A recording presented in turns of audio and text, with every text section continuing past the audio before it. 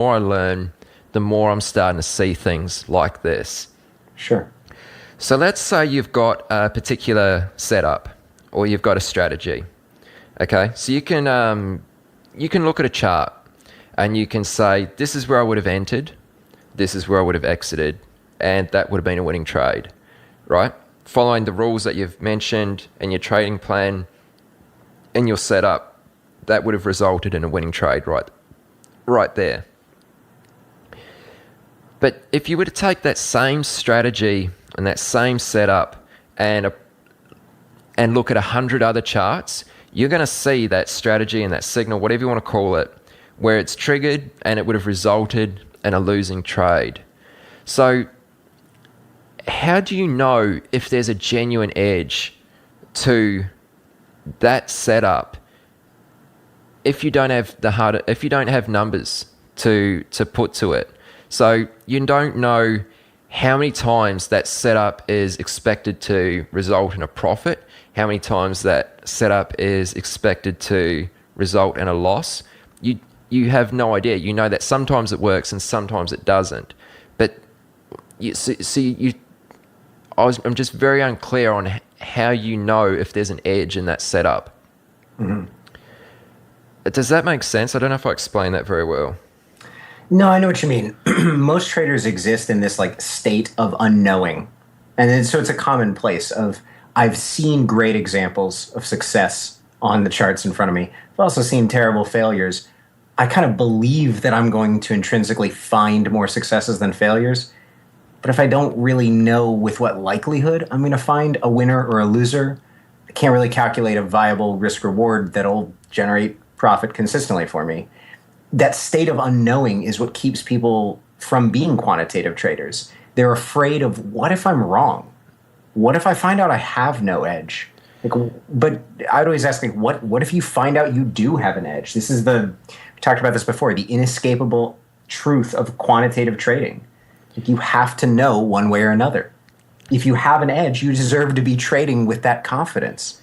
And if you don't have an edge, you have to know that right now. You have to find that out as soon as possible to avoid future losses.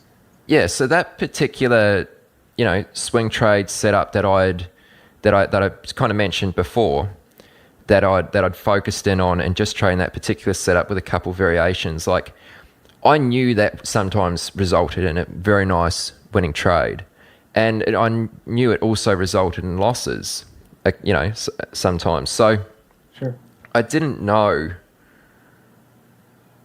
Without knowing if I was to trade that 100 times, where I would stand at the end of that 100 trades, I don't know if I'd be up or down.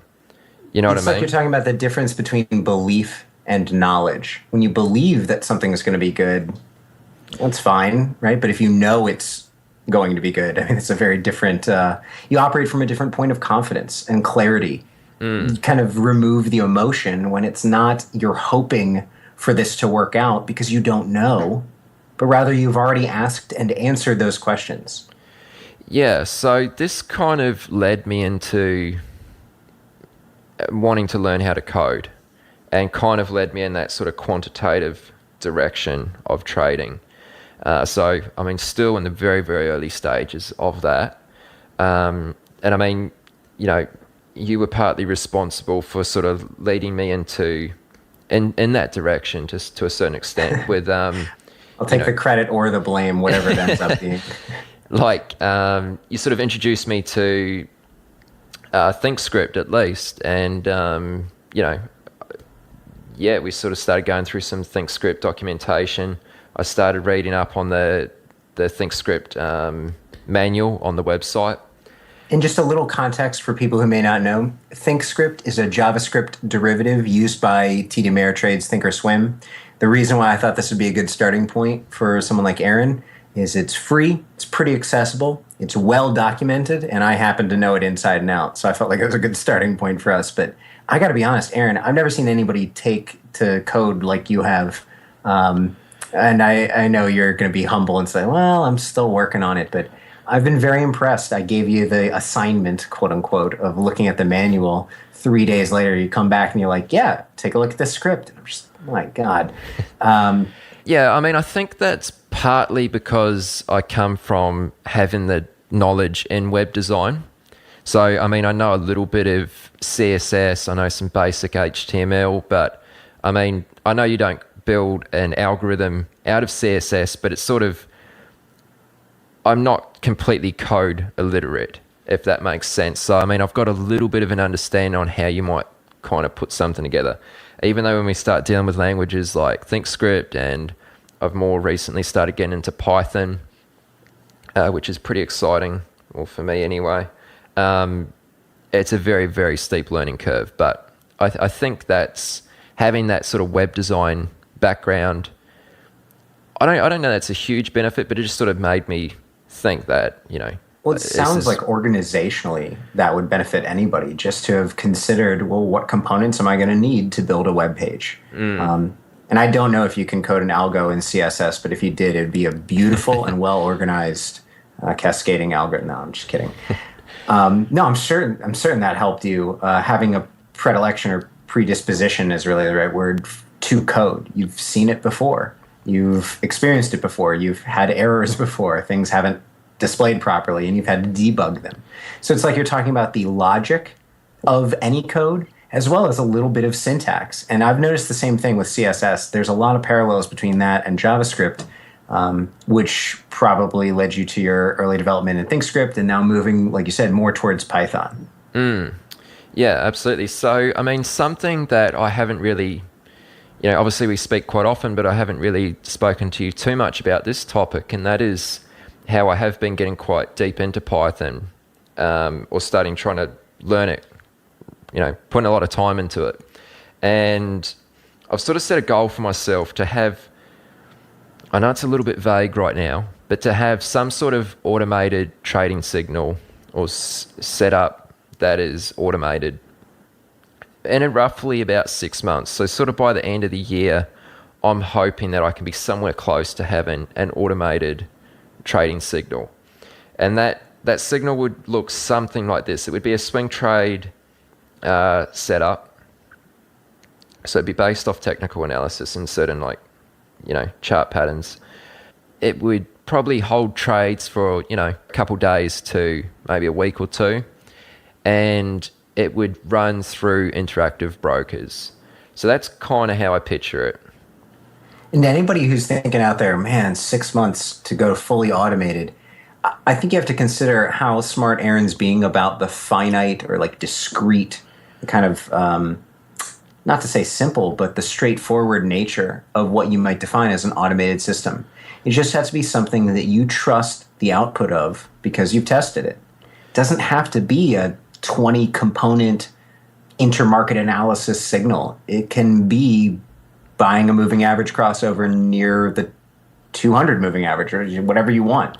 It can be something very straightforward. So I think it's good on you to keep it limited and gives you an attainable goal, especially early on.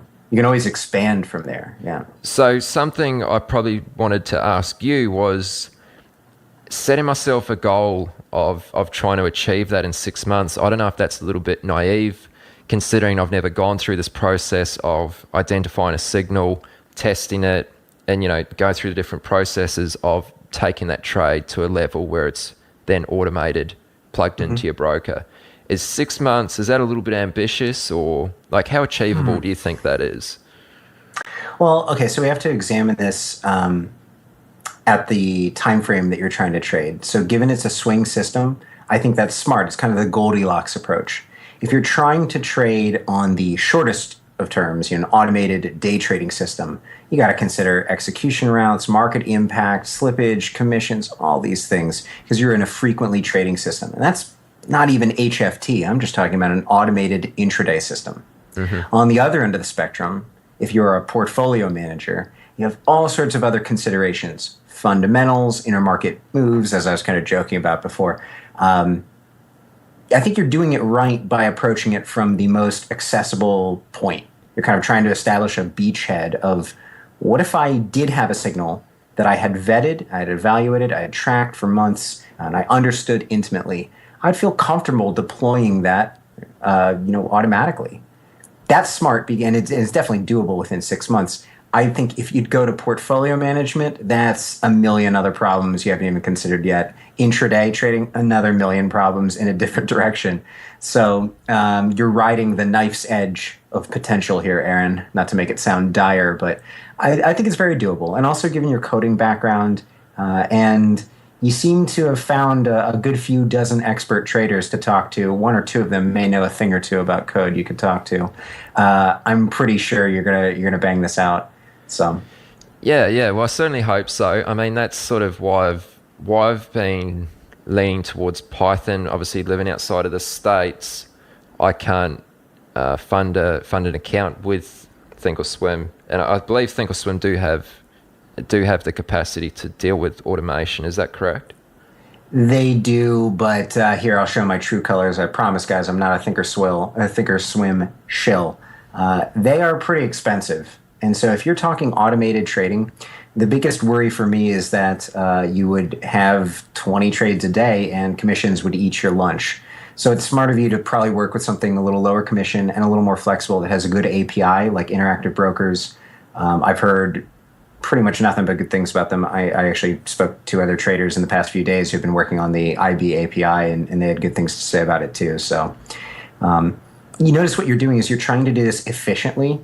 You're not devoting your entire life, 20 hours a day and barely sleeping to learning Python. But similarly, you're not so far removed from it that you're not going to get anywhere. I think you're setting attainable goals for yourself. And look at how this parallels a trader's like profit and loss development. When you set unattainable goals, can you blame yourself for failing? Not really. You can blame yourself for setting shitty goals. So similarly, by saying, I'm not trying to develop the next HFT, and I'm not going to build a massive portfolio system, I'm going to backtest a signal. I'm going to evaluate and vet and then approve the signal. And then I'm going to start it, and we'll see where it goes. That could be trading once a week. It could be trading a couple times a week. It depends on how selective you are, but I think you're being reasonable about it. So if nothing else, maybe talking to 25 veterans of the market has aged you a bit and scared you. You're keeping it real, which is smart. So Yeah. So I mean, I'm pretty excited. I mean, learning Python and this sort of quantitative approach, I find it fascinating. It's really interesting to me. So. Well, let's go back to the thing we were saying before about you have to know one way or another. There's that great Mike Bellafiore quote that you were telling me before. Do you remember it? Yeah, so when I interviewed Mike, and I was thrilled to get the opportunity to speak with him, Mike Bellafiore, he mentioned a quote which really stuck with me. And that was, a lot of traders confuse psychology with a lack of edge. So I'll repeat that. A lot of traders confuse psychology with a lack of edge. And I mean, that just really stuck with me. And I mean, that sort of came back to that point, which I tried to explain earlier. I don't know how clear I was, but like, how do you know if you have an edge? Mm-hmm. Like, if you can't put any numbers to what you can expect from trading a particular setup, then how do you know if there's a genuine edge to be had in that? And I mean, I'm not saying that you can't make money as a discretionary trader at all. Definitely not saying that. I'm just saying this is like sort of the train of thought that I have right now. It feels like it's more personally exacting. You have to be right. You have to be precise. And I think we were joking about this before. It's like the idea of a tongue twister, right? Humans are not good at being precise and doing these repetitive tasks always, and it's asking too much of us to be 100% right or to be 100% buying the low, selling the top. I think it's very smart to adopt the quantitative approach. You're right, but definitely we both know many successful discretionary traders. So who are we to judge, right? Totally, absolutely. So yeah, all right. Well, let's keep this moving. Sure. So it's funny because the next topic I had for you was just tied to the Mike Bellafiore quote. What are some other maybe quotes or episodes that have stuck with you? This is something I've always wanted to know your view on. What are some episodes that you think people should go and listen to that maybe they may not have caught the first time? Yeah. So probably a couple of the interviews which I I feel probably deserve a little bit more attention than maybe what they did receive, would maybe be Tim Walker's interview. So I spoke with him on episode 6, and funny enough, that was actually the very first interview I ever recorded. So from my side, it's a little bit sketchy, but Tim definitely delivers some great insights, and he is a game trader. But even if you're not interested in that type of thing, I think it's still well worth a listen, because the majority of the interview is based on just sort of general trading foundations. It's really good one to check out. So, and then probably the other one is more recent, and I'm not being biased because I know this is David Bush who mentored you as you were coming up. Oh, sure. So his interview I found really, really interesting, especially like a lot of his answers were almost kind of inspiring, from how he's come from sort of like a musician background. He's been a discretionary trader for many years, and then he's gradually taught himself to creating what he described as like a meta system, where he's got like up to 30 to 50 sort of different strategies all sort of tied into one, and how he now uses that to just sort of views trading in a totally different way. So he now like oversees trades instead of jumping on a trade and hoping that's going to result in a profit. He doesn't really care if there's a few losers, just as long as the overall result is positive. That's that really smart, like, quantitative trader distance that an algo trader will try and adopt. Of this doesn't reflect poorly on me if a trade doesn't work. I'm in charge of overseeing all these things. It's like being a manager. Do you feel bad if one of your employees has to get fired? Like, yeah, look, that's unpleasant, but it's not your fault, most likely, right? It just didn't work out with the employee. And very similarly, having that oversight or overseeing. I've always loved about Dave that he was really articulate. Like, you're right about the answers being almost inspiring. I think about, like, I could take a year to write a white paper that wouldn't sound as good as the stuff he says off the cuff half the time. But yeah, well, you've had so many great traders on. What can I say? I definitely liked Tim Walker as well, episode 6, and of course Dave, episode 23.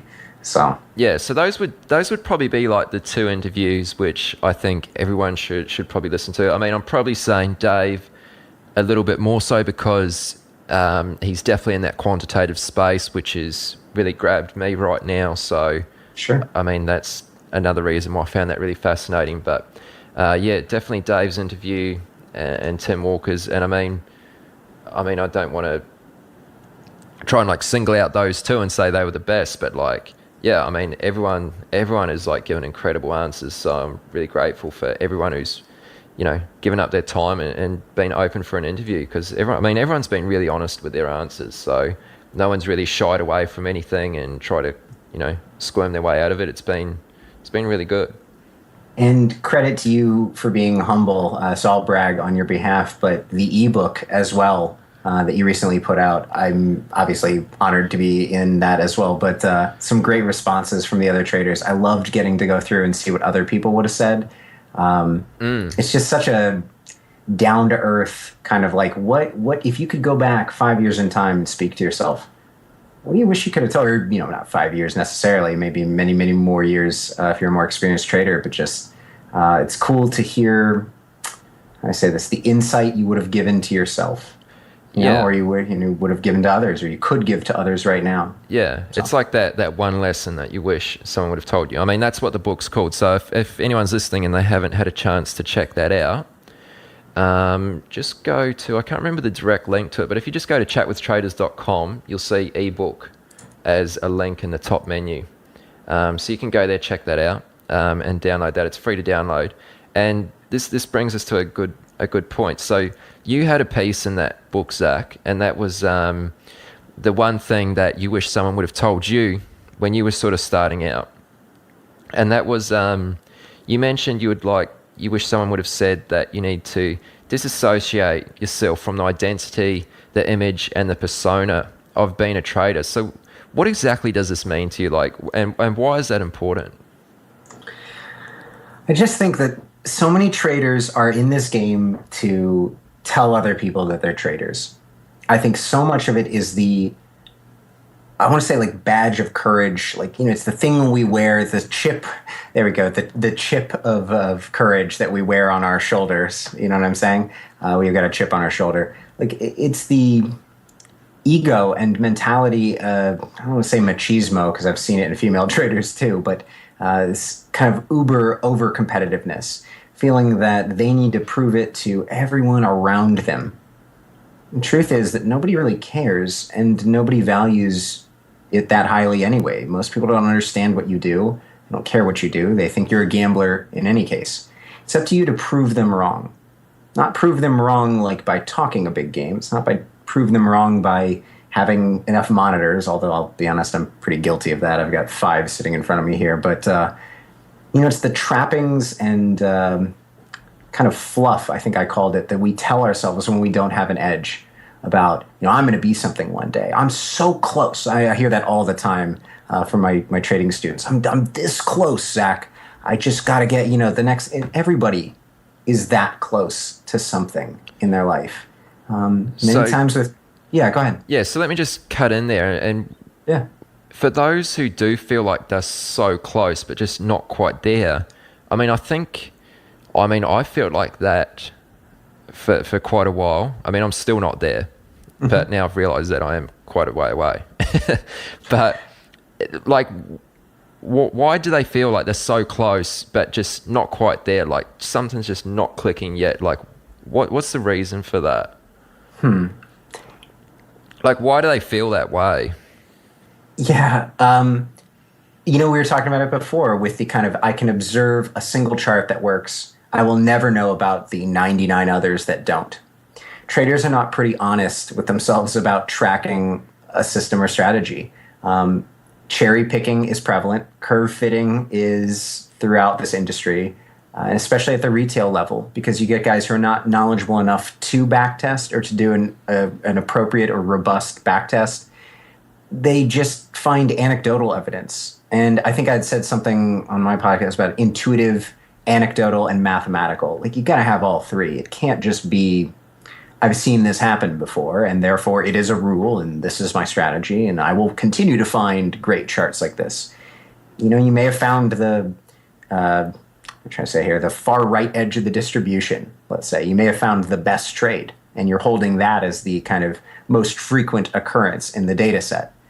I don't think people have a lot of perspective on how far they might be. And so maybe this is something that I would credit you with. You are humble and self-aware in that by talking to many other expert traders, you realize, like, my God, these guys are still struggling through it and developing, and they're 20, 25 years into this business. If I'm 5 years into this business, how much more development must I have ahead of me? And so you've been humbled without having to pay the tuition. Does that make sense? You've not blown up an account, but you've learned from many others who have. I don't think a lot of traders are aware of the misfortunes of others around them. They're not realistic about how 80% of traders are gone every year. They just stop trading, and a new 80%. I'm definitely kind of incorrect in these statistics, but you see what I'm saying about there's a high turnover rate in this profession. I don't know. No doubt. I mean, that kind of reminds me of something Adam Grimes mentioned when I interviewed him on, what was that? That was episode 21.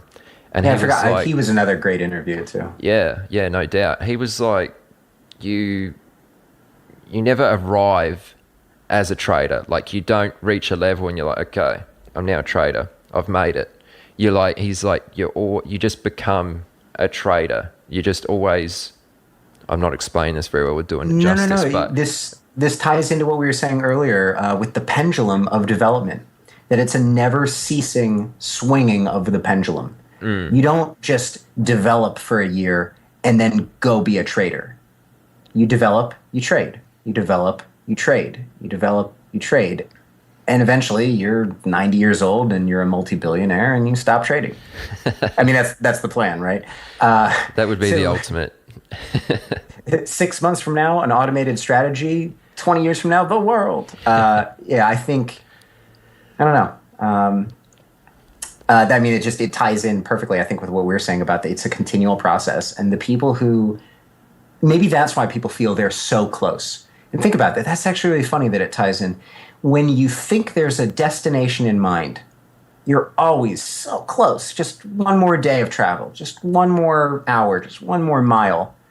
But what if it was about the journey? What if it really was just about driving? You never would focus on how close or how far you were. You're just driving. Yeah. Do you see where I'm kind of going with this? For the sake of the drive. I don't mean to get too cheesy and philosophical. I know we're all here for the money too, and this speaks to why traders often don't get where they're trying to go. The market, and this is a Denise Shull, I believe, quote, about the market as a mirror. It represents whatever you need it to represent.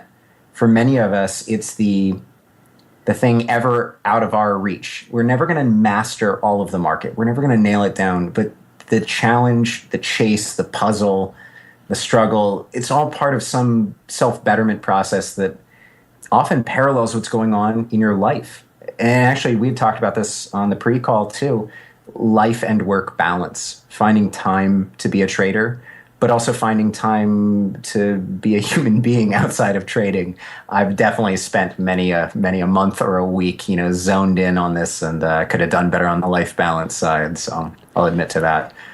Yeah, it's very easy to do that. It's I think we're all guilty of that to a certain extent. It wasn't so damn exciting, and then we'd give up on it after a while and go do something normal. But it's you know what I'm saying about the ever further away goal. It's kind of inspiring in a way. It's something to chase after. Yeah, totally.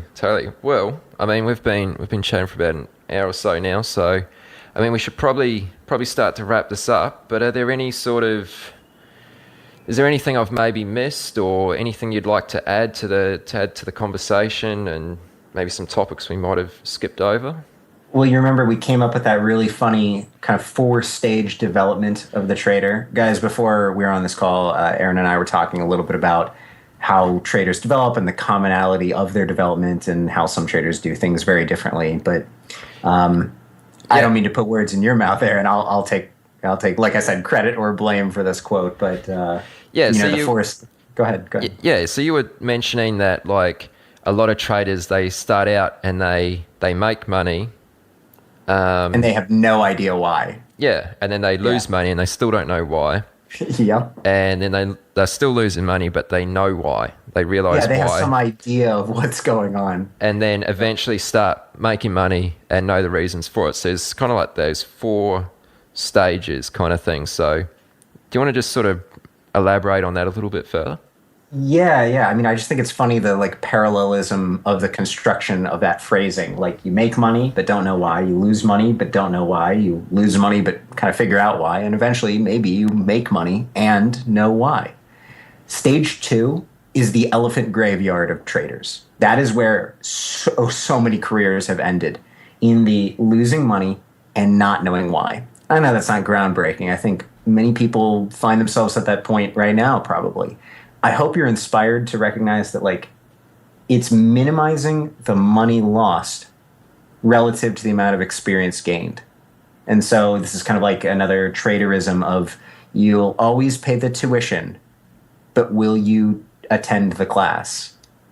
Do you see what I'm saying? Everybody's going to lose some money. It might take you $5, $500, $5,000, $500,000 to learn the lessons of the market. And everybody's moving at a different speed. I mean, this is like what we were saying about the paralleling of life development too. Everybody is progressing through life at a different speed, and that's okay. It's the people who pay attention and try and learn these lessons early. So, after this interview, I'm going to go hop in a time capsule, go back 5 years in time, and read that entire ebook to myself. And then I'll call you from my yacht in the future, because I'll be a millionaire at that point. So. If only. Right. And I'm sure we'll expound more on that in the future. I think that's a great topic. The path of a trader. What is common? What is typical? What should people pay attention to? So often it's like we learn these things after the fact, because that's when we build the experience. Man, I'll throw in another thank you. You are doing a great service to the community of traders by putting other great traders, and yourself now, finally, out there as an example for others. I mean, it's just brilliant. And like I said in I think a Twitter message or retweet, where were you 5 years ago? Where were you when I was learning how to trade? Like, why didn't I have this? It would have been phenomenal. So, Aaron, sincerely, man, on behalf of everybody, thank you so much, and thanks for coming on your own broadcast. And it was a pleasure to have you on your broadcast. And no, sincerely, man, it was good fun, and looking forward to continuing conversations and that auto strategy in 6 months' time. Yeah, for sure. So I'll have to keep everyone updated on now that I've put it out there. I can't go back on it now. So better knuckle down. But yeah, thanks so much for doing this, Zach. It was really good to sort of get you to come in and kind of take my seat and swap sides for this episode. So we sort of changed it up a little bit. But yeah, I mean, swap sides of the earth. When you said change seats, I was thinking, man, it's going to take me 25 hours to get there. Well, we are on diametrically opposite sides of this planet, guys. I'm in Cincinnati, Ohio, and Aaron is in Brisbane, Australia. Yeah. Well, that's a really good point. But yeah, so if anyone wants to get in touch with you, Zach, how's the best way to do that? Yeah, sure. You can shoot me an email at Trading Coach Z or Trading Coach Z for those of you in the States. That's TradingCoachZ at gmail.com. Or you can always hit me up on Twitter at Zach Hurwitz.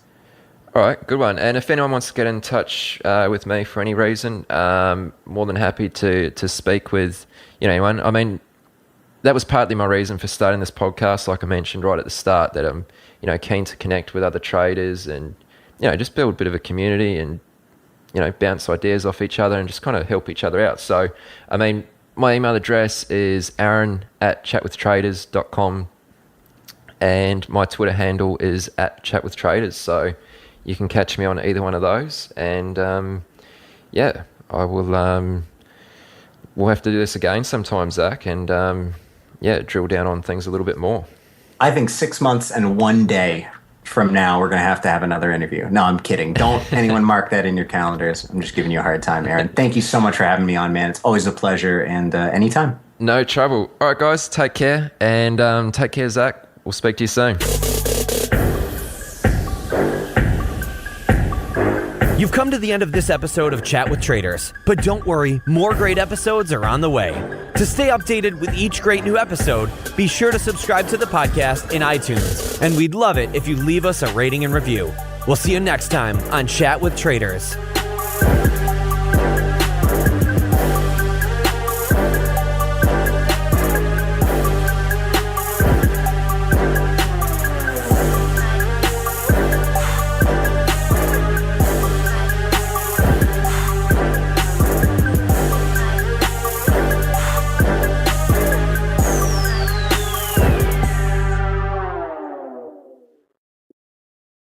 Chat with Traders is brought to you by Trade the Pool. Like everyone else. However, they've worked hard to learn the markets and discover what works and what doesn't. But how can you hear about these journeys and get in on the strategies and tactics they use? You can do it by listening to Chat with Traders. Here's your host, Aaron Fifield.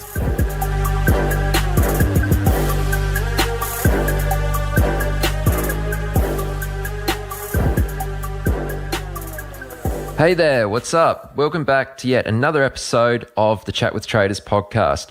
This is episode number 26, and thank you so much for tuning in. At a young age, some people want nothing more than to be a trader.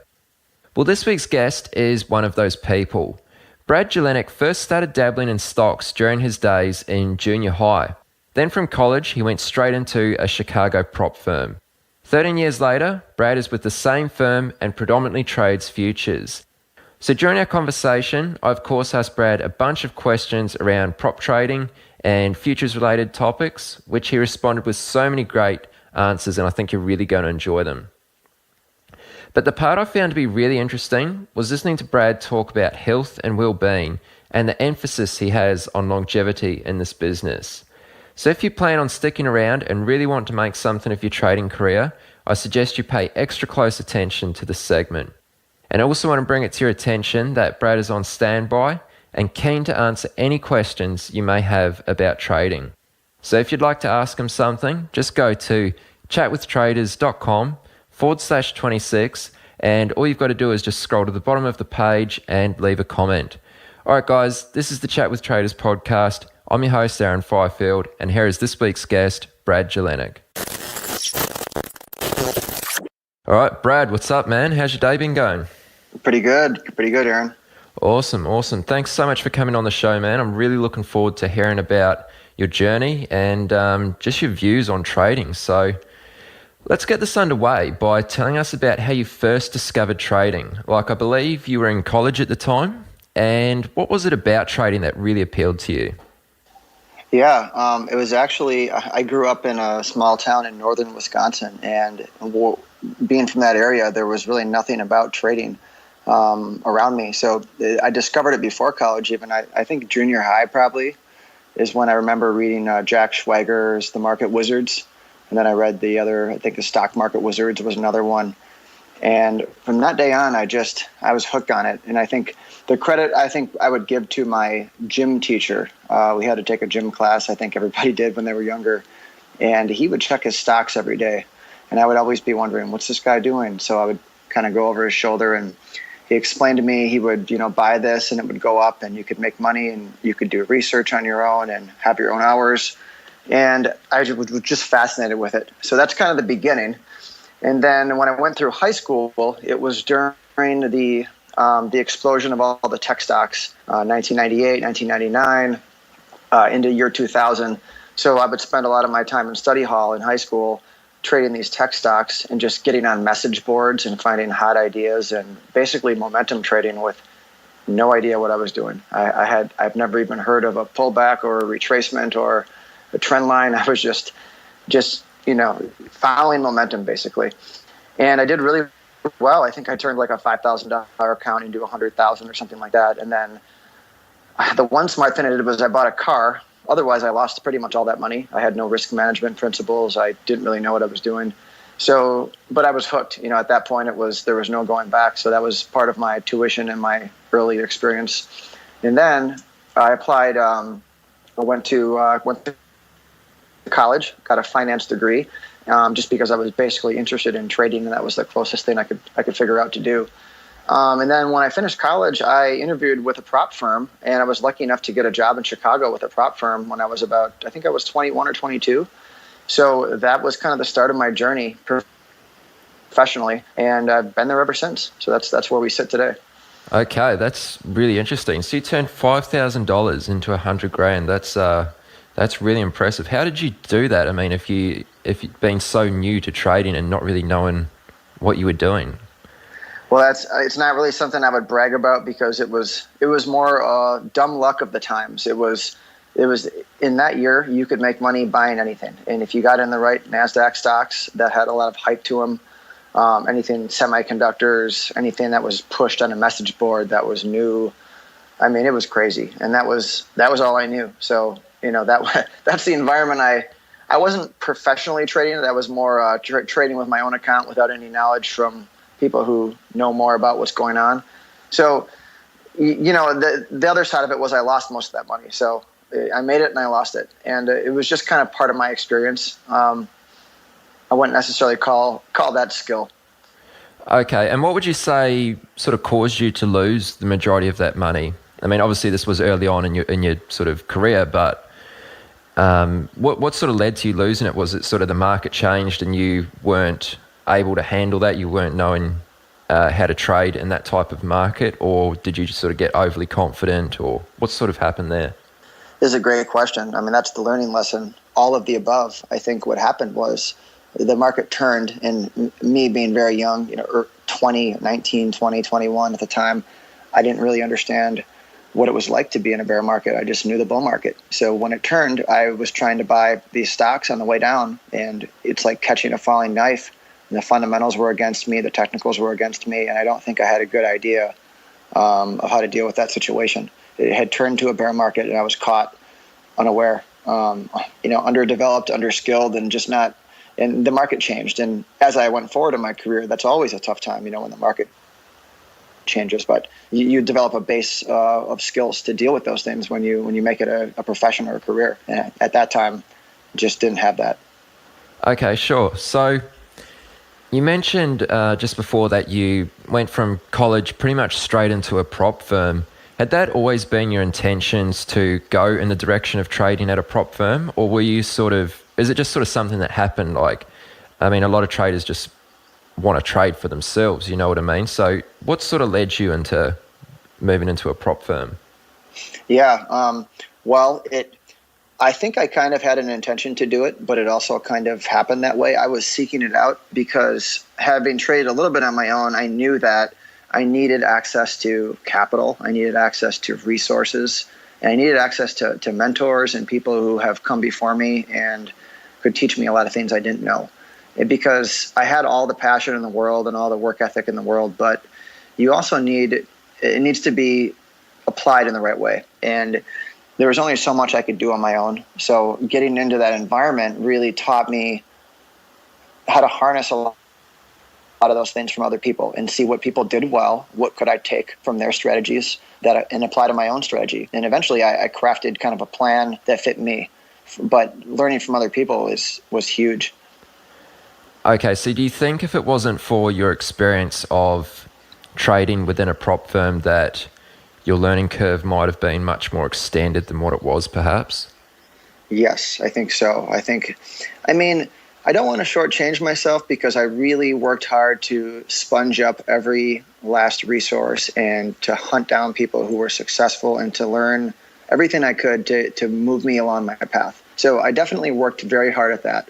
However, without having access to that, it would have taken me a lot longer. I mean, I would have just had to go a different, probably slower route. I mean, it definitely fast-tracked me because when you're struggling, you can talk to people who maybe aren't struggling, and they explain to you what they're seeing in the market that may be working, and they can sometimes help you fix things that are wrong. And it's really a nice thing to have.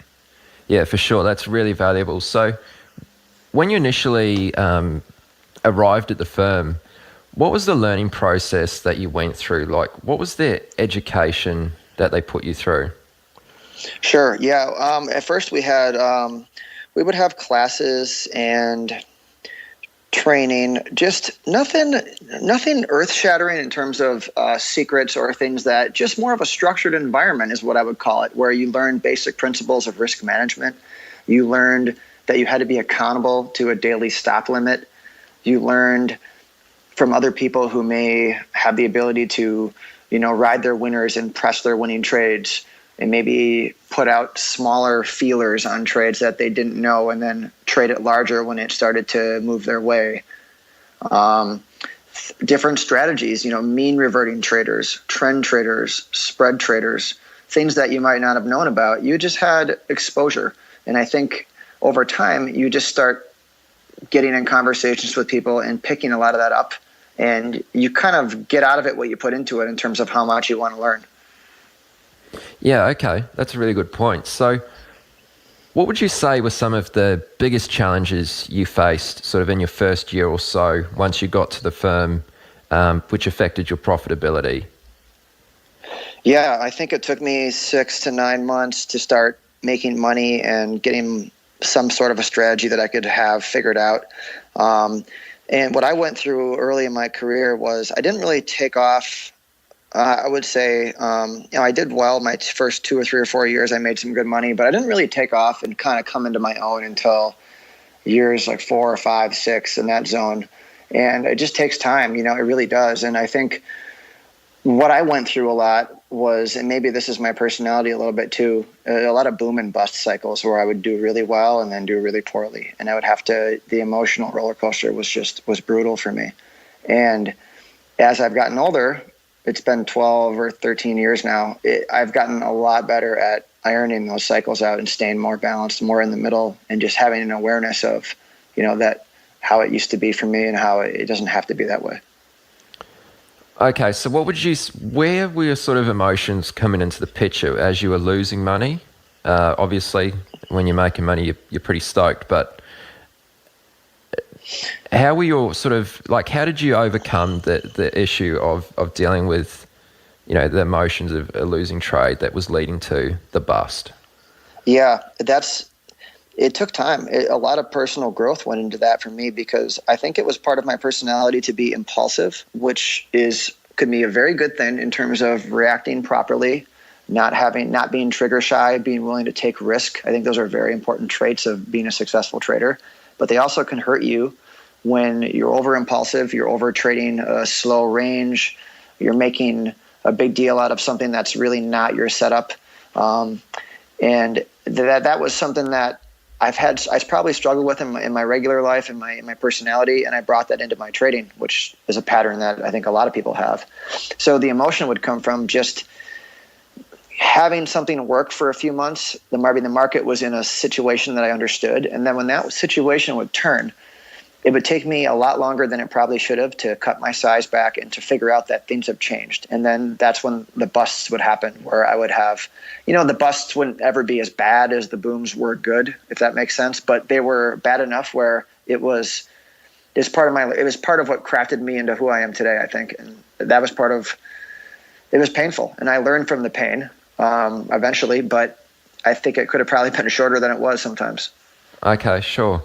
And I want to pick up on that a little bit more as we get into this. But I presume the firm sort of offered you the one-on-one mentoring and coaching, like you've kind of already mentioned. But did you ever receive any help from perhaps someone like other traders who are outside of the firm? Yeah, I would say that some of the traders inside the firm were my became really good friends and mentors. Outside of the firm, that kind of took time. I've built up a better network now of people, personal friends from outside the firm who I can talk with now about their trading and their views.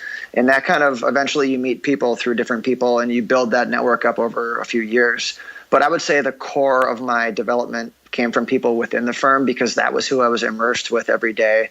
And that was satisfactory to me at the time. Okay, sure. So you would say that sort of the guys who you met outside of the firm were sort of friends of friends? Because I'm always curious to know how like other traders meet other traders, because a lot of traders find this a very you could say a lonely kind of journey. So I'm always interested to hear how other traders are connecting and meeting with other guys and sort of doing similar things.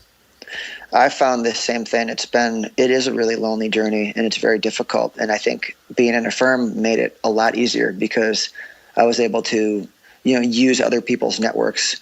You make friends with somebody in your firm. They have friends who trade at either different firms or on their own. And then you have access, you go out and for drinks, for dinner, to social events, and you meet these people. And that definitely played a role.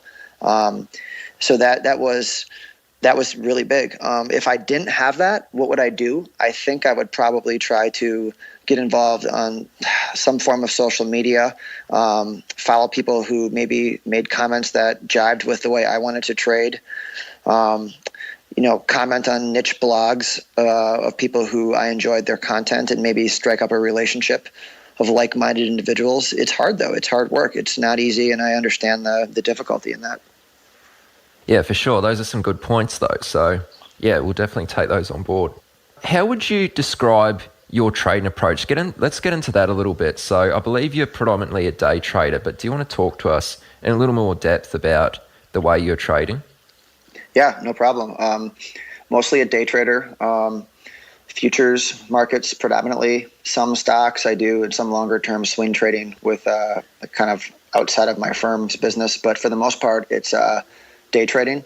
I would say S&P 500 futures are the majority of what I do. I'm just a point and click trader. I don't have any sophisticated computer systems or anything like that. I trade the euro currency, fixed income products like the 10-year and the 30-year note. I trade those once in a while. And I do a lot of event trading. So, if there's a situation going on in the world, an election, British pound election, or the UK election, I traded the pound.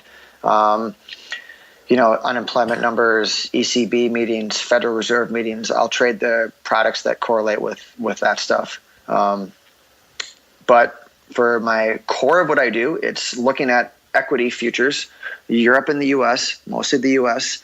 And you can ask me about another question if you want on that, but that's basically what I do.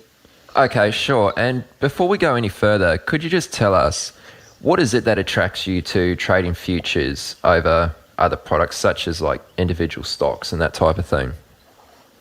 Yeah, that I thought about that because I thought you might ask something like that. And I think a lot of it is that's the situation I fell into.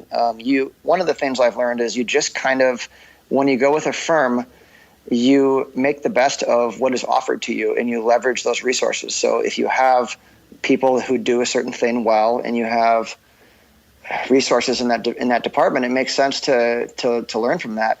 And you hear a lot about trading to fit your personality and trying a lot of different things to find the proper time frame. And I think that's really good advice, and I agree with that. However, when you're in a firm and they do something pretty widespread, it pays to learn, and that's kind of part of what I did. I used what was around me, and that was day trading, and that was futures. And there's a lot more leverage also. So for making a lot of money on a little bit of capital, it made sense in terms of especially for a new trader and a beginning trader. Yeah, okay. That totally makes sense. So in your view, what are the forces that drive futures, let's say a stock index, and how does this differ from the forces that drive perhaps individual stocks? Yeah, I think the setups and the logic is very similar. By market logic, understanding, taking out technical levels, market positioning, people stuck short or stuck long, markets not reacting to news properly. I think those concepts are valuable in any market. Stocks, you have your earnings reports and your fundamentals, your sector rotations, and then of course the overall market. With futures, indexes, and things like that, currencies, there's more macro related stuff going on. So economic data matters more than it might to a stock, or the unemployment numbers, the inflation numbers, and that stuff keeps coming in and out of flavor depending on where we are in the market cycle. And give you an example of like something the other day, I think it was a week or two ago, there was a U.S. retail sales number, and I was looking to trade the 10-year note. And so if the number comes out strong or high, that would be positive for stocks and negative for the 10-year note in theory. So what we had a situation going into the number was the 10-year note had sold off 2 or 3 days going into the number, anticipating a retail sales number that was going to be a little stronger.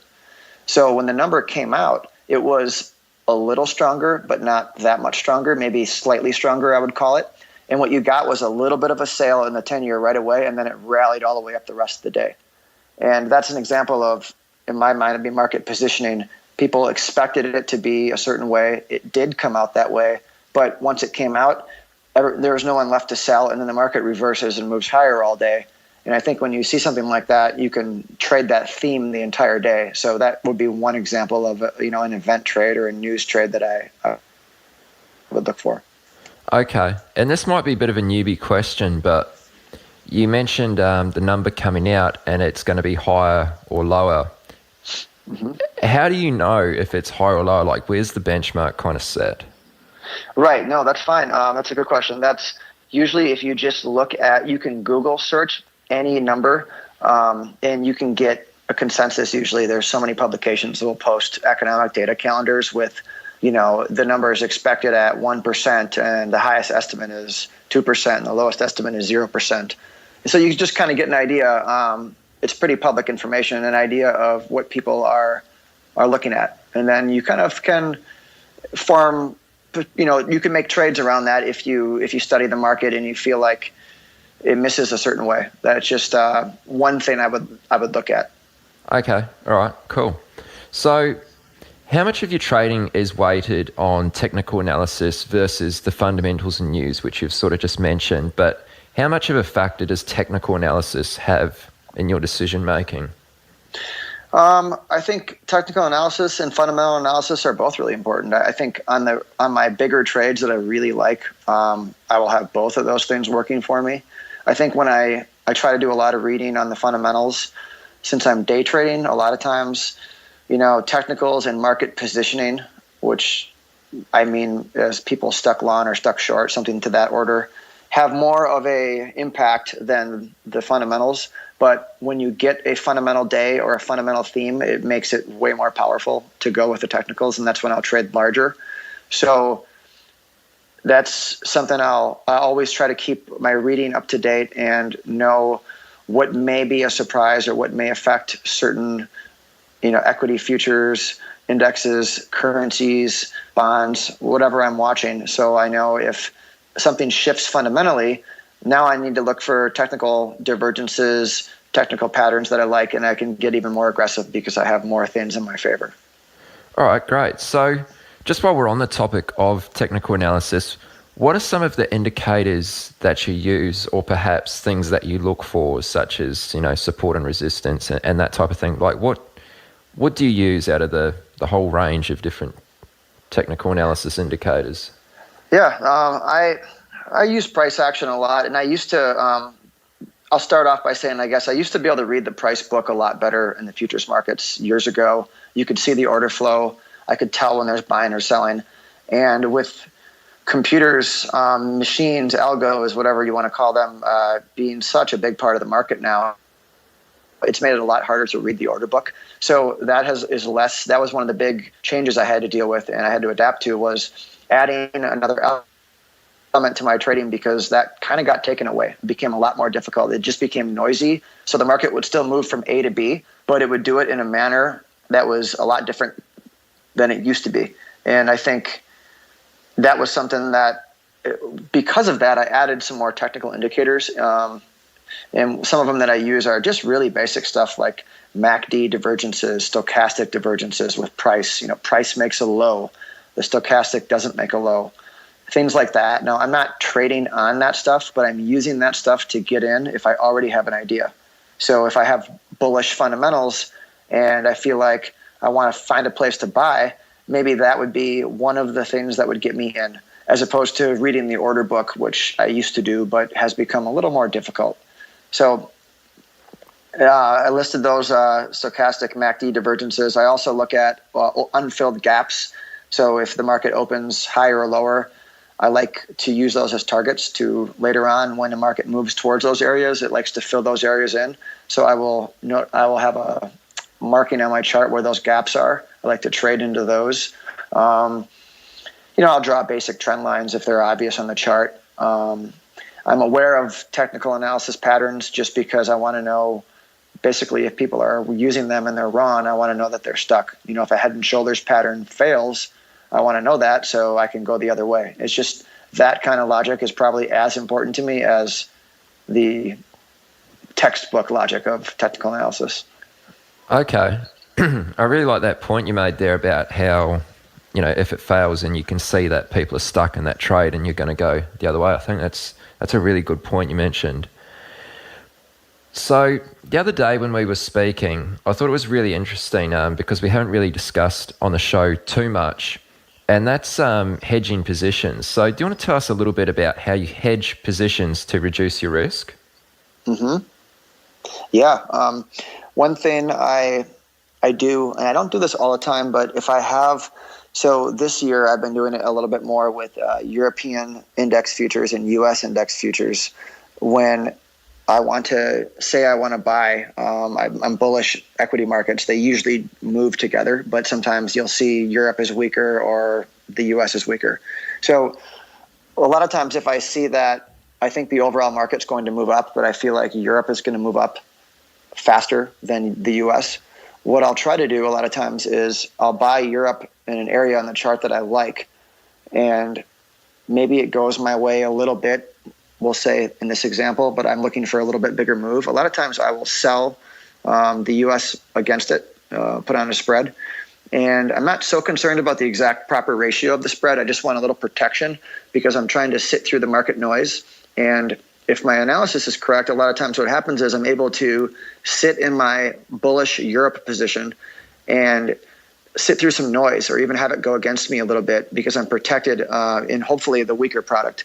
And a lot of times I will take that hedge off and just use my outright long position in Europe to ride the market higher.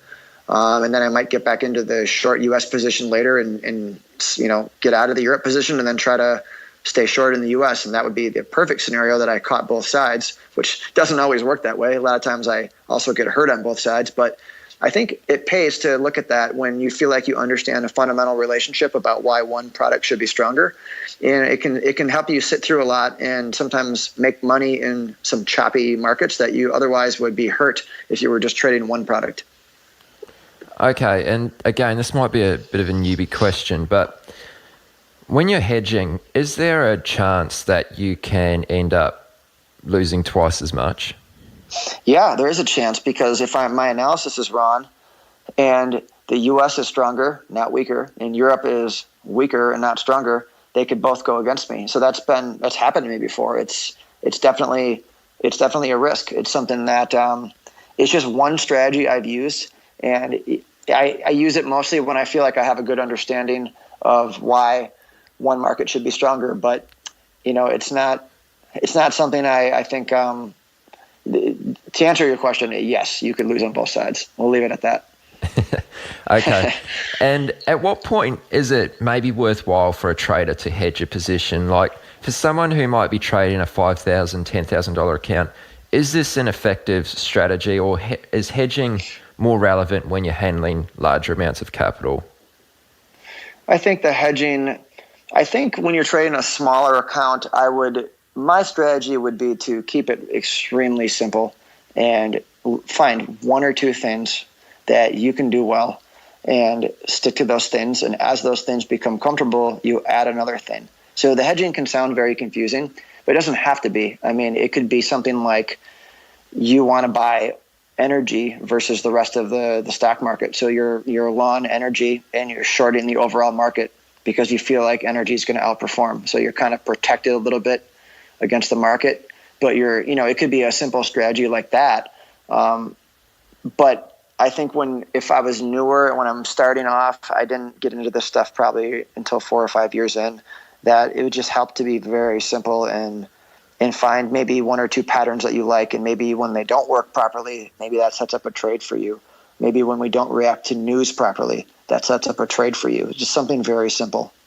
Okay, sure. Are you ready to get serious about trading?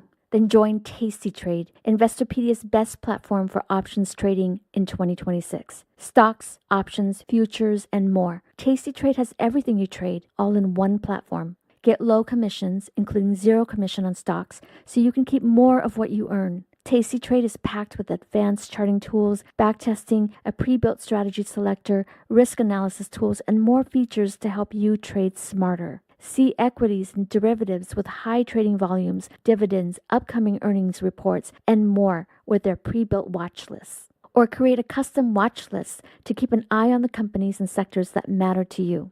Manage your positions with speed and precision using active trader mode, one-click trading, and smart order tracking. Plus, Tasty Trade's stellar trade desk team offers live support during trading hours if you need it. Visit tastytrade.com/chat for more info. Tasty Trade Inc. is a registered broker-dealer and member of FINRA, NFA, and SIPC. Have you ever watched a stock explode and thought, if only I had the capital? Or sat on the sidelines because your account balance felt too small to matter? Good news, with Trade the Pool's limited risk platform, you don't need millions or even thousands to start trading the U.S. stock market. Bypass the PDT and tap into over 12,000 U.S. listed equities, from penny stocks to big caps, ETFs, even the newest IPOs, and short anything you like with zero locate or hard to borrow fees. Start your evaluation, get funded with up to $200,000 in buying power so you can go big without risking your own savings. And now you can also have unlimited time to reach the profit target. It's a game changer. Not ready to trade yet? Trade the Pool offers a free demo and educational resources. Practice on live data, master the platform, and build confidence risk-free before you even pay a cent. Click the link in the show notes to start trading with Trade the Pool's capital. So here's a question I'd like to ask you, and it's based around risk. Would you say the way you view risk today has changed from the way you viewed risk in the first year or couple years of your career? It's funny you asked that, because I have been thinking about that a little bit lately. The answer is yes. I thought that would never happen. You hear about there's a saying, there's old traders and bold traders, but there's no old, bold traders. And, I'm starting to feel that a little bit, I think, and I'm not even that old, but just if when you're younger, you just have this reckless abandonment for taking risk. And I think it's natural when you accumulate a little larger account and you've had a little success, you start to not want to lose what you have, and to be a little more protective. And also it mixes in with just your general makeup as a human being. And, as men get older, their testosterone goes down. I mean, I guess for women, it'd be a different question, but all of it kind of plays into the fact that your risk-taking gene or whatever ability tends to go down when you get older. It really does, because you know what can happen. You've seen the nightmare scenarios. You've seen the blow-ups. You've seen people around you get hurt. And it makes you a little more risk averse, which doesn't have to be a bad thing. It can end up meaning that you're more consistent and you take less big winners and losers, but you're more steady. So I think that doesn't have to be a bad thing. All right, cool. So, Brad, if you could, share with us, how do you go about reviewing your trades and sort of reviewing your performance, and how often you might sort of take a look at this type of thing? Yeah, I do a lot of work on this. What I'm currently doing is for 4 years when I first started, I used to plot my trades every day. So I would print out the chart. I would take red and blue pens, and I would do a dot where I'd buy and a dot with a circle where I'd sell. And when I would short, I would do the opposite. I'd do a red dot and then a blue dot with a circle where I would buy back my shorts. And I would go through every day and look at those charts and see, was I getting poor spots? Can I get better spots? And I think it did help. It created an awareness to not be trading in bad areas that carried over into the next day. I eventually stopped doing that because it took so much time, and I thought I was kind of at a spot of diminishing returns. So what I do now is I use Microsoft OneNote. It's kind of like Evernote, if you've heard of that. And it's basically just like an online notebook. And I cut out my chart every day with just like a cut and paste program, and I paste it in there, and I write down. A good friend of mine who's a great trader gave me this advice, and it was some of the best advice I ever got. He said, instead of looking at all of your trades and looking at what you did wrong, only write down what you did right or what you wanted to do right but you didn't do. So now when I review my trades, I just go back and I review the setups that ideally, if I was thinking right, I would have done, or the ones that I actually did. So at the end of the day, I'm just looking at and teaching my brain, this is what I want to do. And the next day, I'm more apt to do what I want to do versus beating myself up because I may have made a bunch of dumb trades the previous day.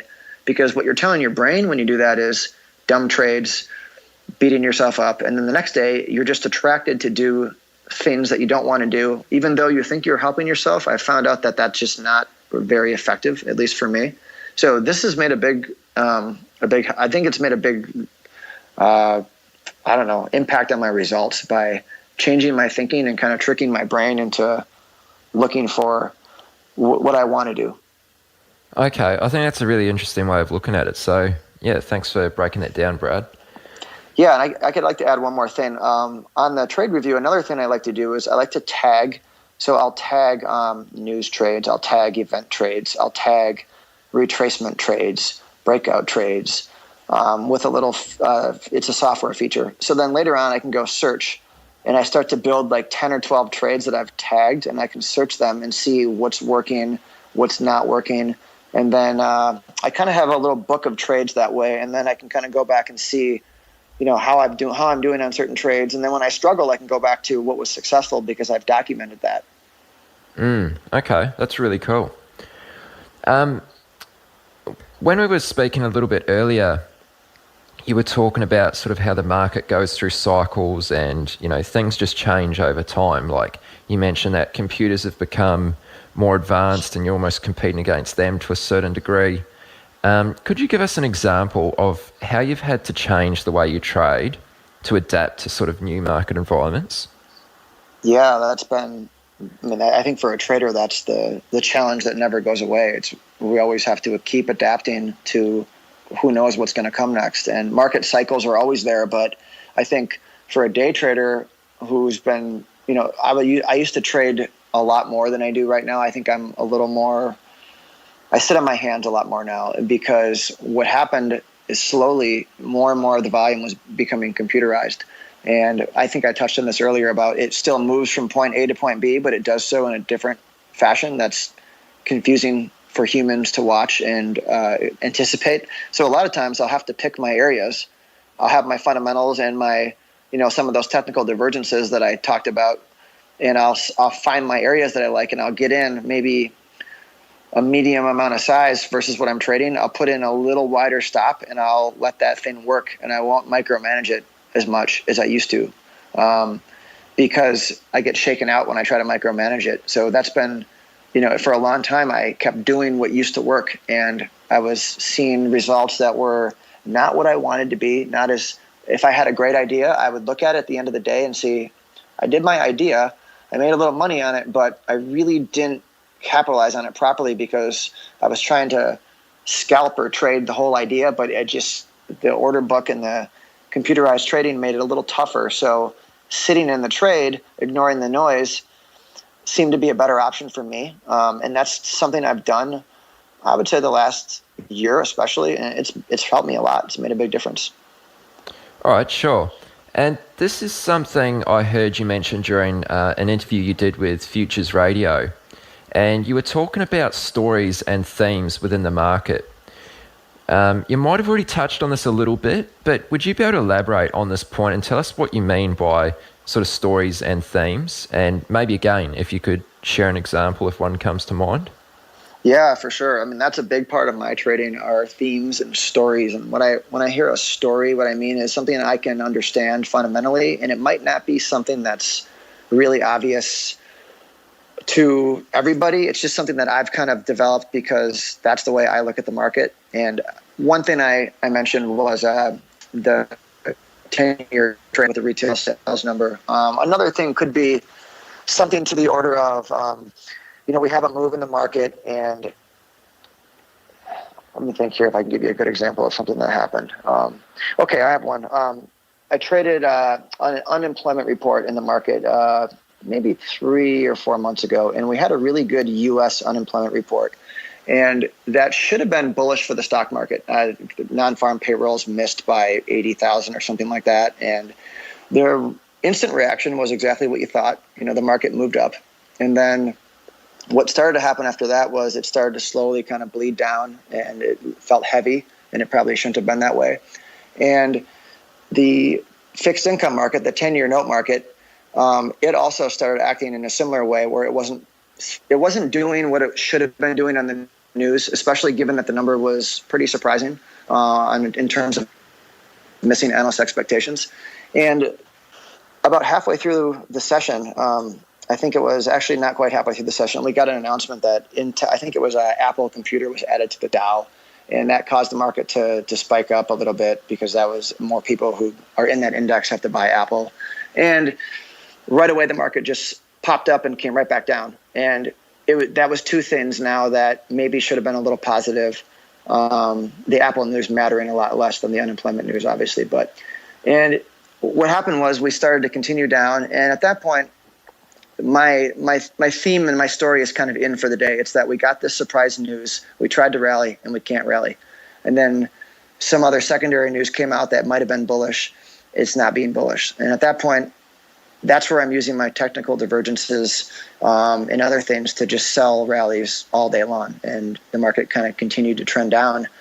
And so those technical divergences on a day like that, where I feel like I have a story being we're not reacting to news, is more powerful to sell a technical divergence on that day because I have something behind the divergence. Whereas on a regular day, if I'm selling technical divergences, well, if it was that easy, all of us would program a computer to sell technical divergences all day. It just doesn't work that way. So you need something else. So when I say story, I'm talking about something else, and a reaction to something maybe that doesn't add up, or even a reaction to something that does add up. Maybe we get a number that misses, and it's kind of that break the bank number that we've been waiting for, and we rally all day long. Well, that could be a story too.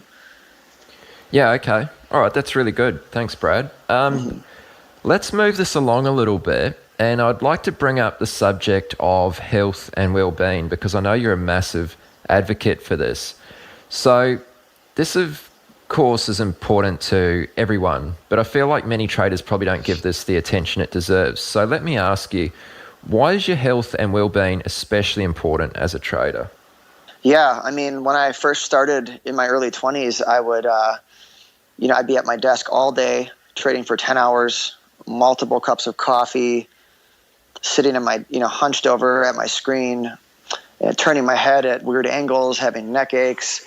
And, we can laugh about it, but it's not a good way to do this for a long time. And I think that going through some of those boom and busts and coming home and feeling like I wanted to cancel my evening plans because I had a bad day, or being very happy because I had a good day, is just not a good way to live. And it sows the seeds for misery. And I've figured out that, balance, exercise, moving around, going for a walk during the day, talking to people about other things except for trading, taking vacations. I got into meditation morning and night, have made a huge difference for me. They've kept me a lot more balanced, and I think it's going to give me that longevity that I need. Okay, great. And this, I presume, includes having a healthy balance between sort of trading and your personal life. So how do you consciously manage this? Well, I mean, I used to, when you get together with a group of traders, all they want to do is talk about trading. And I'm the same way. I'm always willing to talk about trading. Ask my wife. It's always, when there's another trader around, that's what we talk about. But I think it's important, and it becomes refreshing when you're a little older and you've been doing it longer, to talk about other things, to get exposed to other things, and to just totally get away from it. Take your vacations and just realize that the more, it's like a pendulum. Everything's like a pendulum. If you swing too far to one side, you have to swing back to the other side. That's just how things work. And if you get too into your trading, what happens is you get too connected to the results, and you can't help but be overexcited and over upset depending on good days and bad days. And that the meditation practice I use it's very similar. It's just about observing but not reacting necessarily to the emotions and the things that come in your experience during the day. And that's helped me maintain this attitude and just keep that perspective as long as I can. Okay, let me ask this. What are some of the things you do either on a daily basis or regularly to sort of keep yourself both healthy mentally and physically? Sure. So a typical day would be, I would get up in the morning. I have breakfast, small cup of coffee. I prepare for the market day. And then I go downstairs. I meditate for 30 to 40 minutes. I go up. I trade for 2 or 3 hours. Unless it's extraordinarily busy, I'll stay all day, but I usually leave then in the middle of the day, go for maybe a 45-minute walk, or I'll listen to an audiobook or something, or I'll just walk with no noise. And then I'll grab lunch, come back.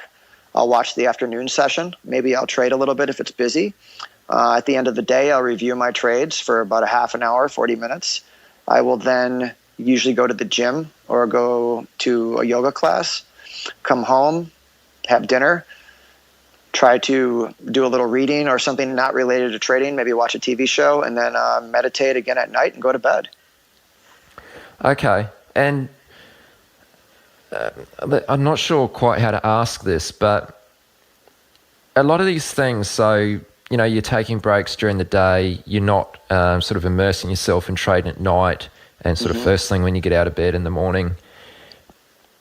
Is this a lot easier I presume it's a lot easier to do this and be as comfortable to do that once you've reached a level of success and you're much more confident in your trading.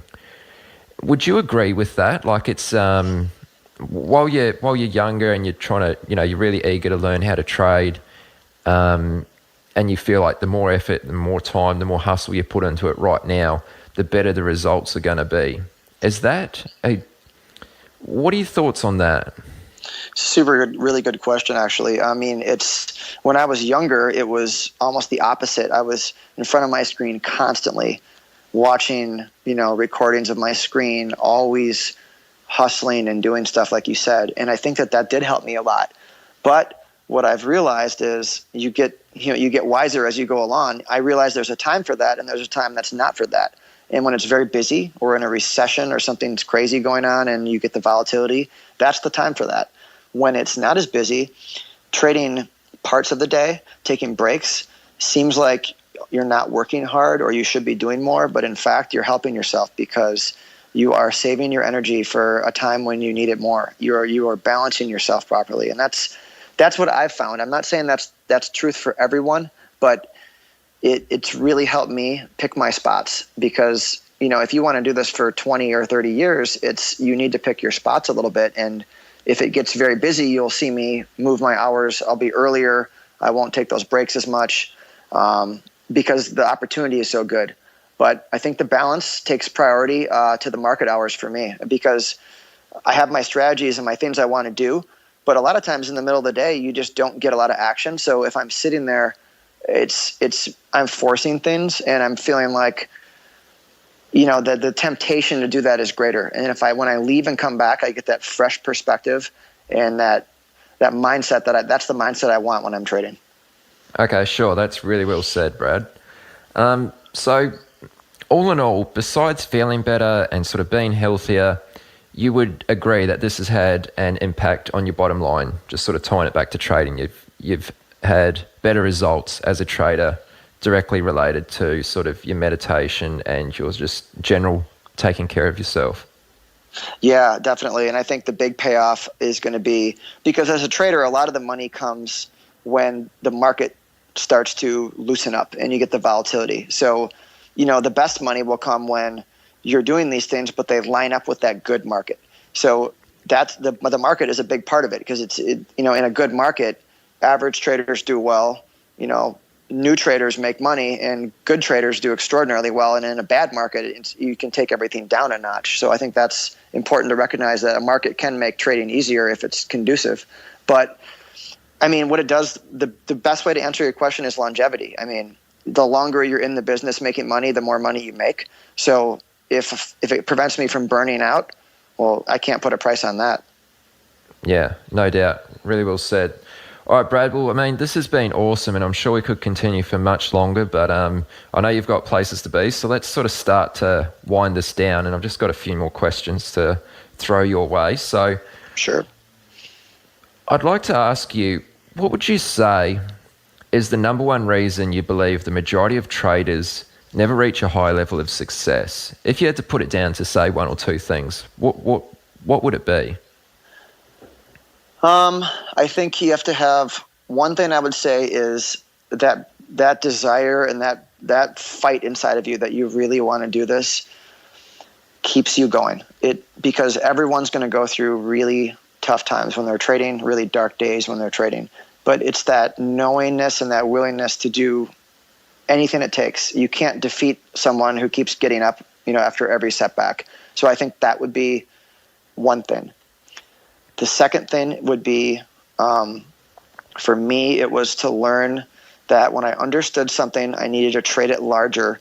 And when I was not trading well, I needed to cut my size down drastically sometimes and get out very quickly and learn that if I do that, I'll stay alive. And if I stay alive, I'll be able to figure out something that I can trade bigger again in the future and start to normalize myself. So it was managing myself that way in addition to the desire, I think, are the two things. All right, both really good points. Is there one book which has really helped you grow as a trader that you would maybe recommend to others?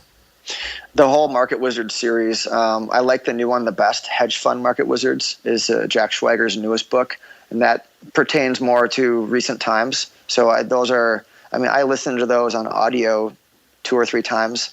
I like audiobooks because I'm walking a lot, so I don't have to sit and read. I can do it while I walk. Those have been fantastic because you hear stories from people who have gone through this stuff. You've heard how hard it's been and how they bounce back, and you've heard, that some of them didn't make money for a few years. Some of them blew out, and it makes you feel, it humanizes things to you a little bit more because sometimes you think great traders just always have success, but nobody always has success.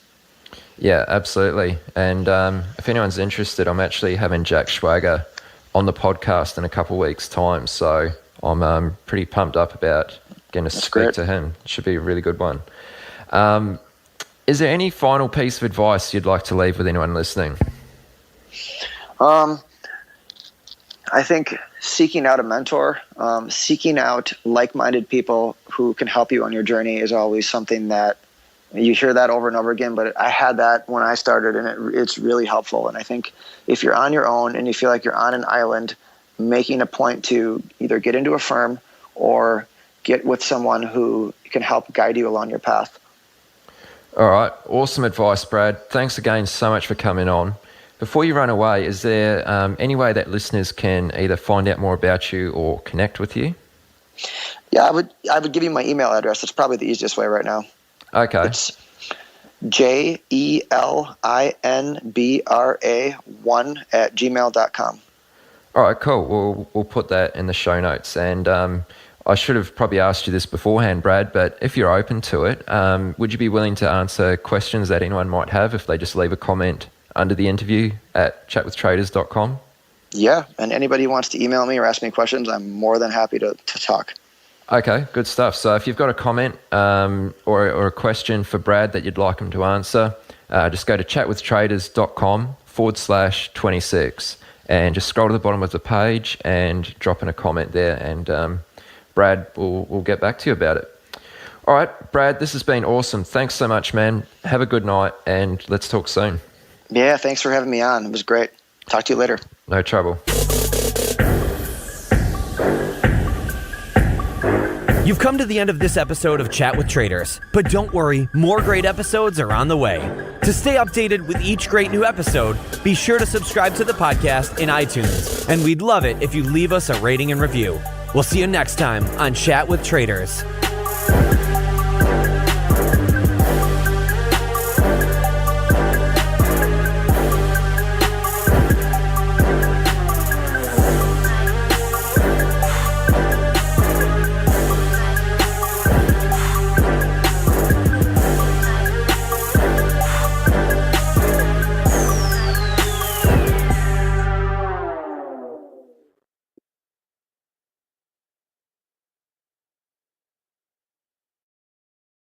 Chat with Traders is brought to you by Trade the Pool. Did you know that every decade the market reinvents itself? Online brokers opened the doors, mobile apps made trading seamless, and commission-free trading erased barriers. Now, a new era has begun. Meet Trade the Pool, limited risk trading. And now you also have unlimited time to reach the profit target. From now on, your trading risk is capped, and your trading opportunities are limitless. Trade the Pool funds home-based stock traders with up to $200,000 in buying power. That means you can trade larger positions and scale your strategies without risking your own savings. It's time to trade with more capital, making it truly worth your time and effort. Ready to trade the pool? Click the link in the description and join the stock trading revolution today.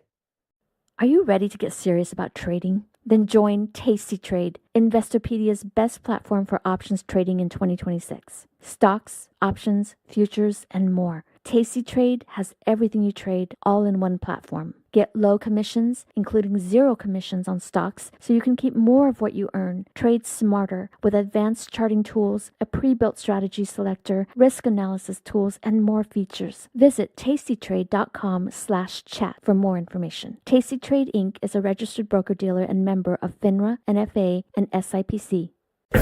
The biggest secret of the best traders in the world is that they're just like everyone else. However, they've worked hard to learn the markets and discover what works and what doesn't. But how can you hear about these journeys and get in on the strategies and tactics they use? You can do it by listening to Chat with Traders. Here's your host, Aaron Fifield.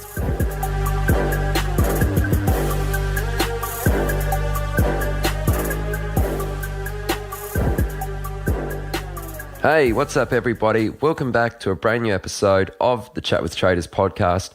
This is episode number 27, and I have a very special guest lined up for this episode. The chances are you're already very familiar with who he is, and if you're not, then I'll probably have to presume you're new to the realm of trading. Jack Schwager is the author of a number of widely acclaimed financial books, including the timeless Market Wizards series, commonly referred to as all-time favorites by many of the guests which have appeared on this show in the past. As well as a best-selling author, Jack is widely recognized as an industry expert on markets, hedge funds, and trading advice. He's also the co-founder of FundSeeder, a platform designed to find undiscovered trading talent and connect successful traders with capital from investors. During our interview, we discussed Jack's lifetime involvement with markets, some of the key lessons he's learned firsthand from interviewing many of the world's greatest traders, and so much more. I hope you enjoy this interview as much as I enjoyed hosting it, because it was an absolute honour to speak with Jack for almost 90 minutes. All right, guys, here it is. I'm Aaron Fifield, the host of Chat with Traders, and here is this week's guest, Jack Schwager. Hey, Jack, welcome to the podcast. How's it going? Oh, great. Thanks. Awesome. Well, I must point out, first of all, that I'm not doing quite so great because I woke up this morning with a damn cold. So I'm dealing with a bit of a croaky voice here, which is annoying, but the show goes on. So, Jack, an absolute honour to be speaking with you today. Thanks so much for making the time to come on the show. Thanks. So, a few of the topics I'm keen to speak with you about today would, of course, be how you originally got involved with the markets, and also what inspired you to become an author, and some of the key lessons you've picked up from interviewing so many super successful traders.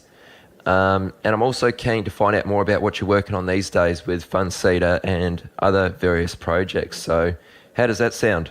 That sounds good.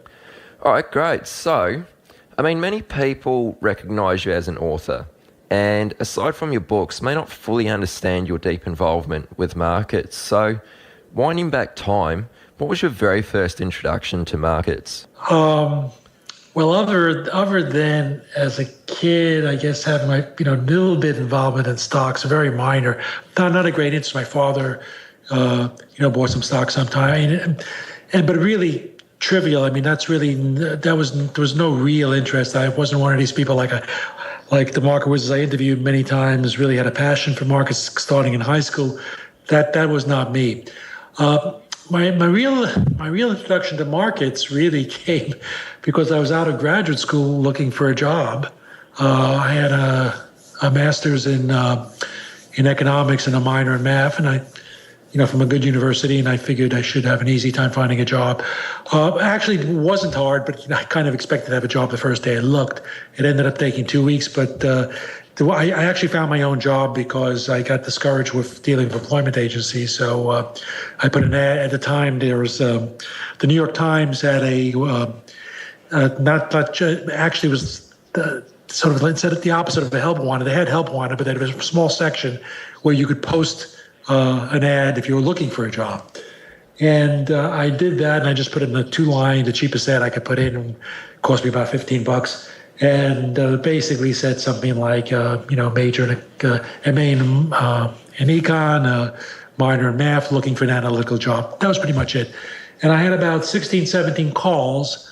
Of those, all but one were really the types of calls where they try to make you think that there's a position, but what they're really trying to do is get you involved in a pyramid selling scheme or some other exploitative thing. And I guess they use those type of ads to find people who they hope will be patsies. But there was one legitimate response, and I called back on that one, and it ended up being the job that I ended up getting, which was for an analyst position in the futures research department. And that was and I knew nothing about futures at the time. I knew almost nothing about markets. Economics degrees, particularly, even today, I guess, maybe today's maybe a bit different, but still probably don't prepare you very much for anything to do with markets. But back in my day, they did, markets were not even on the curriculum. So I really knew nothing. And that's how, but I got into the job because the research director, a fellow by the name of Erwin Shiska, was the writer of a commodity column for Barron's. And he was looking to replace his analyst who was leaving. His analyst who was leaving was, by the way, Michael Marcus, who was chapter 1 of the first Wizards book. That's how I met Michael.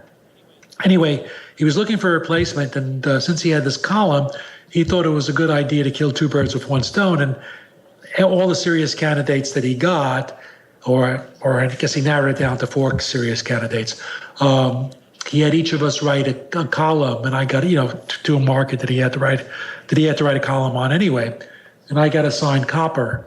So not knowing anything, I basically went to, I lived in Brooklyn at the time, and there's this huge library in Brooklyn called, Grand Army Plaza. And this is way it's pre-PCs, let alone pre-Google. So you didn't have that type of luxury. So I had to go and I had to go to a really big library to find stuff. And they had these periodicals. There was one, there was an American metals market, I think, there was a daily newspaper on metals. And then there was McGraw-Hill had a weekly or a bi-weekly on metals.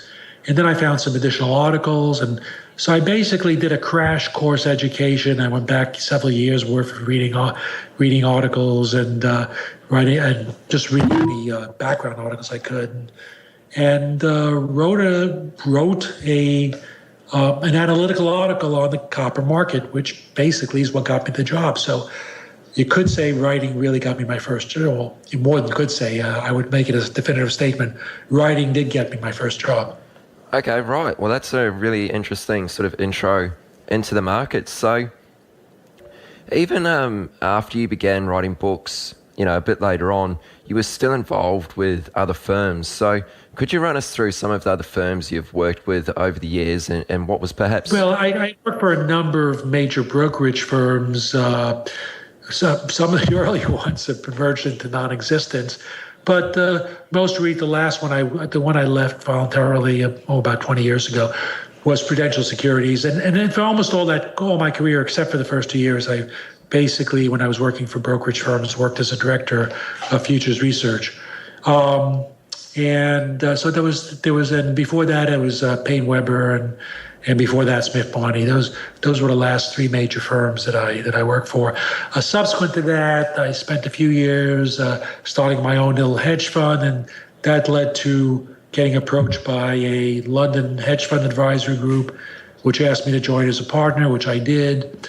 And I spent about 10 years with them until we got bought out by a London merchant bank called Close Brothers. And after that, I took some more time, wrote a few. And I wrote books all along my career. But after leaving that, I spent 2 years where I mainly wrote books. I wrote 3 books during that period. And then I got involved in this startup, fundseeder.com, which I guess we'll probably talk as a separate topic later on. And I also do one-off topics, as they tasks as they come up. And one was a syndicated project I did for TradeShark. So that's a 40-year career in 2 minutes. I guess that's as best I can make it. Yeah, that's excellent. And just before we move on, just one more point I'd like to touch on there. In your sort of research positions, what sort of tasks or what sort of things were you working on a day-to-day kind of basis?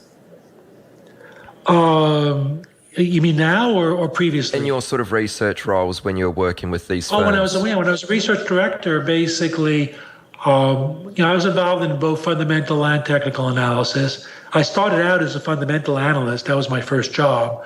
I didn't believe in technical analysis at all until I had a technical analyst work for me by the name of Stephen Kronowitz, and I noticed that he did pretty well in his calls. Actually, of all the analysts, he was one who did the best. And it may, being not like to believe that I'm not a closed-minded person, sort of, said, okay, tell me about, what you're doing and how you do it. And sort of I got to better understand what the rationale behind technical analysis is, that it's not just a matter of trying to, look at pictures and it's not a black magic art. It's really, the philosophical concept behind technical analysis, nothing more. Then prices reflect the behavior of all the participants, and so the influences on the market. So therefore, there is a logical reason to believe that charts might be helpful. In any case, he was my influence, and after spending up to that point maybe 5, 6, 7 years purely as a fundamental analyst, and discovering that fundamental analysis, while it works for some people, it never worked well for me, because even when you got the even when it was helpful and it gave you the basic idea of whether it's a bull or bear market, it did nothing for timing. I mean, that's one problem. Fundamental tells you nothing about timing.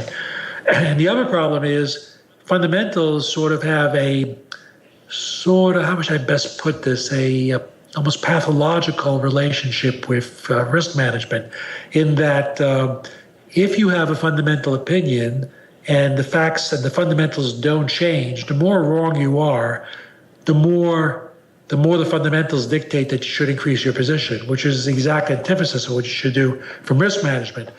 Whereas, because to explain that a little more, let's say if I decide that wheat is a good buy at $5, if it goes down to $4, then it's a better buy, So if nothing has changed, right? So I should buy more.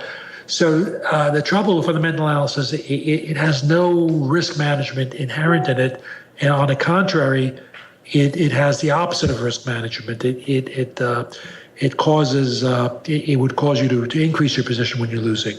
But technical analysis, by its very nature, if the market goes against you, unless you're one of those rare technical people who are using a counter trend approach, but with that exception, for the most part, virtually any methodology using technical analysis, if the market's going to go against you, the methodology itself would dictate you're getting out.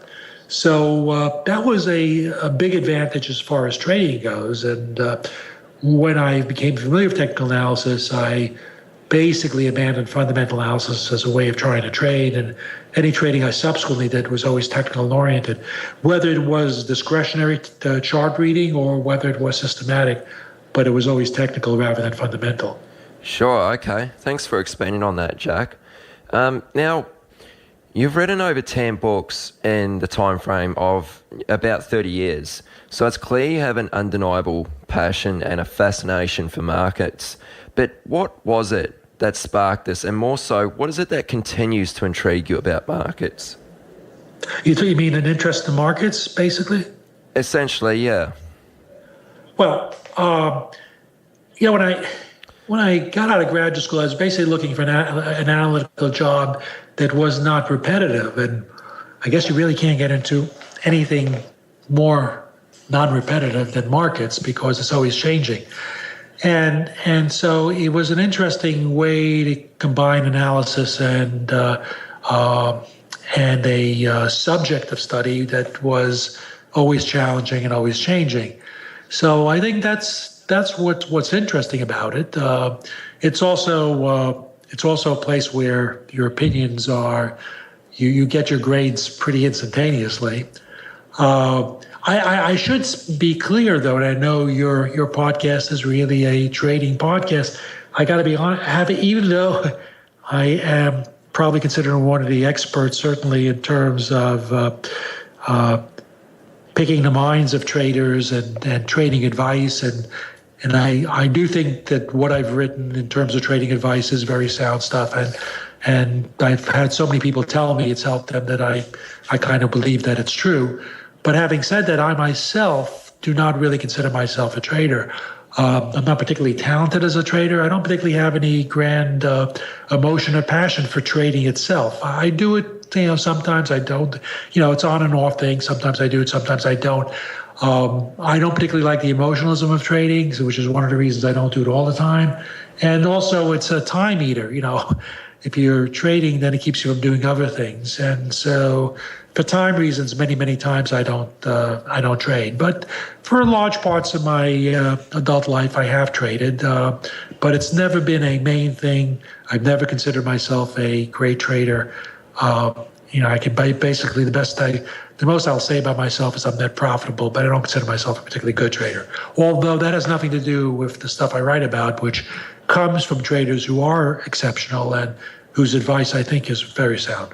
Sure, yeah, well, that makes sense. So, let's talk a little bit about some of the books you've authored and some of the things you've learned and been able to extract from the minds of these insanely successful traders. So, first of all, what inspired you, or where did the idea come from to write your very first book a complete guide to the futures markets? I mean, what was it about? Oh, it's very good. You're one of the rare interviewers that finishes that question with a complete guide to the futures markets. Usually the question is finished with Market Wizards, and I have to backstep and say, that really wasn't my first book. So the complete guide to the futures markets, it's going to sound egotistical when I say this, but when I got into the futures research, I kind of was impressed with the lack of quality stuff out there. And I didn't particularly think that I was great, but I thought that I could do better than anything that was out there. So I didn't find what I considered a really good book on the futures markets, and I thought that I could write a better one. And circumstances worked out that I was leaving a job and I would have had no problem going and just finding another job. But I decided, I've wanted to write this book. Why not take the time now? So I took a sabbatical. And so what I was trying to write was a comprehensive text on futures, sort of the definitive text on futures, at least for that time. And it was a serious work. So, I mean, it runs over 700 pages. It covers all sorts of stuff in fundamental analysis. It covers statistical stuff. It covers all sorts of classical chart analysis. It covers technical indicators. It covers trading systems, testing trading systems, trading. Yeah, it's pretty comprehensive. So that's the book. And I did that again pre-PC days, pre-computer. I was literally, for those who do stats, you can appreciate this maybe, but I had to resort to doing multiple regressions using a calculator, which is just a great time waster. But it would have been a lot easier to do the book in modern times than it was when I did it. And it was only because I was so enormously focused at that time that I was able to even do it in a year. I also had to hand do the charts, everything. There was no Excel. There was no, or maybe I don't know if there was Excel or Word or any of those things existed, but this is 83, 84. If it existed, I didn't know about it, and I didn't have a PC, and I guess PCs were still probably in their infancy at that point. So in any case, that was a book that required manual labor. And that was the first book that I did. Now, having done that, I really didn't have a great eagerness to do another book quickly, but I did along the way, as I was involved in trading, and I knew some great traders like Michael Marcus and some other people. I was at that Commodities Corp actually for a year. I knew Bruce Kovner and I knew some other people who were great traders. I thought, it would be an interesting book to write, going to interview like these great traders and find out what they do and what do they do that's different and why do they excel where so many fail.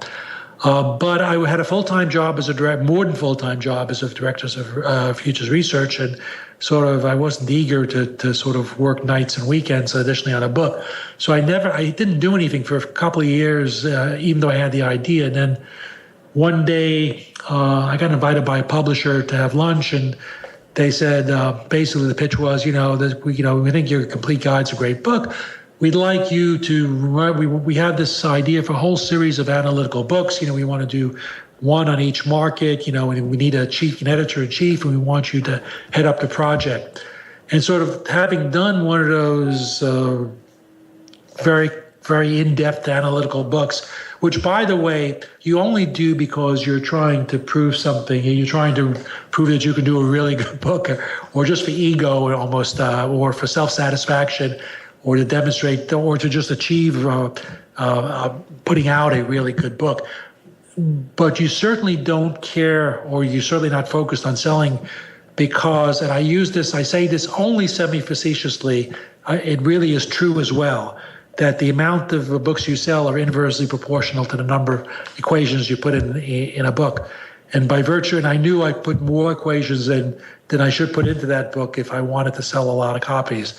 So maximizing sales was never my goal in the complete guide. It was basically to the best book I could that was serious and analytical and could be read by a serious layman. It doesn't require really a college degree in math or science necessarily to understand, but you have to be serious. That I only wanted to do once, and the last thing I wanted to do was to do it again. So I said, I'm not really interested in that project, but, because I don't want to do a bunch of books that sell very few copies and require a lot of in-depth work. So I said, I have this idea, which is I viewed more as a mass audience book and more of a book that, could reach, just a broader audience and be more entertaining to read and so forth.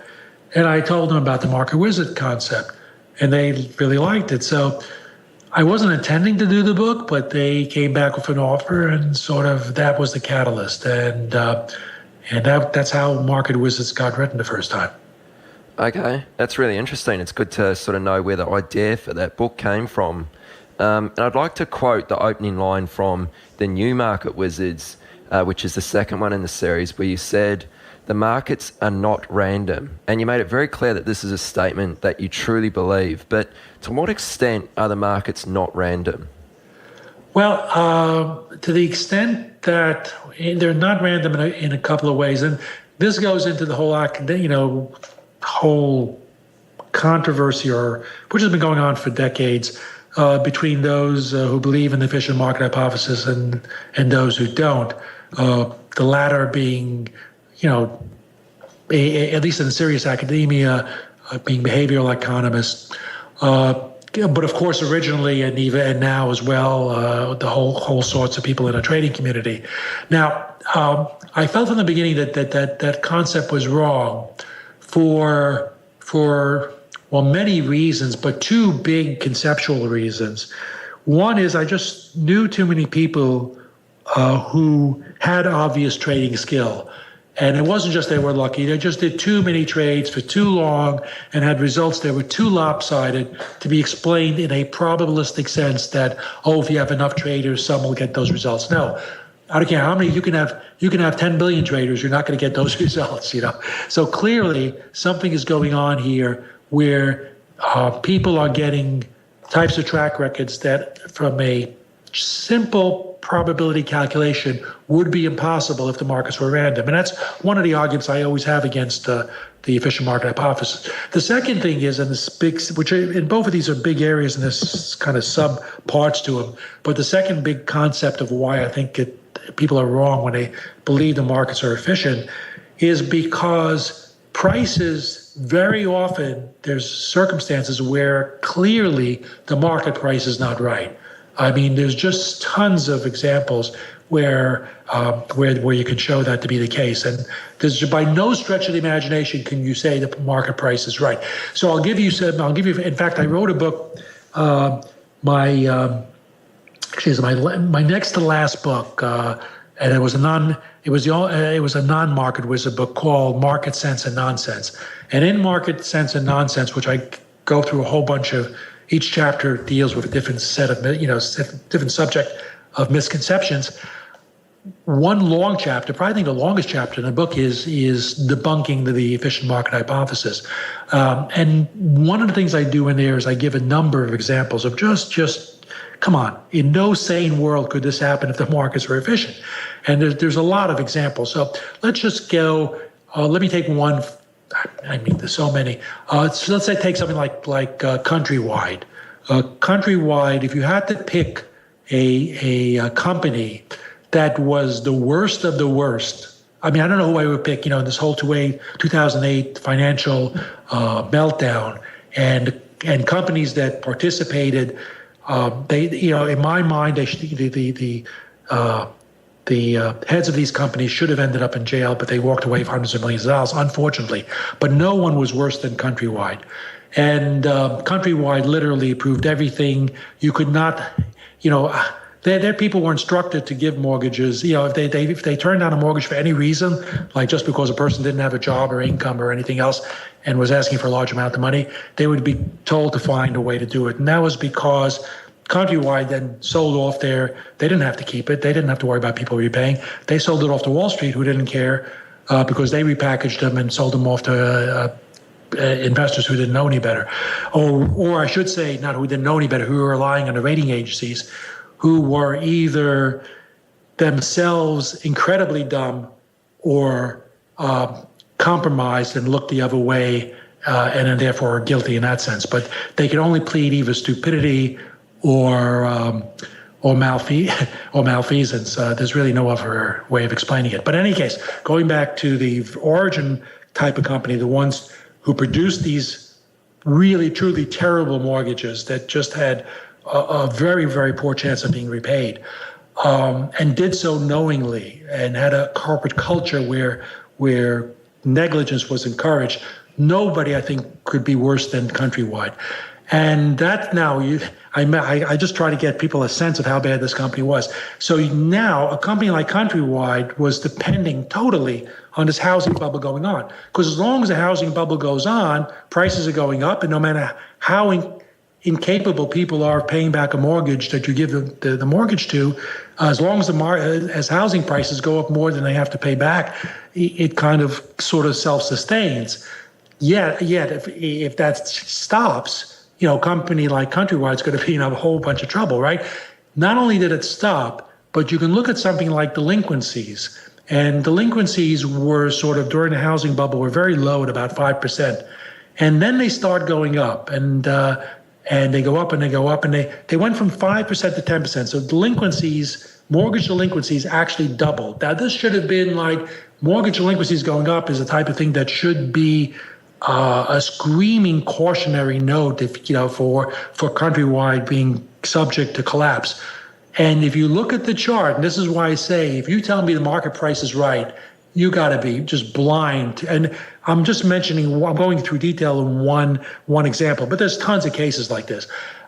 So what did Countrywide stock do? As delinquencies went double from 5 to 10%, it actually went up to a new record high. The record high occurred after delinquencies has doubled, and about a month after the record high, the stock collapsed. It didn't stop collapsing until until the company went out of business. So how could you can't explain that by the market price being right. No, what was going on was there was a bubble. People were just buying. People were buying without real insight.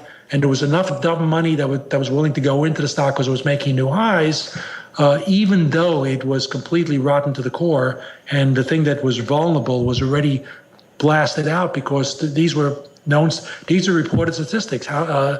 Mortgage delinquencies are reported data. So it's no big surprise. And so the collapse of the stock occurred about a year and a half after it should have. And it occurred right after it made a new high. So that's one kind of example. So my point here is that market prices are not always right. And if market prices can be dead wrong, and you can show many examples where they are, then the idea that underlies the efficient market hypothesis, that market prices are always right and all new information is immediately discounted, doesn't hold water, because if market prices are not right, the whole theory falls apart. The one place the efficient market hypothesis is correct, and the reason why there's an illusion that it's correct, is because one of the conclusions that come out of the efficient market hypothesis is that the markets would be very difficult to beat. And that is true. The markets are indeed very difficult to beat, but not because the markets are efficient. They're very difficult to beat because what moves markets are both fundamentals and human emotion. And human emotion is very difficult to gauge. I mean, how far does a bubble go? When does the bubble break? These things are very hard to predict and very hard to trade. So it's not because the markets are efficient that the markets are difficult to beat. It's because there's such a big influence of human emotion that can't really be programmed precisely and is very difficult to gauge. And so there's this conclusion by people who look at markets say, oh, the mutual fund managers always, usually lose to the indexes and markets are really difficult to beat. Therefore, the market are efficient. Well, no, that's not why they're efficient. Yes, markets are difficult to beat, but that does not mean they're efficient. In fact, one of the things I put into Market Sense and Nonsense was that line of thinking actually, it violates a basic rule of logic. So there's a rule of logic that says the converse of a true statement is not necessarily true. So let me explain that with a simple analogy. A true statement is all polar bears are white mammals. That's a true statement. All polar bears are white mammals. However, flip it around, all white mammals are not polar bears. The converse is not true. Like you could have a snowshoe hare. So the thinking that because something is true, if A is true, then B is true, then going to say that B is true, therefore A is true, that's a flaw in logic. And it's done all the time by many people who are arguing the efficient market hypothesis. It's just a straight out flaw in logic. And so what they're saying is, if the markets are efficient, then the markets will be difficult to beat, and then give you all these examples of how the markets are difficult to beat, which I totally agree. Yes, the markets are extremely difficult to beat. And then they jump from that back to the markets are efficient. It's a flaw in logic. And I can go on, but I think I've killed it. Oh, there's one, I got to throw out one, which is it's one example which is so beautiful. It's a recent one I came across, and I went to see Richard Thaler, who's one of the pioneers, and maybe the pioneer of behavioral economics, and a long time, disbeliever in the efficient market hypothesis. And he threw out this one example, which I just thought was brilliant. There's a closed-end mutual fund that has the ticker symbol CUBA, Cuba. Now, what it does is it has a portfolio of stocks that are invested in Latin America, South America, not Cuba, by the way, but it does have that because I guess it's a catchy symbol, CUBA. So that's what the closed-end mutual fund is. And like most closed-end mutual funds, it was trading at about, it was trading at a discount. In this case, it was trading at about a 15% discount. Which means that since closed-end fund, you can't do it. But if you were able to liquidate the entire portfolio, you're paying 85 cents on the dollar for what the portfolio is worth. That was on as of a given day. The next day, it goes from a 15% discount to a 70% premium. Okay, in one day. This is like unbelievable. So what happened? What happened is President Obama indicated he could normalize relationships with Cuba. Now, the wonderful thing about this example is they did not hold, first of all, it'd be illegal to hold any Cuban stocks, and they didn't hold any Cuban stock, companies or stocks or whatever. And secondly, there was nothing in Cuba to own. It didn't even exist. Cuba is a true communist country, and there are no stocks to own. So despite the fact there was nothing Cuban in the whole portfolio, it went from a 15% discount to a 70% premium in one day because President Obama took steps to normalize relations with Cuba. You can't make this stuff up. And yet there are people who argue the markets are efficient, to which I would say, give me a break. All right. Well, thanks a lot for going into so much depth with that answer, Jack. That's really good. Are you ready to get serious about trading? Then join Tasty Trade, Investorpedia's best platform for options trading in 2026. Stocks, options, futures, and more. Tasty Trade has everything you trade, all in one platform. Get low commissions, including 0 commission on stocks, so you can keep more of what you earn. Tasty Trade is packed with advanced charting tools, backtesting, a pre-built strategy selector, risk analysis tools, and more features to help you trade smarter. See equities and derivatives with high trading volumes, dividends, upcoming earnings reports, and more with their pre-built watch lists. Or create a custom watch list to keep an eye on the companies and sectors that matter to you.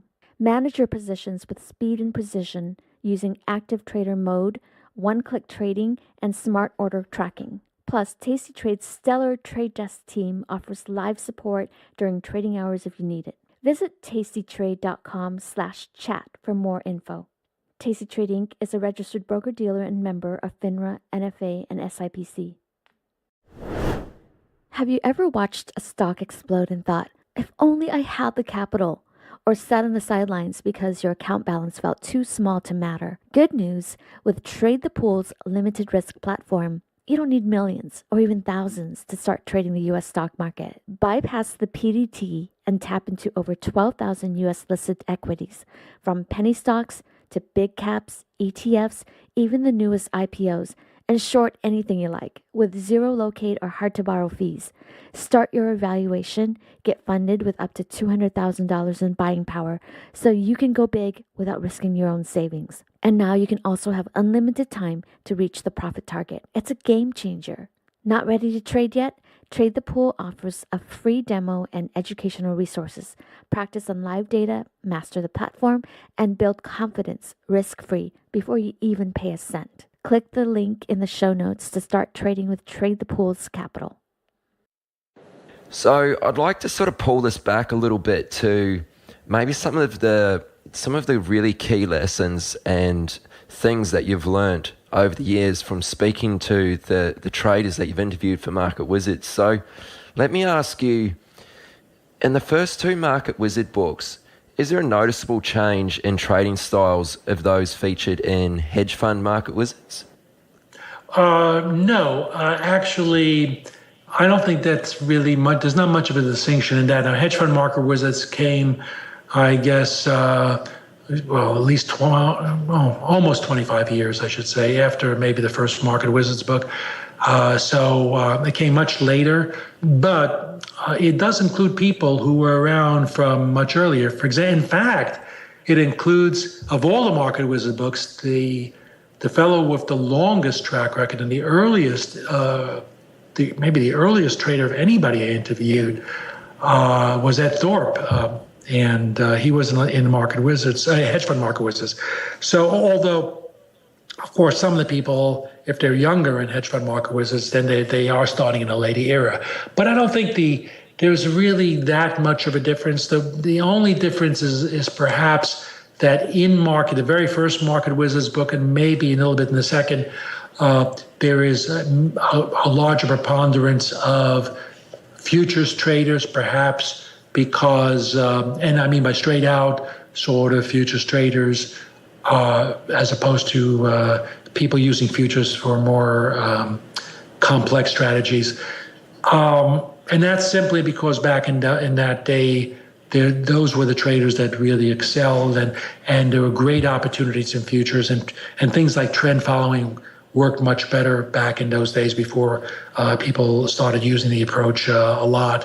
And the early practitioners of system trading, like Ed Seykota, had these spectacular type of results, which I don't think you could duplicate nowadays. So that's, I guess, one difference between the early books and the latter books.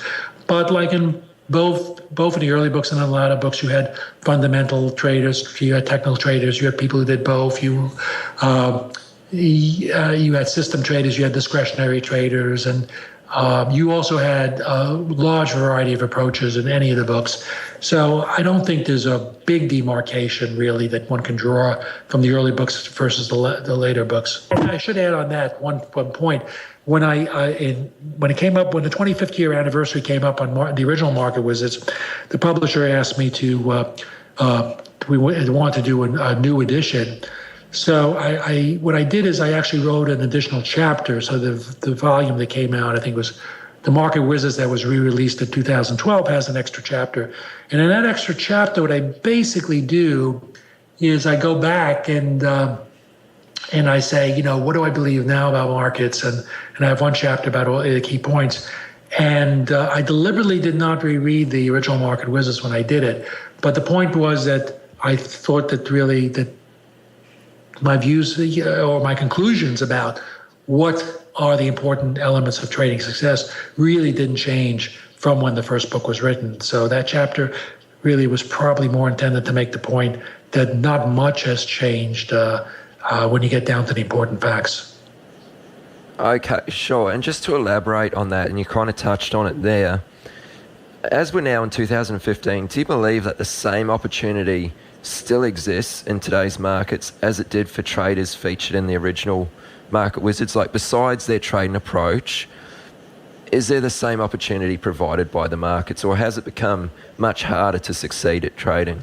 I would say from a logical standpoint, and of course one would have to to give you a correct or absolute answer, you would need data from back then and data from now, neither of which I have.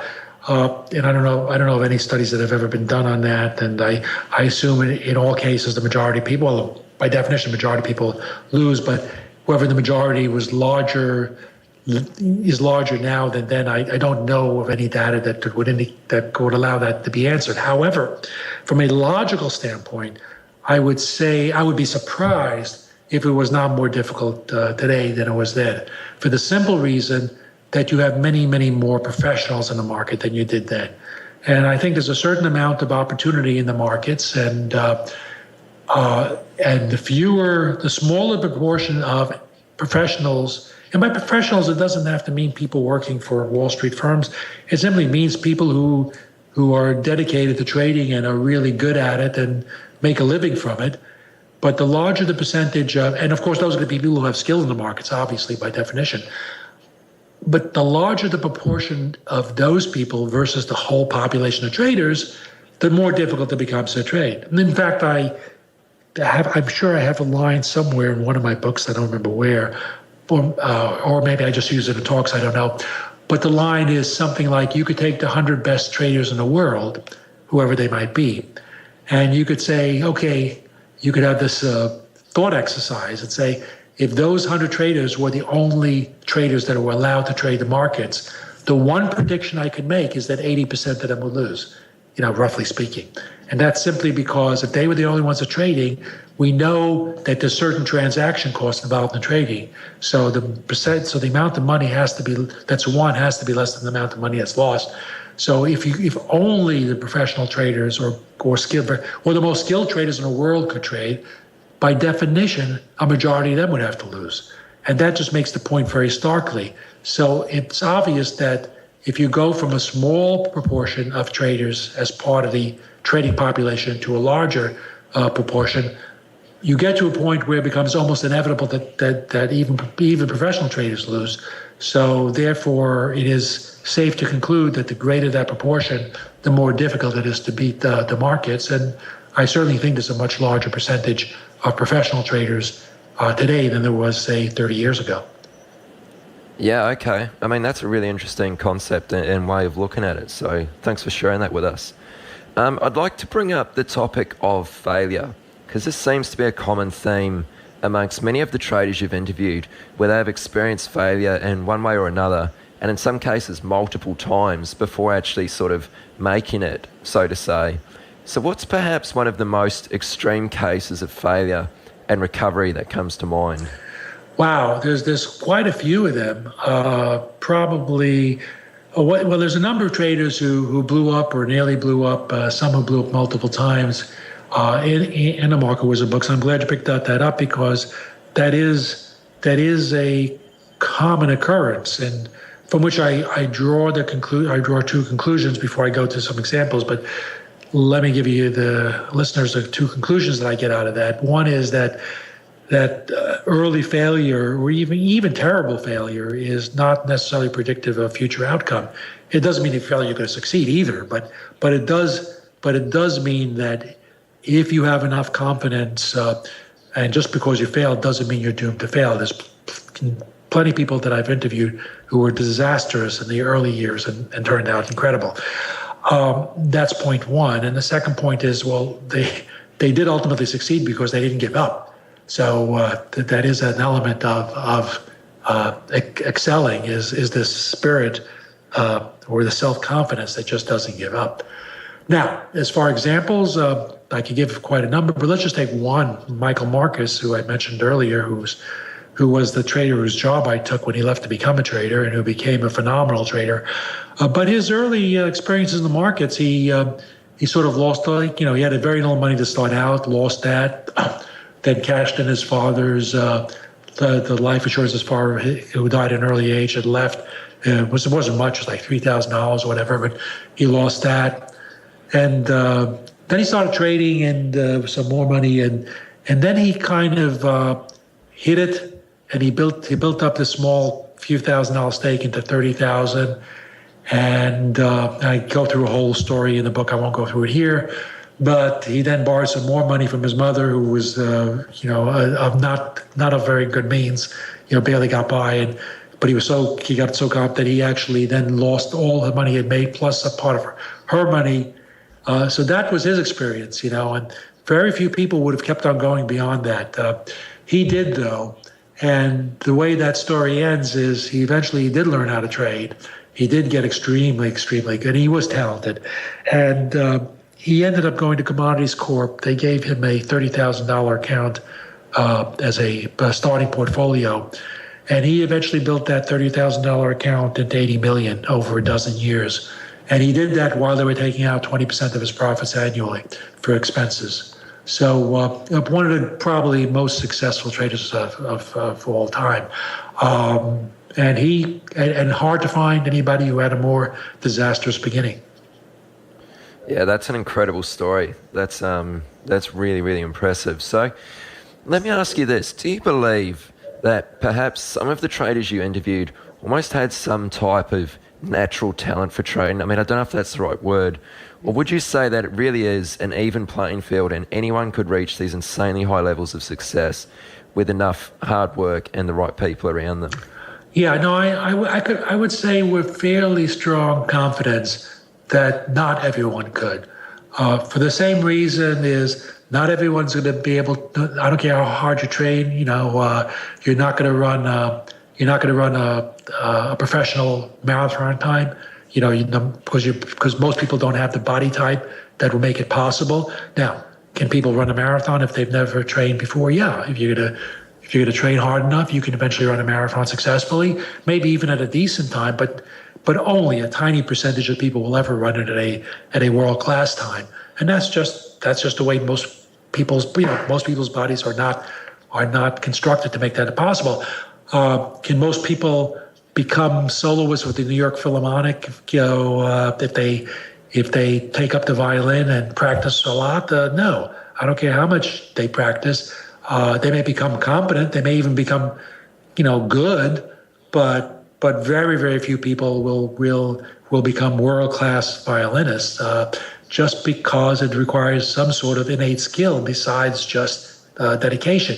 But in all those cases, people can achieve proficiency and success, but not necessarily exceptional success. And that's what I'm saying. And I think the same, why should trading be any different? So I think people can become net profitable, maybe even decent traders, if they have enough devotion and if they have some skill, more than decent traders, but only a small percentage of people, I believe, have the innate makeup, whatever that may be, to become truly exceptional. And I don't think trading is different than any other profession in that regard.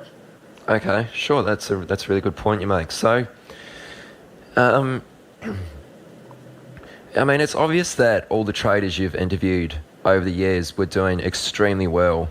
But even still, did you find that they were constantly looking for ways to improve their trading? Or did any of them ever strike you as having felt like they'd perhaps mastered the market and were really comfortable with their approach? Well, I think they were comfortable with their approach, but I think most would always be looking or realistic about if things stop working to change. And there are some people who are really exceptional at going from one strategy to the other. Ed Thorpe is a great example, who started out by actually. His background is he had a PhD. We didn't get the PhD in physics because he never finished his thesis, but the reason he didn't finish because he decided he didn't know enough math and then ended up with a PhD in math and then never wrote his thesis in physics. So he was a real quant guy, but he got involved eventually in markets. He's famous.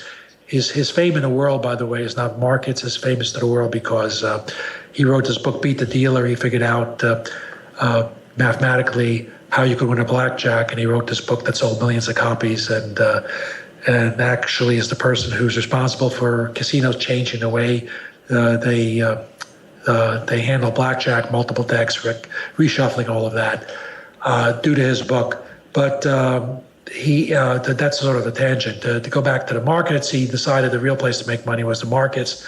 And he was the first one to figure out the mathematical equivalent of the Black-Scholes model, which he did quite a few years before the Black and Scholes published their famous paper. So for a number of years, he was trading options very successfully, probably the only person in the world who knew how to price them. So he was making massive amount of money with very, almost no drawdowns. Then he went on, but as the efficiency went out of that, he became involved in statistical arbitrage. He developed that. He developed convertible arbitrage. He developed various strategies going from one to the other as each strategy started to lose its edge as more people became familiar with the approach. So he's a perfect example of somebody who starts out with one strategy and goes through completely different strategies by adapting to the changing market conditions. Even within a single strategy, like statistical arbitrage, I'm not going to go into the details because it's too specific for this type of broadcast, but even within that strategy, he changed the way that strategy worked through several iterations as the markets were changing, each time making the strategy again have an edge. And that's in the interview. I think it's too detailed to go into in this podcast how he did that. Yeah, and I mean that kind of raises a point which I've heard you talk about numerous times, and that is that most traders tend to come unstuck due to a lack of flexibility. Is that what you're getting at here? Yeah, I mean that's a trait that probably the majority of traders don't have, and it is a trait that is essential for great traders. That is the ability to be flexible in every way. And one example would be to be able to say, hey, this has been a great method, but it's just stopping working. And I've got to figure out what does work and why this is not working and change if it's not working. So that's a way of being flexible. Another way of being flexible is like one of the stories I have in Hedge Fund Market Wizards, a fellow by the name of Jamie May, who goes into a trade, he goes into one trade idea, and this is a guy who does very, very deep fundamental research and can spend months researching an idea and making sure he's got it all right. But he had this idea, say, a few years ago where China was going from being a net exporter of coal to a net importer after years, a whole history of being just a net exporter. And he saw this growth in China and could see that there was going to be a tremendous amount of shipping increases going on because of China's demand. And so he had this bright idea of getting long shipping stocks. But when he did the research, he discovered that that shipping had actually gone through a boom a couple of years earlier because of a commodity price boom. And there was a whole slew of ships that were coming on stream, tremendous bulge in supply that was coming on stream. So once he became a bit aware of that, he realized that the trade was not buying shipping companies, but being short. He doesn't actually go short because he's always trying to have asymmetric return risk. So he did that by buying long-term puts on shipping companies. And ironically, this big idea that he had, which he put on in exactly the reverse fashion, ended up being his best trade for the year. Again, flexibility. And of course, maybe the most important way of being flexible is when you're in a position and you decide that you're wrong. It's the ability to get out. And if you're really convinced you're wrong, great traders will not only get out, but will have no problem flipping their position completely around. Yeah, okay. And I think this is probably a good segue into my next question, which is, are there any traders you've interviewed and that stand out who pretty much just broke all the rules and just did the complete opposite of what you're quote-unquote supposed to do when it comes to trading? One. You can take all the traders I ever viewed into my life, successful traders I interviewed in my life, in any of the books, and including ones I interviewed that didn't go into the books, but only one stands completely alone, completely removed from the whole crowd of other traders. And if there is to use a cliche, the exception that proves the rule, I don't know. But the fellow is a prop trader, stock trader by the name of Jimmy Baladimas. He is the last chapter of hedge fund market wizards. Now, I should explain how I found, well, let me tell you what Baldemus does. You remember like a couple of years ago where we had certain commodities going sort of vertical, like silver, which had been going straight up, and then it got to 30 and 40s, and even in the low 50s. But if you remember what that move was when it was almost like going straight up vertically in those higher price levels, well, who is selling silver in that type of a market? Jimmy Baldemus. Or cotton, which had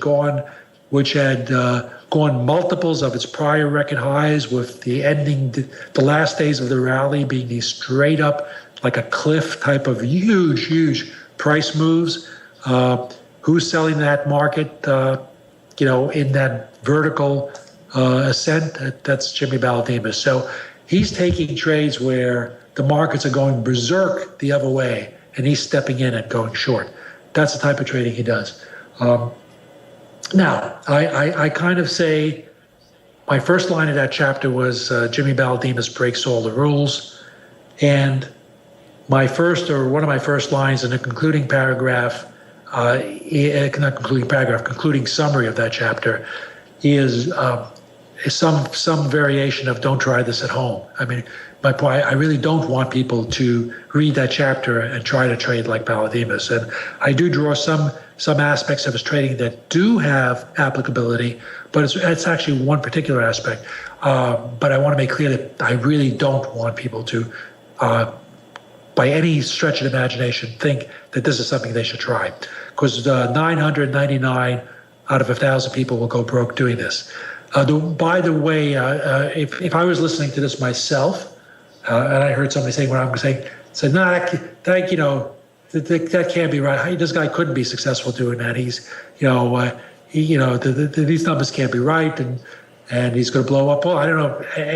I guess he theoretically could blow up, but as far as not being right, he's been sort of one of the best traders in his firm now for many, 15 years plus. And the way I know, and he makes millions every year, or I guess maybe in a bad year he comes closer to breaking even, but he's made a large amount of money trading this way. And for those who are skeptical, wonder how can I believe this is true, particularly for a prop trader. And people who are familiar with prop firms know you can't get track records from a prop firm. There's just no way of doing it because they just won't give out their numbers. So how do I know that this is for real and he wasn't like pulling a fast one on me? My son got a job as his trading assistant. And one day speaking to him, he said, "Dad, you wouldn't believe this guy I'm working for." And of course, being in the company, knowing of his reputation, he knew, and he entered all his trades and he knew his numbers. And so he knew he was for real. And that's the only reason I was able to put that chapter in the book, because otherwise I would have said, "No, this can't be right. This guy this can't be true." I would not have believed it myself. But if I didn't have my own son for verification, I wouldn't have believed it either. So, but for those who are wondering how that could possibly be true, that's the answer. Yeah, and I guess that kind of, even though you said don't try this at home, obviously for good reasons, I guess it kind of highlights a point I've heard you make in sort of given talks and other interviews about how it's so important to find your own trading method and not necessarily try and mimic exactly what someone else is doing. Absolutely. Yeah, and that's actually, when I give talks myself, if there's any point I emphasize probably more than anything else, is what you just said, that don't look for the trading secret. There is no trading secret. Look for the trading method that's right for you, and it's not going to be the same for everybody. So that's absolutely true. And then Baldemus's approach would be wrong for almost everybody. It's right for him because his nature is he just is not happy unless he's going against the crowd. He just always wants to be against the crowd.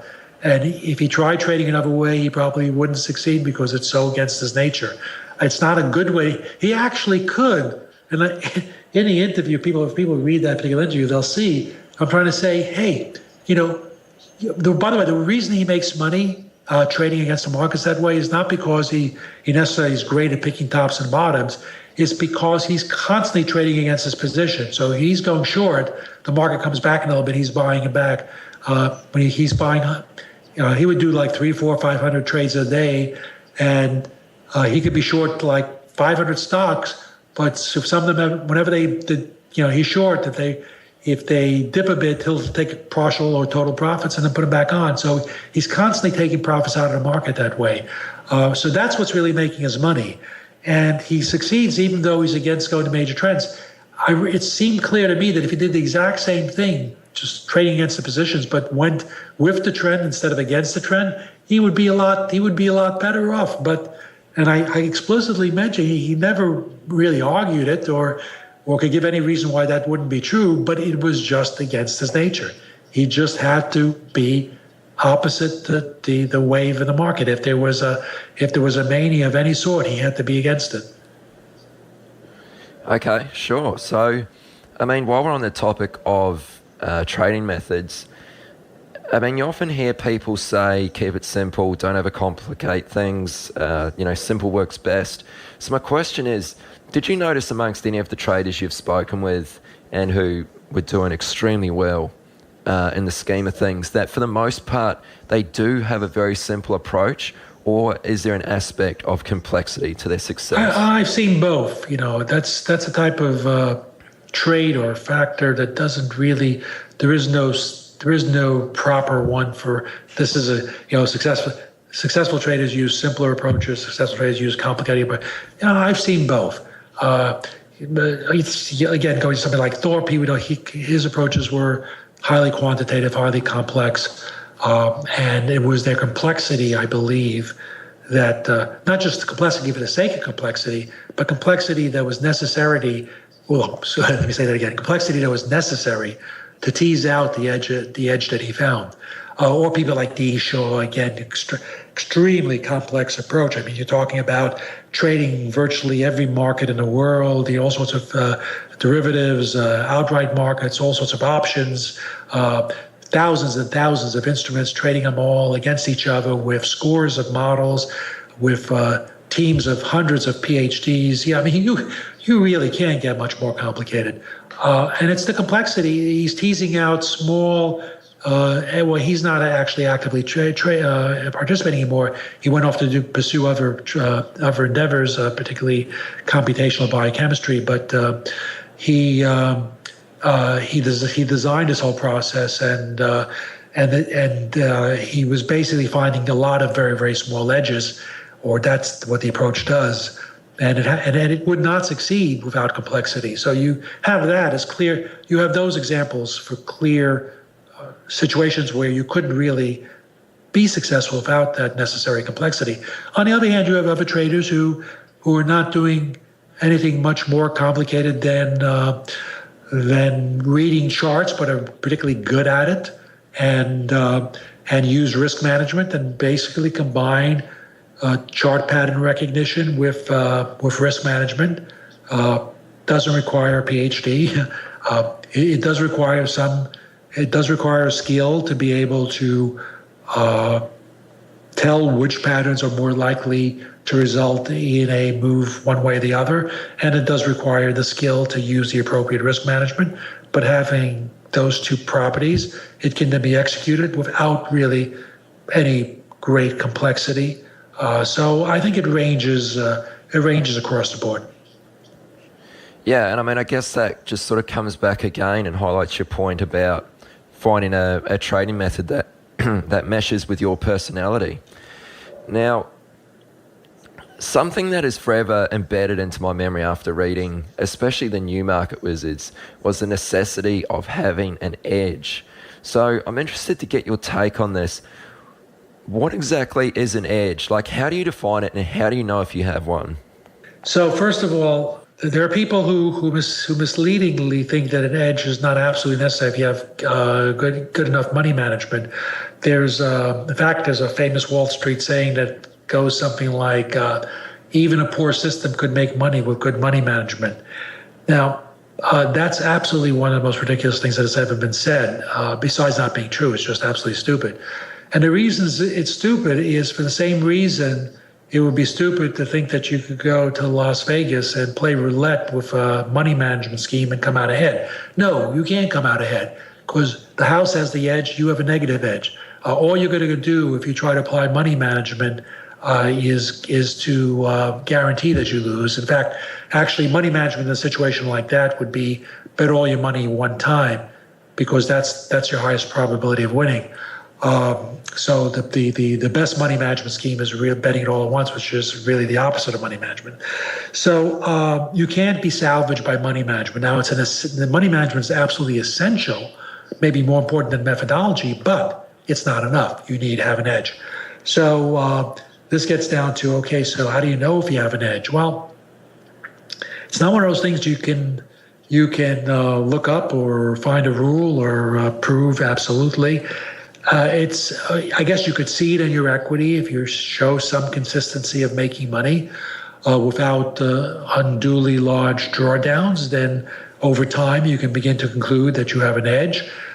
If you are good at the markets, people who are good at the markets, another trait that does typify really good traders is they have a high level of confidence, and that high level of confidence is impossible to have unless you're delusional, unless you do have an edge.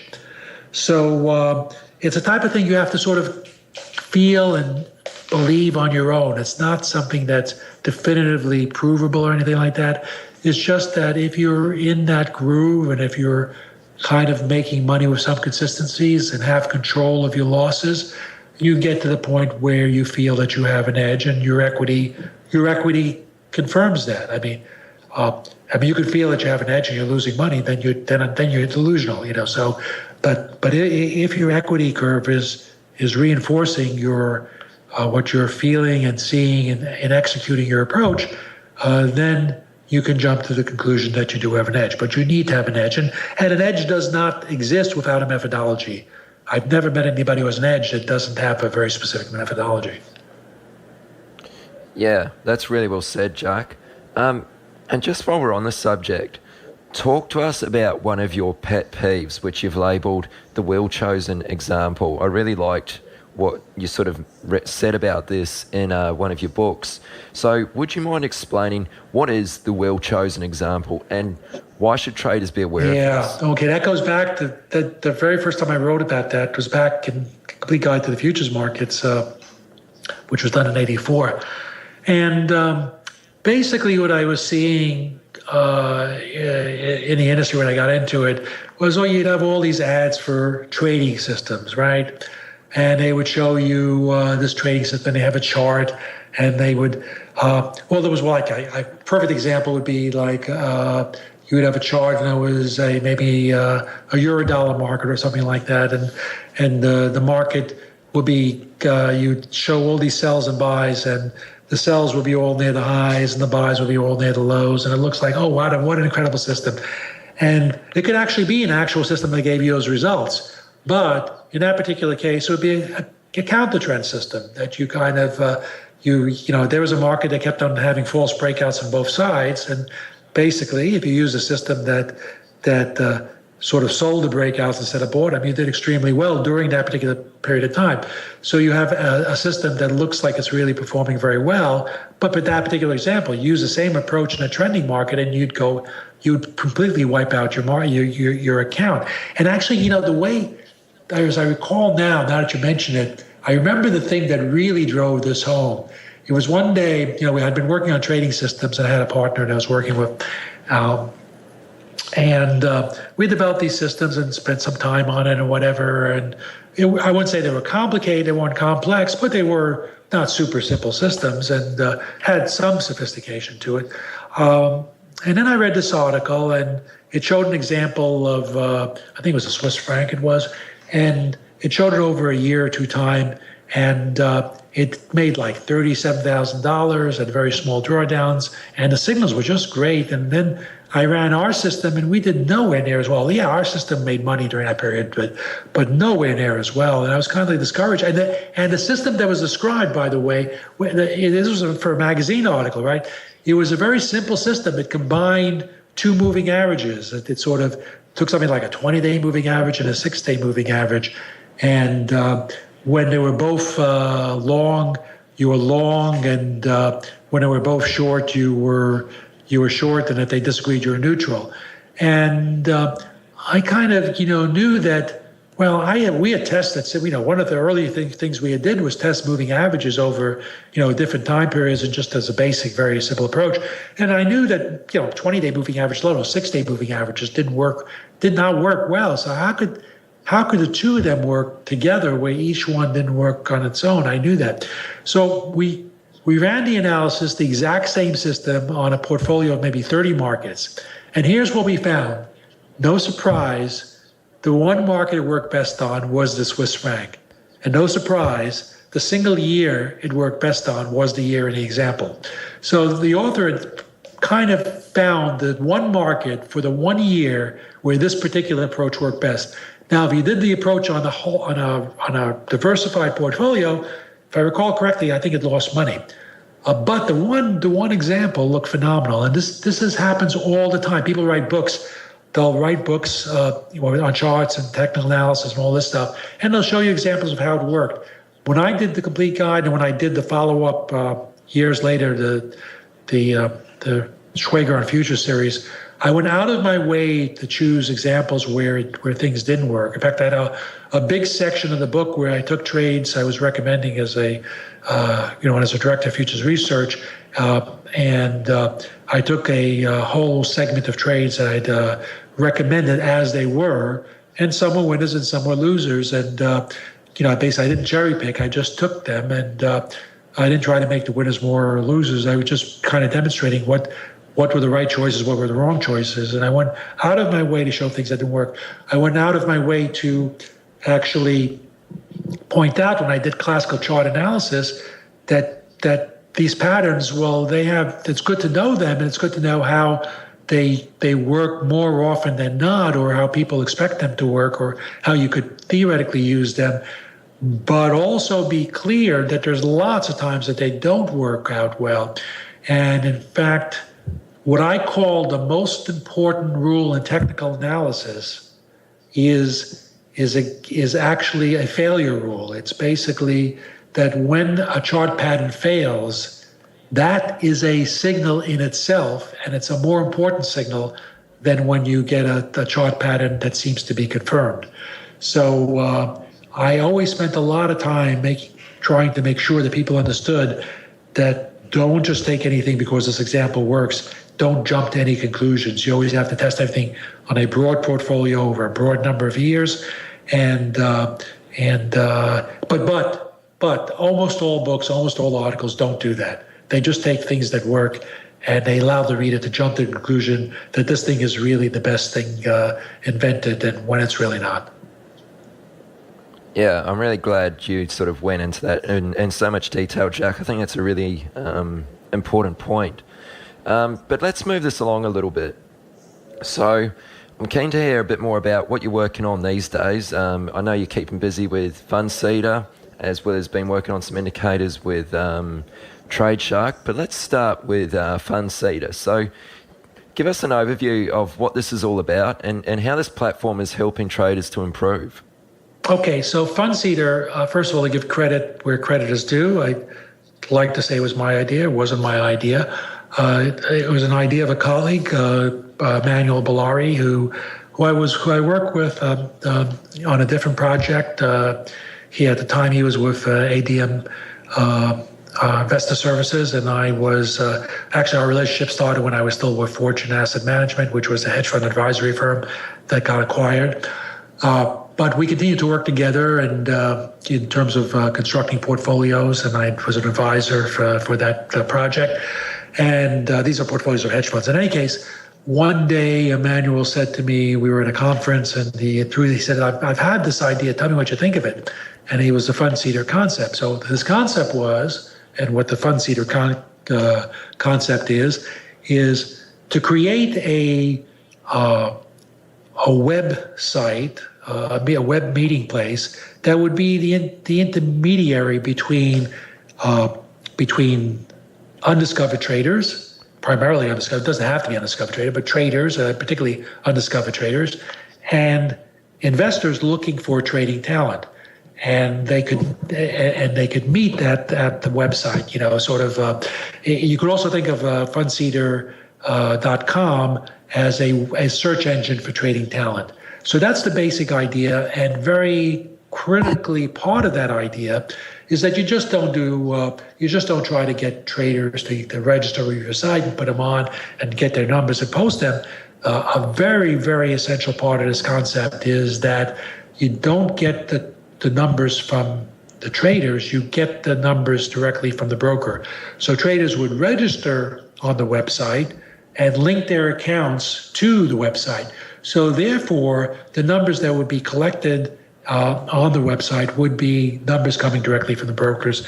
So gives it much greater validity and sort of implicit verification in that process, vis-a-vis most sites which will just take numbers that are provided. So that was also an essential element.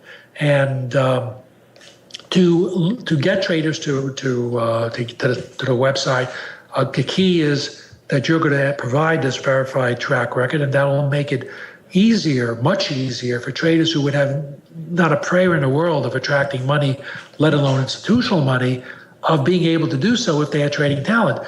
We in fact have, unbelievably, with the site still pretty early on, we're still in the early stages, but even at this point, we have literally traders registered from over 100 countries. I mean, I found that astounding. I think it's astounding enough there's traders in 100 countries, but the fact that we've already have that many different countries represented, and this is still very, very early on. We've only just recently expanded the site to go beyond the initial couple of brokers we were able to directly link with a few brokers, and now we can link with virtually all major brokers. But that just happened. So this was even before that point. So you take traders in some developing countries, let's say, or some Eastern European countries, take a trader, I don't know, anywhere, it could be in the Ukraine or whatever, who has a math degree and develops a trading system that's really good.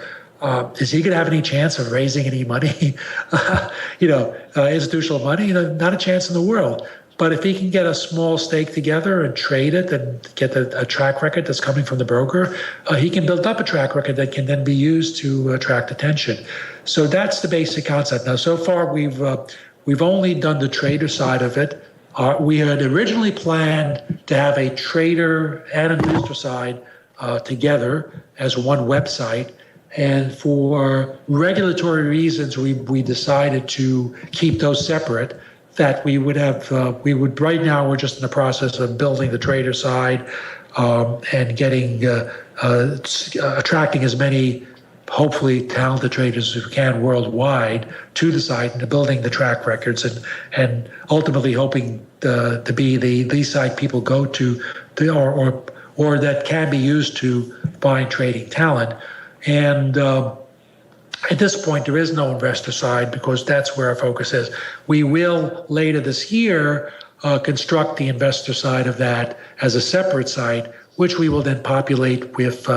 We will use traders from the trader side as a source for the investor side. And the investor side will be through a registered company and which will have all the appropriate regulatory compliance met and so forth. So we're just taking care to do it that way. But as far as traders are concerned, while this site is not directly accessible by investors, there will be a one company that holds both sites, and if there's trading talent that shows up on the fundseeder.com, we're going to be using that site to find trading talent and hopefully in the future lead some of that trading talent or connect some of that trading talent with investors, primarily basically, or maybe only institutional type investors looking to allocate money to undiscovered traders. Oh, and I should add one thing. The site right now, there's a current platform that allows traders to do stuff that they really can't do on most normal platforms, like get an equity curve and do analysis on an equity curve. We are, however, that was basically the first platform we're using. We currently have under development we have a technology team doing a whole completely new platform that will have literally 20 different trading tools, including all sorts of graphics and analytics that one can perform on one's trading record, both the equity and trades themselves.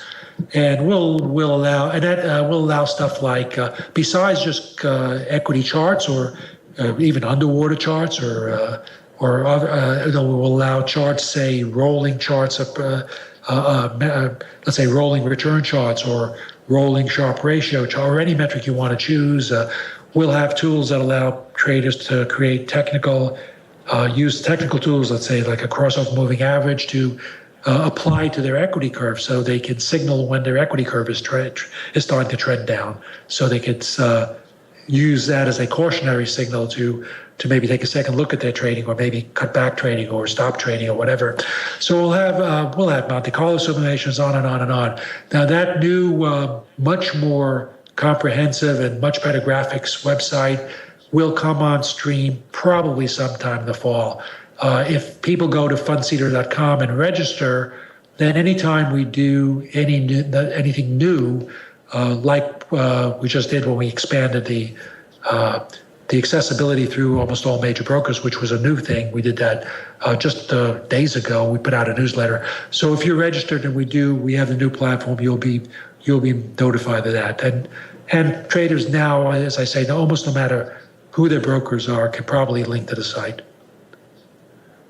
Okay, excellent. I mean, that sounds like a really good platform. Definitely can see how it's going to help a lot of traders out.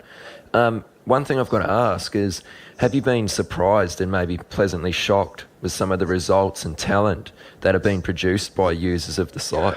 Well, it's too new to answer that question because, unfortunately, track records materialize in real time, and we're tracking from when.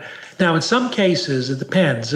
With some brokers, like Interactive Brokers, I think when they sign up from there, the backtracker gets imported, and we do have some good traders that are evident through that. But it depends on the broker. And for a lot of brokers, there's no past record that's imported, so it just gets built in real time from the point of the registration or the account linking. In some cases, a small amount of data, but for the most part, for most traders, we really have to wait for the track records to develop. Now, I wouldn't be surprised. One of the things I do anticipate is we will find some really exceptional traders that are unknown to the world through this process by linking out on a global fashion. Like I say, once you go out, you're literally getting people from 100 plus countries. You're going to be looking at people that no one else has looked at before. And that combined with the idea that you only need a tiny, tiny fraction of all traders to be really good to have a substantial number of excellent traders. So I don't know how many traders there are. There's certainly many millions, maybe tens of millions across the world. Who knows? But you only need a tiny fraction of those, a fraction of 1% to be good, to really have a large number of good traders. So it doesn't have to be a large percentage. So I fully expect that we will have some really good traders come out of this process. And in fact, one of the things people will see if you go on the website is this thing called Market Wizard Search. What the Market Wizard Search is there's going to be some future book called Undiscovered Market Wizards, and that those undiscovered market wizards will come from traders we discover through this website. And a book ain't going to happen this year or next year. It's going to take a few years of kind of having this thing run, and but at some future point, when we feel we have, or I feel I have enough traders identified through the site who seem to have been able to perform for enough time with enough consistency, then there'll be this book called Undiscovered Market Wizards. So I'm expecting that to happen, and I would be surprised if we don't find enough traders to fill a book. Very cool. I mean, that's definitely something to look forward to. So all the traders in that book you plan on sort of sourcing from Fundseeder? That's the plan. That's the plan. I guess I shouldn't chime in. If I find some unknown trader in a different way, I guess I wouldn't rule out that they would go. But my primary source for this book is going to be indeed the website. That's the plan. And, if I'm wrong, there wouldn't be a book, but I really have trouble believing that I won't find at least a volume of. I'm sure I'll find more than that. I think we will have more than enough people to be able to choose, a book's worth of what I call undiscovered market wizards. Yeah, no doubt. I'm sure you will. I'm sure you'll definitely find some. So, let's just change topics and speak a little bit about on the Trade Shark front. I'm keen to hear about the indicators you've been working on there. So, tell us a little bit about maybe what Trade Shark is and the indicators you've been working on. So Trade Shark is a chart software company, and not just because I did a project with them, but their chart software is really very good. You can tailor your charts very precisely the way you want them. Easy, it's intuitive. It's a very, very nice chart package and lots of indicators, and including quite a number of proprietary indicators.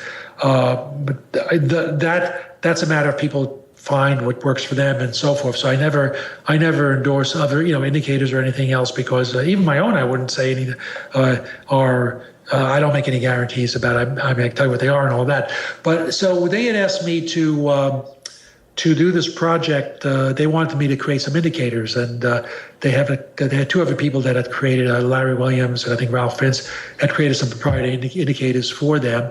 And they asked me if I would be willing to do that. And I said, tell you the truth, I'm just not an indicator person. I actually don't use indicators myself. I've not used them. And while I've worked on trading systems, I've done a fair amount of work on trading systems, I've really never done indicators.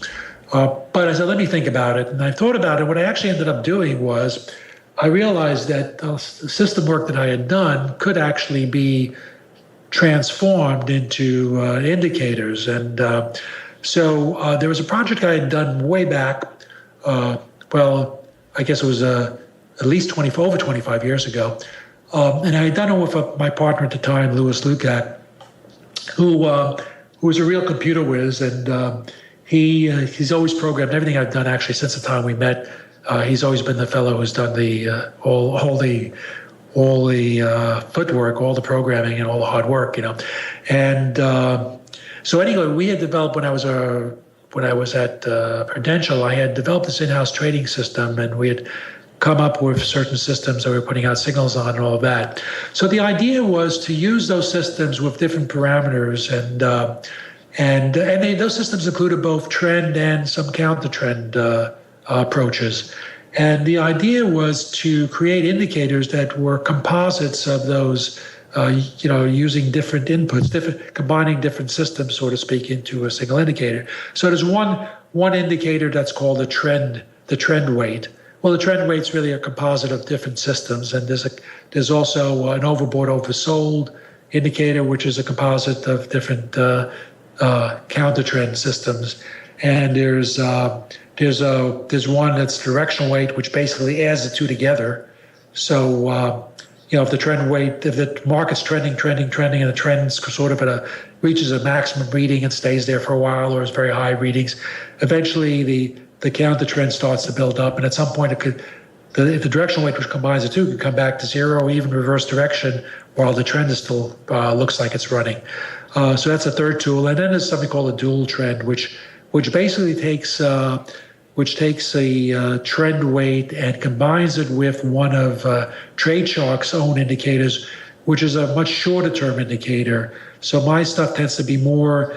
The indicators are really, and I did a set of videos. The videos are available for free at tradeshark.com. You could find them.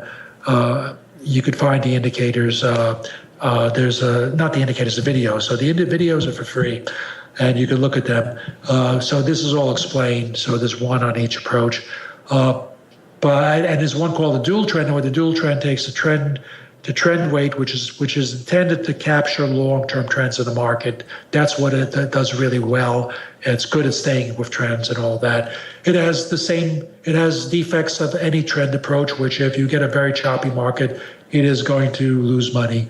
But on balance, over the years, the reason I took something 25 years old, so we could test it for the past 25 years, I wanted to make sure that in the interim, it was something that had a significant edge in working versus, so that I could make at least confidently say that based upon 25 years plus empirical evidence, there's a much better chance going with it than against it.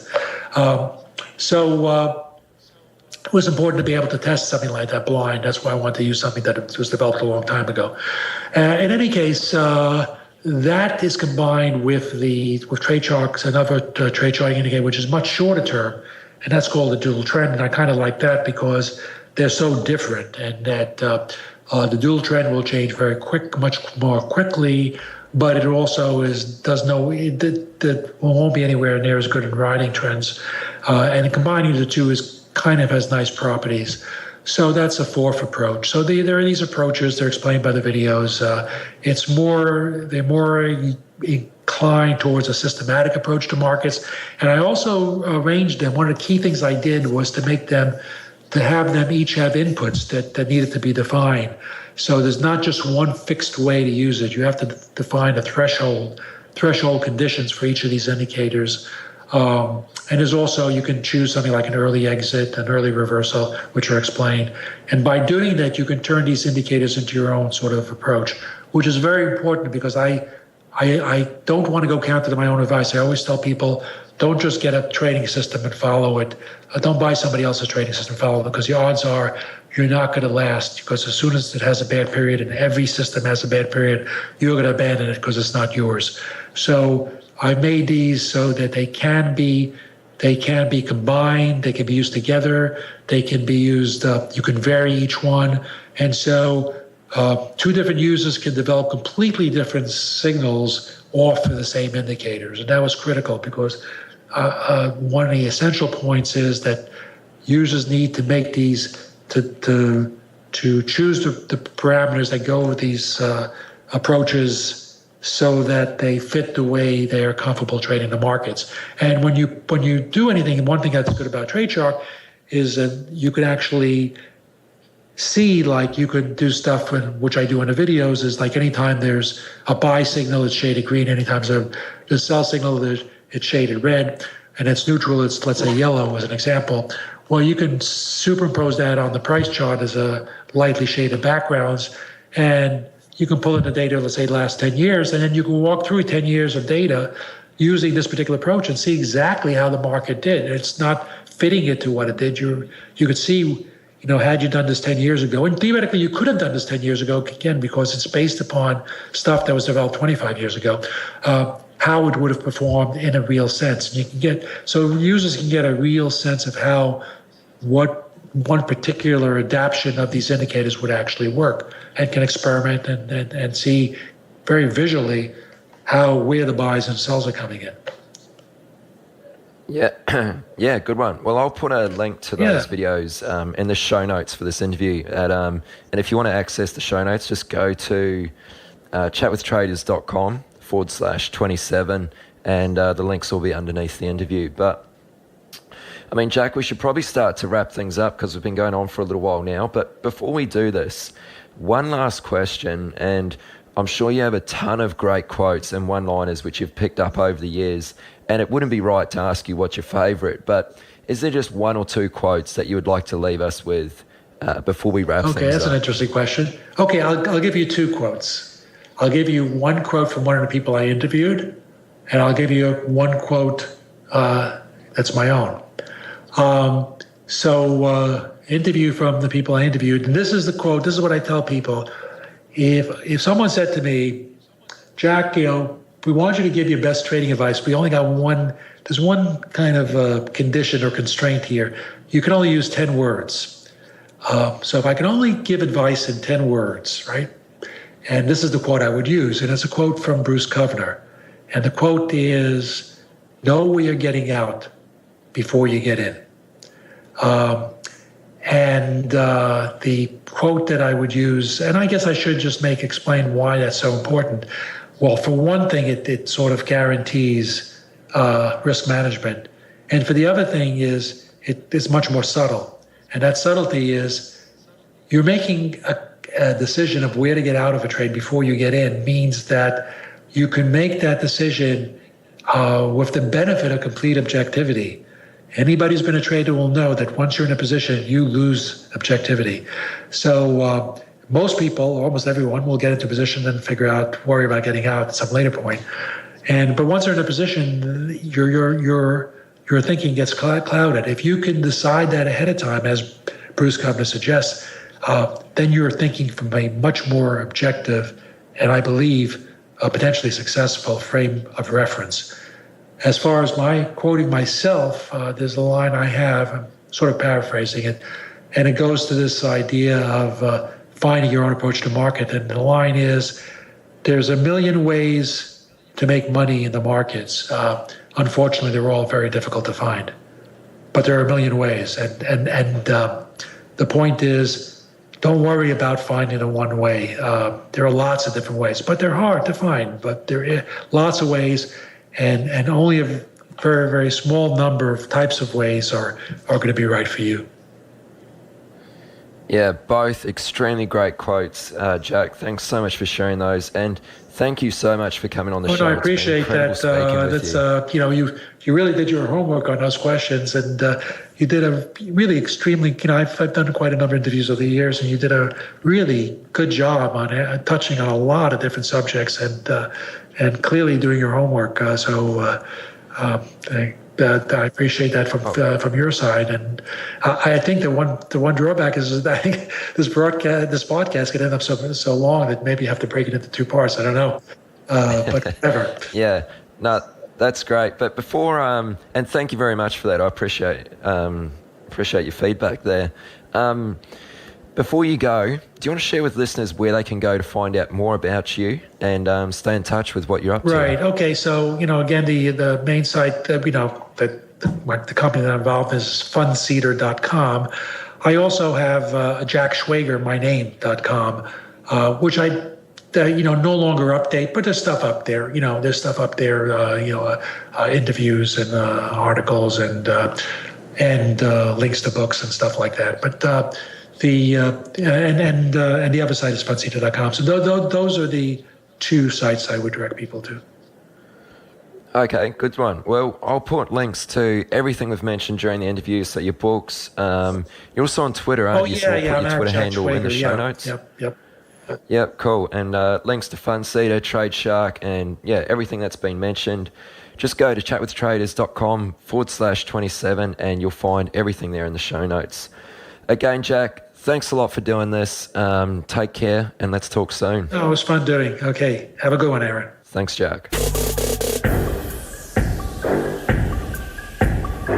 You've come to the end of this episode of Chat with Traders, but don't worry, more great episodes are on the way. To stay updated with each great new episode, be sure to subscribe to the podcast in iTunes, and we'd love it if you leave us a rating and review. We'll see you next time on Chat with Traders.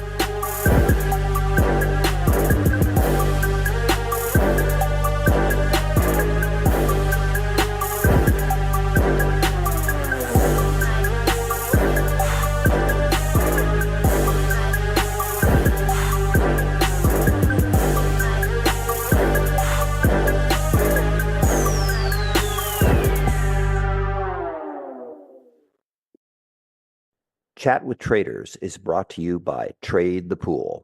Did you know that every decade the market reinvents itself? Online brokers opened the doors, mobile apps made trading seamless, and commission-free trading erased barriers. Now, a new era has begun. Meet Trade the Pool, limited risk trading. And now you also have unlimited time to reach the profit target. From now on, your trading risk is capped, and your trading opportunities are limitless. Trade the Pool funds home-based stock traders with up to $200,000 in buying power. That means you can trade larger positions and scale your strategies without risking your own savings. It's time to trade with more capital, making it truly worth your time and effort. Ready to trade the pool? Click the link in the description and join the stock trading revolution today.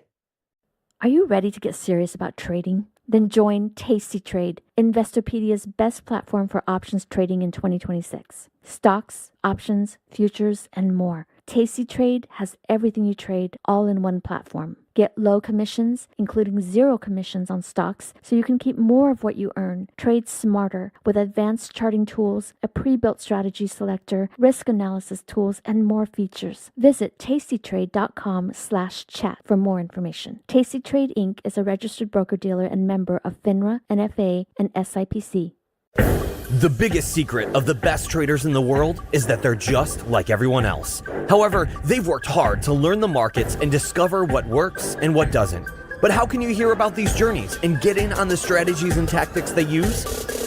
You can do it by listening to Chat with Traders. Here's your host, Aaron Fifield.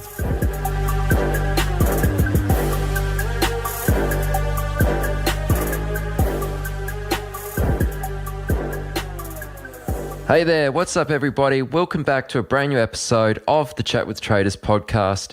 This is episode number 28. And before we go any further, let me just say a huge thank you to everybody who listened, tweeted, shared last week's interview with Jack Schwager. I was thrilled to have him on the show, and it sounds like you guys all really enjoyed it. So thanks so much for listening. Now, let me tell you a little bit about this week's guest.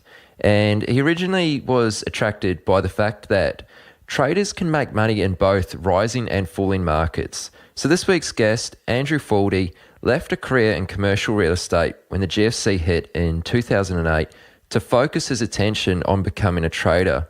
A few years on, Andrew has carved a profitable niche for himself, trading options and designing systems, both topics which are covered in depth during this interview. But some of the highlights from this discussion would have to be the way in which Andrew avoids trying to predict the market and instead thinks of trades as a series of if-then scenarios. Also, the purpose of why the options market even exists is really interesting, as well as the important factors one should consider when designing a system. I also like how Andrew applies a blend of systematic and discretionary aspects to his own trading, which we go into during this interview also.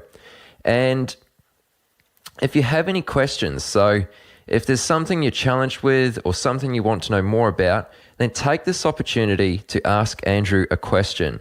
Whether it's in regards to trading options, designing systems, or just trading in general, Andrew's your man. So leave a question for him in the comments at chatwithtraders.com/28. Just scroll to the bottom of the page and leave a comment and Andrew will get back to you. All right, guys, I'm your host, Aaron Fifield. This is Chat with Traders, and here is this week's guest, Andrew Fauldy. Andrew, welcome to the podcast, man. How's it going?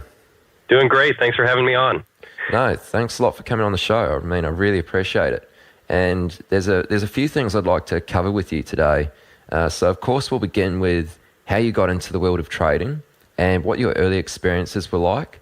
But from there, we'll get into some discussion about options and sort of systematic trading.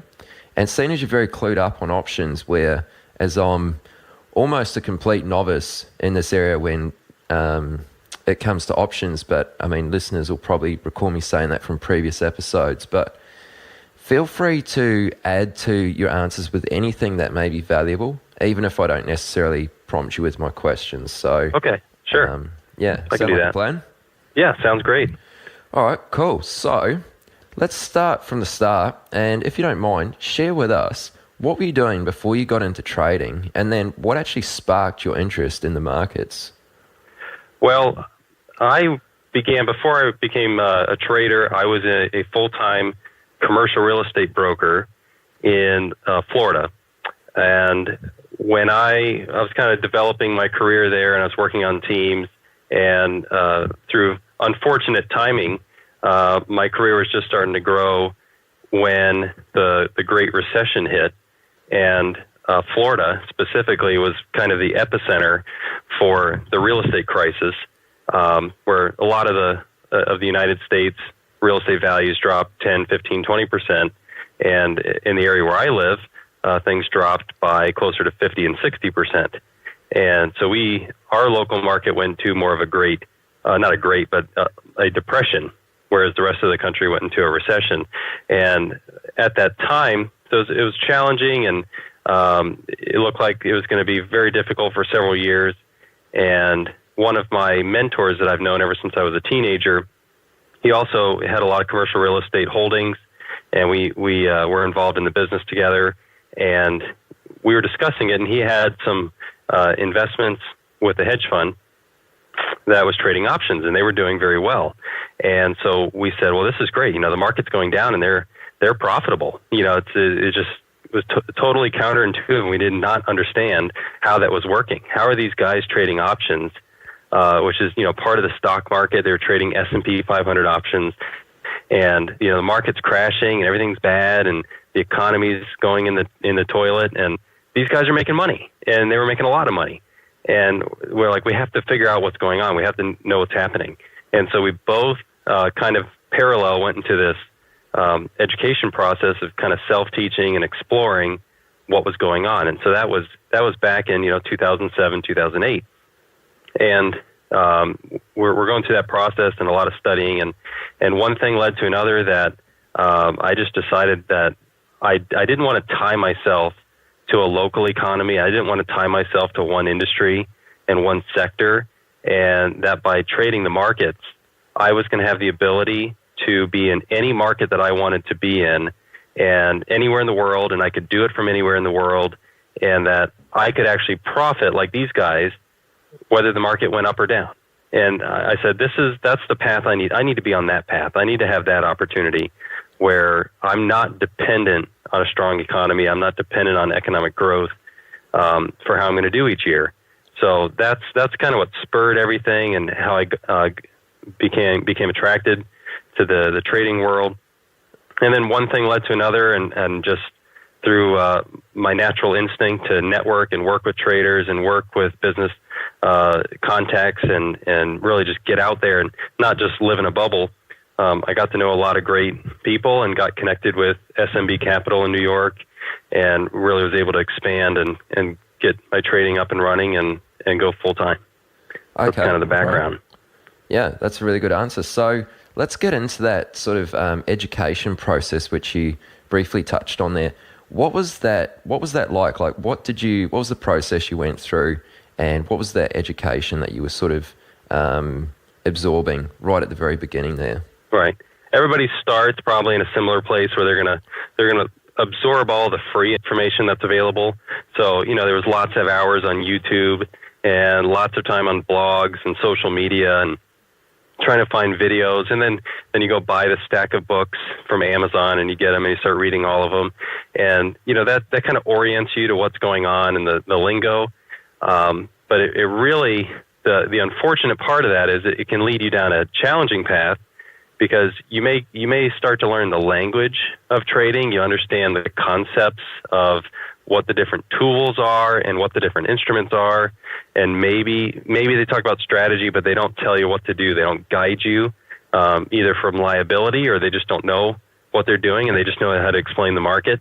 They might just be a financial publisher and not really a trader, and so you don't really get the tool. You understand about it, but you don't understand what to do or how to do it. So it was kind of like a struggle. There's a lot of excitement about the possibilities, and but really just not having any guidance made it kind of challenging. And then little by little, I realized, and then the other traders I work with realize this even quicker than me, is you have to, if you really want the best information, best education, and you want to accelerate your knowledge, accelerate the growth of understanding and your personal growth, you got to hire people. You have to hire the experts to teach you. And so we went down that path, and many tens of thousands of dollars later of educating ourselves, that's really what it took. It really took that for us and some people say, and I've heard this by educators that I've worked with and respect very much because I know they're excellent traders and they also teach, is when they tell somebody about trading and they give them a strategy and they tell them what not to do and give them guidance on what they should be focusing on. If they give that away for free, the person never follows through. And they could charge $1,000 for the same conversation, and the person that pays $1,000 is going to pay attention, they're going to take notes, and they're going to hold themselves accountable for a period of time because they put money on the line that they're going to take that knowledge and apply it. So that's what happened for us. We spent lots of money, different service providers, And the best education I've ever received was through SMB training, and that's why I stuck with them and really started to develop a relationship there so that I could take that information and kind of help share it with other people and help other people learn the way I did. Hopefully the right way, not spending too much time, trying to consume free information and think that's going to help them grow their trading business. Yeah, sure. I mean, I have actually heard that in the past, that when you do pay for something, you do tend to, in most cases, pay more attention to it and actually benefit from it more so. I mean, that's probably like a, marketer's favorite phrase as well, but it does actually, it genuinely holds weight in most cases. So that's a good point that you brought up. And you also spoke about, in your answer there, about he spent tens of thousands of dollars on education. I mean, surely no one actually wants to pay that much. In hindsight, how could you have maybe not spent so much on education? Like, how could you have? I'd say, I could probably go through and pick out 20,000 of that we could have skipped, in hindsight. But you don't know which thousands of dollars and which courses and what instructors and what online programs. In hindsight, we know that some of those, it probably gave us more of the tools and taught us about the market in a way. And by having the cost involved, we really had to absorb it. And that helped us probably at some level. But the parts that mattered, it's probably $3,000 or $4,000 worth of education after knowing the basics that really gave the tools that hard and fast, here's your training wheels. Just follow these guidelines, do exactly these steps from day to day. And, most people's personality, most traders' personalities aren't going to be able to live, following a very specific set of rules from day to day. But by starting that way, by doing it that way and letting a system work, you can realize that it's not about your intuition in the market. It really is about strategy. It's really about using things, doing things that make sense, doing things that work. And it's not about your ability to predict. Once you get past that and you stop thinking that the only way you're going to deserve a profit is by predicting, then that kind of frees you of that responsibility, and you know that you can just apply things that work in the right circumstances. So that's probably, tens of thousands is not I'm not going to say that's what it takes. That's not true at all. But I think it does take a few $1,000s of education to at least accelerate your process. Take somebody else's 10 years of experience and pain of developing how it works and let them teach you in a few hours.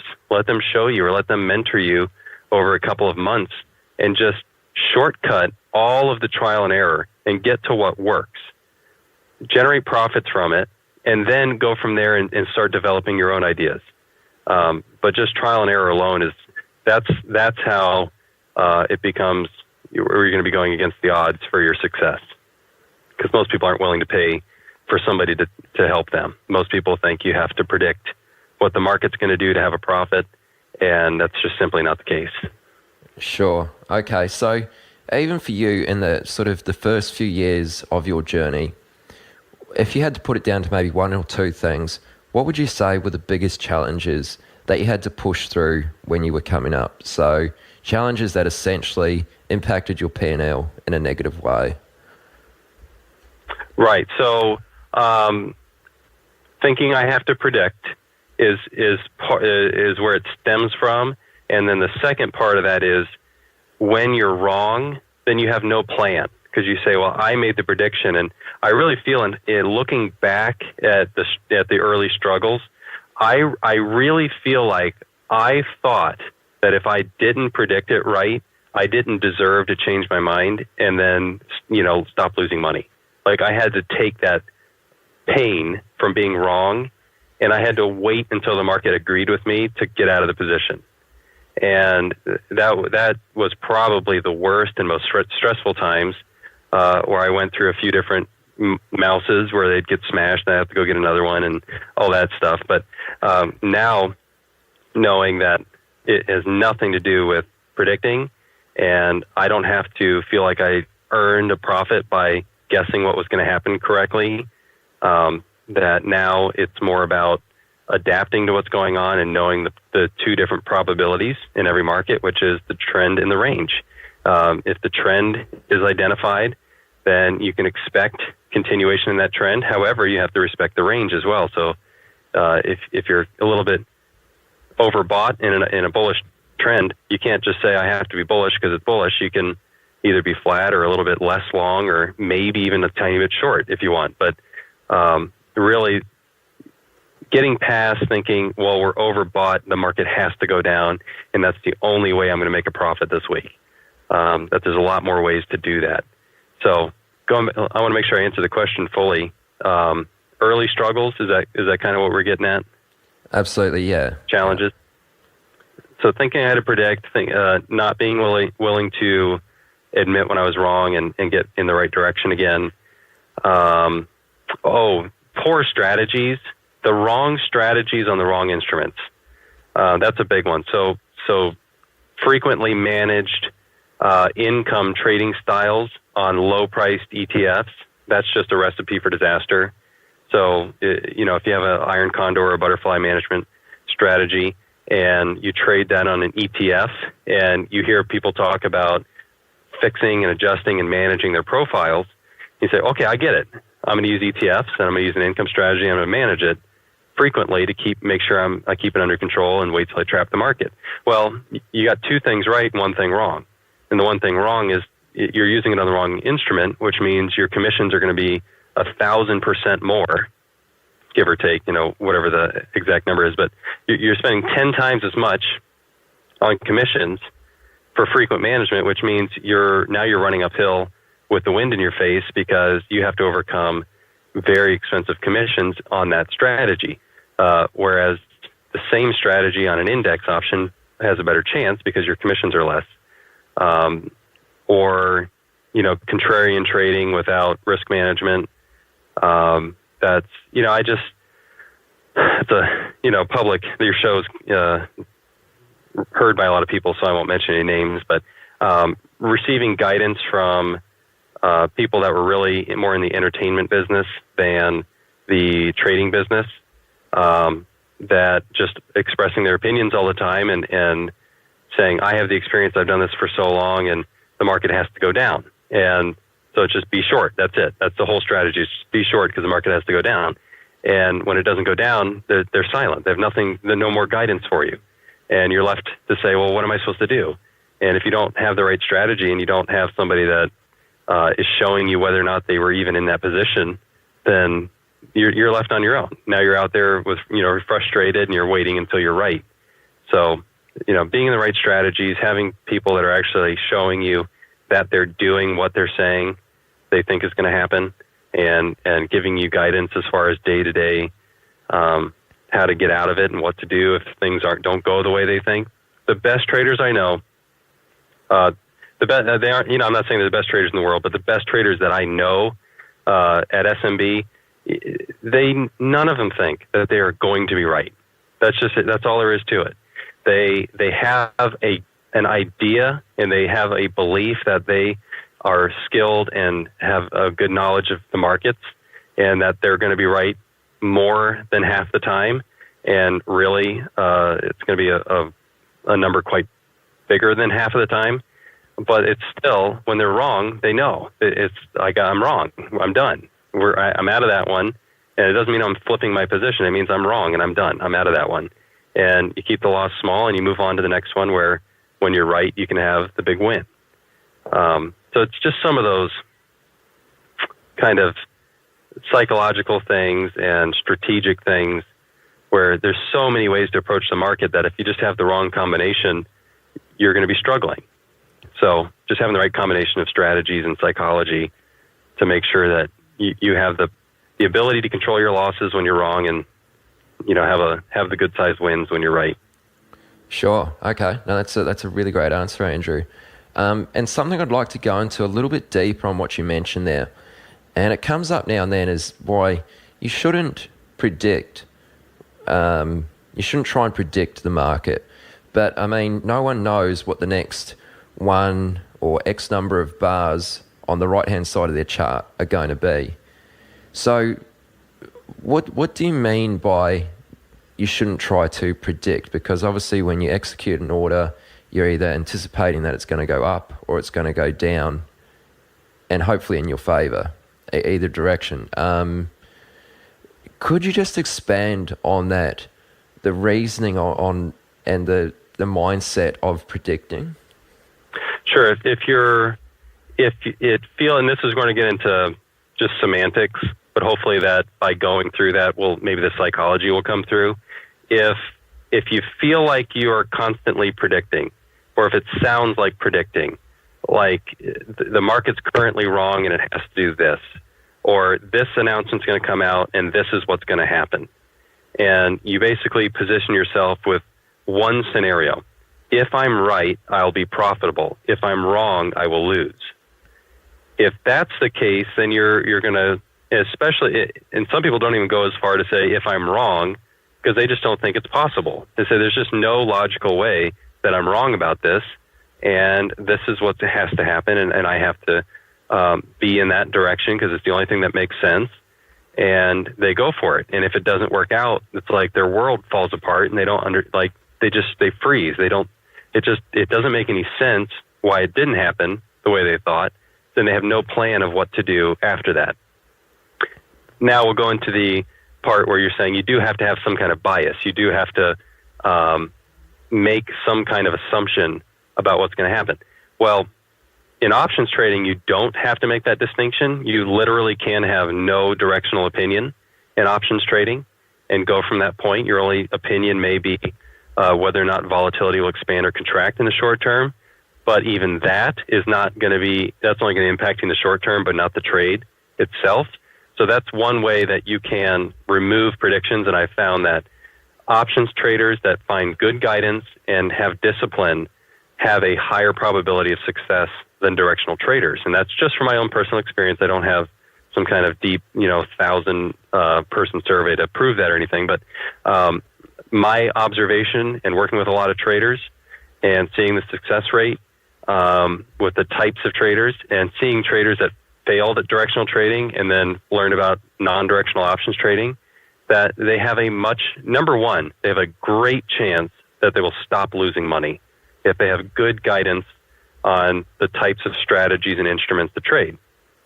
And then secondly, they have an increased chance of generating some type of positive results by using a systematic non-directional options trade and with the right management strategies. And that's not saying that they're going to make money every month, but if they stick with it for 6 months, in most market conditions, they're going to come out ahead by following those strategies.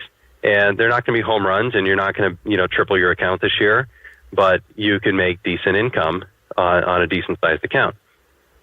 So now I'm going to finish the thought process by saying, now when you do a directional trader, where does that leave them? They are a directional trader, and I said that they can't predict, but they have to have an assumption. The psychology that I would encourage, rather than feeling like a prediction, I would rather have a series of if-then scenarios and several of them. So I would say, if we trade back to this level, then I would consider that a great long opportunity because it would be a dip in the direction of the trend. Just very simple if-then scenario. If we were to have a dip in the direction of the trend to this level, I think the risk reward would be favorable for a directional trade back to the top of the range or to a new breakout, and then I would close it when everybody else is buying the breakout. So that's my if-then scenario. Say, well, I don't have to that's not the only way I could make profits on that instrument. I could have a second if-then scenario. If we don't pull back and we break out and we hold, then I can buy a held bid above that level, or if we consolidate above that level for 5 or 6 bars and the bars are getting smaller, then I would also consider that a long opportunity. I don't need the market to come down to my level. I can take advantage of it another way. And I've eliminated predicting what is going to happen. I've given myself 2 ways to profit. Then I can say if that first one happens and I buy it and then it breaks the level that I thought was going to hold, now I can have a whole nother series of if-then scenarios. If it holds below that and consolidates, now it's a short opportunity. If it trades back above and consolidates, it's a long opportunity. If it trades back above and takes off, I'm going to skip it. It's not trading in a way that I want to trade, and I'm just going to go on to something else.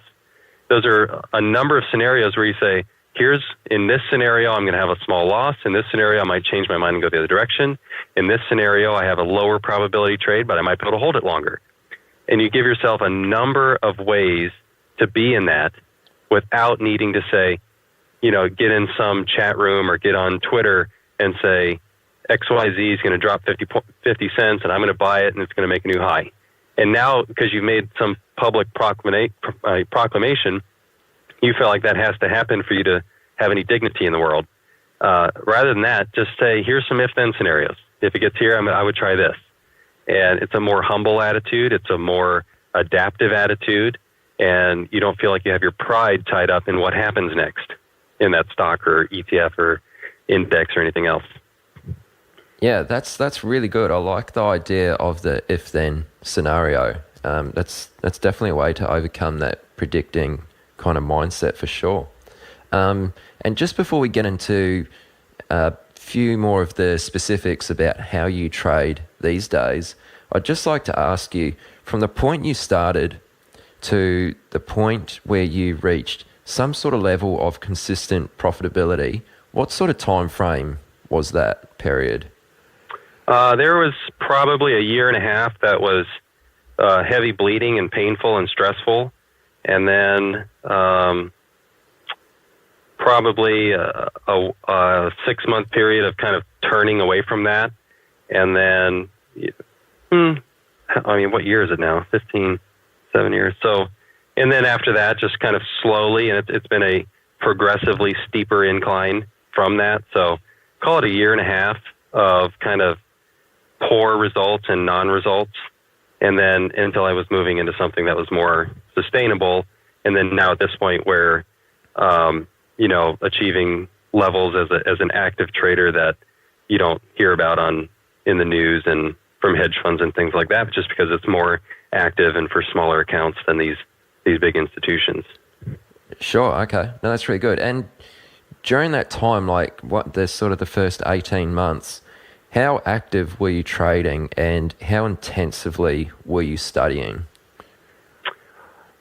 My study was off the charts.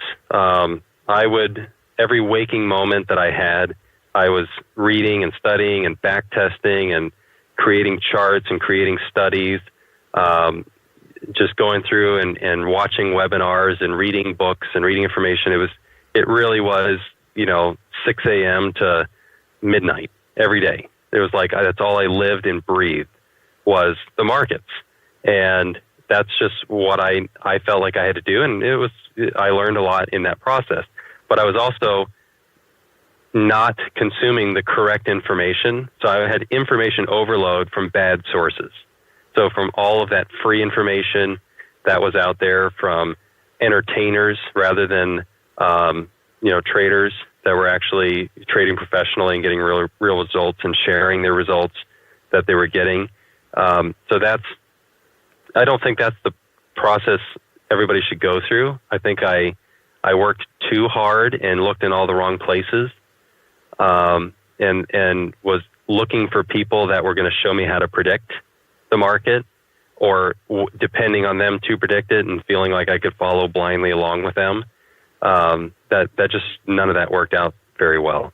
The study was very intensive and the activity was pretty active, probably 5 to 15 trades a day, sometimes more than that, which would have been a bad thing because I would not have been trading strategically. So moderate amount of trading. I wasn't trying to scalp or day trade or find the hot stock of the day or anything like that. I was just probably over managing options trades in the wrong instruments. The commissions were through the roof, really eating into any chance I would have had of making profit, even if I knew what I was doing. All those mistakes, that's kind of what it looked like. So while I was working hard and feeling like the harder I worked, the worse it got. And so at some point I kind of backed off and said, I'm looking around, and as I was getting into the SMB world and I started seeing these traders that had full-time careers and were basically bought 3 courses and learned for a few months, that they got to the point of profitability. I said, well, what's going on here? These guys, they trade like 3 times a week and, then they're doing well. I don't understand this. So that's when I kind of adapted that mentality and got into a little bit calmer state and learning how to trade that way, and it was doing well.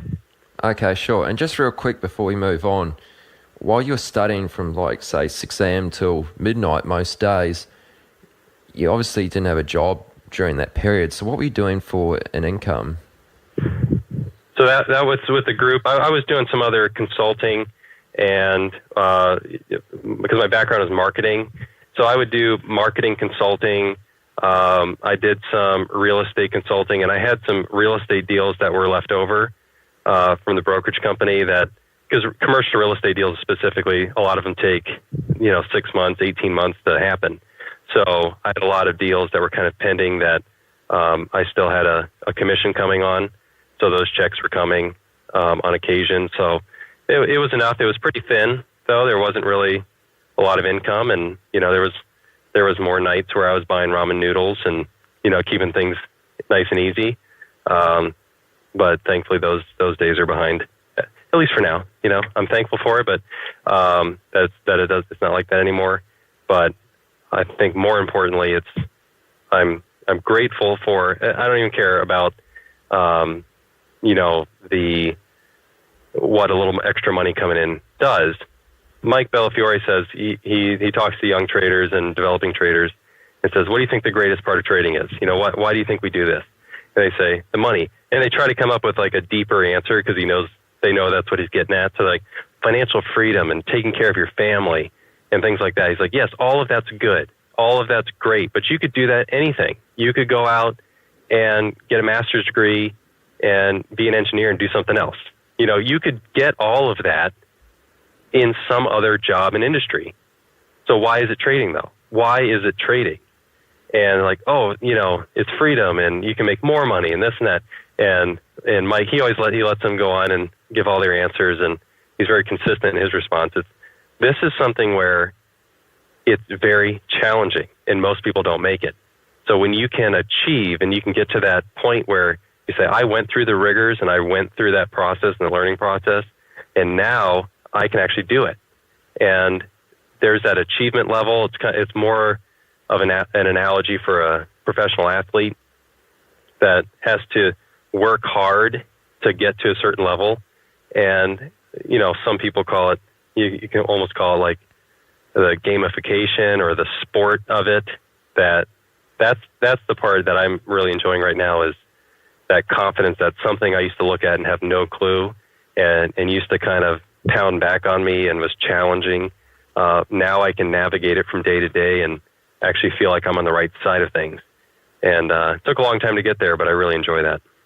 Are you ready to get serious about trading? Then join Tasty Trade, Investorpedia's best platform for options trading in 2026. Stocks, options, futures, and more. Tasty Trade has everything you trade, all in one platform. Get low commissions, including 0 commission on stocks, so you can keep more of what you earn. Tasty Trade is packed with advanced charting tools, backtesting, a pre-built strategy selector, risk analysis tools, and more features to help you trade smarter. See equities and derivatives with high trading volumes, dividends, upcoming earnings reports, and more with their pre-built watch lists. Or create a custom watch list to keep an eye on the companies and sectors that matter to you.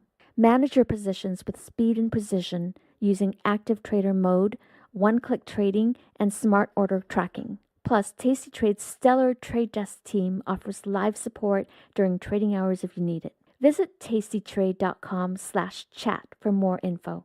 Tasty Trade Inc. is a registered broker-dealer and member of FINRA, NFA, and SIPC. Have you ever watched a stock explode and thought, if only I had the capital? Or sat on the sidelines because your account balance felt too small to matter? Good news, with Trade the Pool's limited risk platform, you don't need millions or even thousands to start trading the U.S. stock market. Bypass the PDT and tap into over 12,000 U.S. listed equities, from penny stocks to big caps, ETFs, even the newest IPOs, and short anything you like with zero locate or hard to borrow fees. Start your evaluation, get funded with up to $200,000 in buying power so you can go big without risking your own savings. And now you can also have unlimited time to reach the profit target. It's a game changer. Not ready to trade yet? Trade the Pool offers a free demo and educational resources. Practice on live data, master the platform, and build confidence risk-free before you even pay a cent. Click the link in the show notes to start trading with Trade the Pool's capital. Okay, Andrew, so let's move along a little bit and shift into some discussion about more about the way in which you trade nowadays. So how would you define your trading method? The core positions that I'm in are income oriented, and income some kind of has a connotation that it's lower returns, and it can be. You're definitely not going to hit big home runs, but it's definitely better than typical investment returns. But income oriented, market neutral trading of options on the indexes. So that is the core position. Probably, just going to think about the numbers and try to do quick math in my head. Probably 80% of the portfolio is in that style of trading, and then the rest is semi-directional.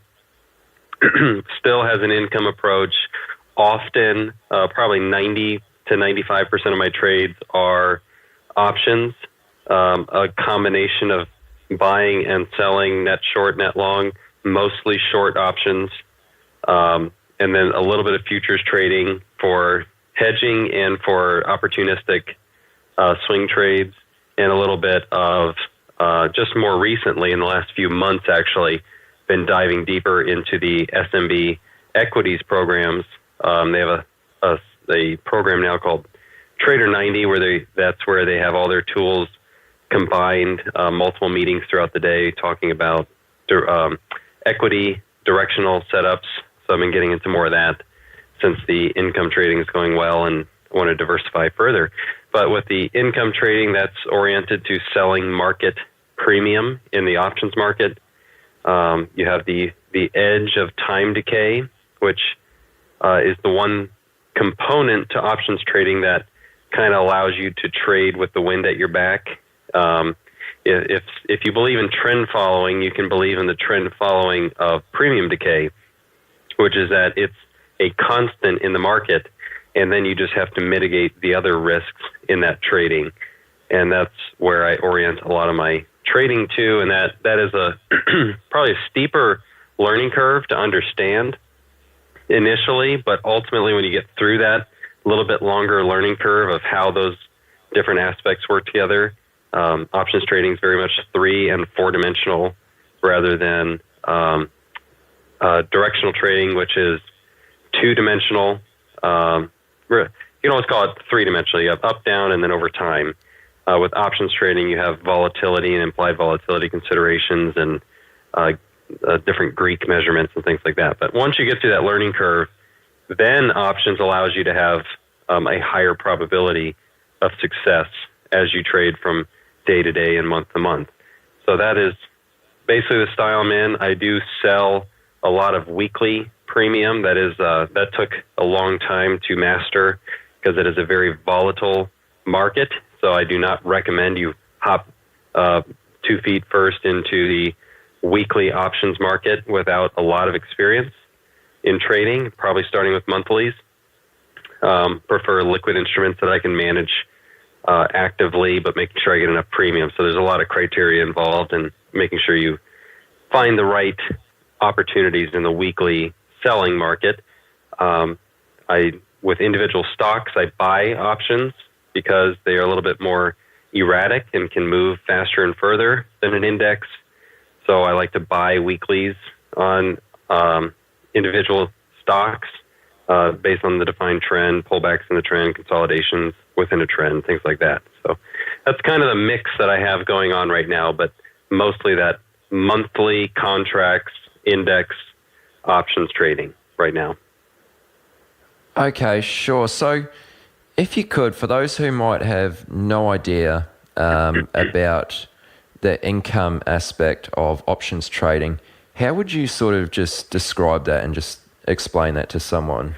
It's good timing you asked me that, because just earlier today I was talking to Seth and then a gentleman, Mike Eisner at SMB. We had a conference call and we were discussing that exact topic, because we want to bring some of our newer options programs that are really based on I'm going to call them simple strategies, and it's not because they have a lower probability of success or any other factor that makes them less attractive. They're just simple to understand. And we were just discussing on how do you describe this to somebody that doesn't know the options market. And the idea is the options market is an insurance market if you look at the fundamentals of it. And I'll just describe it also by paralleling the futures market. The futures market is originally designed, and the purpose of it is for hedging. So if you own a bunch of stocks and you want to short-term lock in the price of those stocks, but you don't want to, say you have a basket of 100 stocks, and they're all different places, and let's say this is back in the old days when they were actually stock certificates, and it was a big to-do to go figure out how to sell all your stock because you thought the market was due for a correction, it was crashing, maybe it was up a lot, so you want to hedge. Whatever that circumstance is, the process of selling was so cumbersome that it was easier to go to the futures market and sell a few futures contracts and have a synthetic hedge. You synthetically reduce your exposure to directional conditions in the market. The options market comes a step further and uses a variety of contracts, calls and puts, that you can buy or sell, and then combinations of those. And it basically creates that same hedging opportunity. You can sell calls, which would limit your upside, but it says if the stock or index rises above this price at or before expiration, then I would have the obligation to dispose of this asset at that price to the person that bought the call from me. And then if you buy the put, or if you sell a put, if the market drops below the put contract at or before expiration, then you could be under the obligation to buy the stock or asset at that price from the person that bought the put from you.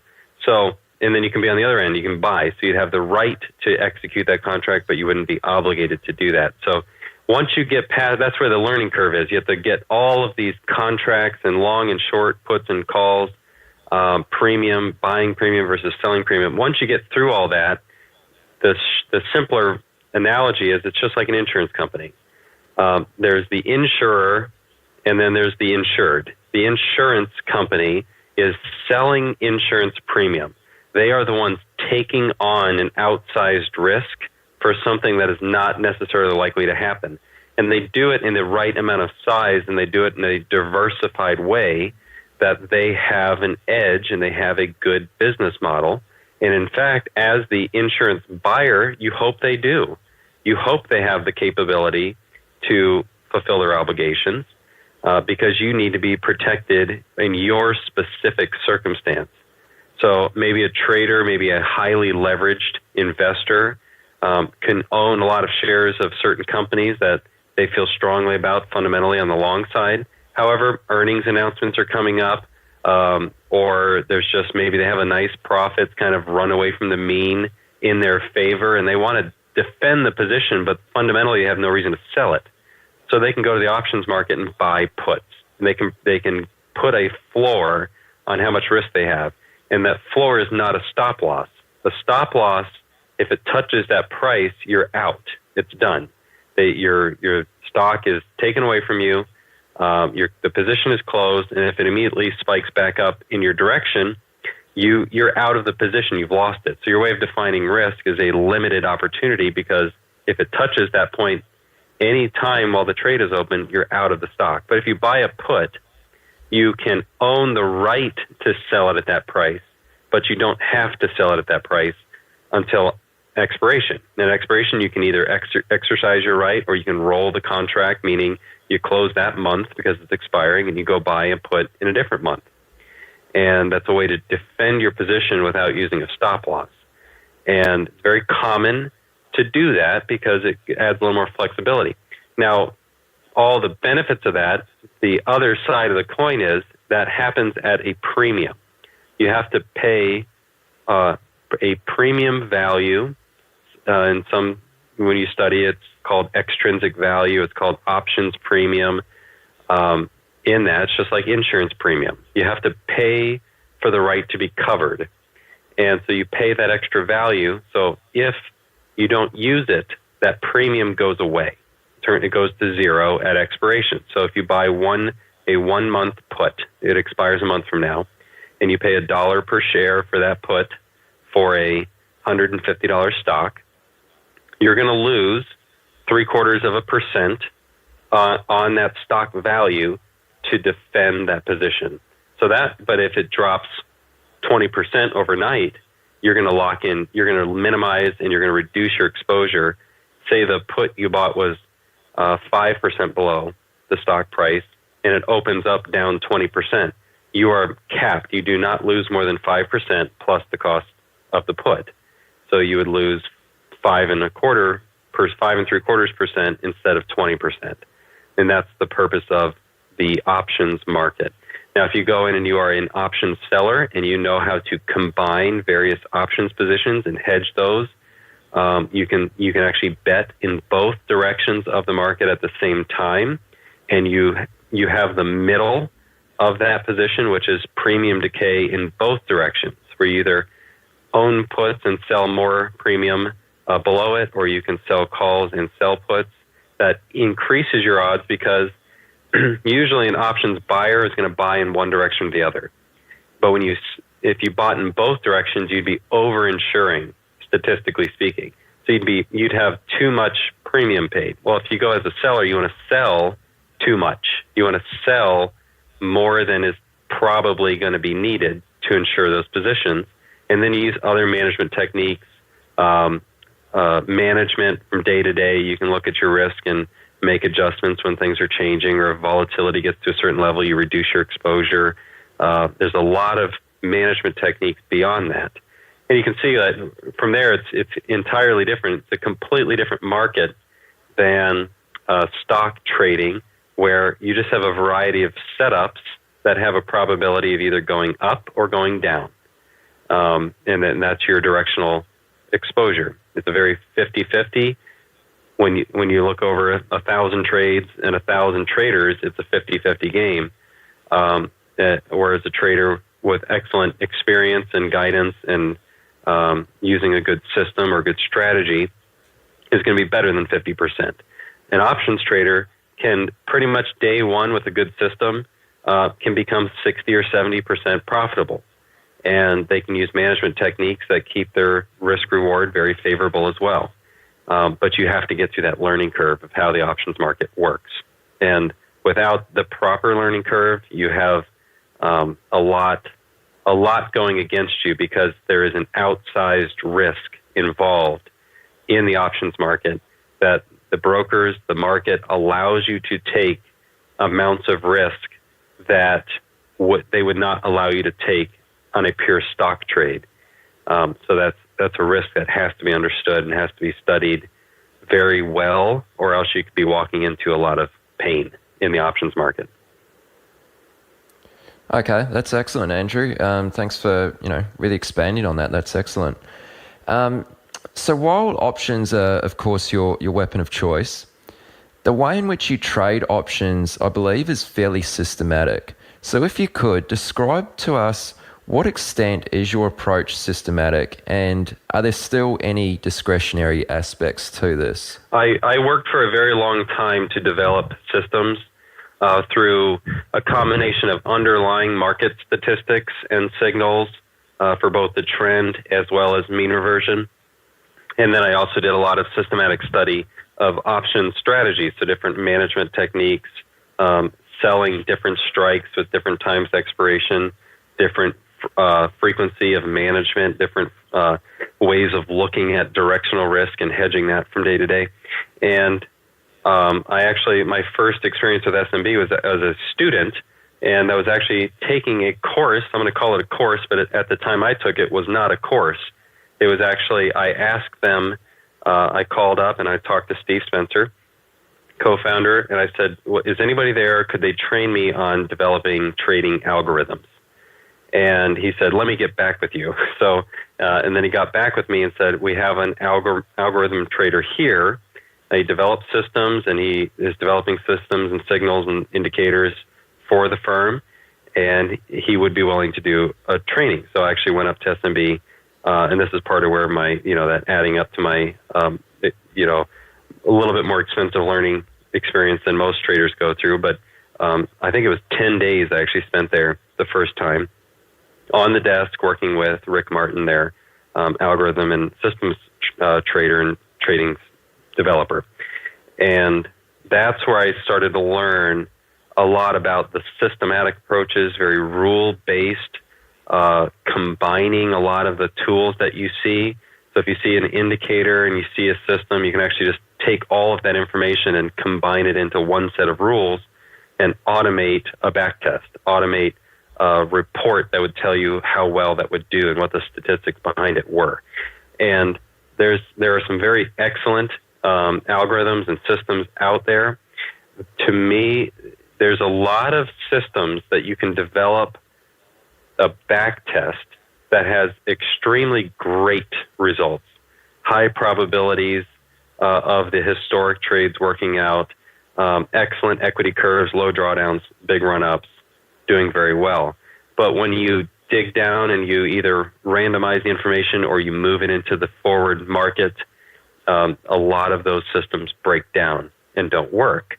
So as far as high probability trading, to be able to develop a fully automated directional system, to me it's just not my psychology. I spent a lot of time working on that, and I got a lot of benefits from it that I'll talk about in a second.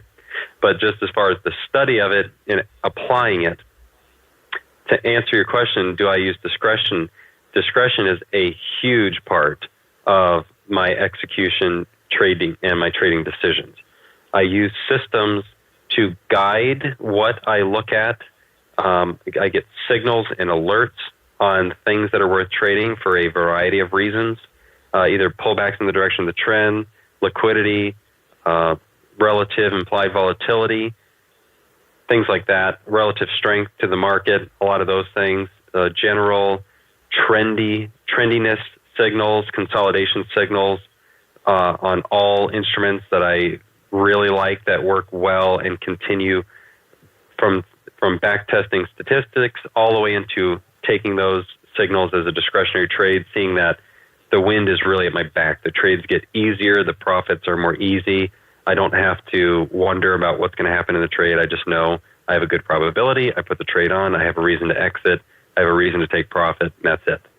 So on systems, I believe that studying systematic trading is very valuable. It's actually very valuable for an investor, somebody that's looking for much longer-term holds using a systematic approach. Maybe it could even be a fundamental way of looking at the market and picking a portfolio. There's still a systematic way that Rick taught me, and then together, actually, a couple years later, we then developed a course together to kind of formalize that experience that I went through, which was kind of off the cuff, scheduled. He designed it. We got together and we had a 10-day one-on-one experience to study and learn all of this.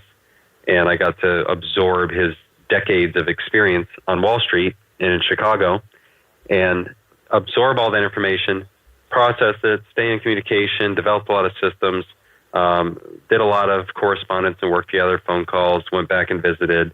And then ultimately it came down to saying, let's formalize this, make it a more of a video series that's a little easier to intake, more affordable because it's recorded. So we put that together. And in that, we actually, in that course, we had a couple-minute period that we talked about what we call the 7 steps to system success, which is whether it's a discretionary, really you can use it to analyze your own discretionary trading is one thing you can do with it. So you're basically analyzing yourself as the system, or you can analyze an indicator. You can analyze a management technique, a filtering system. Say if a filter generates that this is a stock we're trading for the day, and you can just see what the ending result for that day would be on each of those. But whatever it came out to be, these 7 steps are very useful for kind of measuring any type of trading, any style of trading.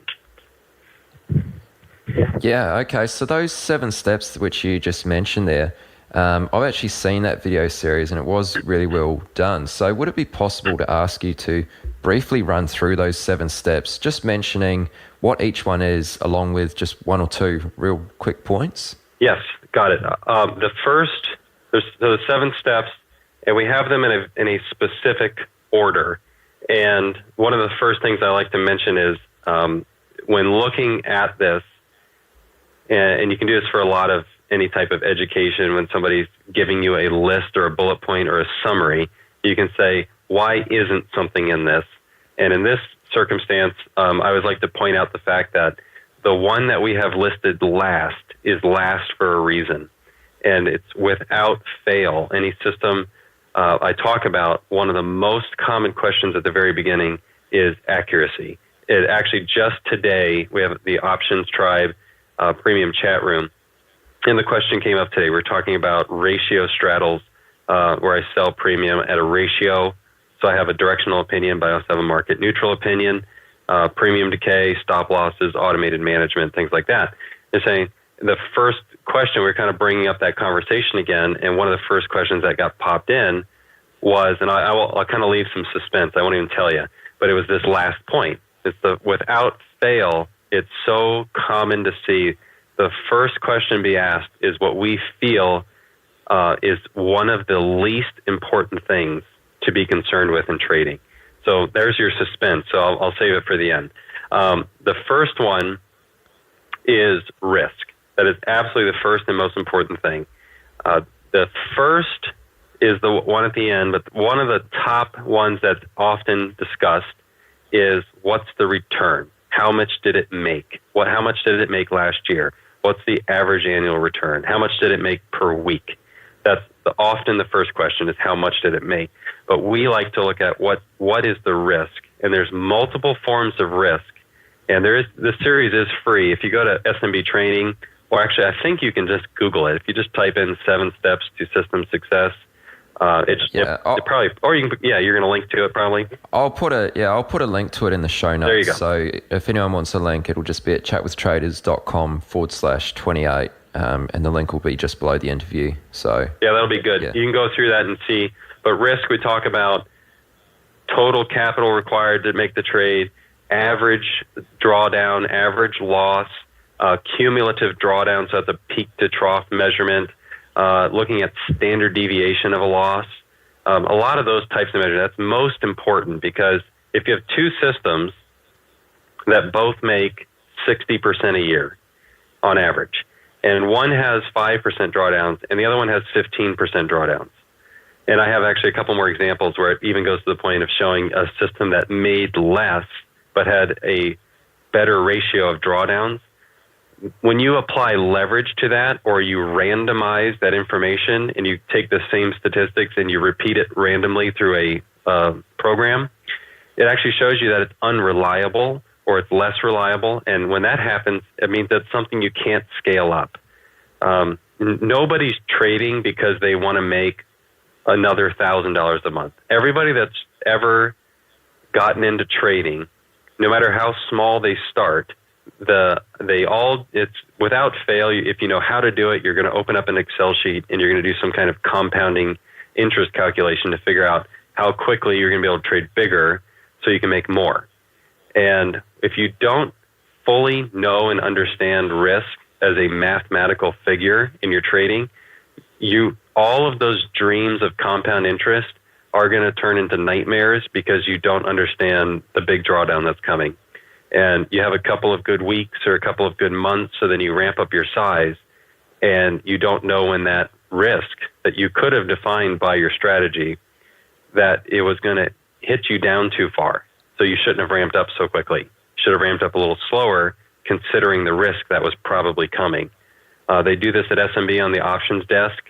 They're doing very well. The market's been excellent for market neutral options trading.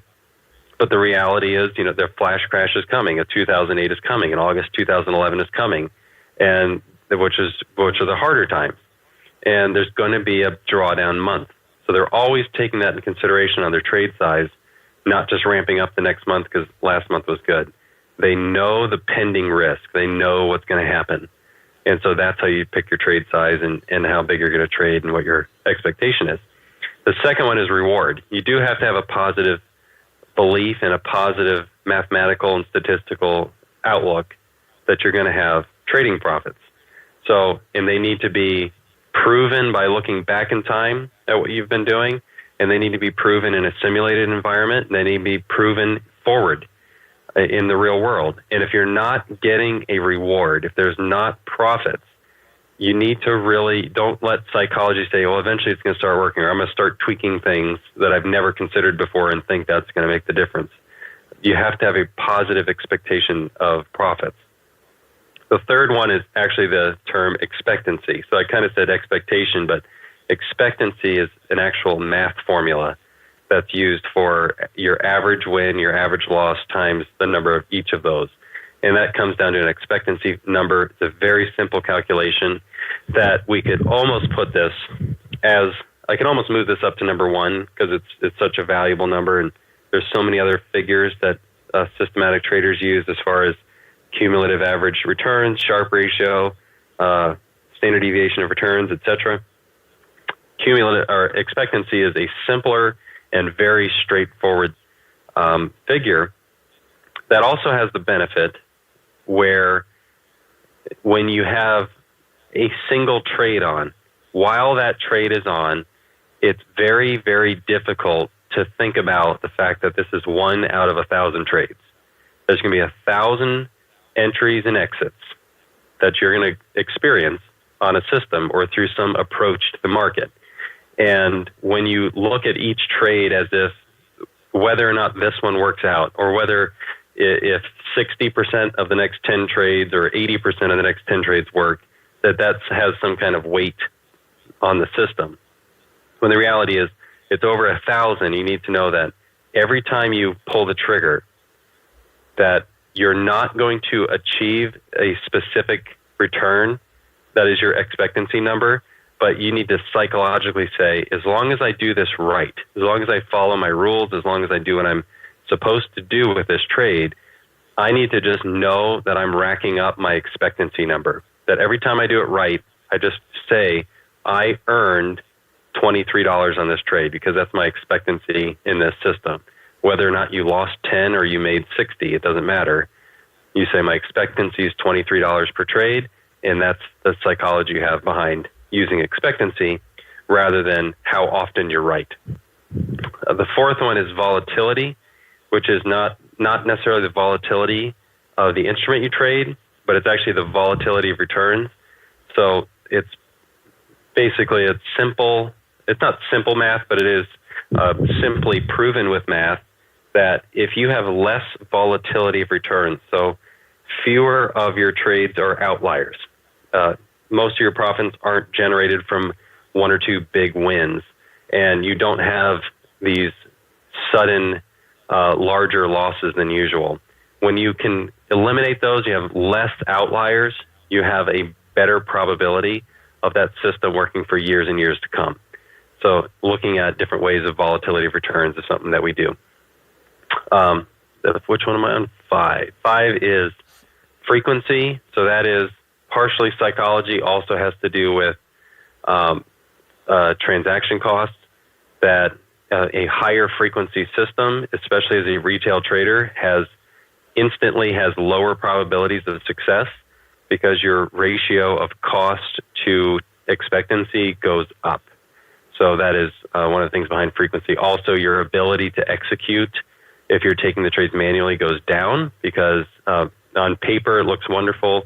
In the real world, you realize that sometimes you're sick, sometimes you go to the bathroom, sometimes the power goes out, and there's a lot of things where you can't mess with your statistics because of the fact that you aren't a machine. The sixth one is duration. So that's a kind of a psychology one that lets you know that some systems, trend-oriented systems specifically, are going to have a lot of losses put together. So they're going to have a lot of small losses with very short duration. So you're going to feel like you take a loss, you take a loss, you take a loss, you take a loss. And then you have a trade that starts to go in your favor. Psychologically, you say, I don't want this one to turn into a loss too, so I'm going to take it off. And that becomes the one that makes 10 times more than any of the losses had. Knowing that there are systems like that. I've seen systems with 30% accuracy or less that were fantastic systems because they had tiny little losses when they're wrong. So they just accumulated a few little losses, but they were great setups. They were the times when they could take that small amount of risk and they get wiggled out. They take the setup occurs again. They take a little risk. They get wiggled out. And then the setup occurs. They load up on the position and it goes in their favor. And it goes big and it goes for a long time. So your losses may have been 2-3 hours and your wins can last 2 weeks and be enormous. So knowing that behind your system lets you know to allow those losses to just happen. Let them accumulate. Let them happen over a short period of time. If the entire market is very stagnant, you may have a lot of stocks, a lot of positions, all experience the same thing at the same time. And right around the time you want to quit and pull the plug, 5 or 6 of those can run in your favor big on that system. So you just have to know what the duration expectancy is.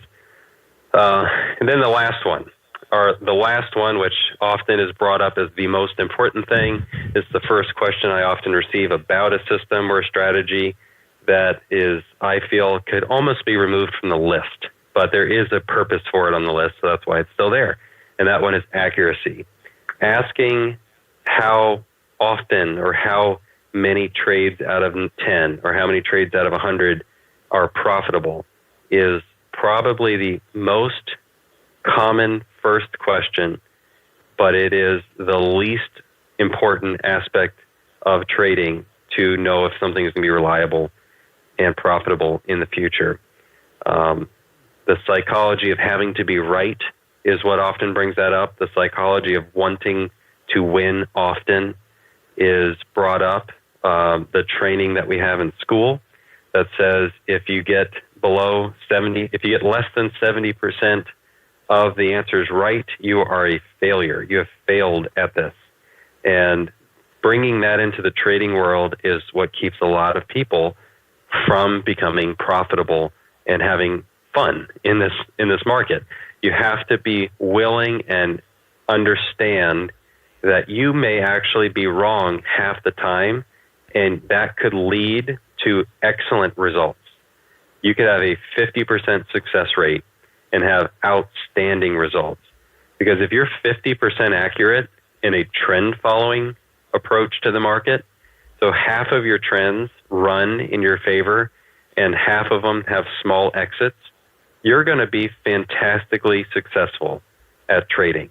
The reality is trend following is often 35 to 40% accurate. And that's why most people fall in love with the concept of trend following. But then when they try to execute it, they often get shaken out and move on to something else pretty quickly because they get that negative feedback from the market and see that they're accumulating losses. And instinct comes in and says, well, if I'm not getting the results I expected, it's probably wrong and I need to quit. But the reality is you just didn't have the right expectation of how that was going to work out. You probably were misled into being only shown great examples of when something worked, or being shown 2 things that didn't work and 5 things that did. And that sets you up for that expectation that if you do this, you're going to win more often than when you're wrong. And the reality is it's probably not that way. It's probably 7 losses and 3 wins, or 6 losses and 4 wins. That's probably how it is. And you may actually enter where you have 10 losses in a row, or 1 out of 10 works. And that's not enough data to consider something invalid. You have to look at more information than that. So those are the 7 steps in a very abbreviated way. The entire video series that you can opt in and get for free explores that over, I think it's either 7 business days or 7 calendar days that you get those. where there's a video and kind of an article that goes with each one of those. So you go through that entire process, and even that is just a very brief snapshot of what Rick and I went into in the Systems Foundation course at SMB, where we really dive deep into all these metrics and ways of looking at different techniques and strategies and how you can measure them and know if they're going to work. All right, awesome. No, that was really good, Andrew. Thanks for going into so much detail on that. And I'll put the link to that in the show notes at chatwithtraders.com/28. So if anyone's interested in learning more about systematic trading, then definitely check that out. I did, and I got a lot of value from it. So anyway, we should probably start to wind things down, but let me ask you just one more question. Sure. And I love to ask this question to a majority of the guests, and that is, what's the number one reason why the majority of traders lose money and never reach a high level of success, in your opinion? Well, I'll have to just give an answer, because I could probably think about this for days and come up with it, but or I might give a mixed answer. One is there's traders enter the market with a lot of confidence because they're either smart, so they may be more intelligent than a lot of their peers, family, or friends, and so they look at the trading market and say, okay, most people fail at this. However, I'm generally smarter. I am good head on my shoulders. When I try to understand something, I do well with it, and I'm also passionate about it.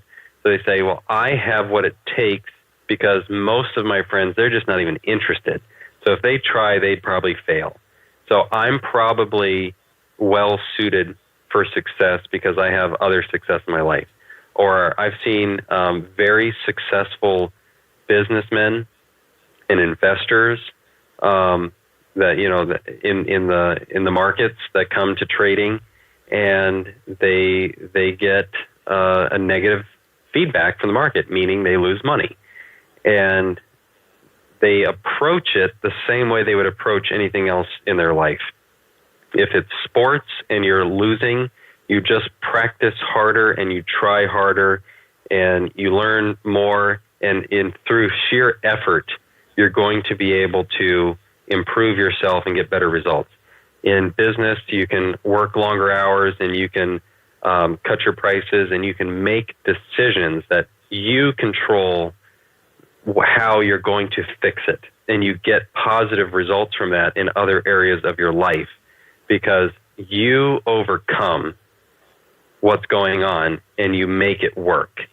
And traders, those that are attracted to trading, often have that mentality and characteristic. Then you come to the market, and you have to learn very, very quickly that your willpower has no place in the markets. Your willpower to say, I am going to hang on to this trade until I'm right. I'm going to will this system to work. I'm going to will this trade to work. And you just say, I know I'm going to be right. And you take that approach to the market. The worst thing that can happen is that you get rewarded for that a few times. So you call the top in something that's high flying or up big for the day. You call the top and it drops right away. You say, oh, that's great. I should have taken a bigger size. Then it happens again, and you do it again, a little bigger size. And, oh, that was great. And you don't even realize the whole market was consolidating, so every pop was faded. And then all of a sudden, the December rally comes, and the market breaks out. You say, well, I've been conditioned. I know it works. I'm going to short this thing. And then it takes off. The whole market goes up 6%. Your stocks go up 11%. And the whole time you're just trying to will it.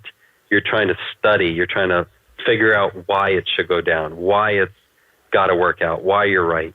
And through some willpower effort, it's going to work out for you. Where the mentality that works is to know when you're wrong and have a understanding that certain there's nobody that's going to be right 100% of the time.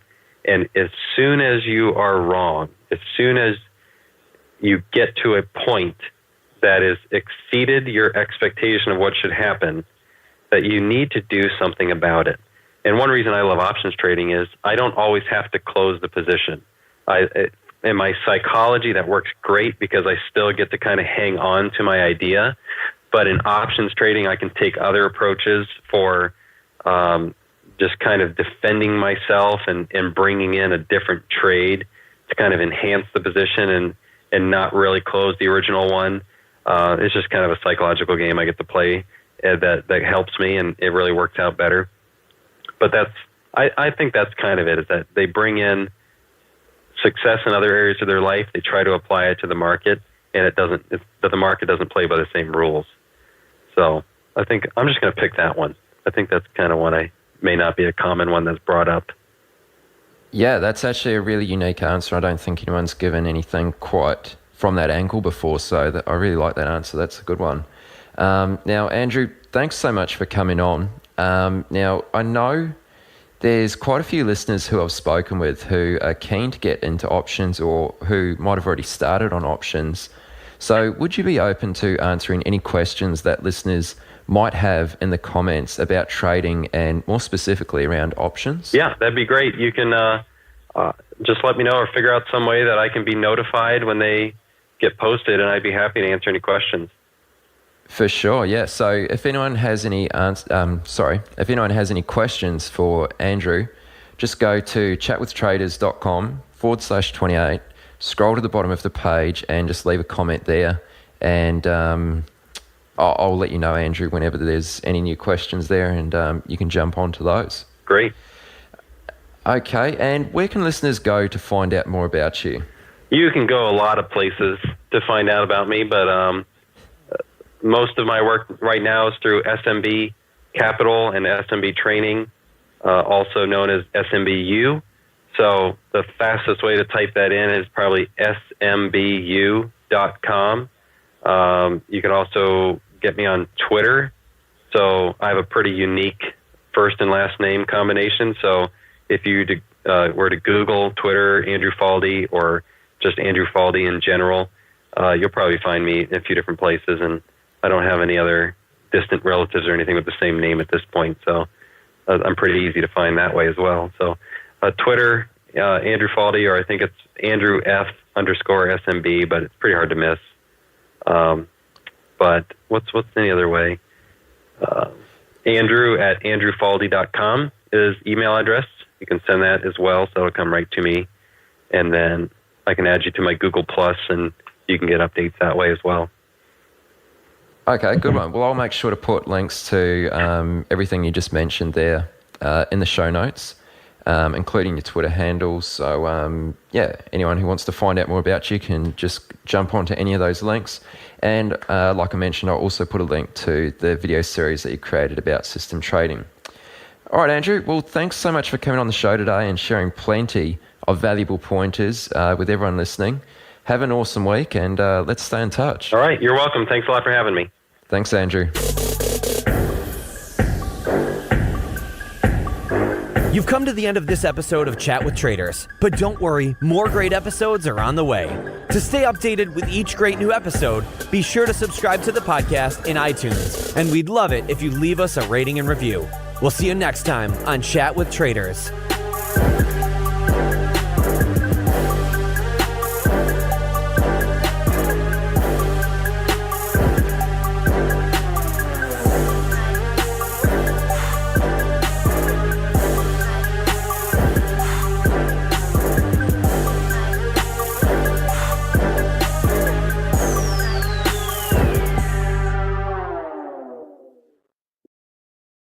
Chat with Traders is brought to you by Trade the Pool. Did you know that every decade the market reinvents itself? Online brokers opened the doors, mobile apps made trading seamless, and commission-free trading erased barriers. Now, a new era has begun. Meet Trade the Pool, limited risk trading. And now you also have unlimited time to reach the profit target. From now on, your trading risk is capped, and your trading opportunities are limitless. Trade the Pool funds home-based stock traders with up to $200,000 in buying power. That means you can trade larger positions and scale your strategies without risking your own savings. It's time to trade with more capital, making it truly worth your time and effort. Ready to trade the pool? Click the link in the description and join the stock trading revolution today. Are you ready to get serious about trading? Then join Tasty Trade, Investopedia's best platform for options trading in 2026. Stocks, options, futures, and more. Tasty Trade has everything you trade all in one platform. Get low commissions, including 0 commissions on stocks, so you can keep more of what you earn. Trade smarter with advanced charting tools, a pre-built strategy selector, risk analysis tools, and more features. Visit tastytrade.com/chat for more information. Tasty Trade Inc. is a registered broker-dealer and member of FINRA, NFA, and SIPC. The biggest secret of the best traders in the world is that they're just like everyone else. However, they've worked hard to learn the markets and discover what works and what doesn't. But how can you hear about these journeys and get in on the strategies and tactics they use? You can do it by listening to Chat with Traders. Here's your host, Aaron Fifield.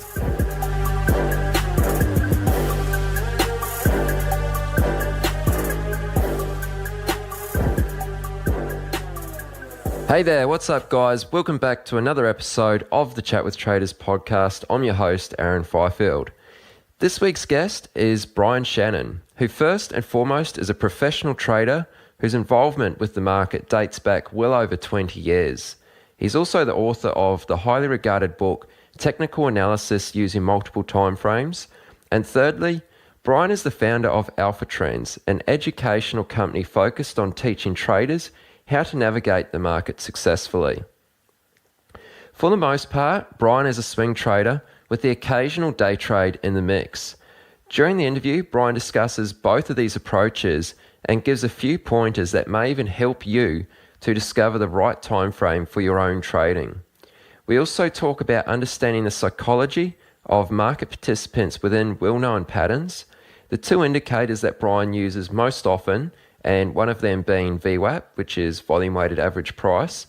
And Brian also walks us through the 4 stages of a market cycle: accumulation, markup, distribution, and the decline. So all in all, Brian hit on plenty of great topics, and I feel like you're really going to enjoy the insight he shares with us. So I'm your host, Aaron Fifield. This is Chat with Traders, and here is this week's guest, Brian Shannon. Hey Brian, welcome to the podcast. How's it going? Going well, Aaron. Thanks for having me on here today.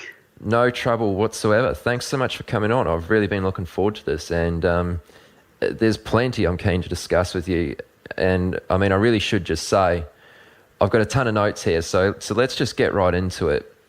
Now, you've been involved with the markets for more than 20 years as a pro. But your first experience with trading dates back much further. Would you like to share with us the story about your first interaction with the markets, and then we'll go deeper from there? Yeah, my first equities trade was a company called LoJack, and LoJack was I think they're still around, but they track stolen vehicles basically.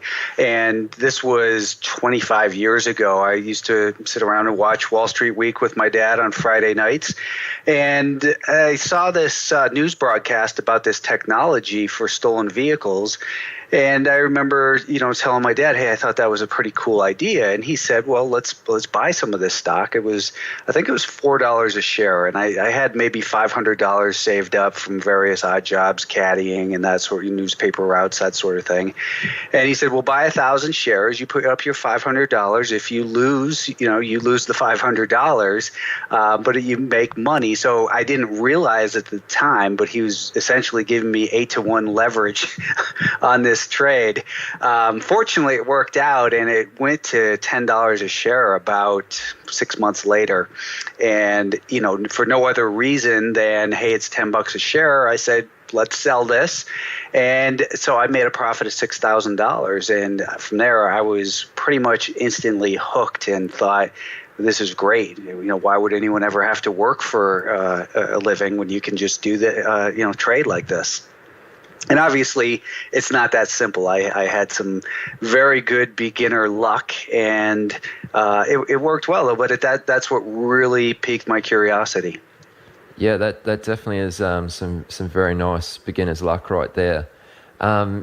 So, what was your sort of motivation to buy that? Like, where did the idea come from to actually put your money into that company when you could have invested in, any company that's listed on the market? Yeah, I had seen on television a local news broadcast saying how that this technology was reluctant to be brought on at first because the state police in Massachusetts didn't want to pay for the transponders to track the stolen vehicles down. So the company said, we're going to donate them to the state police department. And the state police were real excited about it. And I remember hearing one of the cops on television say, hey, I think this is great. I even bought stock in it. Found out later that the trooper, basically had inside information when he bought it and had to give his profits back on that. But it didn't prevent me from, coming up with the idea. And I was, probably just a young, impressionable kid who wanted to bond with his dad and thought that this was a great idea and knew that, he was in the market, and we'd been watching Wall Street Week, like I said, and I figured, hey, let's put some of this to work. What do you think, Dad? And he took the initiative to say, okay, let's do it. Okay, excellent. And just quickly, how active was your dad in the markets? Was he an active trader? No, my dad, he's retired now, but he's a physician, and he would, he was pretty active, but not by any measure compared to, like what I do today or where my trading has evolved to. He's been more of a buy and hold for, 6 to 12 month type of investments. Okay, sure. Cool. All right. Well, so from college, moving forward a couple years, you landed a job as a stockbroker. How did that come about, and what sort of tasks were you doing in your role as a stockbroker on sort of a day-to-day basis? Well, the interesting thing was that I really didn't know what a stockbroker did. And maybe that's naive, but I think it's good, too, because I probably wouldn't have gotten into it if I realized what a broker's job was. So, after college, I didn't really know exactly what I wanted to do. I knew I liked the market, and I happened to find a brokerage firm that was willing to sponsor me for the Series 7 license. Once that occurred, I went in to the office, and they basically gave us a script and said, start calling off these lists, find phone books, alumni directories, and that sort of thing. And it was after I passed my Series 7 license and was making the calls for a while, I realized that the business was really a glorified telemarketing position, not the trading that I was interested in. So again, probably a little bit naive, but it's it got me in the door. I went to a more established firm, which was Lehman Brothers, and really learned how to sell there more than anything, which was great training. And then just kind of transitioned to trading from there after moving to a couple different brokerage firms. Okay, so you were mostly on the phones there, trying to convince people to buy stock. Is that correct? Yeah, and it's I like to kid around about it and say that it was a great experience because I got to practice with other people's money, and I wasn't cavalier with anyone's money that they entrusted me to. But I did learn a lot of good lessons by not having my money in the market and learning how the market worked a little bit. So I was instantly attracted to technical analysis. It made a lot of sense to me. One of the early influences there, I guess, was there was a newsletter called the Cabot Market Letter, and they had written about, they were interested in buying this stock if it got above a certain level. And I thought, well, isn't that strange? Why would somebody want to buy it at a higher price? That seems kind of counterintuitive. So I looked into it, and I saw the chart, and it instantly made sense that if it got above that level of resistance, I didn't even know that's what it was called at the time, but if it got above there, that it looked like it was clear sailing from there. So I ended up getting involved in that stock, made money, and just started to devour everything I could find about technical analysis. Okay, sure. So you went to the stockbroking firm, and then you went to Lehman Brothers. From there, I believe you ended up trading with a prop firm. What was your experience like trading with a firm, and what was the attraction to actually get into a firm instead of trading your own money just as a retail guy? Yeah, I think I was 22 or 23 years old when I did that, and it was basically I had saved up some money in the market, and I had seen in the back of Investors Business Daily there was every single week a advertisement for trade with our capital, or earn 20 to use 20 to 1 leverage is what it was. So I was intrigued with that because I figured that I didn't have enough money to really get involved in the market with the amount of capital that I had. So I was still a broker. I answered this ad, went to New York, and met with these guys. And I signed up as a remote trader, and this was 24K modem. And I remember being all excited with a 48K modem, sitting there in my basement trading. And they didn't give a lot of training. That was the thing that they basically said, okay, we'll give you a shot. You get to keep X percentage of your profits. And I had, I basically borrowed some money to put down for that initial $25,000 deposit. And so therefore I was extremely risk averse. And that really helped me. I mean, they say don't trade with scared money. And I don't think it was necessarily scared money, but I was being smart and really people say they don't like to lose, and I say in the market you have to hate to lose. You really have to. When you start feeling something moving against you and you get uncomfortable, you just have to get the heck out of it. So I was fortunate in a way that I wasn't scared money, that I had the opportunity to see how stocks traded, technically through my experiences as a retail broker. So that was great experience for me. And from there, then I helped them, that is the New York firm that I was with, I helped them open an office in Denver and started branching out that way a little bit. Okay, sure. And did you mention in there that you were working, or you were trading, remotely from the firm? Yes, it was, so they were out of New York and they didn't have any local offices. So they were sponsoring people to, trade with their leverage basically. And, they got a piece of the commission and they marked up the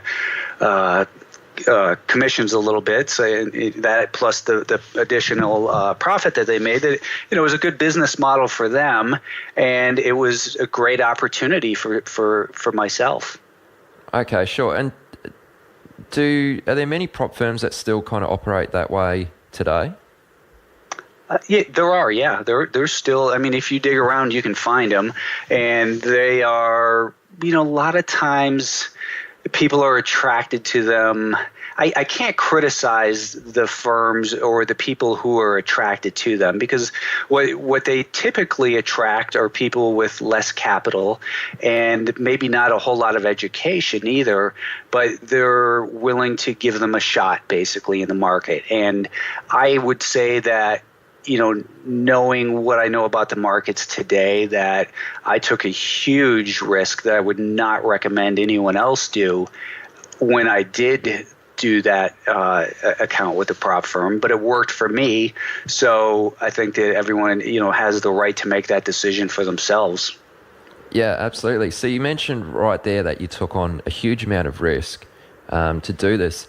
Did you ever have a backup plan in case this trading thing never took off for you? Great question. And I can't really say that I had a defined backup plan. It was more, I'm going to make this work one way or another. And I suppose that if it didn't work out, I would have returned to the brokerage business and started, building a book of business that way again. Okay, sure. So during this time, up until sort of where we are right now in your journey, what would you say was the biggest challenge, within these sort of first 5 years, the biggest challenge or some of the hurdles that you had to overcome that were essentially affecting your P&L in a negative way? Well, I think it's true for almost anyone that we are our own worst enemies. And, I'm not sure if that's the answer you're looking for, if you're thinking, maybe some external factor. But realistically, I think that we are all our own worst enemy in the market. That even today, I'm still astounded some days about some of the decisions I make during the day, and think, well, I knew better than that. What was I thinking? And to control our impulses and to be more disciplined, to cut losers quickly and to hold winners, real basic stuff. Those are the things that trip pretty much everyone up and continue to plague anyone involved in the market who's honest. We are human. We do get emotionally involved, even though we try not to. And the thing that I've gotten a lot better at is recognizing those times when I'm making poor decisions and saying, enough, just stop, liquidate the position. This is not smart. So it's a matter of probably trading more specifically, maybe I started trading too big and too concentrated in certain positions. But at the same time, right before I learned a great lesson right before I started with that prop firm, because I was trading a company called Chantel Pharmaceuticals, and they weren't a pharmaceutical; they were a complete fraud. Actually, they had a miracle skin cream that eliminated wrinkles, and this stock was going. It started out at maybe $6 a share, and I was on it because it had big volume. It was breaking out, and I was trading it up to about 23, 24. I held some over the weekend. One weekend, maybe 1,000 shares at $21 a share, and I remember that Monday morning seeing that the stock was halted. And it was, Barron's did a hit piece on it, and the stock went. It was basically cut in half, and I lost maybe $8,000 to $12,000. I don't remember the numbers overnight. Right before I was just getting my money together to go trade. So the lesson there was not to have such concentrated positions, especially in little story stocks. And there's so many lessons you learn along the way, but that was one that really stood out for me that almost eliminated me from ever getting involved with that prop firm. Okay, sure. So I really like that answer, and that's an excellent example too. While that was probably quite a painful point in your sort of development stage, were there any points where you felt like maybe you weren't just cut out to be a trader and you actually came close to giving up? Yeah, actually, it was probably I'm just going to say, it was maybe 2000, 2001. At that point, the market was getting crushed, and I had not learned at that point yet that you can't just keep buying stuff that goes down. And I was actually had a prop trading firm of, I can't really call it a prop trading firm, more of a people would come in and trade with their own money, and we would help them with getting extra capital. But the market was getting crushed, and I was losing money pretty consistently at that time, just buying stuff in downtrends and expecting that they would bounce, and they weren't bouncing. And I nearly dissolved the account. I was super close. I took a couple weeks and did some reflecting, came back and talked to the partner that I had at that time and said, listen, here's what I need to do. Fortunately, we had a business, and the business was profitable. So I just slowed things way down, and, started trading.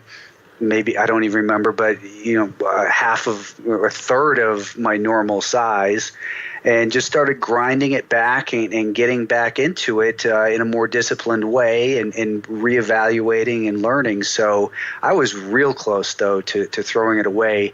And if I did not have a backup plan, backup business where I was able to pay bills, then there's no doubt in my mind that I would have been out of the business and no idea what I would be doing today.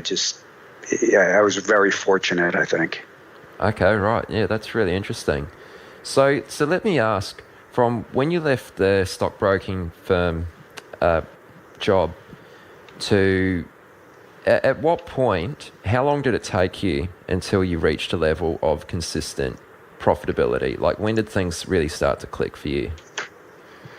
Well, I remember my first 6 or 7 months, I was profitable every month, and I was being super disciplined and cutting losses.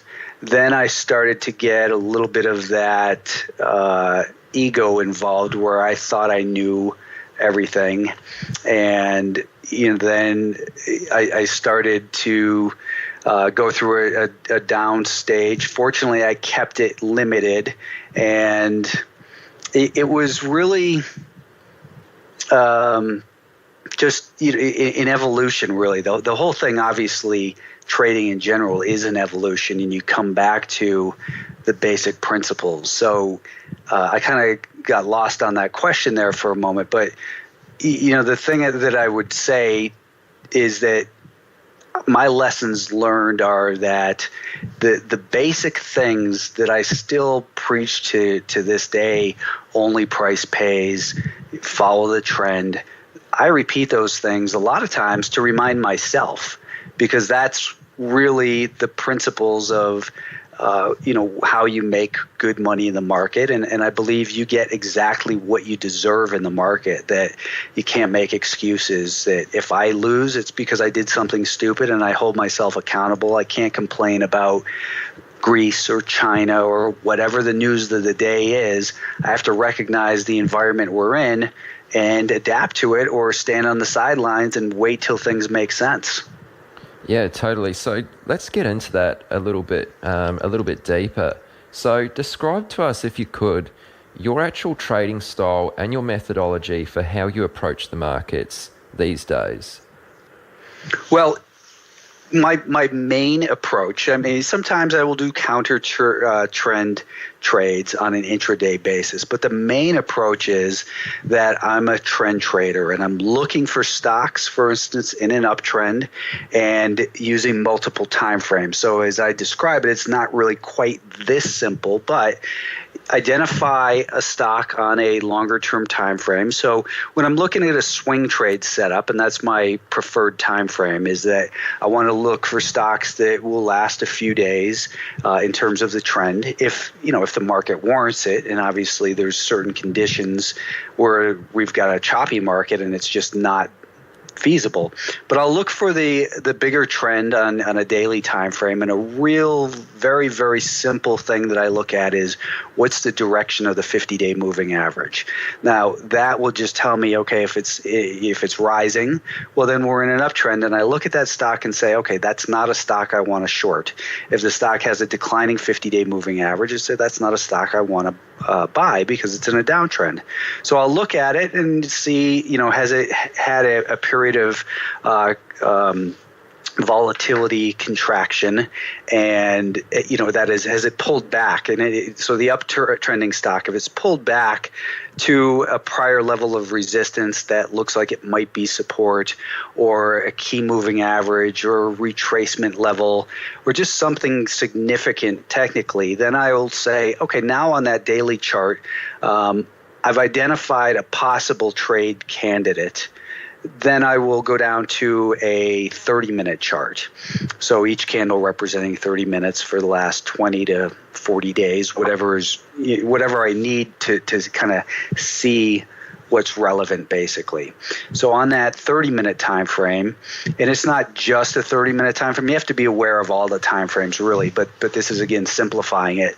Then I'll look at it and say, okay, on this 30-minute time frame, where has the stock come from?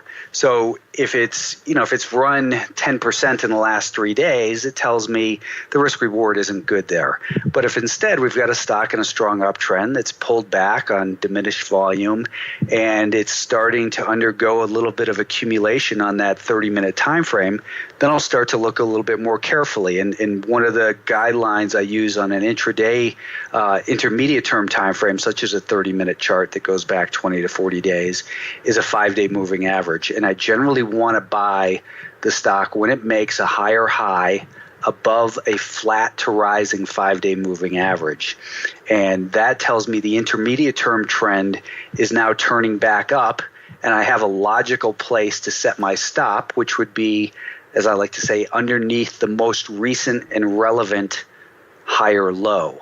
So that if I see that the entry relative to the initial protective stop is small enough to justify a position, and that the trend on the longer term time frame looks like it should be able to continue in the direction, in this case in an uptrend, then I'll look to say, where's the potential for resistance, or where would it likely slow down? And based on that perceived amount of potential reward, then I come up with a risk reward and say, okay, this is a stock that makes sense. So I use that 30-minute time frame to come up with a risk reward and to plan the trade. And then I'll go down to like a 10-minute chart, each candle representing 10 minutes over the last 10 days or so. And I'll start to anticipate the trade now more. I'll start to stalk it, set alerts. If I think it's going to break out beyond 25.50, I'll set an alert, let's say at $25.40. And then when that alert triggers, I'll start to look at the stock a little bit more carefully. I'll see, what's the overall market doing? Is there, if the market's down and the advanced decline line is let's say 2-to-1 negative, I might, I'd say, well, I still want to look at this stock, but maybe I'll trade smaller share size. And so I start stalking it. I'll reset my alert to 25.45 or 25.48, or I'll start to watch it on a shorter term time frame. And then I want to make my decision based on price only. I don't want to look at it and say, well, the volume's not there yet, because a lot of times people will wait for volume, but the volume will come a day and a half later when the stock has already moved 5 or 6%. So to trust price action, going back to your question of, what lessons have I learned?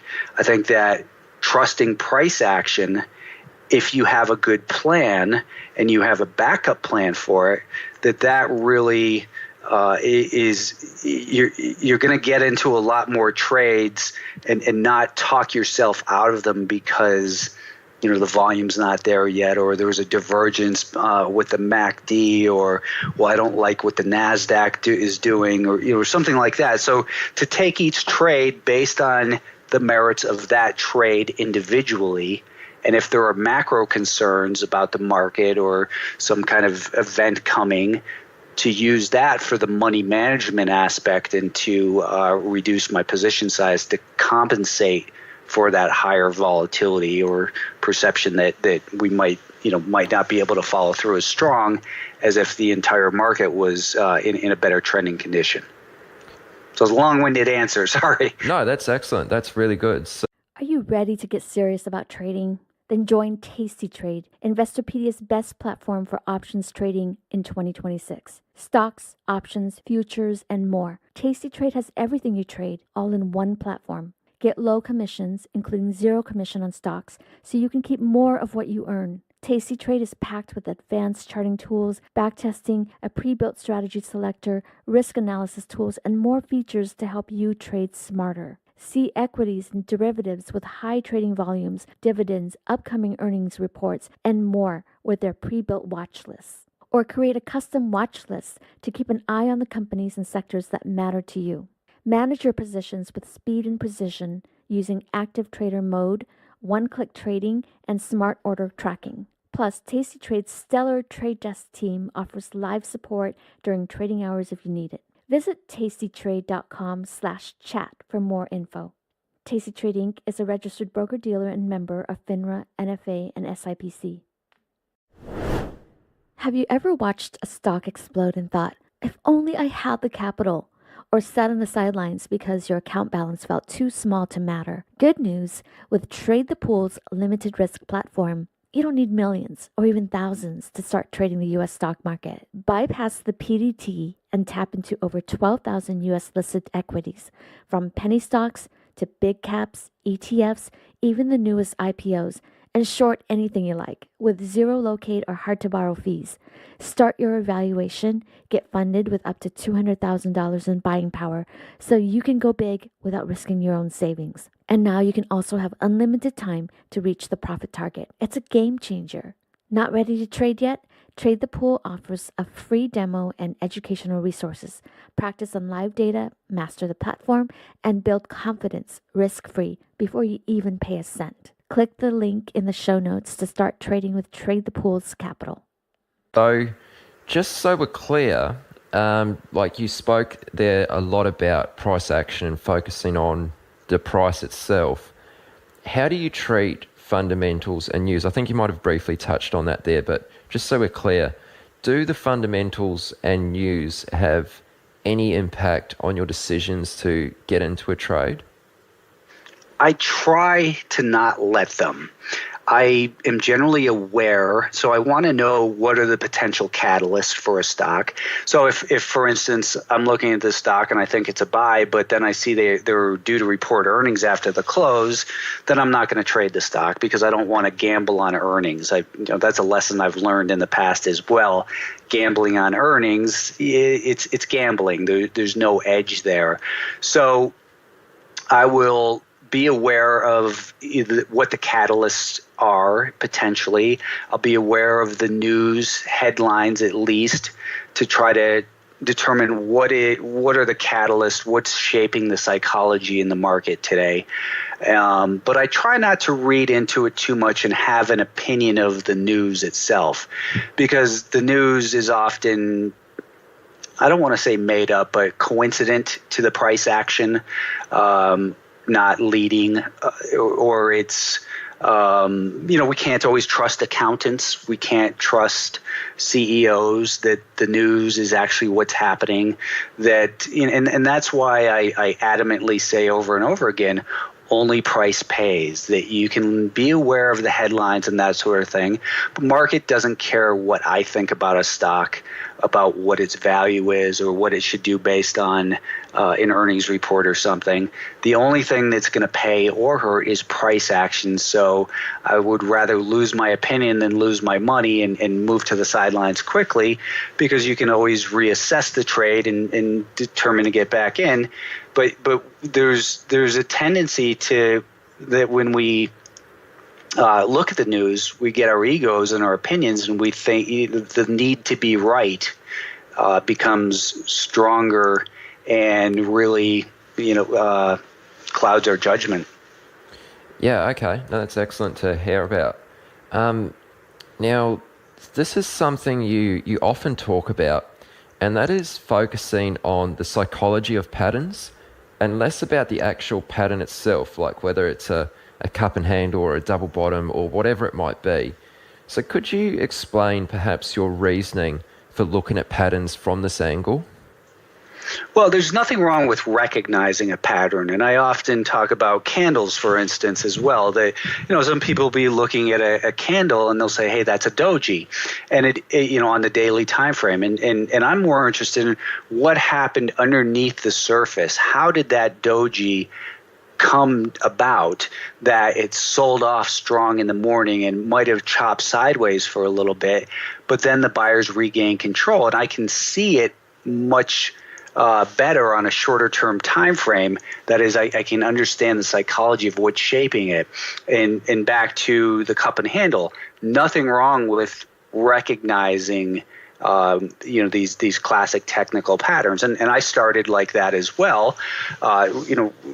Looking at recognizing technical patterns, but I saw a lot of them fail. And what is it behind there that makes the sense? So a cup and handle, you could train a monkey to recognize cups and handles. You can program a computer to do it. But there's the art of the science rather of technical analysis versus the art of trading and understanding, hey, things can and often do go wrong. That is, they don't work out as anticipated the way a technical analysis book will tell you it should. So I want to see that, so a cup and handle, a stock comes up to a certain level of at $80 a share. It runs up to that. It pulls back down to 70 and it runs up to 80 again, but there's still supply there that's unable to be taken out at that point. So the stock backs off again, but instead of backing off down to $70 a share, it finds buyers at $76 a share. It finds support and starts rallying up towards that $80 level again. And then it might even dip down to 78 and then hit the 80 and then break out. So the point is, though, that these higher lows that are being established tell me that the buyers are gaining control price-wise. They're not waiting for the pullback to 70. Instead, they take control at 75. Then they take control at 78. So they're getting more aggressive price-wise. And the time distance between those tests of resistance might be, from the first test of 80, it might have been, to the second test, it might have been a month and a half. And then 4 weeks later, we test that 80 level again, and it pulls back to 78. Then 2 weeks later, it comes back up again. So they're getting more aggressive, not only price-wise with the higher bids where they're taking control, but time-wise that they're coming back more often to test and work through that supply being offered at the $80 level. So so you can understand what's happening rather than just saying, hey, that's a cup and handle. I read about those. Those are bullish. I'm going to buy it. It just gives you that better understanding of what the forces are underneath the market. So you want to look at the market and say you're going to have one of three positions. You could be long, you could be short, or you could be in cash. How do the longs feel? How would you feel if you were long? And where would you be getting more aggressive? How would you feel if you're the seller at that $80 level and your supply gets worked through? Or if you're a short seller and you're trying to hold it back at that $80 level? And if you have the ability to be objective and on the sidelines in cash, where do you get involved at the best risk reward standpoint? So it's not really super complicated to try to put yourself, how would I feel if I was long there, if I was short on that stock, or if I'm in cash, should I just ignore this stock, or is there the potential for opportunity in it? Yeah, you mentioned a lot of great points in that answer, so thanks a lot for sharing that, Brian. Sure. Now, I've noticed in your analysis of reading charts that you pay close attention to two indicators.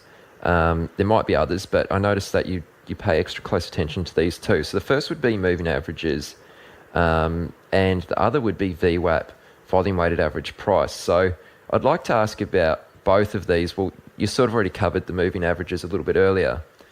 But just on moving averages, they seem to get a bit of a bad rap. A lot of people kind of regard them as maybe a tool for amateurs, or maybe they're just using them incorrectly, or I'm not sure what it is. But have you noticed this, and why do you think this sort of there's, I don't know if a stereotype's the right word, but there's kind of like a stereotype around moving averages as though they're ineffective? Yeah, I think that a lot of people do misunderstand and misuse moving averages. I look at them as a mathematical trend line, a constant to compare price to over a certain period of time, whether it be 20 days or 50 days or 200. The time is the constant, in other words, in a moving average. And just like we were talking about the psychology of a pattern, I think it's even more important to realize with a moving average, we're all taught that a 50-day moving average is support. I say it tends to act as support. So a stock in a strong uptrend pulls back to a 50-day moving average. People will say that's a buy signal. And to me, it's not a buy signal, but it's a reason to look more carefully at the stock on a shorter term time frame, to look under the surface and see what's actually happening there. Because I can show you thousands of examples where a stock pulls back to the 50-day moving average and just keeps going. That is, it just keeps dropping. So there's the psychology behind that 50-day moving average. If you're a long holder and you bought the stock, let's think of a mutual fund or someone, and they've got millions of shares of this stock, and they bought it at 20, and it runs to 28. And it's 4 points above its 50-day moving average. They might say, hey, it's getting a little extended. Let's start paring our position back. Let's sell some while we can. So they sell a couple 100,000 shares. It pulls back down to the 50-day moving average, and they say, all right, let's not sell anymore because the 50-day moving average often acts as support. So what they're doing is they're removing supply from the market at that area only because they've observed, they've learned that the 50-day moving average often acts as support. Let's think about a short seller in the same situation who thought, hey, this stock has gotten overheated. Let's sell short some stock. We'll cover it down near the 50-day moving average. So they put the supply on the stock to bring it down to the 50-day moving average. They start to stick in their bids for the stock, and they not only remove one of the sources of supply that helped get it to that 50-day moving average, but then they're also starting to add some demand in there by putting in bids. So the bids are starting to show up, and the stock is losing supply, and we're starting to see that gradual shift. So I want to look underneath the surface and say, is there actual evidence? Let's go back to that 30-minute time frame.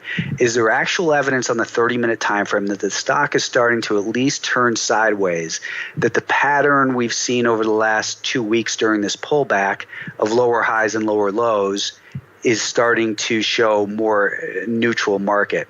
So we see less supply. We're starting to see a little bit of demand. And then think about the people, the big mutual fund might say, okay, we sold 200,000 shares between 25 and 28. Here it's at the 50-day moving average. Let's bid for another 100,000 shares. We'll replace part of our position in there and provide support for the stock as well. So they're putting in bids. That's a source of demand. And then you've got your all of the people who look at moving averages and say, hey, the 50-day moving average usually acts as support, so I'm going to stick in a bid there. I want to get involved in this hot stock because it's pulled back to the 50-day moving average. So we start to see that it becomes a self-fulfilling prophecy, this 50-day moving average or a 10-day moving average or whatever the dominant moving average is for that stock on whatever time frame it is, a 200-day moving average, let's say. So there's the psychology behind why do people look at that level. Now let's take it one step further and say, since that stock rallied from 20 to 28 and it's pulling back to 24, we might have another group of people who trade based on Fibonacci. And they're saying, well, it's pulled back to a 50% retracement. 50% has been a good level to buy this stock. So they kind of go through the same process of let's put in our bids here, let's remove supply. And then let's say there's another factor such as the volume weighted moving average price since that event is in that area. So there's the psychology behind all of these oscillators and indicators that are much more important than just looking at little squiggly lines and saying, okay, that's a buy signal, okay, that's a sell signal. Okay, excellent. So let's talk about the VWAP. I mean, what is it you like about this indicator, and what separates VWAP from other indicators? The volume weighted average price, what it does is it takes, so whereas a regular, simple price-based moving average is based on of the average price for whatever period of time you're looking at, it doesn't consider the volume that traded there. So if we have a stock that traded, let's just say, keep it real simple, if you had a stock that traded 100 shares at $20 a share and 10,000 shares at $19 a share, you can't really assign the same value on a moving average to say the average is 19 and a half. The average is really closer to 1901 based on volume. So we're looking at it from the supply and demand in terms of the actual dollar amount assigned to a certain price level. And what I like to look at is, for instance, the volume weighted average price since an event. One thing that's been really helpful is, since when a stock breaks out from 20 to 28 and then it begins to pull back, oftentimes you will see that buyers congregate, or support is found near the volume weighted average price since that breakout event.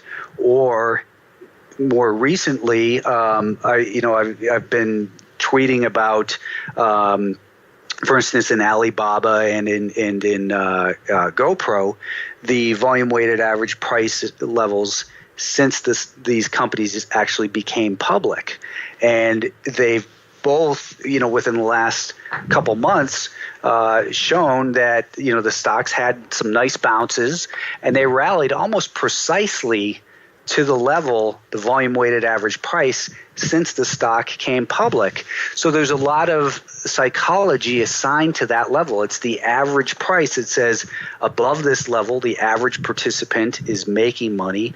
Below it, the average participant is losing money.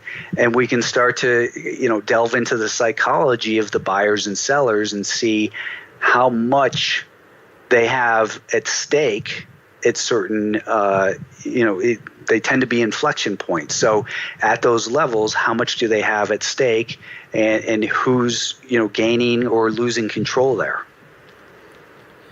All right, cool. So still on the subject of VWAP, do you find that it's more popular within the professional space? And if you do, why do you think that VWAP is maybe underutilized by retail traders? Well, one of the original uses of the volume weighted average price is for, let's say you work at Fidelity and you want to buy 2 million shares of Alibaba. So you tell your broker, hey, I want to buy 2 million shares over the next 2 weeks, and what I want you to do is to do a good job for me. The way I'm going to measure that is over the next 2 weeks, we're going to see what the volume weighted average price was during that time. If you do better than the volume weighted average price during that time, I'll give you more business. If you do worse than that, I'm going to go to a different brokerage firm and have their traders execute the trade for me. So it's a value comparison for a lot of institutions in that regard. I think, though, that over the last I've been looking at the VWAP for about 12, 13 years, and I actually stumbled upon it. I think that everyone looks at every oscillator and indicator when they first start out looking for that holy grail. And the VWAP just seemed, it just kind of spoke to me that it acted as support and resistance. So it is becoming more widely used by retail. Fortunately, not overused. That it's still effective for looking at even intraday in the markets. I'll look at it often on a 1 minute chart and look for who's in control. And if it's got a declining volume weighted average price, generally I don't want to buy it. If it's got an advancing volume weighted average price, that is, the average price has been increasing throughout the day, the transaction level has been increasing throughout the day, then I generally don't want to short that stock. So it's becoming more widely utilized. I like to think I have something to do with that. I've been tweeting about the VWAP and wrote about it in my book in 2008. So I've been tweeting about it and talking about it and writing about it since then. And it is becoming a lot more prevalent with more retail type people. Okay, sure. No, that's really well said. Now, you spoke a little bit earlier about your time frame analysis, and I've just got a few more questions around that. But before we get into it, I think it would be beneficial if you could maybe run us through the 4 phases of market cycles as you see them. I believe you cover this in your book, but if you could just give us sort of a brief overview of the 4 different phases of a market cycle. Sure. Actually, you know what I would like to do, Aaron, is to send you a copy of the infographic I had made up for that, because it really explains it a lot more in detail, what I'm going to be able to say, and perhaps you can put a link up to it with this podcast. But essentially, it's as I mentioned, when I first started trading, I wanted to I got my hands on as much technical analysis information as I could. And what's always been attractive to me is the simpler analysis. And Stan Weinstein's book from 1986, I believe, or something like that, Secrets for Profiting in Bull and Bear Markets. If any of your readers have, or listeners have read that, they'll see it's been a huge influence on my career. I in fact sent a copy of my book to Stan Weinstein, and he praised me for it, and saw that I said, "Hey Stan, this is I've been hugely influenced by your work. I learned this from you, and I want to give you credit." And anyways, the 4 stages, it's goes back to the business cycle. The business cycle being, we have periods of expansion, then we have a peak, then we have a decline and a trough. So we have these 4 stages. And in the market, it's been described as stage 1 is accumulation. Accumulation occurs after a decline. So after a long decline, it doesn't even have to be a long decline. Let's say we're talking about a daily chart, and the stock has experienced a significant pullback. As I like to say, if they don't scare you out, they'll wear you out. So during the stage 4 decline that precedes stage 1 accumulation, what you see is that you've got stubborn holders who hold the stock on the way down. They're not being disciplined. They're not cutting losses. They're still believing the press and the hype around a stock.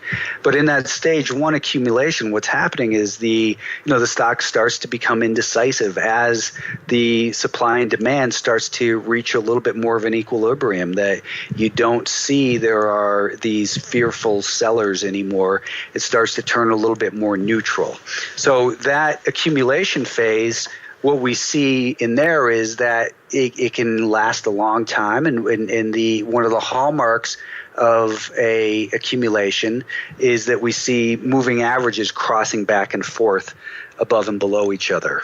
So moving average crossovers represent indecision. A lot of people use them as a timing tool, and I think that's incorrect, because moving average crossovers mean there's a conflict in terms of trend. So a 20-day moving average crossing up and down, up through and then down below a 50-day moving average says, the intermediate and longer term trends are in conflict here. There's no real trend revealing itself. So it's a good avoid. So during that stage one accumulation, it's a good stock to avoid. As those longer term moving averages flatten out and begin to, start to turn higher, then you see that the buyers are slowly gaining control. And in that late stage one accumulation, that's where you anticipate the breakouts. So as the stock makes a higher high above the flat to advancing longer term moving averages, that's when you want to participate in the stock. So you anticipate in stage one, you participate in stage two, and as it makes the higher highs and higher lows, you manage risk and hold on as long as the stock tells you to, based on whatever time frame you're engaged on. So in other words, as long as it makes higher highs and higher lows, you stick with it. And then as it undergoes distribution, we see the opposite of now we see that the stock is not going higher anymore. It's being met with more supply. The moving averages cross back and forth, representing indecision, and it's either digesting those gains through time before a breakout, or if it breaks down, then we look at it and say, okay, now the moving averages are heading lower. This is a stage 4 decline. That stock is an avoid if you're just a long trader, or it's a short sale candidate. So those 4 stages allow you to just kind of very simply look at the market or an individual stock and say who's in control, buyers or sellers, or is it unclear? And if it's unclear, the beauty of that is that's just an avoid. There's no reason to go near that stock, and give it some time, keep it on your watch list, come back to it, but there's no reason to be involved in a stock that's just going sideways. Yeah, well, I mean, there's always plenty of others to choose from, isn't there? Exactly. If you can send through that infographic, I'll post it with the show notes underneath this episode. Yeah, of course. At Chat with Traders on the site. So I have a question in regards to time frames, and how did you discover the time frame which was the best fit for your personality to trade? Like past guests on the show have mentioned quite a few times that many traders often spend a long time working with a time frame that isn't necessarily the best fit for them. So how did you discover a time frame that worked well for you? Well, and that's a great point. And going back to your, what lessons have been important, understanding your time frame is hugely important. And if you have the patience of someone like Warren Buffett, then you've got no business looking at an intraday chart for what happened for one day. But if you're maybe a little bit more, I think a lot of traders tend to be a little bit ADD and hop around a little bit from stock to stock looking for the action, then you shouldn't be looking at what pays the best dividend. So it comes with, like a lot of success in the market, with understanding yourself personally and what works best for you. How much time do you have to commit to the market? Can you sit down in front of the market each day and be on task and pay attention to the micro movements and be patient enough to not just get emotionally involved because you're bored and I'm a trader, so I should be trading type mentality. So how much time do you have? How much capital do you have? How much experience do you have? No one should start out with day trading. Day trading is something you evolve, or some people might say devolve to. But because there's, the more often that you're confronted with having to make a decision in the market, the more often it is, the more likely it is that your emotions are going to creep into the decision-making process, and you're not going to be able to control yourself as well. So you start out, everyone should start out with a longer-term horizon, whether it's a couple months, or swing trading is really an ideal type of time frame because it gives you the opportunity to get feedback on your trades within a couple weeks, generally, and you can learn and and hone in on things a little bit better. You don't have to be watching tick by tick. But if you are the type of person who, can sit in front of the machine and pay attention, control your impulses, and you've been successful on the couple month horizon, then down to a successful swing trader, if you can do that successfully, then you start to experiment with day trading. It's a great skill to have. It's not appropriate all the times when you've got a choppy market environment. It's a great skill to have because it allows you to put some money in your account without exposing yourself to overnight risk where we might have a market that's gapping on a frequent basis. So it's a great tool. It's a skill. It's certainly not appropriate for everyone. And to start out just trying to day trade is something I would tell anyone that you're a fool if you try to just start by day trading. Yeah, okay. So I think a lot of people who are probably quite new to trading are often attracted to the idea of day trading with the mindset that you're taking more trades, you can make more money than whether if you're swing trading, you might only take a few trades a week. Do you believe that you can make just as much money as a swing trader as someone who's a day trader? Like, is there any time frame that makes more money? I think swing traders make more money than strictly day trades. All of the trades that I look for, I'm looking for a swing trade opportunity. I would ideally like to hold all of my stocks on for a few days to weeks. However, the market gives me new information throughout the day, and I have an opportunity to maybe lock in some profits or avoid a loss. So I will, the market will tell me basically it's not appropriate for me to hold. So I will day trade it instead. And I will say that I also tend to have a personality that lends myself to probably a little bit more day trading than I should be doing. But it's also kind of kept me in the business at the same time that I'm not willing to sit with a loser long enough to cause damage or to hit a stop that's 5% away when I can cut my loss at 1% because I see the handwriting on the wall. And that's just something that comes with experience. Okay, no, that's a great answer. So, all right, Brian, well, this has been really, really good, but we should probably start to wrap things up. So let me just ask you one last question. And in your opinion, what is the reason for why the majority of traders lose money and never reach a high level of success? Why is there such a high turnover in this business? Well, it's an extremely difficult business. Anyone that tells you that it's easy is lying, being misleading. It's a difficult business. You have to have capital to start, but there's no barrier to getting involved, let's say, as a day trader when from day one when you shouldn't. I think that people get impatient with the market.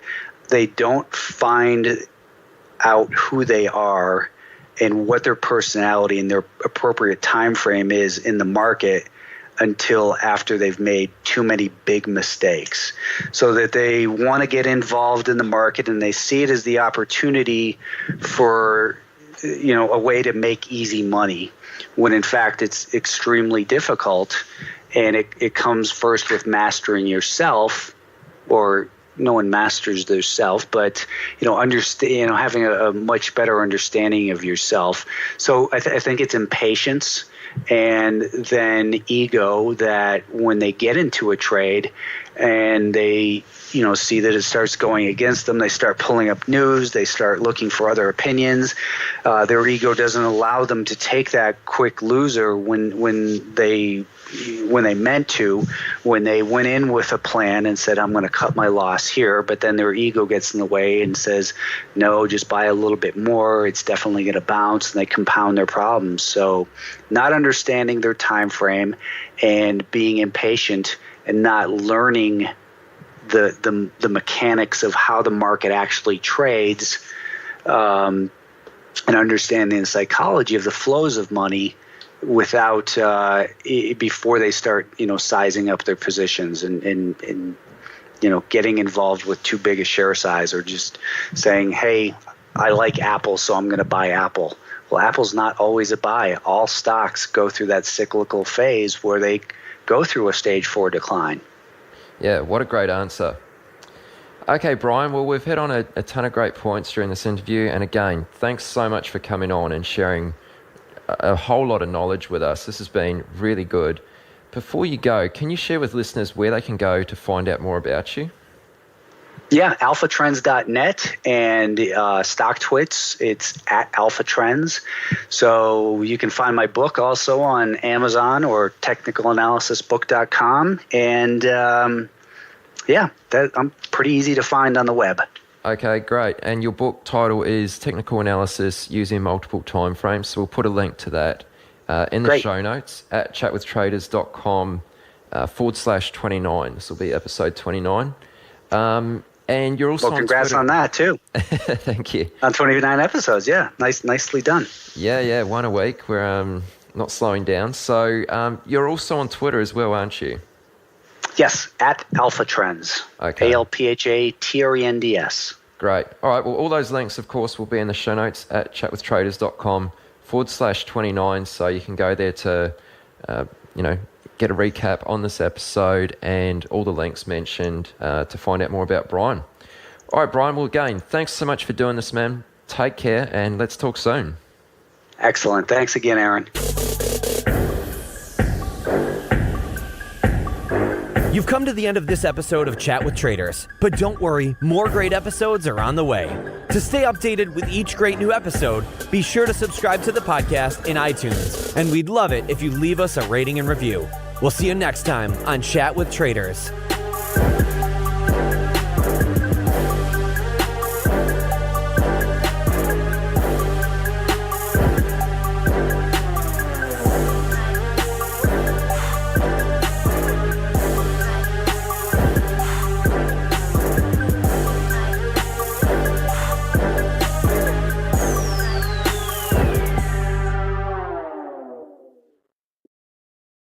Chat with Traders is brought to you by Trade the Pool. Did you know that every decade the market reinvents itself? Online brokers opened the doors, mobile apps made trading seamless, and commission-free trading erased barriers. Now, a new era has begun. Meet Trade the Pool, limited risk trading. And now you also have unlimited time to reach the profit target. From now on, your trading risk is capped, and your trading opportunities are limitless. Trade the Pool funds home-based stock traders with up to $200,000 in buying power. That means you can trade larger positions and scale your strategies without risking your own savings. It's time to trade with more capital, making it truly worth your time and effort. Ready to trade the pool? Click the link in the description and join the stock trading revolution today.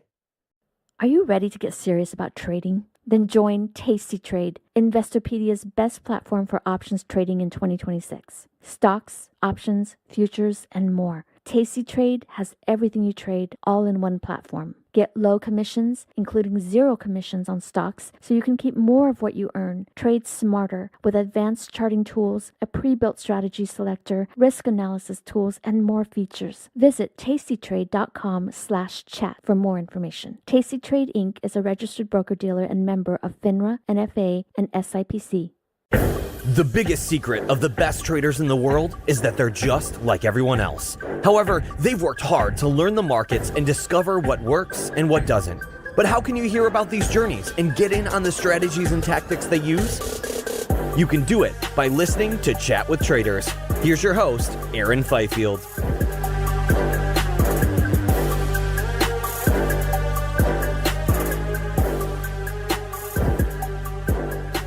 Hey guys, what's up? Welcome back to another episode of the Chat with Traders podcast. This is episode number 30, and thank you so much for taking the time to tune into another episode of the podcast. It's awesome to have you listening. Now, this week, we're taking things up a level. I had the honor of interviewing the legendary market wizard Tom Baso, president of former money management firm Trendstat. Tom started his working life as a chemical engineer, often discussing stocks and investing with colleagues. As he started to experiment with trading from a $2,000 account, there was no beginner's luck in sight. Tom consecutively lost money for the first few years before things started to turn around. With a series of events that followed, Tom went from trading his own money to forming TrendStat and managing other people's money. At the peak of his career, TrendStat managed $600 million of capital. And while Tom's now retired, he still actively studies and continues to trade. This week's interview covers many topics that range from trend following and systematic trading to psychology and why you must never forget to enjoy the ride, which is most important of all. Just before we roll into it, I'd like to highlight there were a number of challenges recording this interview. Firstly, this was recorded a few weeks ago when I was fighting through a cold, and we had some challenges with the audio equipment. And we also had to record this interview in 2 parts. Then just to top it off, there was a thunderstorm that rolled through midway, but I'm hoping you can look past this because the knowledge and experiences that Tom shares over the next hour or so is invaluable. All right, guys, I'm your host, Aaron Fifield. This is Chat with Traders, and here is this week's guest, Tom Baso. Hey, Tom, how are you? I'm doing fine, Aaron. Excellent. Great to hear. I mean, it's awesome to be speaking with you, and I must say before I go any further, thanks so much for being open to an interview and making the time to come on. It's really a true honor to be speaking with you. It's totally my pleasure. Yeah, so I mean, like, earlier this week I was going through, I reread your Market Wizards interview and I listened to a bunch of your interviews on Michael Coville's podcast, and they're all really insightful, and so I'm excited to hear what you're about to share with us today. And I mean, there's no doubt that listeners are going to take away a lot of valuable wisdom from this discussion. So just before we get into it too much further, for those who may not already be familiar with you, they might just be getting into trading or just starting to get into the world of finance, would you like to give us just a quick 30-second snapshot of who you are and kind of what you're most well known for? And then I've got a bunch of questions about where it all began for you. Sure. I'm, of course, the former creator and president of TrendStat Capital Management. We had about a 28-year run or so. I started out as a chemical engineer and got into trading, and one thing led to another. First I was trading stocks, and I got into bonds a little bit and traded a few options, and got into futures trading, expanded that to about 80 different markets in futures, and eventually got into currency trading, which is the bulk of our money at the end. But we still traded mutual funds and futures, and at our peak we handled about $600 million of other people's monies. We are registered commodity trading advisors in the U.S. and registered investment advisors as well in the U.S. Shut that down in 2003 and enjoying retirement the last 12 years or so. Okay, that's excellent. I mean, that's a really impressive way to kick this off. So I'm keen to hear how you very first got into trading and what was it that initially attracted you to the financial markets? Well, what happened is, as a chemical engineer, I realized that there was sort of boom and bust in the United States in the economy. And every time there was a boom, they'd hire engineers, and every time there was a bust, they'd lay them off. And not wanting to get laid off and at least wanting to have a backup plan, I decided I'd better save some money as I was earning it. And as that got to be a little bit of a larger quantity of money, I decided I should do something with it rather than sticking it in the bank.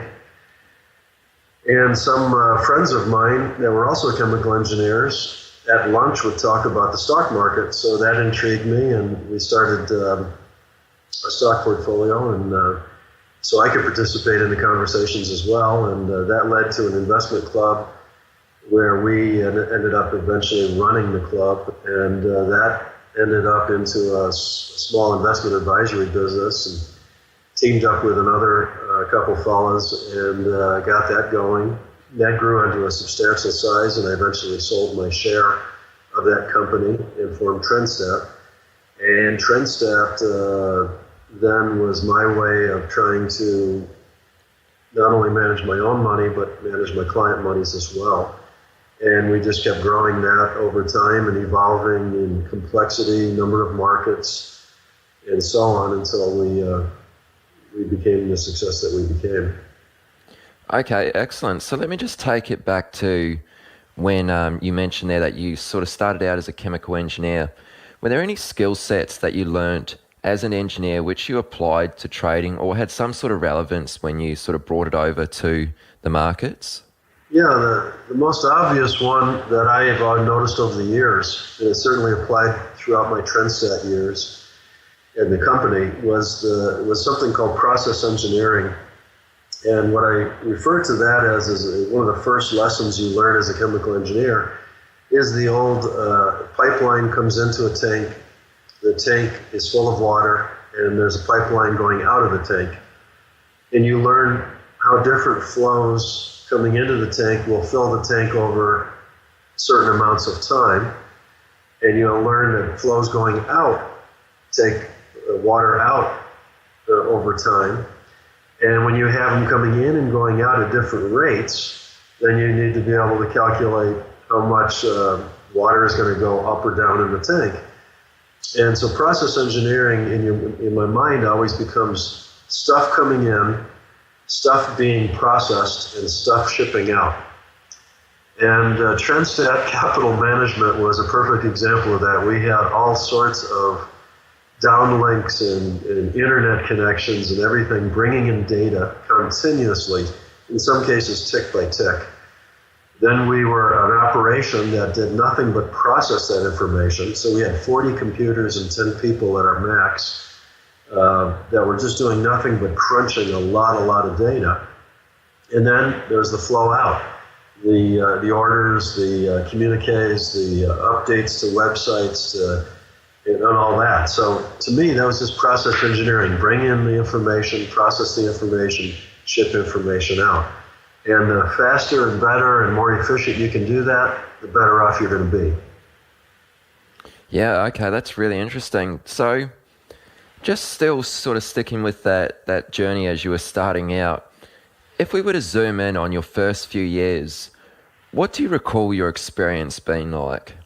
Well, the first thing that comes to mind brings a smile, because the first few years, I would say, were pretty much losses and me making mistakes and just sort of wandering and trying to find my way. I looked at things like fundamentals, and I took several newsletters, and I read opinion after opinion to the point where I was totally confused. And I realized that sooner or later, a trader has to take individual responsibility for what he or she is going to do. And the only way you're going to do that is to simplify everything down so that you can say, this is how I'm going to trade. I'm going to take this data, I'm going to examine it or process it, and there's going to be a flow of orders that goes away from me. And when I do that efficiently and religiously and in terms of disciplined, that's where I'm going to be able to analyze whether that approach is working or not working, modify it if it's not working, improve it, and keep getting better and better as a trader. And so the first couple of years were actually losing years, and it required a tremendous amount of foresight, strategic knowledge, and patience on my part to just keep doing it, because it's kind of like, how many times do you want to beat your head against the wall before you stop? And there was certainly plenty of that in the first few years. Okay, that's great, Tom. So I think it's fair to say most of us will probably never forget our very first trade. So tell us, do you remember your first trade, and how did that turn out for you? I don't remember the specific trade, but I would remember that it was a stock that I bought, and I think I bought it based on somebody having a hot tip. I want to say it was Alcan aluminum, somehow way back when. And I realized well into the trade that I had no idea how this particular tip that I was given had anything to do with the financial well-being of Alcan aluminum. And that I had no idea how to get out of the thing once I got into it. I didn't even have the ability to chart it or do anything. So I just really felt like completely a fish out of water. I had no idea what I was doing. I realized it fairly quickly, and thankfully did not lose too much money on that one. I did lose, I believe, but I thought it was an interesting educational experience. Okay, sure. And I mean, you touched on this sort of a little bit earlier, and I think I read this in your Market Wizards interview. But is it true that when you very first started, you actually lost money for 5 years consecutively, sort of one after another? That would be referring, Aaron, to my commodities trading. I took about, I think it was the fourth year, perhaps, where I at least broke even. So I traded for, first year lost money, next year lost less money, next year lost less money, finally broke even, and it probably took me to about 4 or 5 years roughly to where I was actually producing a reasonable profit. Okay, so I think there's a couple really valuable sort of notes we can touch on there. The first one would be, how were you able to lose money for 4 or 5 years, yet continue trading? And secondly, what was it that motivated you to keep pushing on and not to give up? Okay, the first question is, in terms of how was I able to keep doing it, is I was a chemical engineer. I was actually at a day job. I was making good money. We were in great demand back in the oil embargo days in the 70s and 80s. And I ended up with a nice job, lots of promotions. I was highly ranked in my daytime job. I always got the best raise, the best promotion, and eventually had moved over into the business side of the chemical industry, and was still trying to advance down that road while I was trying to become a better trader at the same time.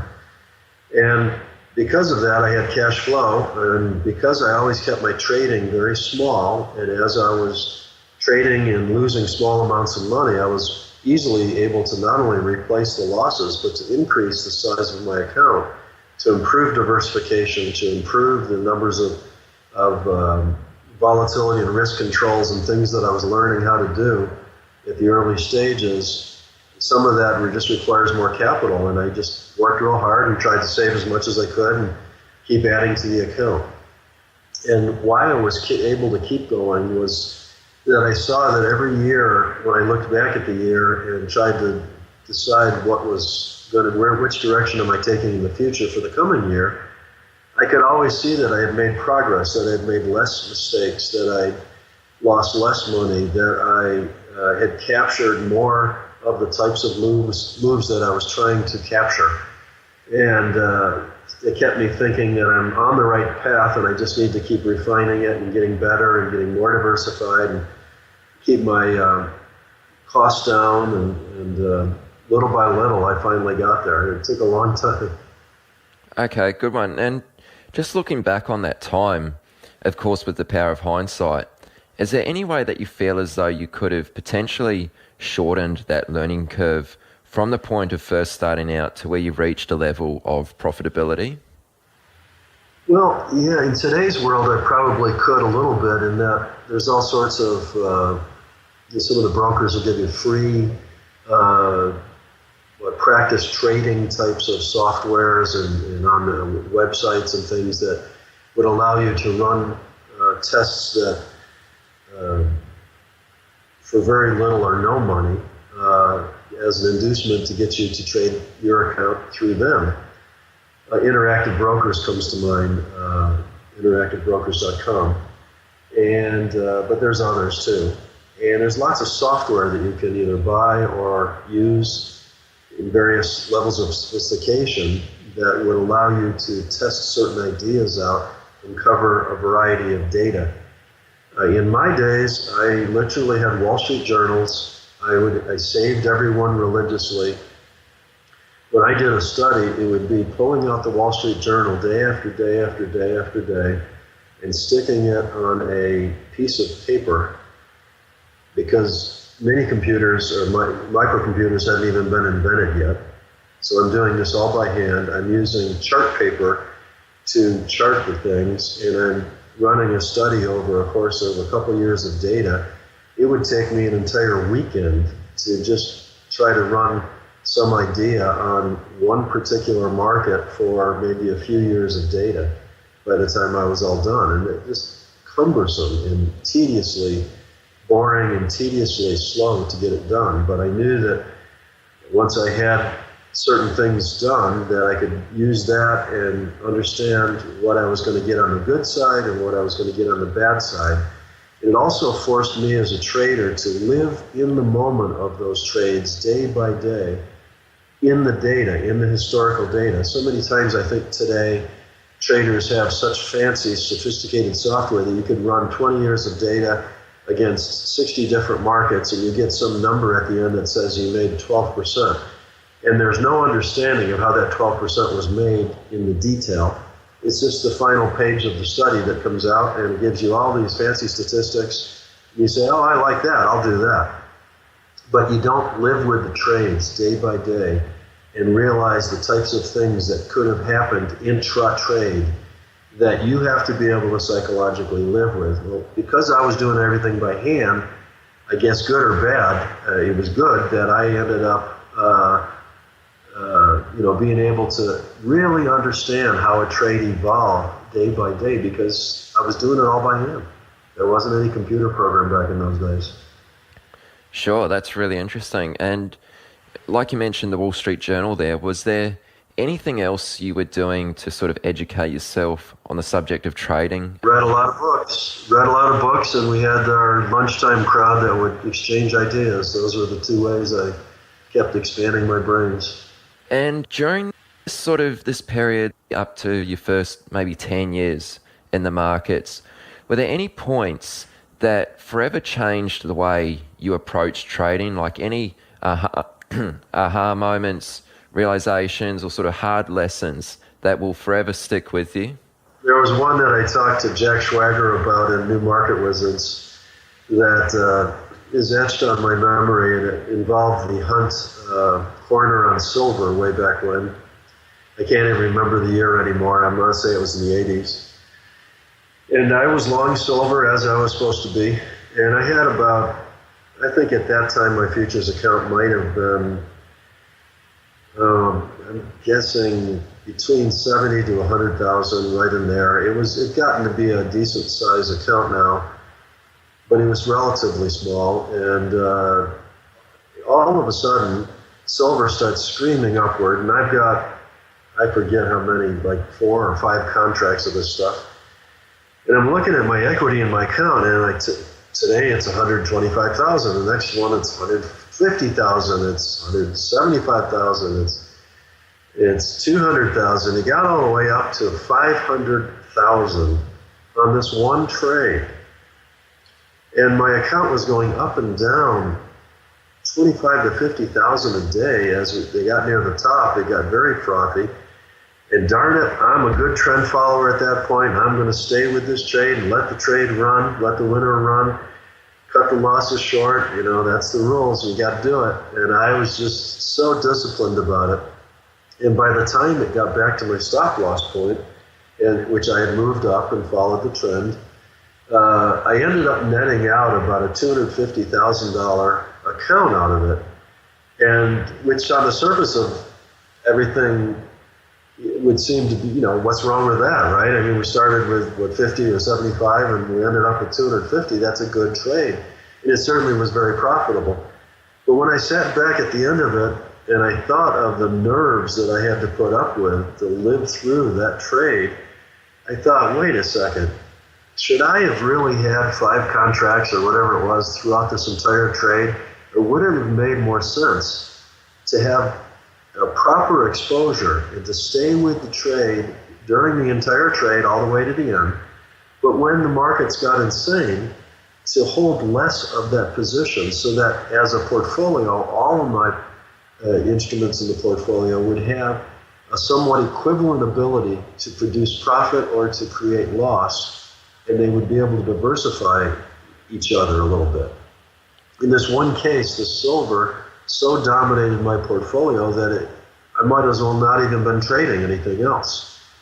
And I thought that didn't seem right to me. So I started doing a lot of research on volatility as a percent of equity in my portfolio, and started from that point on creating the early stages of what Trendstat eventually very successfully used over the years, which was our volatility controls. And along with that, the risk controls evolved, and we used those at Trendstat as well, which was limiting the risk of the particular market to my portfolio and limiting the volatility that it contributes to the portfolio, both as a percent of equity.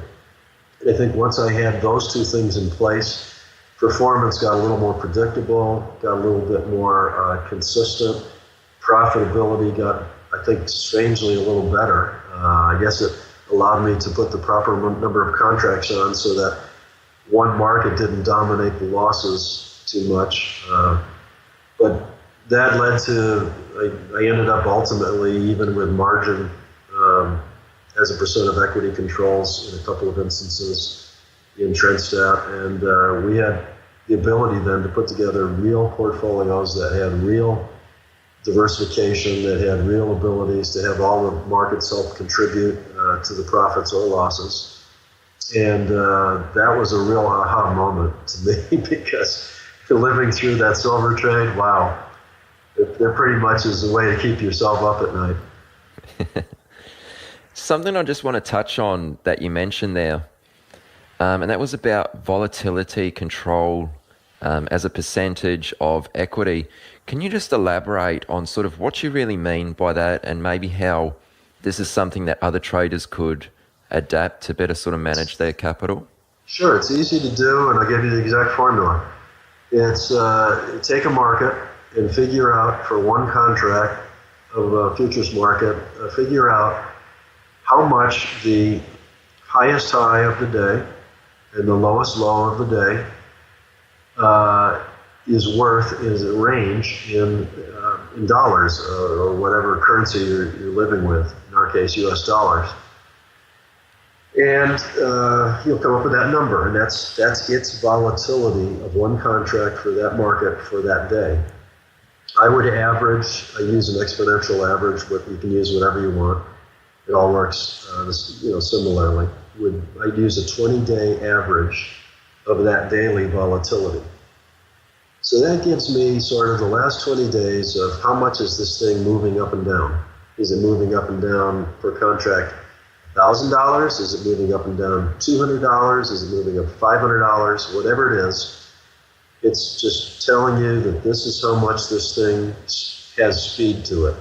It is going to dominate, it's going to contribute when it's going your direction that much per day, and it's going to potentially hurt you that much a day if you're in the wrong way.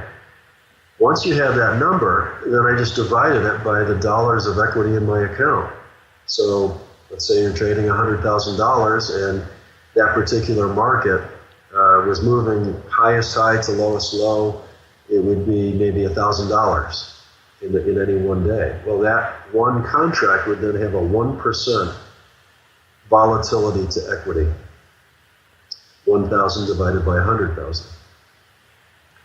Now, what I used to do, and I can't even remember the numbers now, it's been so long, but we used to set at Trendstat for some 80 different markets we ultimately traded.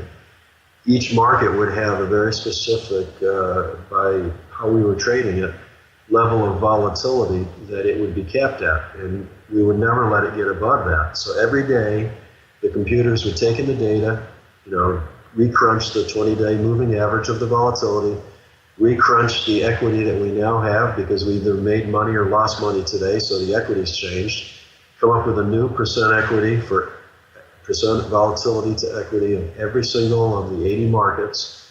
It would compare them to the allowed limit of each of those markets, and it would give us a set of orders to peel off markets if we ever had any that got over the volatility level. And we would just sell them off at market the next day. Okay, excellent. Thanks for sharing that with us, Tom. That's really good. Mm-hmm.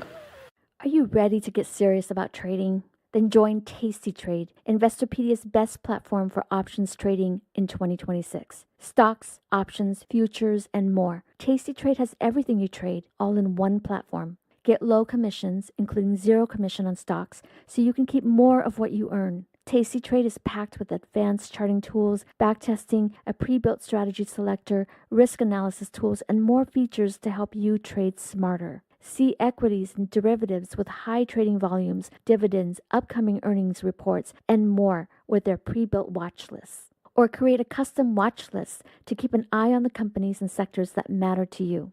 Manage your positions with speed and precision using active trader mode, one-click trading, and smart order tracking. Plus, Tasty Trade's stellar trade desk team offers live support during trading hours if you need it. Visit tastytrade.com/chat for more info.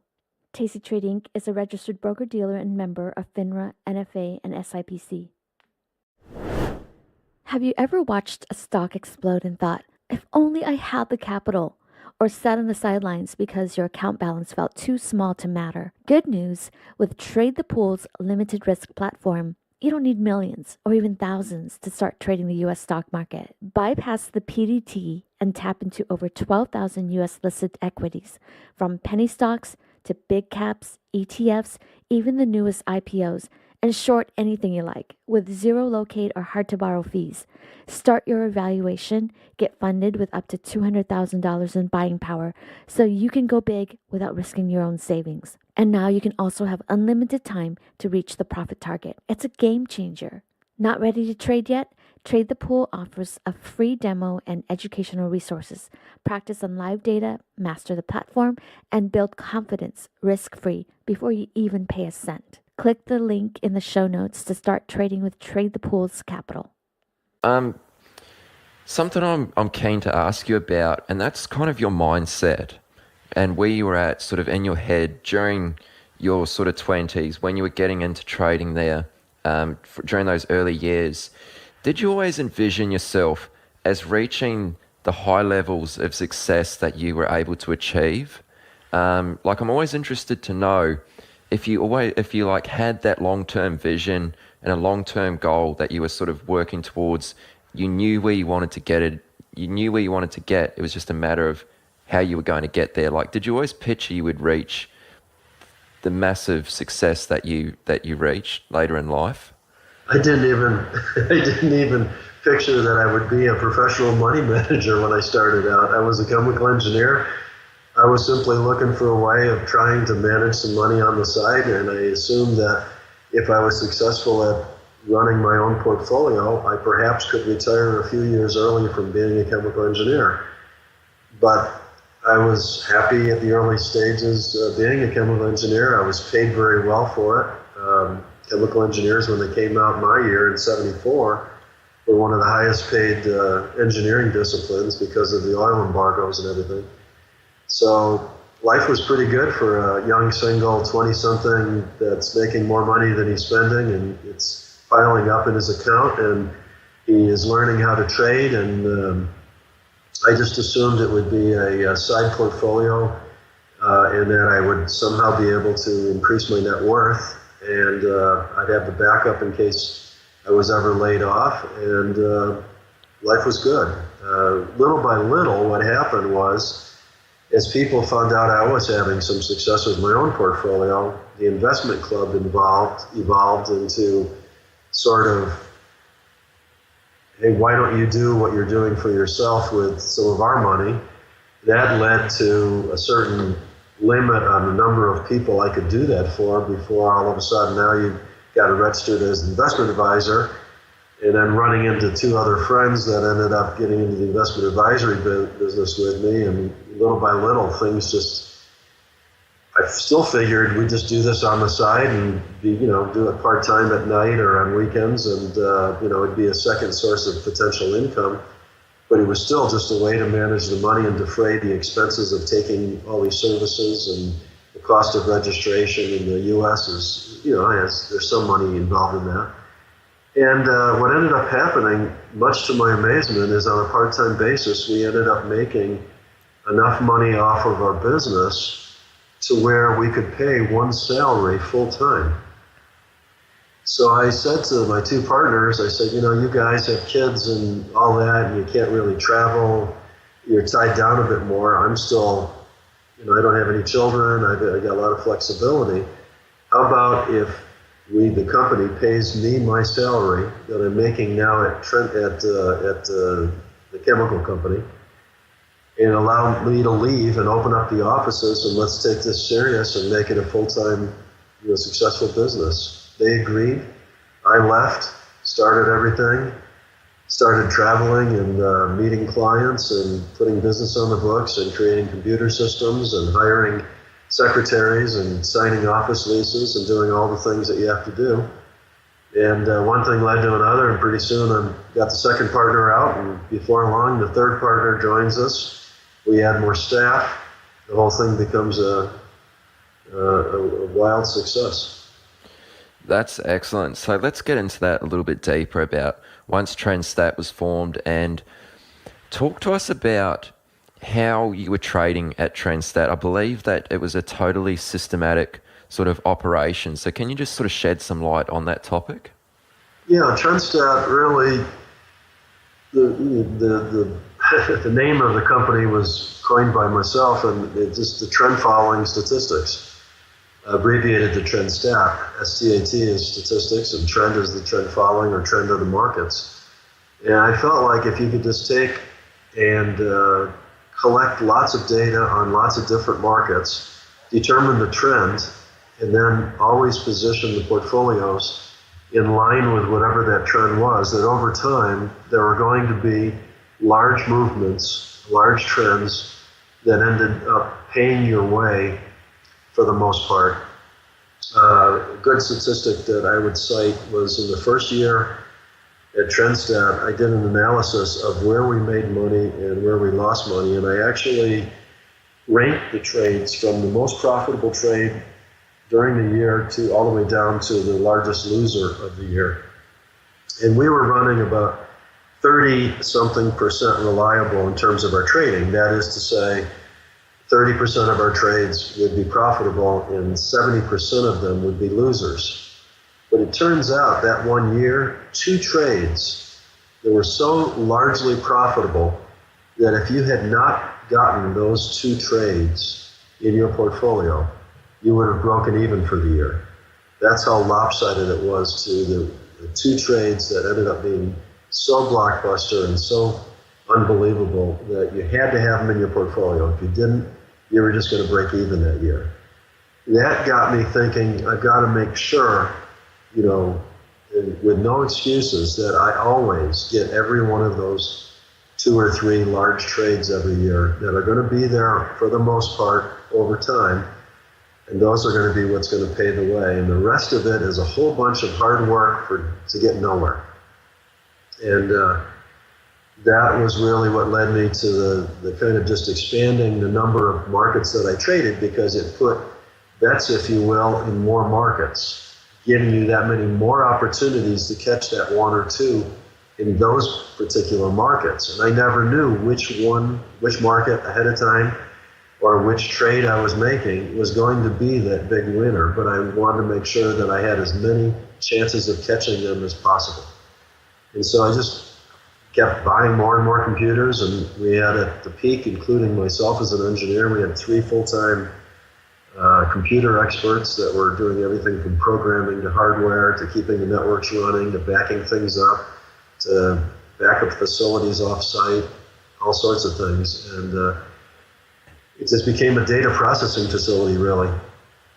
A lot of people used to think of me, and still do, as a trader, and yet a lot of times when I was in the middle of TrendStat, I was thinking of myself as the president of this data processing company more than I was a trader. I realized, looking back at it, I definitely was a trader. I had to create all these programs. I had to tell my programming people what I was trying to go for, and that was being a trader. But if you woke up and followed me around all day, you'd kind of be wondering how would anybody think that I was a trader. Yeah, I think that's really interesting, actually, how you sort of mentioned that, and you sort of almost called yourself or the company just the data processing hub pretty much, instead of a sort of what you typically think of when you think of a trader. I think that's quite funny. So generally speaking, was there any human interaction with the trading systems during a typical trading day at Trendstat there? No, there was zero. What we did was we built lots and lots of computer programs that we would take data in. We would run the programs once a day against that data, and then decisions would be made by the algorithms that we had built into the computers, and prints would come off, and the human beings would just scan it to look for any kind of computer malfunctions or data malfunctions or anything that looked strange to anybody, because that would be the last chance we would have to catch an error that maybe of our computers through our poor programming perhaps might have created. But once we knew that everything looked normal, the data looked normal, the data passed all the data checks that we did, the orders were created, hit the button, and out they go. And all of that was automated. The only thing the human beings would have to do is start the process to run the orders, visually scan them to see if anything looks strange, and hit a button to transmit them all. That was the only thing the humans did. Okay, sure. So Trendstat was sort of in full effect during, I think it was sort of the 90s. Is that correct? Yes, in various stages. Okay, so during that time period, was this approach common amongst money management firms, or was this quite sort of new to the space of money management, this sort of systematic and automated approach? Was the technology that you were using reasonably cutting edge for the time? I would put it this way. I would say that cutting edge would mean very different things to different people, I think. If it was at all cutting edge, it would be sort of us trying to take a longer-term trading strategy across a lot of markets and automate that process. I do believe that during the 90s there were automated traders out there, but they were probably doing more intraday trading and what would you call straddle trading, pairs trading, those types of things. It seemed like a lot of the automation was concentrating more on the very short term, and we were just the opposite, concentrating on fairly long term, but doing it in a systematic way. So we were probably unusual in that regard. Okay, sure. And I mean, I probably should have asked this a little bit earlier, but what was the initial appeal that attracted you to a systematic approach? That's a good question. I would call it laziness, human being laziness.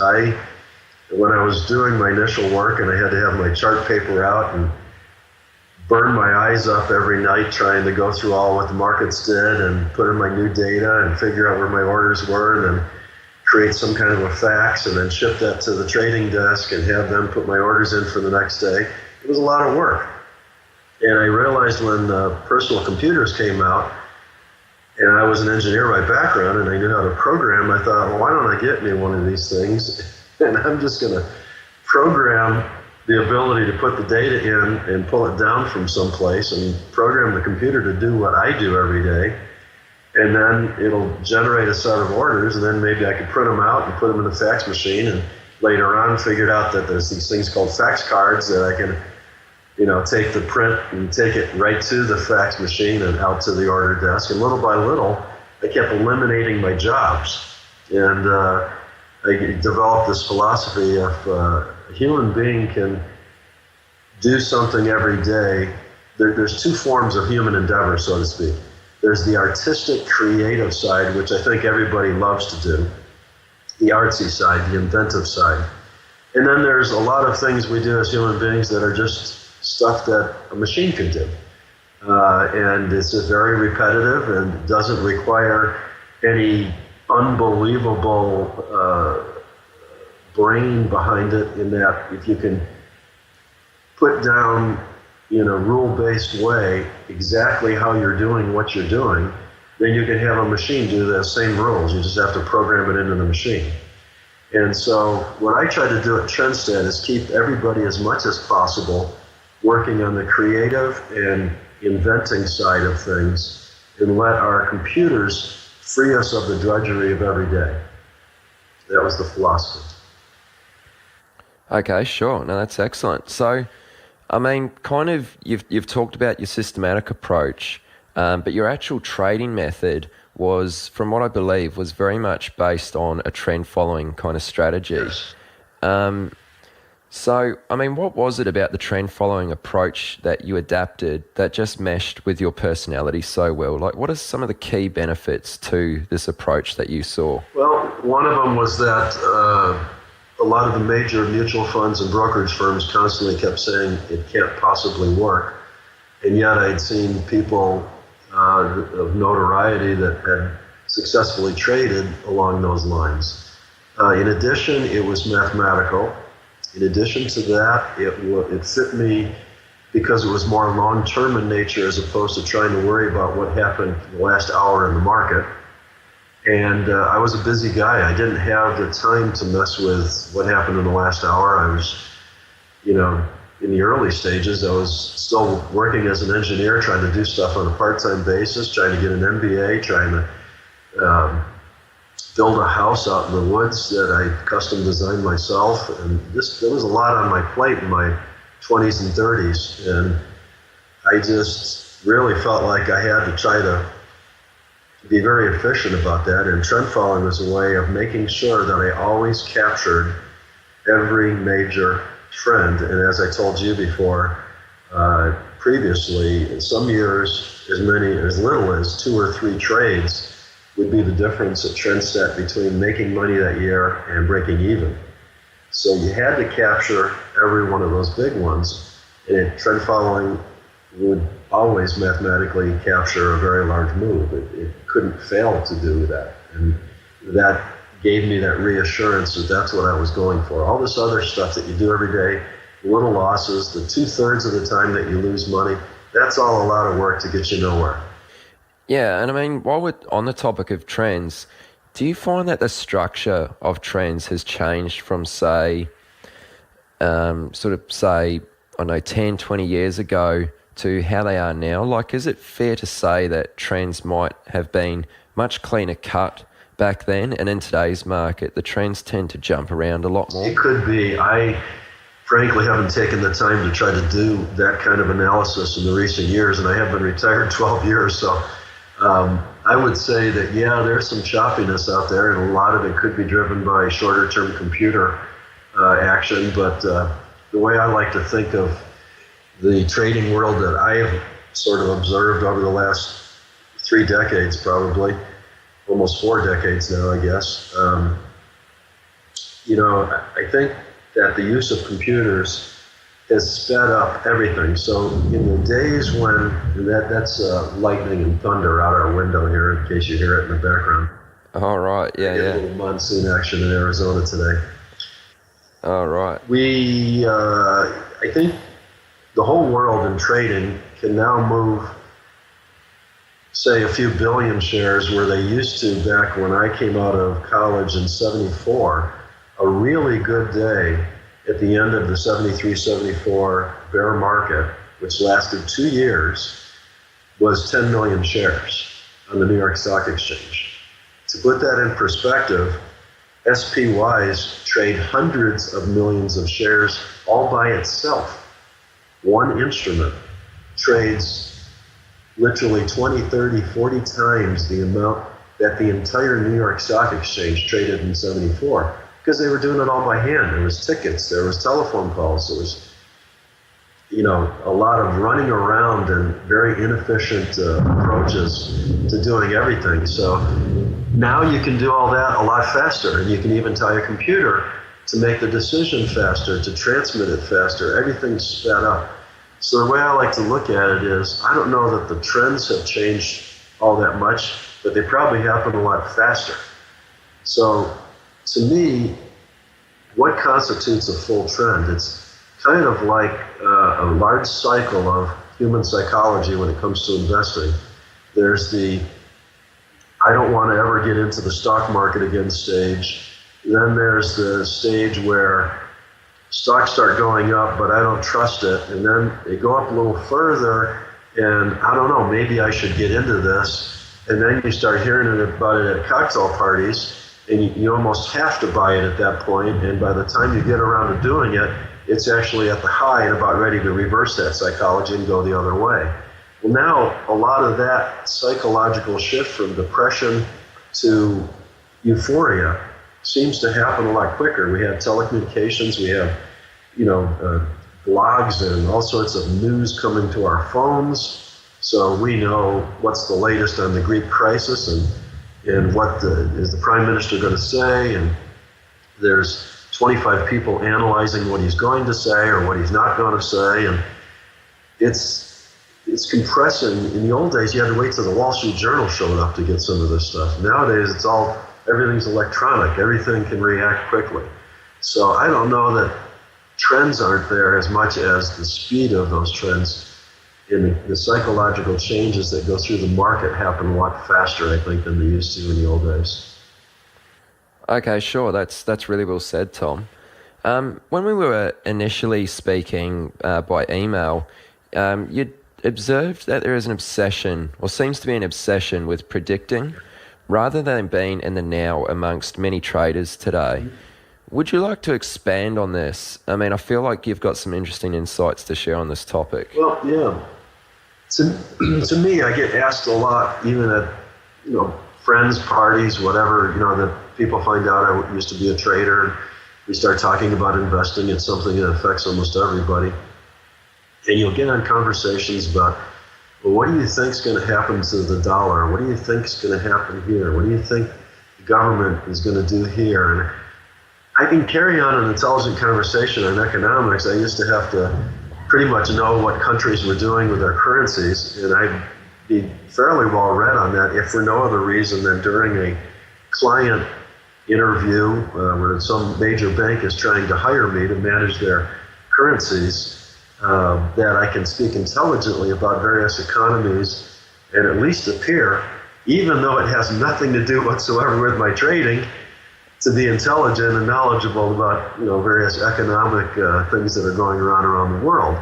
And I've continued to do that. I followed this whole Euro thing and the Greece thing with fascination, because in 1997, when people were interviewing me, I absolutely 100%, with no punches pulled at all, said that the Euro is a dumb idea and it will never last long term.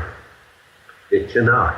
You can't base all sorts of different political systems into a single currency that's based on a whole bunch of different balance sheets. It won't happen. Somebody's going to cheat. Somebody's not going to pull, their weight. Other people are going to be getting the shaft on it and having to pay for the people who aren't doing it right. And that's what you're seeing now. Germany, some of the German people got to be getting fed up with the attitude of places like Greece and Italy and Portugal, Spain, and other places that seem to be, socialist and debt-ridden and don't seem to be able to get their act together at all, financially speaking. And how long are you going to run that until you just say, I've had enough? And then you break it apart again. So I've always thought it was a dumb idea. Well, the prediction of that is all good and fine, but in reality, to trade, all I care about in trading is what should my portfolio be positioned this moment right now, period. Nothing more than that. You don't know what tomorrow's going to bring. You don't care a whole lot about what yesterday brought, because that's already gone and never coming back. You really need to concentrate on looking at your portfolio. And I've heard Paul Tudor Jones say this on occasion, where he likes to start each day assuming that all his positions are wrong. Like he's starting all over again, and he's reanalyzing where does he want to be right now. And if he assumes that everything's wrong, he's critical then about every position. He tries to decide, no, I do like that position. I want to hold it on again for another day. I think that's trying to force himself to be in the now, and that's a good thing. It's the only thing you have the control as a trader of doing, is buying or selling right now. You can't buy it 3 weeks from now. It's not going to, there's no point to that. Yeah, that's a really good point. I'm glad you brought that up, Tom. That's excellent. So something else I've heard you talking about in sort of past interviews, maybe this was on Michael Coville's podcast, but you were talking about a coin flip concept. And what you were referring to was sort of how entries are less important than sort of money management and good risk management and exits. Yeah, I did the random study. I just took the computers and I had them create a random number generator. And at the end of every day, if I didn't have a position in any one of, like, I forget how many markets, I think I did 8 markets. Somebody else in Austria replicated it with 20 markets. It came out the same. In fact, they might have even made more money than I did. But we were all slightly positive, not robustly positive, just slightly. But what it came down to is the same concept I mentioned already. If you trade all year long, and 2 or 3 trades are the difference between making a very nice profit versus breaking even, then you must be in on those trades someplace. And then once you get in on those trades, you need to let them run and mature and bring you those very large profits that you seek. A random number generator that just simply says, okay, I don't care which way I go. Markets could go down a lot, they could go up a lot. I'm just going to flip a coin. Whatever it says, the next morning I'm going to buy the open or sell the open, as the case may be. But once I get that new position, I have to try to assume it's the next really, really big winner that I've got. So I need to trail my stops at a logical level, give it enough room to move, to be safely restricting the risk, but at the same time giving it room for normal movement. So things like average true range, things like breakouts on charts, all of those types of things, depending on how sophisticated you want to be about it, could come into play to give the market normal movement, but to allow that profit to keep building and building and building over the long run for that one trade. As soon as it hits that stop, that tells you, well, that trend was not the one you were looking for that major, that major trade that would pay its way, pay the way for the portfolio to be successful for the year. So what you'd end up with is you'd be out of the market and flip it again. Well, random number is going to give you 50% of them are going to be buys and 50% are going to be sells. It isn't going to be long until you're going to match up with that trend. When you are on that big trend, that's going to make all the money for you, and that's how you're going to make the slight amounts of profit for the year. You're going to have lots of losers, you're going to have some gainers, and you're going to have 1 or 2 or 3 very, very large gainers. And those are the ones you have to be in on, and a random number generator will give you those. Okay, sure. So I'd like to move it along a little bit now and sort of touch on the subject of psychology. And I think I could almost quote you saying from other interviews that psychology is probably the most important aspect of profitable trading. So why do you believe this to be the most important aspect? All right, well, I would say good trading falls into 3 different things that have to happen. The first one, which everybody spends all their time on, is the buy-sell decision. You have to have a way to say, this is how I would buy or sell a market, a stock, or whatever it is that you're trading. Secondly, you'll have to answer the question of how much should I buy and what types of instruments should I buy. I call that whole area the sort of portfolio management, risk management, volatility management area. And you have to be successful at that too. The third area, and the most important one in my opinion, and the one that a lot of people spend the least amount of time thinking about, is your own psychology. Because you as the human being who ultimately, even in the case of fully automated TrendStat back in the day, I had the power as the owner of TrendStat to go in and pull the plug on the computer or override it or do whatever, because I owned the company 100%. So if my psychology wasn't in good shape and my knowledge of what we were doing comfortable, with what we had created. Then the first time I go through a drawdown, I'm going to start second guessing myself and all those computers, and I'm going to start telling my computer staff, oh, we need a whole new way of doing things, and let's go research this latest hot strategy that seems to have made 50% last year. And I could go buy black boxes or build black boxes, what's the difference? And keep switching and trading and fail time after time after time because my psychology wasn't right. So even though I was automated, you still have to have a good, balanced mind about what you're doing. Trading, like for instance, a good example that I've heard Dr. Van Tharp talk about, good trading is following your strategy that day. It is not whether you made money or lost money that day. It's simply following your strategy. And that's a very profound thing.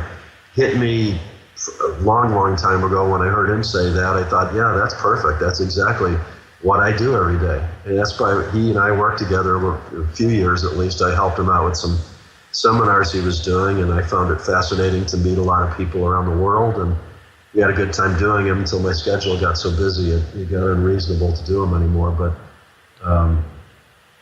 that was a very succinct and smart way of putting it. Good trading is following your strategy. It's not, good trading isn't making money and bad trading losing money. Good strategy development is what you need to do. Once you have that strategy, you need to follow it and to actually execute it.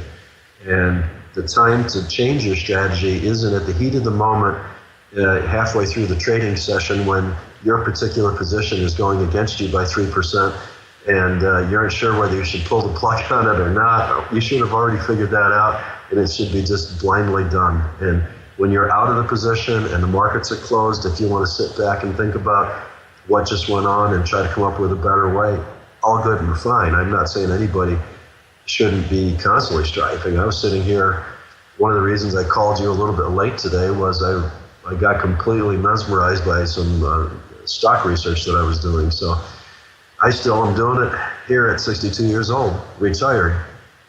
And I think you have to keep working and getting better, but you have to stick to whatever it is that you're coming up with unless you can figure out a better way. And I think a lot of people don't do that. I think they pull the plug on it, or they buy the black box and 6 months later they throw it out and they change everything they're doing, and they're adding so many layers of filters. I've had people at Facebook give me a message and ask me questions, and I'll say, well, tell me what you're doing, and I'll see if I can react to it. And I'll go into this involved explanation of all the different filtering this, and they only do it if the ADX is that, and on and on and on and on. I'm wondering how they ever get a trade to happen. They get so many filters in the thing. They're trying to achieve perfection. And it's so complicated, it's probably not workable, and they're likely to miss those 2 or 3 very large trades that are going to pay the way. And because they filtered those trades out somehow.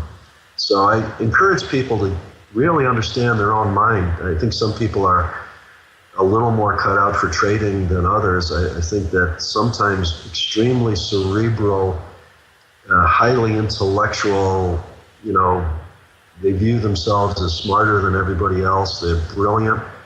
They sometimes have a hard time with trading because they just know too much.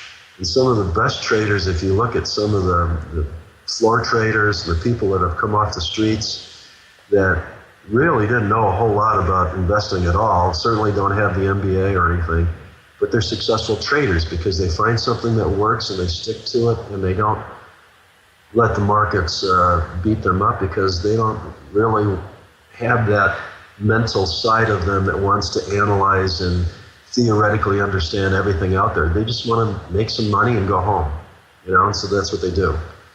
And so it's something to think about. Everybody needs to study their own psychology and try to ask themselves, what could they be doing to balance themselves out more so that when they're doing actual trading functions that they can stay in the now, they can analyze where they want to be fairly unemotional about it, and react quickly. That's really what good trading is. And that's psychology. And The first two, you can do all the work you want, but if you don't have the psychology, you'll never execute those first two. Yeah, that's an excellent answer, Tom. Very, very well said. And when Jack Schwager interviewed you for the Newmarket Wizards, he actually dubbed you as Mr. Serenity because of your cool, calm, and collected style of trading. So, I mean, how were you able to actually achieve this and maintain this evenly keeled mindset, even through times of drawdown?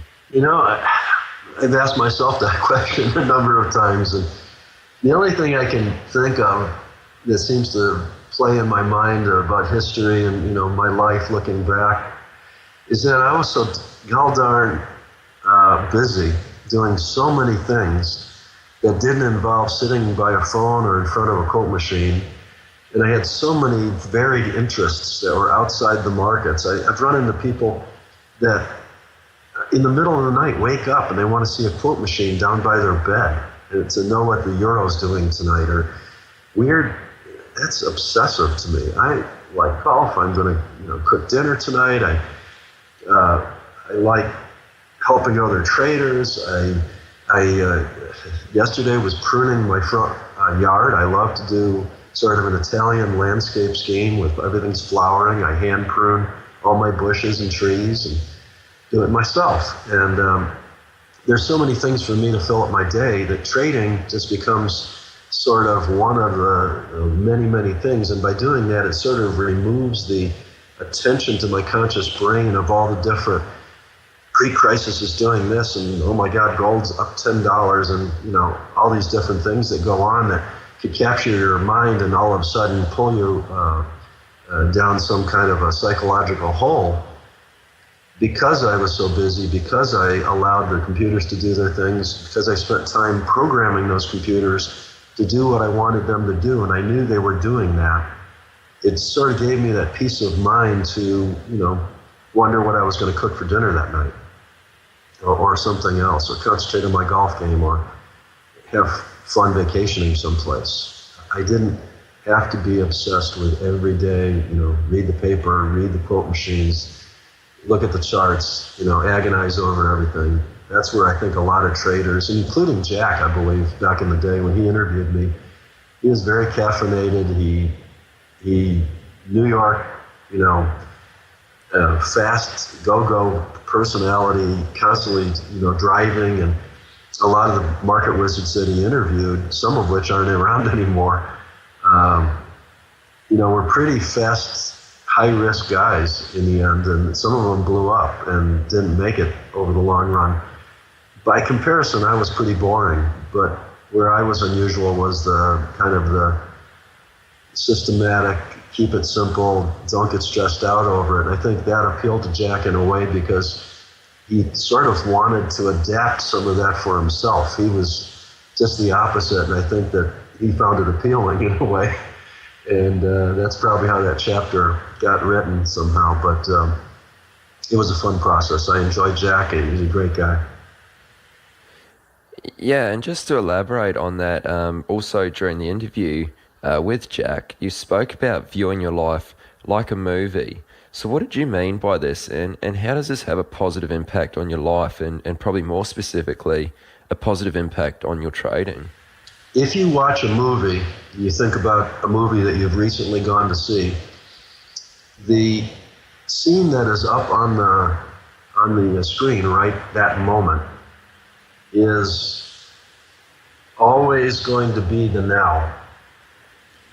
So you are allowed to, guess where the plot's going. You might guess right, you might guess wrong. It's kind of like the markets. You might think it's going to go up more, but it might not. But you know what you're looking at right there, because it's on the screen right now. If you pay attention to right now, then you can enjoy and allow a horror flick to horrify you, or an emotional film to make you cry, or a comedy to make you laugh at that moment, because you paid attention and there was a joke there and you said, that's funny. Okay, so your emotions can go all over the place, but you aren't attaching yourself. You know it's a film. It's there for entertainment. you still have your own life, your own beliefs, your own everything inside you. So I like to think of the markets and life as sort of a movie. And you kind of know which way the movie's headed, sort of, but life throws you a lot of unexpected turns, so do the markets. And I think you just have to, kind of look at it and say, okay, that was interesting. Now, what are we going to do now? And how do you react to it? And what was your strategy supposed to do during that new information or new change in the conditions? And I think it keeps you a little bit separated emotionally from the actual trade, to look at it as a movie, than to feel like trading is your life and you're surrounded by it in every way you turn and look. The market, you wake up and you go to the market and you're checking the market before you go to sleep, and you got your phone in front of you all day long during lunch. You're not carrying on conversations with people because you're worried about what's happening with the euro. And that to me is not watching a movie. That would be kind of losing yourself in the middle of the movie. Yeah, I like that concept. I found that part of the interview really interesting. So, I'm glad I sort of brought that up and got you to share that with the listeners. I think that's really interesting.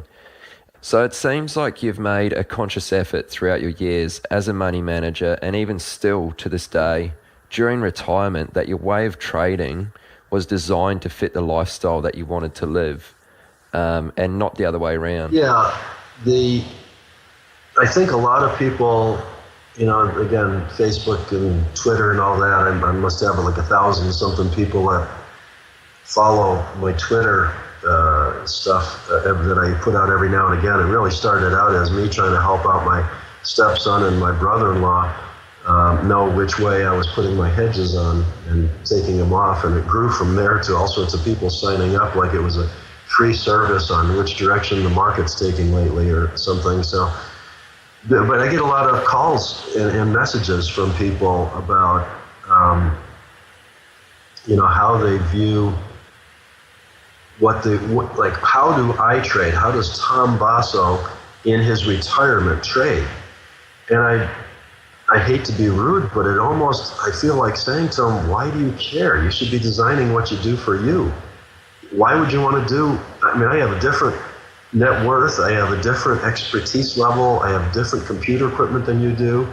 I may have different legal restrictions in terms of the markets I can trade. Some people live in India and they're asking me questions. I have no idea what the Indian stock market looks like, or what the regulations are, or what the brokerage conditions there are. Never ever traded an Indian stock, don't plan to lately, unless something changes. I just don't know anything about it. So why are you trying to apply what I'm doing to your life? It'd be better for you to be developing what it is that you want to do on your own. And that's exactly what I've done. I'm in retirement. I do spend a little time trading every day. Some days like today, as I just mentioned a while back, I got immersed in a little bit of stock research because I had some ideas I wanted to explore and think about. I didn't come to any profound conclusions, sadly, but it did certainly burn up a couple hours of my day. And nothing's changed. Tomorrow I'll do the same thing I did today in terms of trading, but it gives me some pause to think about it and all that. But I'm designing something that I can manage myself, that I can go on vacation and take my PC along and maybe spend 20 minutes to a half an hour a day. That's the most on a vacation I'm willing to part from the vacation. If I can get it all done in a short amount of time, I have an internet connection on a cruise ship, let's say, or wherever, I can get my job done every day, continue to trade my strategy, and it's designed around having me be able to do that. And I find so many people looking at systems and strategies that, they have full-time jobs, and I'm thinking, how are you going to do that with a full-time job? You're supposed to be out there talking to customers or building widgets, and how are you going to be able to focus and pull it off? You're going to miss trades. You don't have enough capital to diversify it. There's lots and lots of problems you see right out of the gate. The biggest thing I find with a lot of people is capital. They want to start from nothing, and they'll tell me they've got $2,000 and how do I start trading futures contracts?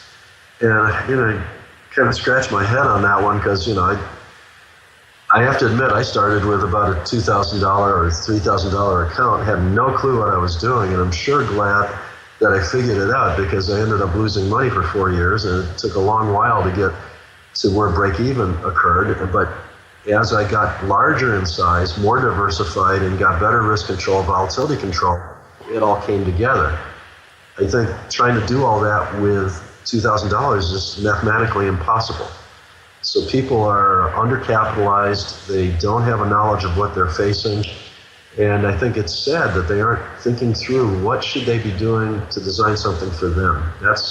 If everybody listens to this broadcast and could just sit back and say, how could I make my own trading strategy my own? Make it exclusively mine, make it fit my lifestyle, my capital, my resources, my expertise levels. They're going to be so much more capable of hitting that psychological sweet spot of being able to stay in the now and do what they need to do because it's theirs. They don't have to worry about what Tom's doing with his stuff, or what Michael Covell's doing with his stuff, or Jack Schwager with his stuff. It doesn't make any difference. It's only important what I should be doing with my stuff. And I think that's what, if everybody could get that one thing out of this interview, I will have done great service to mankind. Yeah, absolutely. No, 100% agree with that. And from listening to you in various other interviews, it's clear that you're a big believer in taking full responsibility for all aspects of your life. So I'd love to hear your thoughts on why you feel so strongly about this. It's empowering, basically. Once I figured out that if I, through trading, was responsible for everything, including, I believe I told you earlier about the tip that I started my stock trading on, and it ended up being a lousy tip, and I had no idea what I was doing, and I blamed the guy that gave me the tip and blamed the company for not doing what it should be doing and everything else. But that's not empowering at all. You have to say to yourself, no, wait a second. I'm the one that called up, put the 100 shares on.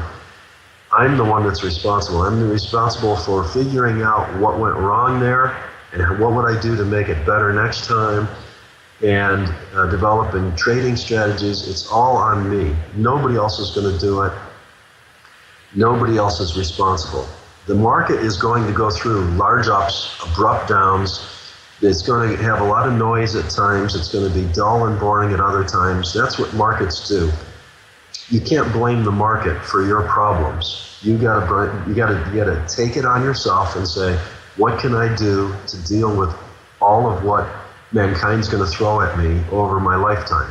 And when you answer that question, you'll be developing a pretty good trading strategy that'll suit you. And I think, sadly, around the world today, and Greece is in the news, there's a good example. Greece is not taking responsibility for their own mismanagement. So there's this tendency amongst a lot of various factions of society today to either blame somebody else or to expect somebody else to take care of some of their problems. There's less and less self-responsibility in society today.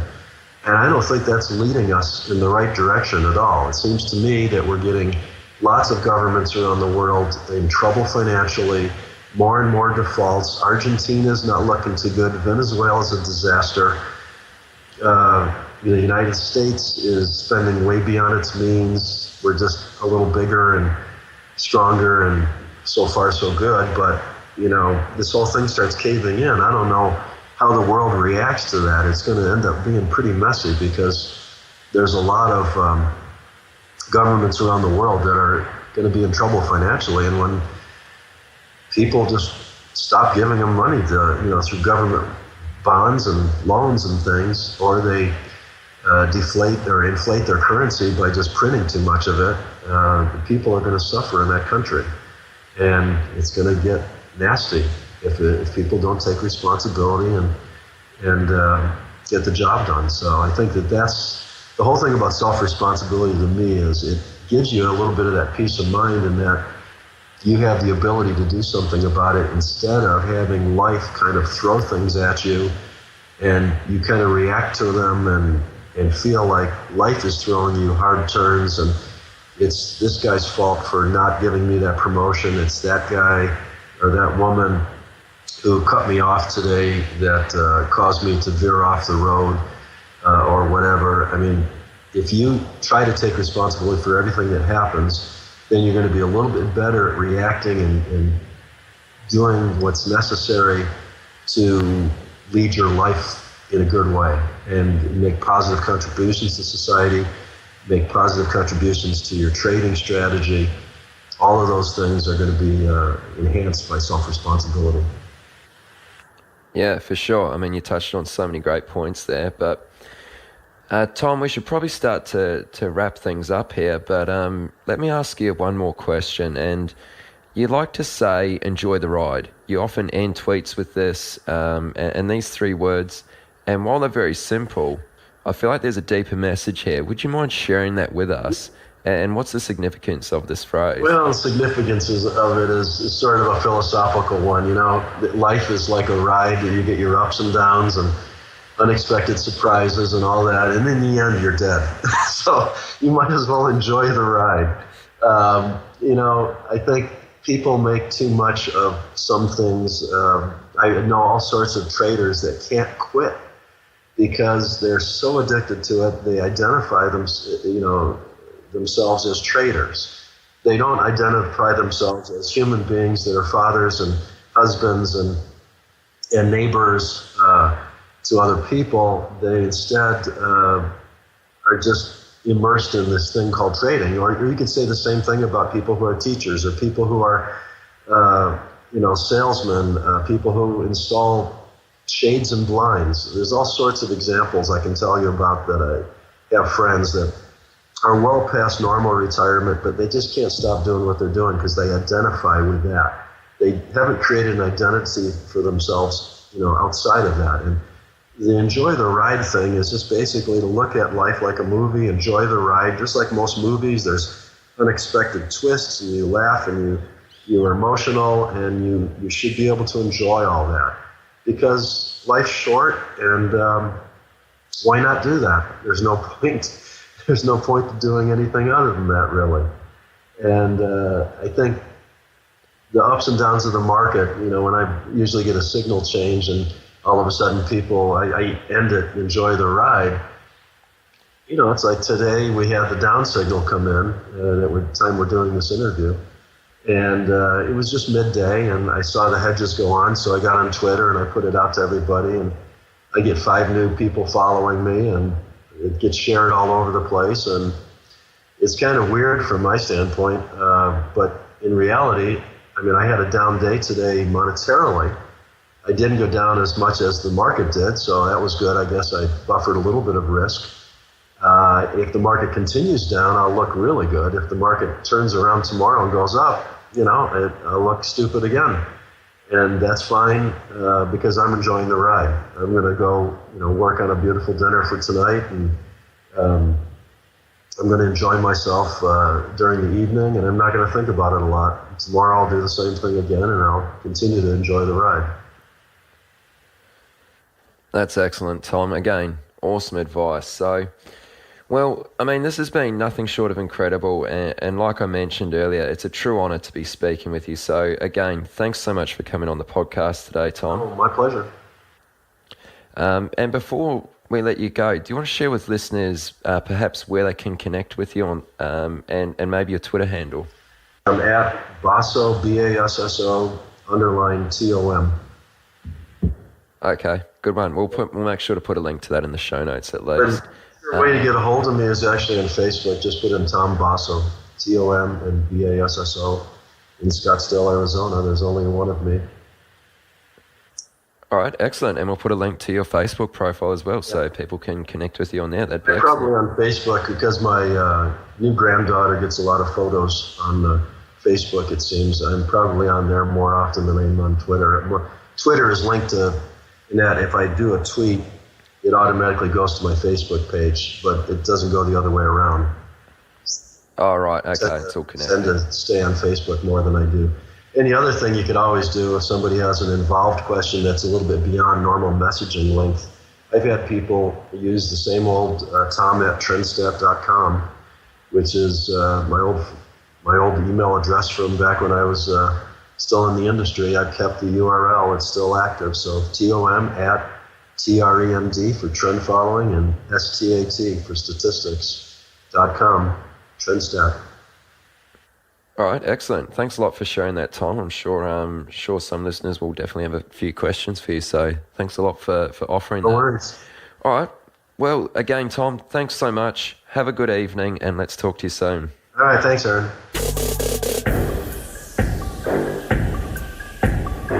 You've come to the end of this episode of Chat with Traders, but don't worry, more great episodes are on the way. To stay updated with each great new episode, be sure to subscribe to the podcast in iTunes, and we'd love it if you leave us a rating and review. We'll see you next time on Chat with Traders.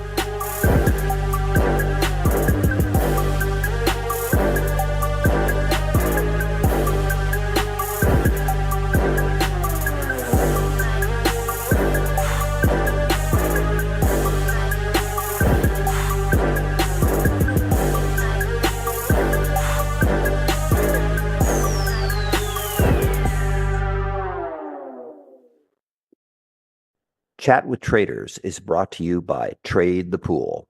Did you know that every decade the market reinvents itself? Online brokers opened the doors, mobile apps made trading seamless, and commission-free trading erased barriers. Now, a new era has begun. Meet Trade the Pool, limited risk trading. And now you also have unlimited time to reach the profit target. From now on, your trading risk is capped, and your trading opportunities are limitless. Trade the Pool funds home-based stock traders with up to $200,000 in buying power. That means you can trade larger positions and scale your strategies without risking your own savings. It's time to trade with more capital, making it truly worth your time and effort. Ready to trade the pool? Click the link in the description and join the stock trading revolution today. Are you ready to get serious about trading? Then join Tasty Trade, Investopedia's best platform for options trading in 2026. Stocks, options, futures, and more. Tasty Trade has everything you trade all in one platform. Get low commissions, including 0 commissions on stocks, so you can keep more of what you earn. Trade smarter with advanced charting tools, a pre-built strategy selector, risk analysis tools, and more features. Visit tastytrade.com/chat for more information. Tasty Trade Inc. is a registered broker-dealer and member of FINRA, NFA, and SIPC. The biggest secret of the best traders in the world is that they're just like everyone else. However, they've worked hard to learn the markets and discover what works and what doesn't. But how can you hear about these journeys and get in on the strategies and tactics they use? You can do it by listening to Chat with Traders. Here's your host, Aaron Fifield.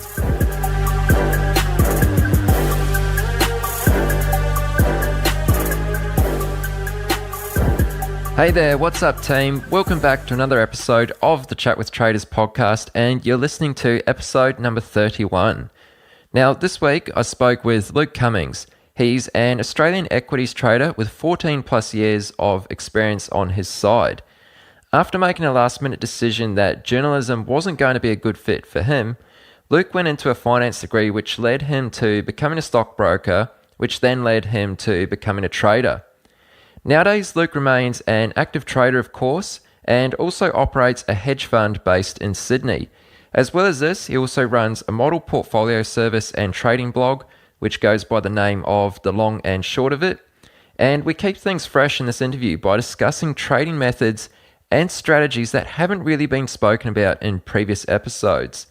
Additionally, Luke shares some of the common traps that often catch entry-level traders and how you may be able to avoid the avoidable with some insight.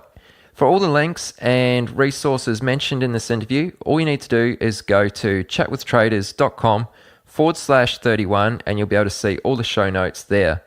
Alright guys, well I hope you enjoyed this interview. I'm Aaron Fifield, your host of Chat with Traders, and here is this week's guest, Luke Cummings. Hey Luke, what's going on, man? How's your day been? Hi Aaron, very well, thank you. Day's going well. Looking forward to chatting. No doubt. That's good to hear, man. Thanks a lot for making the time to come on the show. It's really good to have you here. And there's a number of things I'm keen to speak with you about today. Of course, we all want to know about your development as a trader, sort of from day one to where you are right now. And I'm also interested to get into some details about a strategy which you regularly trade, which is a takeover strategy. It's something we haven't really discussed on the podcast in the past, and it'll be good to hear more about this. But let's kick it off with your introduction to the markets. So where did this journey as a trader begin for you? Sure. Look, to be honest, I guess I kind of stumbled into trading somewhat. I'd had no real exposure to the share market in my younger years. Grew up in country New South Wales, which is the state of Australia for your American listeners, and moved to Sydney when I finished school, started studying at night, working in the daytime. And one of the first jobs I had just happened to be working for an international fund manager, obviously, buying and selling shares and currencies and whatnot as part of their portfolio management.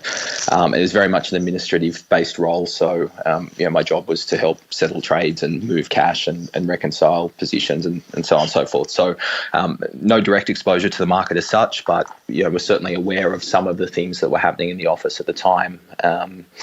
My next step after that was I took a job actually at an online broker, E-Trade here in Australia. I don't think I was quite 18, or maybe I just turned 18 at that stage. So I finished school reasonably young. And I was just working in their customer service division at E-Trade, which was very interesting. It was April 2000. I actually started there about a week before the NASDAQ tech crash happened. Which was quite eye-opening at the time, but really was there with no preconceived ideas about the market. I had read some books and had some, I guess, exposure at university to the market. Anyone who's kind of got a finance degree, I guess, one of the first things you get taught is that the market is efficient, at least relatively efficient.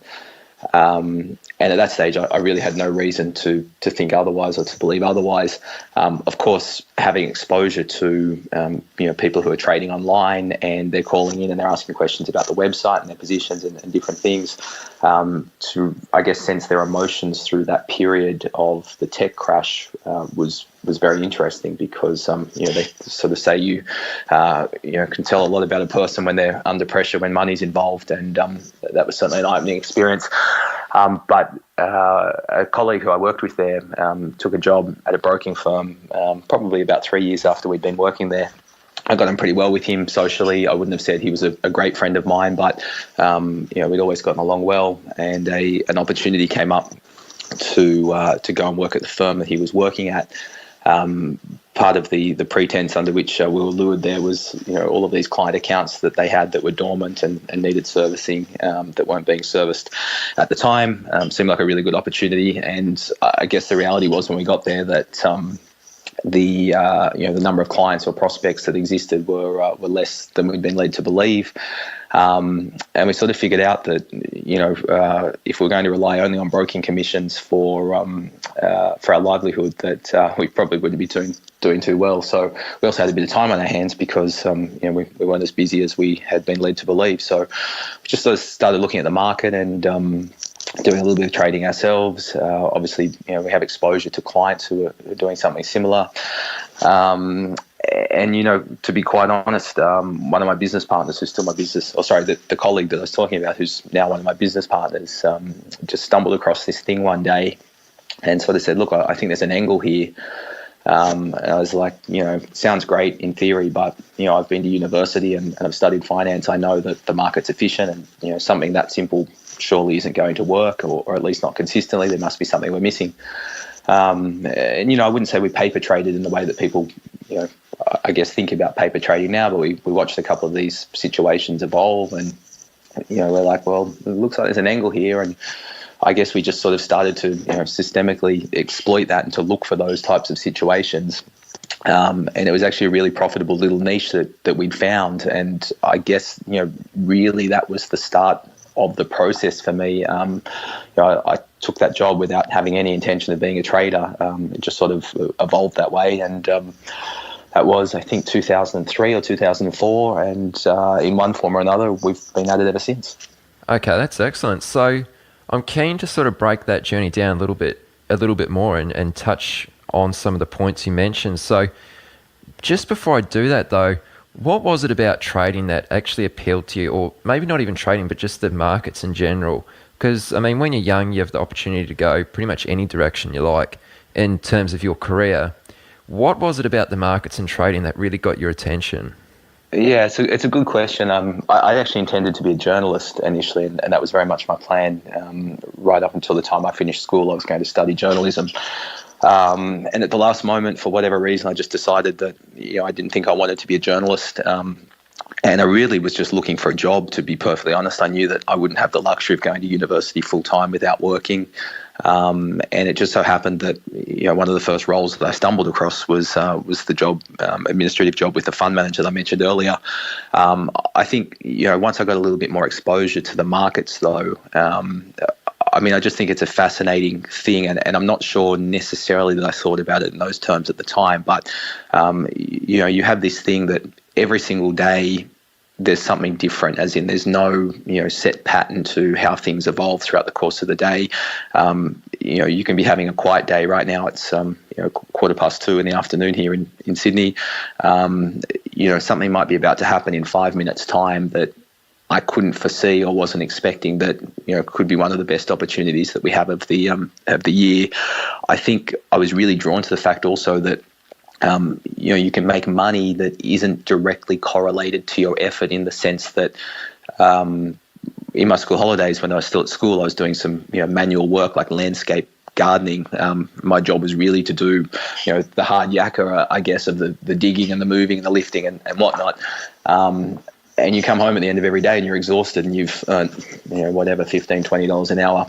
But you can only earn more money by working more, and it's hard work. And then you have, trading, which, of course, you need to put effort into that. And as time's evolved, we've developed systems and whatever else. But the idea that a little bit of effort can make you a little bit of money, or can make you a lot of money, and that you don't necessarily know in advance which it's going to be, was certainly appealing to me. I think all traders probably at some level, are driven by a desire to have a better life or a better lifestyle, to have money. I think somewhere along the way, the money becomes less important, actually, probably once you start to, consistently make it. But I think definitely for me, I didn't grow up in a wealthy household. No one in my house talked about stocks. I'm not even sure that I knew anyone who was trading or investing in stocks, at least not directly. So I think the idea that, you could build a better life for yourself, and that it wasn't through manual labor as such, was probably, at least at the time, what appealed to me. Yeah, I really like that answer. And I think a lot of people listening, including myself, can, really relate to that.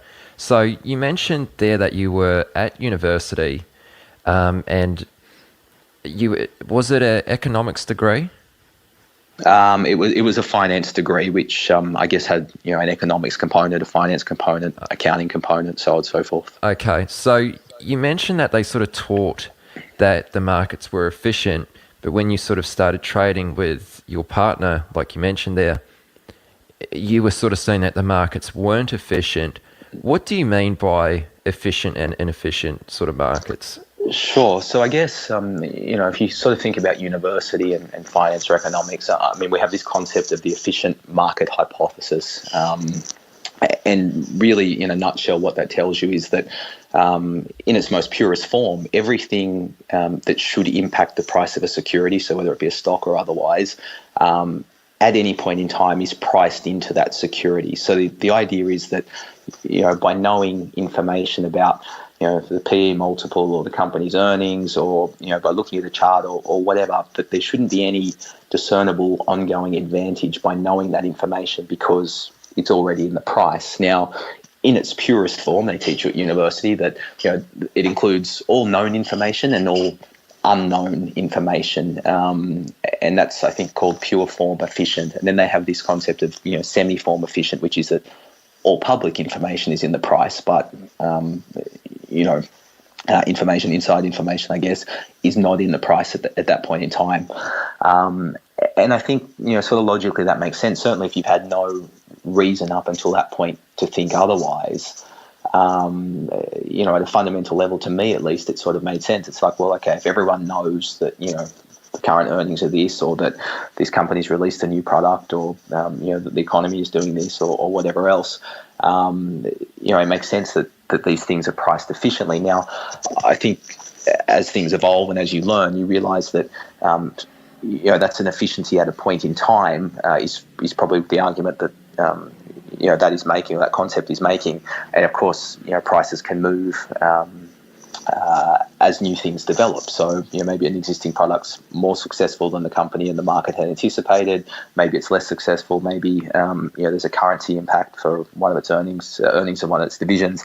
But I actually realized, very early on, or my partner and I realized that even that couldn't account for what we were seeing, because every day stocks are moving really with no discernible reason for them to move. So, you can make an argument that maybe information is evolving, or that someone who, has an incentive to buy or sell a security has learned something new that maybe they were previously not aware of. But I think that, in a lot of stocks, if they're liquid enough, that's probably not enough to account for the reason that you see some of these securities move in the range that they move on a daily basis.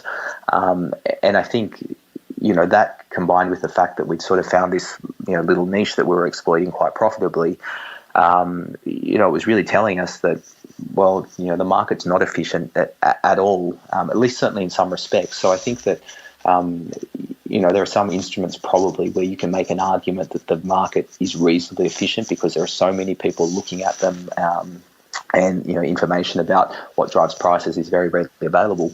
But there's a bunch of stocks, and I'm sure other instruments as well, and stocks, I guess, is our area of expertise, that people just aren't looking at or paying attention to, or there are angles that they haven't thought of.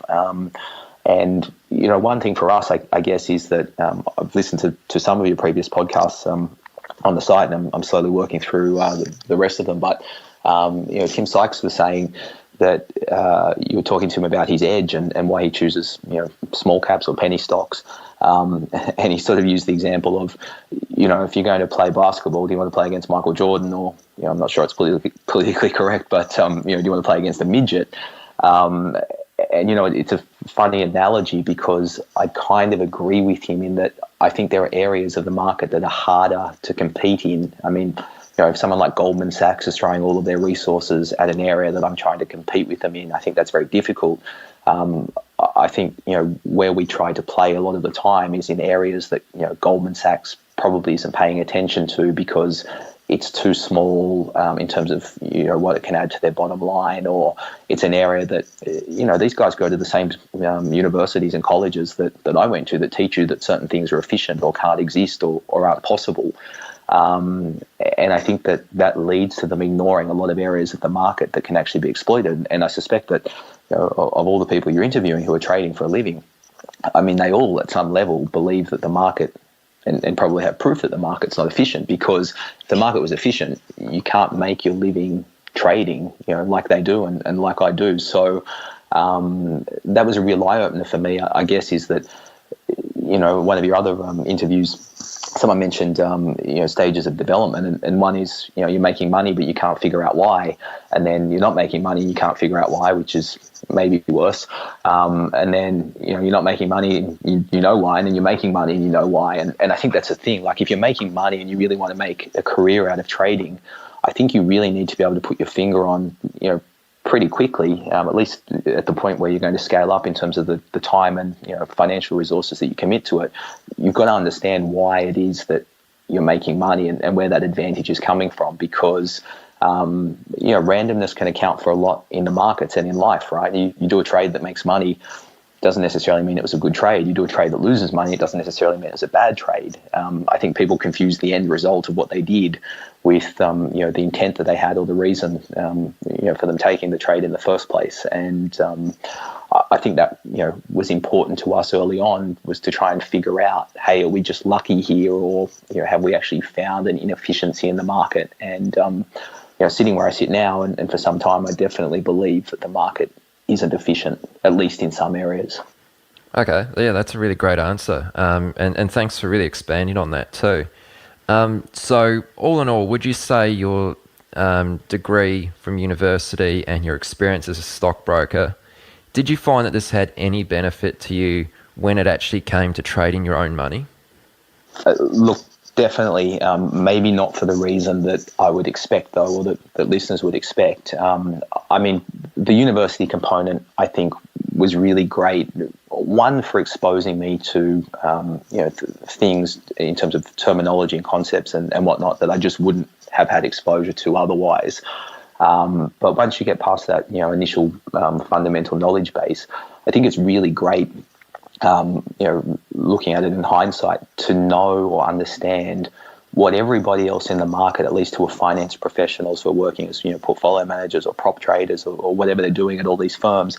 I think it's great to understand what they're taught and why their belief systems are, what they are. So from a university perspective, I think that was really great.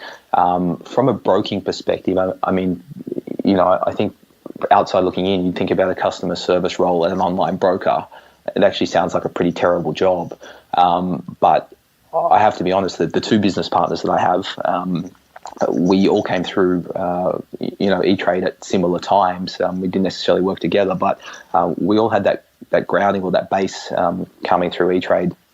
And the cool thing about that was that you're not getting paid very much, but you're going to work every single day and you're learning about the market. So you're learning about how the market actually physically operates and some of the rules and regulations that govern it, and some of the idiosyncrasies of the market in terms of the market itself. But then you also have the benefit of seeing human emotion in operation more or less in real time, because you're talking to these people over the phone who are having problems, or have questions about whatever, but you can't help but figure out I guess what their emotional headspace is, and you get some exposure to the types of trades and things that they're doing. So I actually can't imagine being in the position that we're in right now had we not had that education, in online broking, because it's basically like getting paid for 3 or 4 years to do an apprenticeship or an internship where you get to learn everything about the market. And I think, the alternative to that would have been trying to learn all of that stuff at night or on weekends or before work, or, in addition to having other jobs.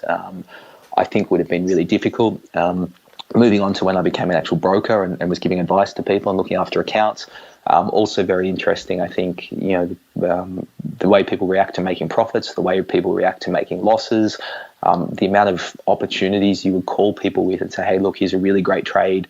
Here's the downside. Here's why I think you should do it. And, their reasons for not doing it or whatever, I think is very interesting. So, yeah, if I had my time again, I think the path that all three of us took to get to where we are now was really perfect. And the other cool thing was that, in the year 2000, online trading hadn't existed in this country for very long.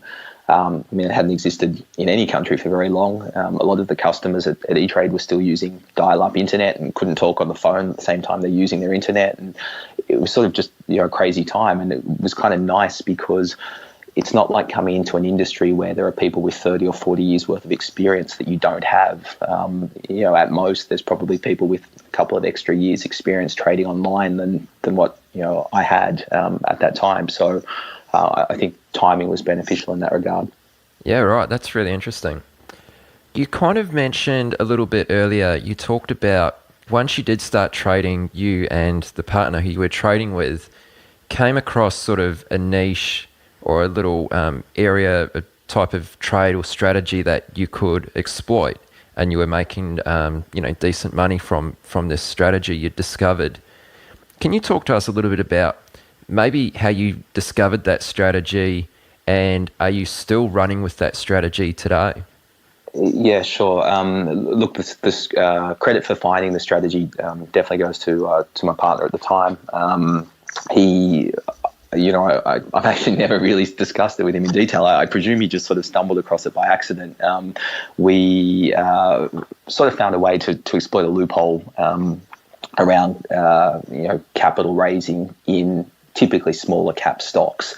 To get access to discounted securities. That some of these companies were offering. Of course, depending on the company, sometimes no discount, frankly, is big enough to want to give them money. Other times, the opportunities are attractive. So, sadly, the loophole we were exploiting no longer exists. The rules were changed such that the way we were obtaining access to them at the time no longer exists, which is a shame. But we basically went through the process of doing this ourselves. And because we were somewhat capital constrained at the time, there were really two forms of leverage for us. One was to share those opportunities with our clients, which we certainly endeavored to do as much as we possibly could, and had a lot of clients who made a lot of money from that at the time. And the second way was for us to get our hands on more capital ourselves. I mentioned to you when we were chatting earlier that the way that we did that at the time, which I definitely do not advocate to anyone under any circumstances, is we actually use credit cards because we're young guys. Like I was only probably 20 or 21 at that stage. I didn't have any money. I probably still had a little bit of consumer debt from university and buying a car and all these things that you sort of do. So we sometimes are making 5, 10, 15% a month from some of these trades pretty consistently. So even if you're having to pay a bank 15, 16% a year in interest, which sort of sounds crazy saying it now, but it was a smart thing for us to do. And we'll probably get to this later on in terms of how our trading strategy has evolved through time. But one thing or a couple of things about that was, one, we needed to be pretty damn sure that we could make money consistently, given that we were using someone else's money. But it also made us, I think, very mindful of risk, and sometimes that it's just better to take the fat, easy part of profit out of a trade without a lot of risk, rather than really going for the entire amount of profit that might be in the trade. So I think if you use a baseball analogy, sometimes a base hit or a double is better than a home run if you could get that base hit or the double more frequently than you would get the home run. So that was what we did. But I actually think, and I don't have proof of this, but I think the strategy we were running and the extent to which we scaled it amongst our clients, and it sort of became a reasonably well-known strategy, certainly at least within a niche in the Australian market, probably was what at least partially contributed to the subsequent rule change about that. So it was a cool little thing. And one thing we don't really know now is whether or not maybe we should have kept it a little quieter and we'd still be trading it now, because it just wouldn't have become such a prominent thing. But onwards and upwards, no regrets. But it was a cool thing. If we hadn't found that, I don't think that we'd be doing what we're doing today, and we wouldn't be talking about this. So that was pretty cool. And I guess the interesting thing is that, sort of a long way to answer your question, but you sort of think about how people become traders and the preparation they do, and maybe they go to a course. I've listened to your own interview about starting out with GAN and going to a seminar and learning about that. And some people read books and learn about fundamentals, and you've spoken to people on this podcast who are crazy into programming and back testing and different things. It sort of seemed a bit surreal that we kind of just stumbled across this thing that no one was really talking about, and it wasn't particularly sophisticated, and it was just really easy to exploit it for profit at the time. That was sort of weird, because even things like having a trading plan and things, I mean, all those things come after, but all of the things that you think that you should do and that you need to know in advance to start making money in the market, we weren't doing any of those things. And some of our friends and colleagues who were working at other firms and things like big name financial firms sort of knew what we're doing. They're like, you guys are crazy. Like, what are you wasting your time on all these small ridiculous trades for? What's the point? I felt, and I think probably my business partner at the time probably felt a little bit of an inferiority complex, where it's like, we're not really serious, as in no one's taking us serious. This is kind of a small strategy that is a bit of a niche, and was almost embarrassing to talk to people about it, but it just became such a big thing, and we made so much money from it. And it's funny now, looking back on that, and some of the people who at the time were like, you guys don't know what you're doing. You're just lucky, and loophole's going to close, and that'll be it. You guys will have to get other jobs and things. Some of those people now are like, okay, what else have you guys got? Like, tell me some other strategies. What should I be buying, or whatever? And I think that's been an interesting process to go through. I wish I could say that we set out with intent to become professional traders and did all these cool things, and that we're super smart and great at math and all these things, but it just, for us at least, hasn't really worked out that way. And I think if I look back, the fact that we weren't doing what everyone else was doing, and that you couldn't just turn up somewhere and learn what we were trading in a course or read it in a book, it's actually probably what made it work in some ways, because we just kind of found something that no one else was looking at the time. Right. Okay. So right at the start of that, you mentioned you were sort of purchasing discount securities. What do you mean by discount? Just so we understand before we move on. Sure. So looking in a purest example, which is not the strategy we were using at the time, but in Australia, Westpac Bank owns a fund manager called BT, or partially owns a fund manager called BT. American listeners can look it up online briefly if they want to, but we did an offer recently where they sold down part of their holding. Westpac sold down part of their holding in BT, and the reason they did that was because in Australia they're talking about changing some rules around the level of capital that banks have to hold, and the penalty from a capital perspective of them continuing to hold BT, I guess in the bank's view, was greater than the benefit of continuing to have the shareholding in BT that they did. So, very basic level, Westpac says anyone who's an existing BT shareholder or who is an existing Westpac shareholder will have the ability to buy BT shares at a fixed price of $8.20. Now, this is for existing shareholders only. So if you don't hold shares in BT or you don't hold shares in Westpac, and that announcement is made, then there's no way for you to participate. Many years ago, if you didn't already own those shares, sometimes they would say anyone who's a shareholder in a week or two's time, or 3 weeks' time, whatever it's going to be, will be entitled to participate in that offer. So in the case of BT, which is sort of underway at the moment, BT announced, or Westpac announced, they were doing that sale when the share price was $8.20 about 2.5 weeks ago. Of course, we've had a lot of market volatility in that time, but the last week or so, the market's rallied pretty hard. BT shares as of yesterday were almost at $10. Today they're I think about $9.50 or something. It's quite a big price gap there, right? So if you have the ability to buy BT shares at $8.20 and they're currently trading at $9.50, it doesn't really matter what you think the outlook is for BT. You don't need to want to own BT for any great period of time. You're basically being offered something that's worth $9.50 today for $8.20. As long as you think that between now when you buy BT and when you're able to sell them, when your new shares are allocated, that's sort of a no-brainer transaction, right? Like, it's like me saying to you, give me $8 and I'll give you 10. It's like, well, what's the catch? That seems a bit too good to be true. But it exists, and the thing is now there's no exploitable angle because the window is closed by the time that's announced. But previously, that window wasn't closed, and that was something that we took advantage of as much as we could when the rules existed in that format. So what we're basically trying to do is figure out, how do we buy $10 for $8, or how do we buy $5 for $4, or whatever the case may be. Okay, sure, yeah, that makes perfect sense. Are you ready to get serious about trading? Then join Tasty Trade, Investopedia's best platform for options trading in 2026. Stocks, options, futures, and more. Tasty Trade has everything you trade, all in one platform. Get low commissions, including 0 commission on stocks, so you can keep more of what you earn. Tasty Trade is packed with advanced charting tools, backtesting, a pre-built strategy selector, risk analysis tools, and more features to help you trade smarter. See equities and derivatives with high trading volumes, dividends, upcoming earnings reports, and more with their pre-built watch lists. Or create a custom watch list to keep an eye on the companies and sectors that matter to you.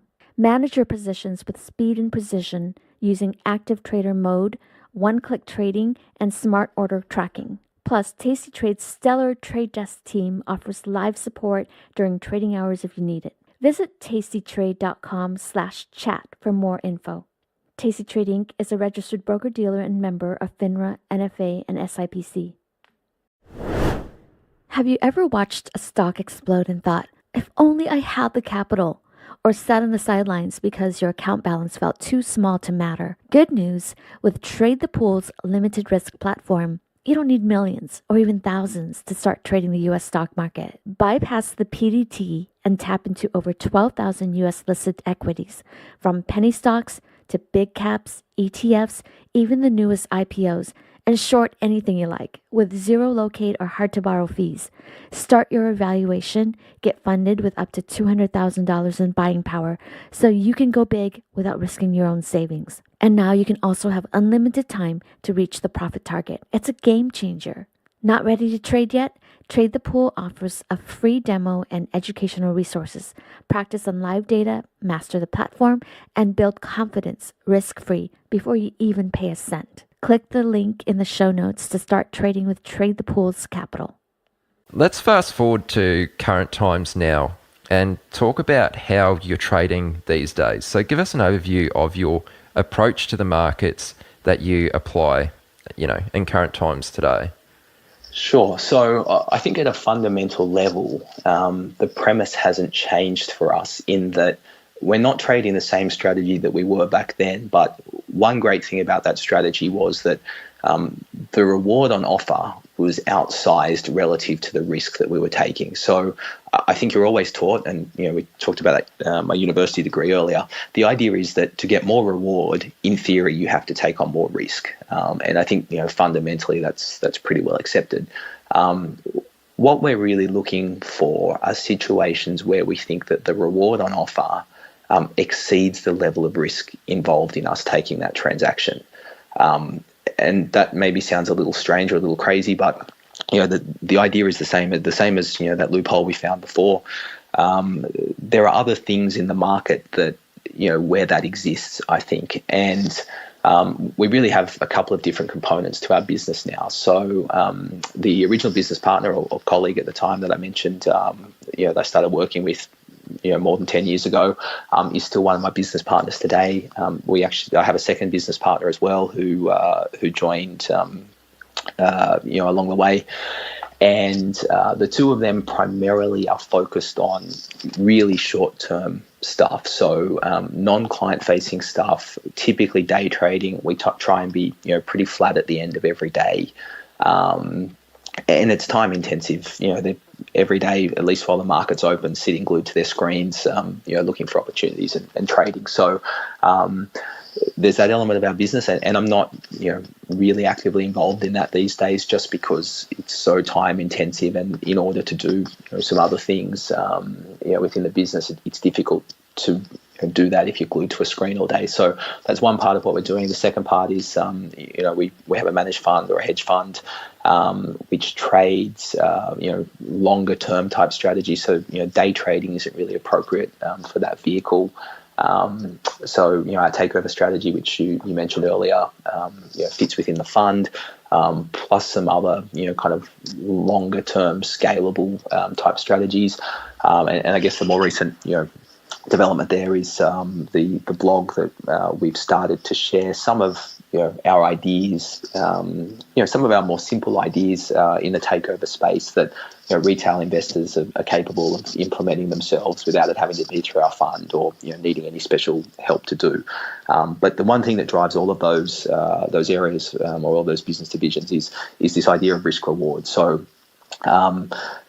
what we're really trying to do in the first instance is make sure that we really strongly understand the downside in each situation.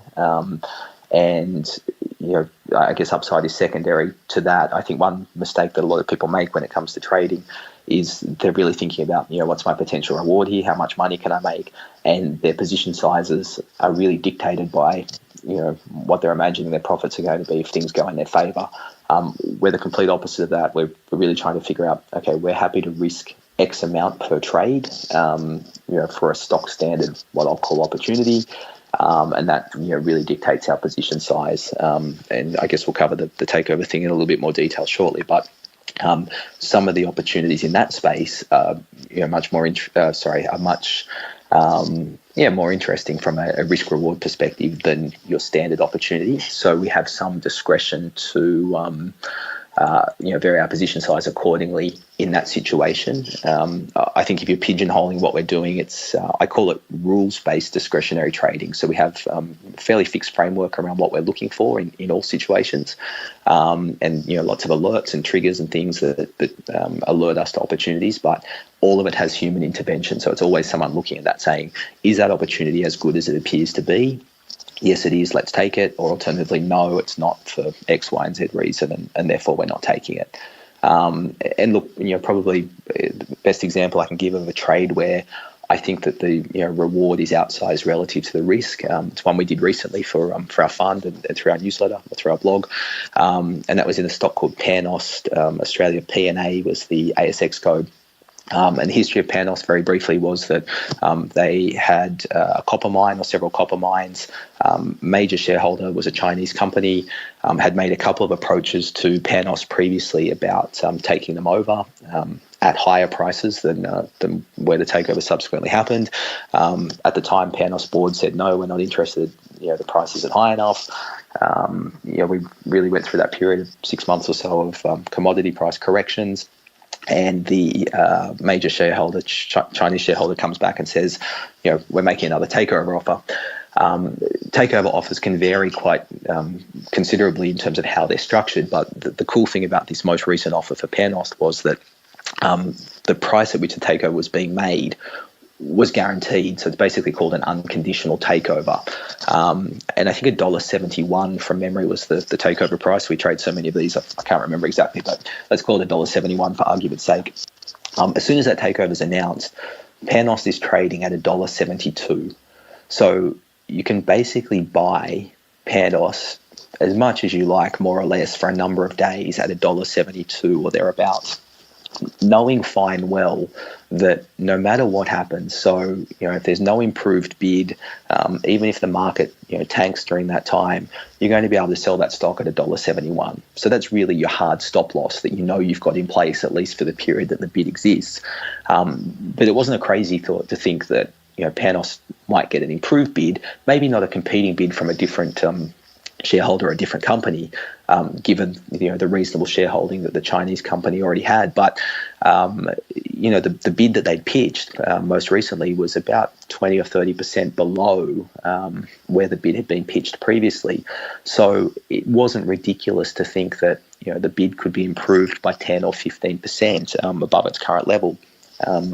In order to get board acceptance and get shareholder acceptance. So, the way that looks is that if the takeover price is $1.71 and it gets a 10% bump, the new price becomes $1.88.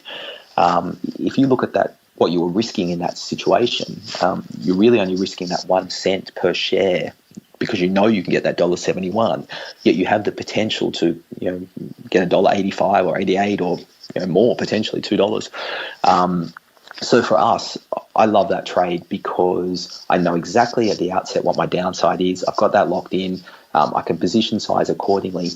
And if the trade works out, then the multiple of reward relative to risk that you get is very, very great. The headline percentage, it might only be a 10% return on the capital invested. But if you look at your return on risk, if you get a bump in the share price or in the offer price, it's almost unheard of. So that's not to say that Panos was definitely going to get that better offer.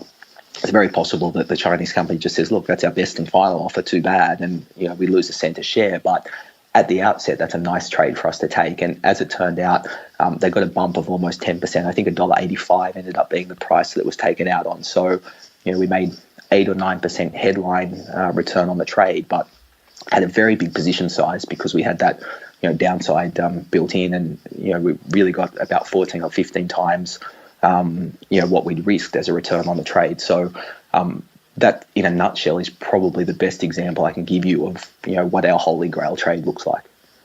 Okay, yeah, that's really interesting. So, I mean, you obviously sort of talked a lot about an example there of sort of the takeover strategy, but if we could just sort of take it back to step one, what's the general objective of this type of strategy? So let's focus in on your actual takeover strategy. What's the general objective of this? Look, so I mean, the general objective really is, which applies across our whole business, is to try and take lowish risk trades with good payoffs. The great thing about the takeover strategy specifically, from our perspective, but also from our investors' perspective, is that takeovers have generally pretty low correlation to the market. So once a stock is under takeover, depending on the level of conditions attached to whether the offer is likely to proceed, more often than not, it's no longer trading in line with the broader market. So you don't need to worry about having a position that you wake up tomorrow morning and the Dow is down 5%. Your takeover positions just aren't going to get sold off, or if they do, they shouldn't be, and it corrects itself pretty quickly.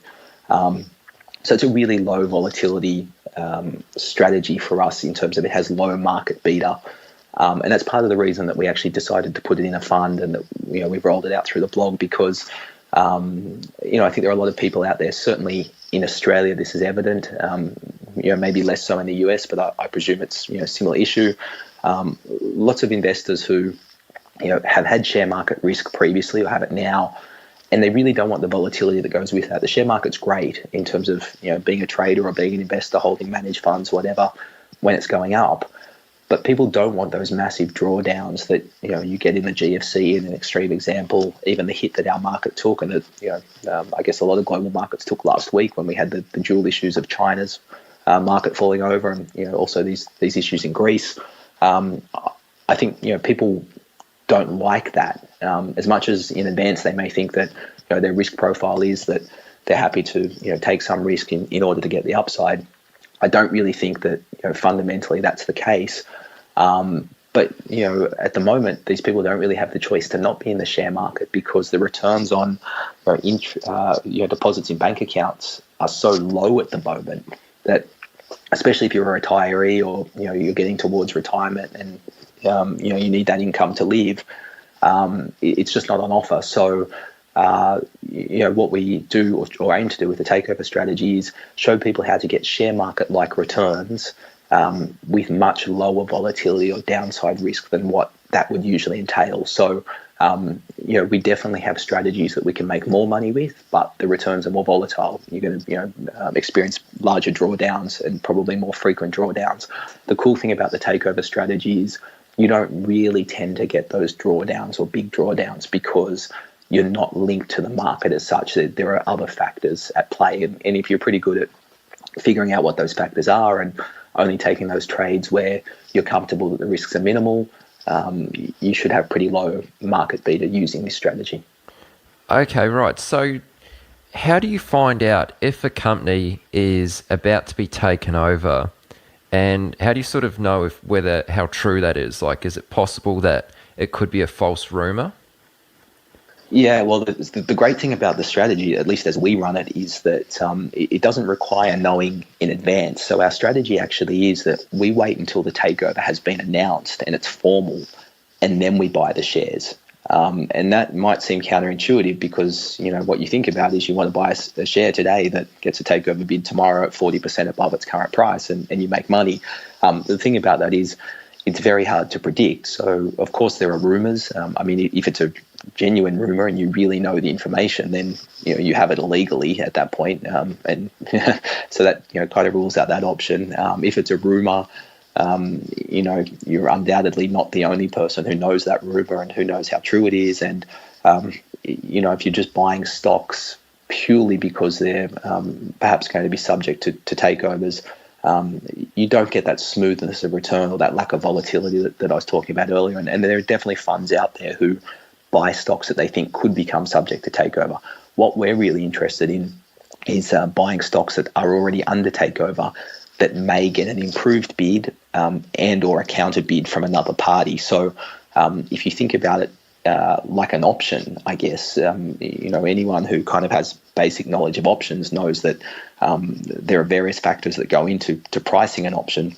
One is volatility of the underlying security. Obviously, the time that, until expiry of that option, interest rates play a factor, and so on. But we're taught that time value that time has value in an option. And the great thing about these takeovers is that you're buying this option, it's a synthetic option, over future upside in the share price because of an improved or competing offer. But you're not really paying for that in the way that you would normally pay for an option. So if you find like a listed option, over a security, they're pretty efficiently priced, right? There are market makers in that market, and everyone knows the Black-Scholes formula, and there's not too much variation in terms of it. It's hard to buy cheap options, but that's one way that we can buy options, synthetic call options, very cheaply over a takeover situation. And I think if we're really boiling down why the strategy works, that's it, because we're getting the ability to participate in an upside quite cheaply, which isn't to say that you always get a better offer or that you get a competing offer. You definitely don't. But you get enough of them, and in some instances the offers or the subsequent offers are so good that you only need 2 or 3 great trades like that a year, a bunch of okay trades, and you make more than enough money every year from that strategy. So at a fundamental level, that's what we're doing. So we're not trying to anticipate who's going to be taken over. We just wait for the announcements that someone is being taken over, make sure that we think it's a credible target, a credible bidder, that the downside is known and limited, and then position accordingly in the hope that something else is going to happen. Right. Okay. And with this particular strategy, what's sort of the time frame we're looking at from when we get into a position and when we exit completely? What's the sort of holding time of one of these trades, generally speaking? Sure. Look, I'd say probably minimum a month, and 6 months. Get 6 to 9 months would sort of be the maximum time period typically, and I'd say about 3 to 4 months on average. So if a bid is made today for a company and there are no further developments, meaning that there's no improved bid, there's no competing bid, usually they take about 3 months to come to a natural conclusion. If the share price improves in the interim, we may look to exit the position early if we think that the risk reward is no longer in our favour, or that the additional benefit by waiting those extra months is now not sufficient. If you start to get competing bids or improved bids coming in, as part of the trade, usually would get bumped out to 6 months, maybe 9. But the good news is typically that the longer the trade's going for, the more money you're making along the way, as in a trade that you have open 6 months from today doesn't have the same bid level that it had when you took the trade. There's chances are being 1, 2, 3, 4 improvements in the bid along the way. Right. Okay. No, that's really good. So what I might do is, but obviously before the interview, you sent me through a PDF document which had sort of a bit of an overview of the strategy we've just sort of discussed here, the takeover strategy, and it had a few case study examples in there as well. So I might put a link to that in the show notes. So if anyone wants to find out more about this, just go to chatwithtraders.com and you'll find it in the show notes below the interview. But let's keep this moving. So I'm keen to ask you just kind of some general advice. So from your experience, what are some of the common mistakes you see new traders making when they come to the market? Look, I think there's a few things. I think a lot of people maybe think that it's easier than it is, depending on what experience they've had up until that point in time. So, you're at a barbecue and, your buddy tells you about some stock that he bought 3 weeks ago and it's up 25 or 30%, or someone else who's in your family who has been day trading. I guess this was a big thing around 2000, who's making $3,000 a day and they've quit their job or whatever.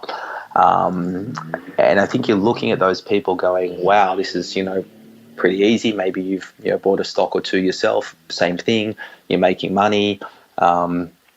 And then all of a sudden you're not. And usually that's because, people are making money without necessarily knowing why they're making money.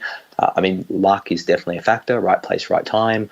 Obviously, if the market's going up, generally and going up strongly, then rising tide lifts all boats, and it's sort of easy to make money.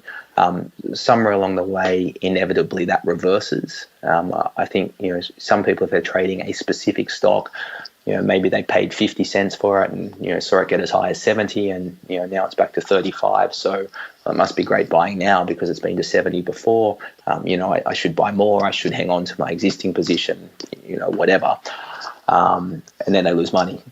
So I think that's sort of one thing is that, and I think in life generally, it's easy to look around at other people and assume they're having more success than you are, or that they've got something that you don't. And I think it's as they say this about gamblers, right? You always hear about gamblers' winnings, but you never hear about their the times that they lose. I sort of feel like, not necessarily intentionally, but family and friends, maybe, and even brokers who don't have your best interest at heart are telling you about all the times that you missed out on making money because you're not trading shares. So I think that's an element of it. Not necessarily having a plan around downside, like how much money am I willing to lose on this position or on a series of trades before I revisit what I'm doing. Where's my stop loss on this trade? Like, where am I wrong and where am I getting out of it?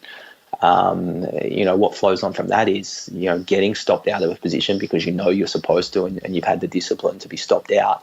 And then you watch the share rebound strongly to, higher than where it was trading before. So then you think, oh, well, if I didn't have that stop loss, I'd be making so much money now. So, maybe I shouldn't have stop losses in future, or maybe I should not pay attention to my stop losses. And then it all becomes a bit wishy-washy because it's like, well, okay, I've got this stop, but how do I decide whether I'm executing it or not? Is that just something I decide at the time based on how I feel and my intuition? Or so look, there's that. I think so. On one hand, I think that's people underestimating how difficult it is to consistently make money. But I think the flip side of that is that you look at the market and you think about the people who are participants in that market. So I'll use Goldman Sachs as the gold star example in terms of at least their profitability and their resources and whatnot. All the way down to smaller, day traders or swing traders who are individuals who do that for a living. I think you can assume that can be really difficult, and you can go to a lot of these courses you go to.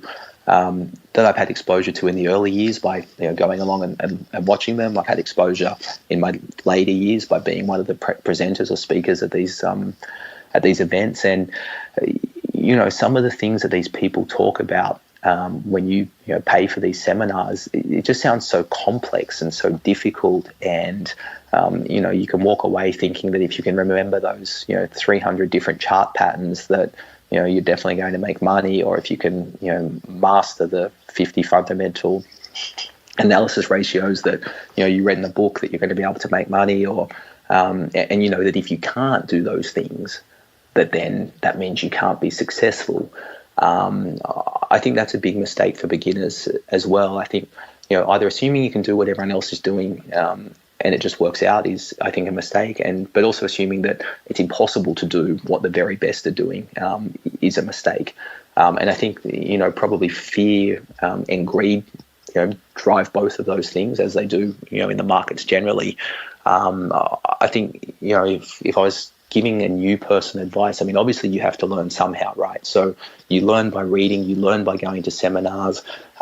Sometimes you learn by doing and maybe losing a little bit of money. But I think it's all part of the journey to try and understand. I listened to the interview that you did where you talk about GAN and how much time you spent kind of studying that in the early days and reading the books, and you've been to the seminars or whatever. And then somewhere along the way, you just kind of figured out that maybe it wasn't all that you thought it was, or maybe it wasn't for you. And the good news is, by the sounds of things, it didn't really cost you much in terms of dollars, maybe a bit of time to get to that point. And I think that you need to learn and have some exposure to all of those things.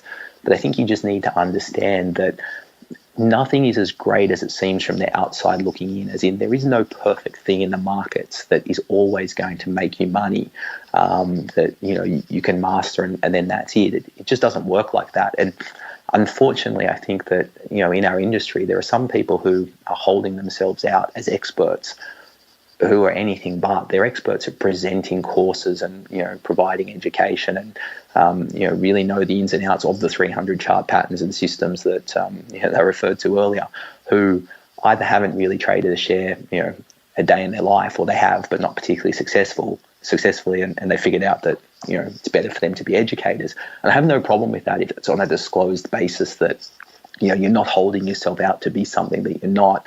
But I think that's a big trap for new people, is that you want to grab someone and hold on to them as the person you need to be like. And it's definitely important to have role models and mentors and whatever else.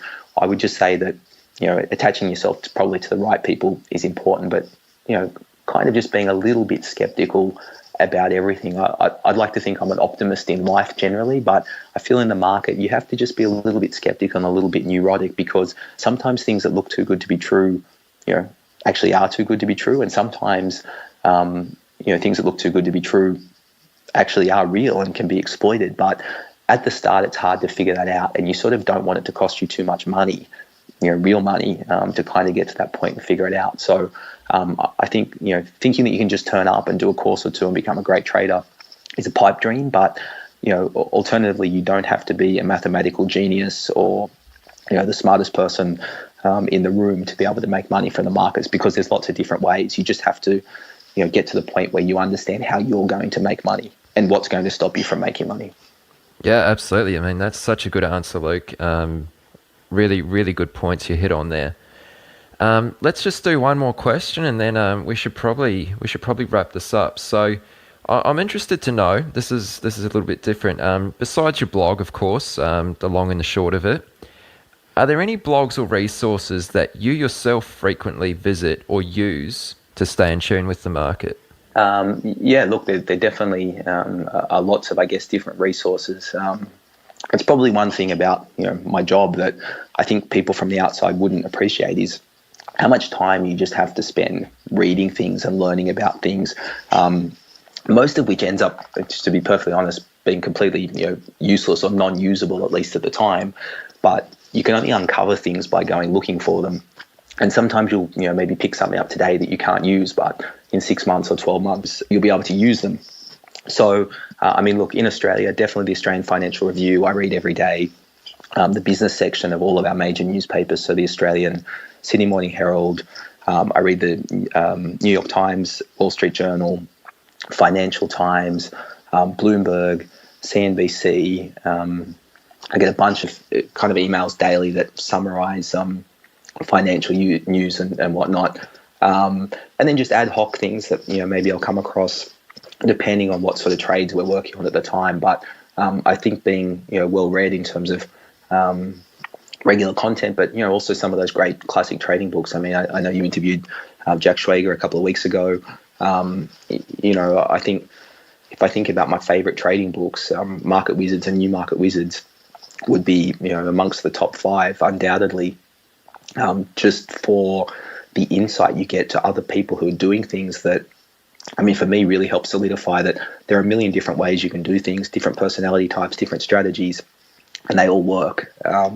So I think understanding other people's journeys, where they went wrong, what strategies they've used successfully, which I guess is part of what you're aiming to achieve with this podcast, right? You're giving people exposure to different traders who have different strategies and systems, who can talk about what works and what doesn't, and maybe you learn that way rather than having to learn for yourself, which takes more time and can be more costly. All right, that's a really great, another great answer there, Luke. So thanks a lot for doing this. And I've certainly picked up a few things from this discussion, and I'm sure anyone listening has also. But before you go, do you want to share with listeners where they can go to find out more about you and your trading methods? Yeah, sure. So, look, definitely, people can visit our blog, which we just recently established. So it's just www.longandshortofit.com.au. I'll get you to put that in the show notes, perhaps, so people can easily find it. Also, we have a managed or a hedge fund I mentioned earlier, so that's just www.789assetmanagement.com.au. Just getting back to the blog, actually, we'll set up a promo code so that anyone who's listening today who thinks that maybe they'd like to trade the takeover strategy, have a bit more information sent to them. We'll do a discount there, 20% off our usual subscription, so that anyone who's interested can take advantage of that. It's actually a 14-day free trial anyway for people to have a look around before they commit any money. And then anyone who uses the promo code can get an ongoing discount on their subscription. Good one. So what's the promo code?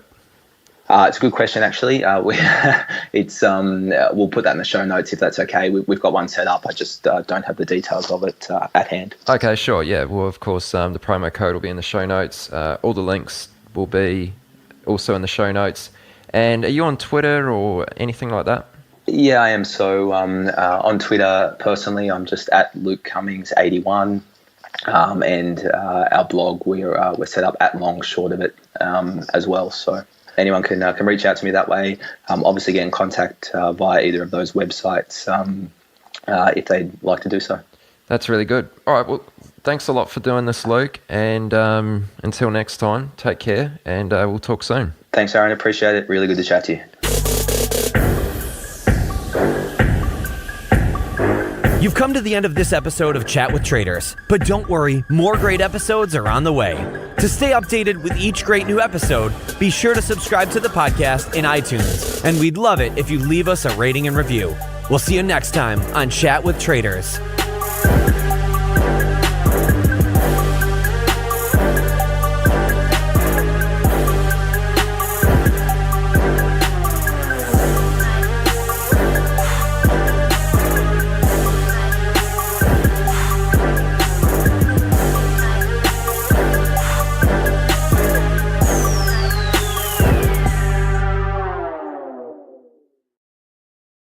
Chat with Traders is brought to you by Trade the Pool.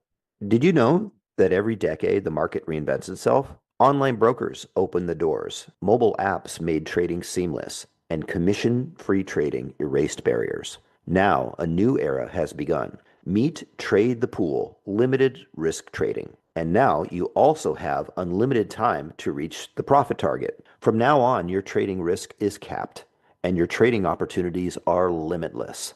Trade the Pool funds home-based stock traders with up to $200,000 in buying power. That means you can trade larger positions and scale your strategies without risking your own savings. It's time to trade with more capital, making it truly worth your time and effort. Ready to trade the pool? Click the link in the description and join the stock trading revolution today. Are you ready to get serious about trading? Then join Tasty Trade, Investopedia's best platform for options trading in 2026. Stocks, options, futures, and more. Tasty Trade has everything you trade all in one platform. Get low commissions, including 0 commissions on stocks, so you can keep more of what you earn. Trade smarter with advanced charting tools, a pre-built strategy selector, risk analysis tools, and more features. Visit tastytrade.com/chat for more information. Tasty Trade Inc. is a registered broker-dealer and member of FINRA, NFA, and SIPC. The biggest secret of the best traders in the world is that they're just like everyone else. However, they've worked hard to learn the markets and discover what works and what doesn't. But how can you hear about these journeys and get in on the strategies and tactics they use? You can do it by listening to Chat with Traders. Here's your host, Aaron Fifield.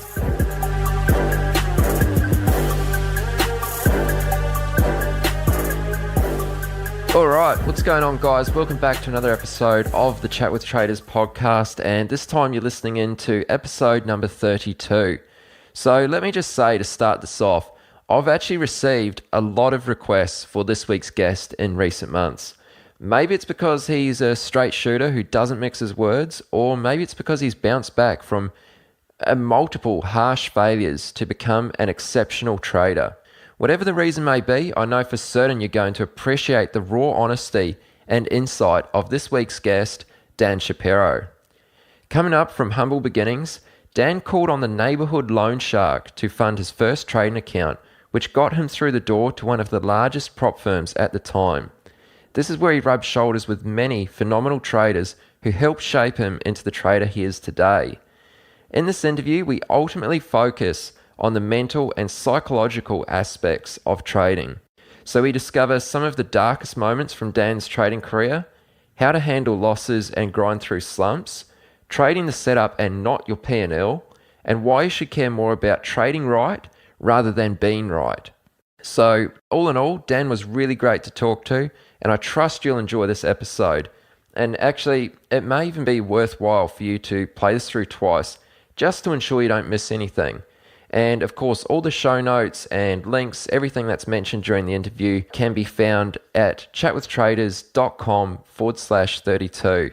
All right, guys, I'm Aaron Fifield, your host of Chat with Traders, and here is this week's guest from New York City, Dan Shapiro. Dan Shapiro, welcome to the podcast, man. How are you? It was a pleasure, Aaron. Thank you very much for having me. Thanks a lot for coming on. How's your day been? Was it a good day trading? It's a good day. We're all alive and kicking. Everything else is a cherry on top. I like it. Look, thanks a lot for coming on. I've actually had a number of listeners mention that I should get you on the show, so it's really good to have you here. And I appreciate it, man. Thank you. You're welcome. And I know you've got an interesting story to tell. You're well experienced and speak about trading in a very raw and a very honest way, which I certainly appreciate. And I'm sure everyone listening is about to also. So don't hold back with your answers. And let's just start from the very beginning. So share with us how you initially got started trading. Where did it all begin for you? Cool. So just very briefly, I know some of you guys know my story, some of you guys don't. I am in the New York City area. I grew up in Brooklyn. A lot of my friends, were stockbrokers. If you guys remember all that crap that was going on in the 90s. A lot of them went away to camp for a little bit of time. The rest of us who were fortunate enough that weren't good at it, we had to do something else. So I went into the restaurant business with my dad and some other guy, and that business basically blew up in about a year and a half. And I kind of needed some direction. I really didn't have any direction in my life, which was kind of sad. I mean, looking back at it, it really is sad. And one of my friends who, unfortunately, 2 years ago passed away from cancer, he was also a stockbroker at one point, and he started trading in a place called Generic Trading, Carlin Financial. And for all your listeners, if you Google Carlin Financial or Generic Trading, and if any of you guys have heard my interviews with Lucci and Pete from the Lucci Group, St. Lucci Group, Carlin Equities / Generic Trading was one of the biggest prop shops from about 1999 to about 2005, 2006, and then they sold their business to the Royal Bank of RBC,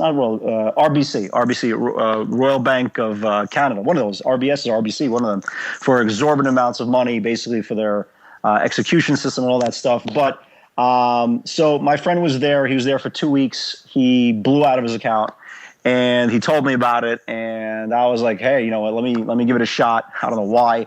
I had no money. I literally had no money. I borrowed money from a neighborhood loan shark, which probably wasn't the smartest thing to do. But again, where am I going to get the money, right? I really don't have too many choices. So I went to Generic Trading, and I got hired by one of the partners. His name is Ron Shear. If you guys Google Ron Shear, he's just a pretty known, respected guy. And that's where I met Meyer Hoffman. And Meyer turned out to be one of my mentors. And then from there, 1999 rolled in. For the first year, I made money the first month and then didn't see a check for the next year or so. And then the internet craze rolled on. Just to kind of fast forward the story, it was pretty damn good, pretty good. We did all right. We did all right. I made a lot of great lifetime friendships with some of these guys who, if you Google, they've turned out to be huge fund managers, and just a great group of core guys that we met along the way. Learned a lot from each of them. Try to take a lot of attributes from all of them. The driving force behind my early success was definitely Meyer Hoffman, probably top 5 best traders of all time from the prop world. Guy made hundreds of millions of dollars. We all traded together. It was pretty awesome. And like I told the Lucci interviews, I was a byproduct of the internet craze. And at first it was great. But the reality is nobody knew how to trade back then. We were all products of the sidewalks that were paved with gold. All we did was buy dips after 3 days of buying, and stocks would gap up 20, 30 points, and that was for about a year and a half. And then the reality struck that it was just more to that, because after 9/11, everything changed. And I said it before, and I'm not ashamed of it. I did very well during the dot-com era, but then 2001 rolled in, 9/11 rolled in. I had an office of generic trading when NASDAQ was at 5,000. And when the planes hit the building, my business completely fell apart. I lost a lot of my own money. And it took me basically about 2.5 years to figure out what trading was. And I didn't make money for 2 years. And that's the reality. I didn't make any money for 2 years. And the one conversation you never want to have with your spouse, and I'm sure a lot of your listeners will really appreciate this, that conversation. Well, Dan, you did all right. You did all right during the internet craze.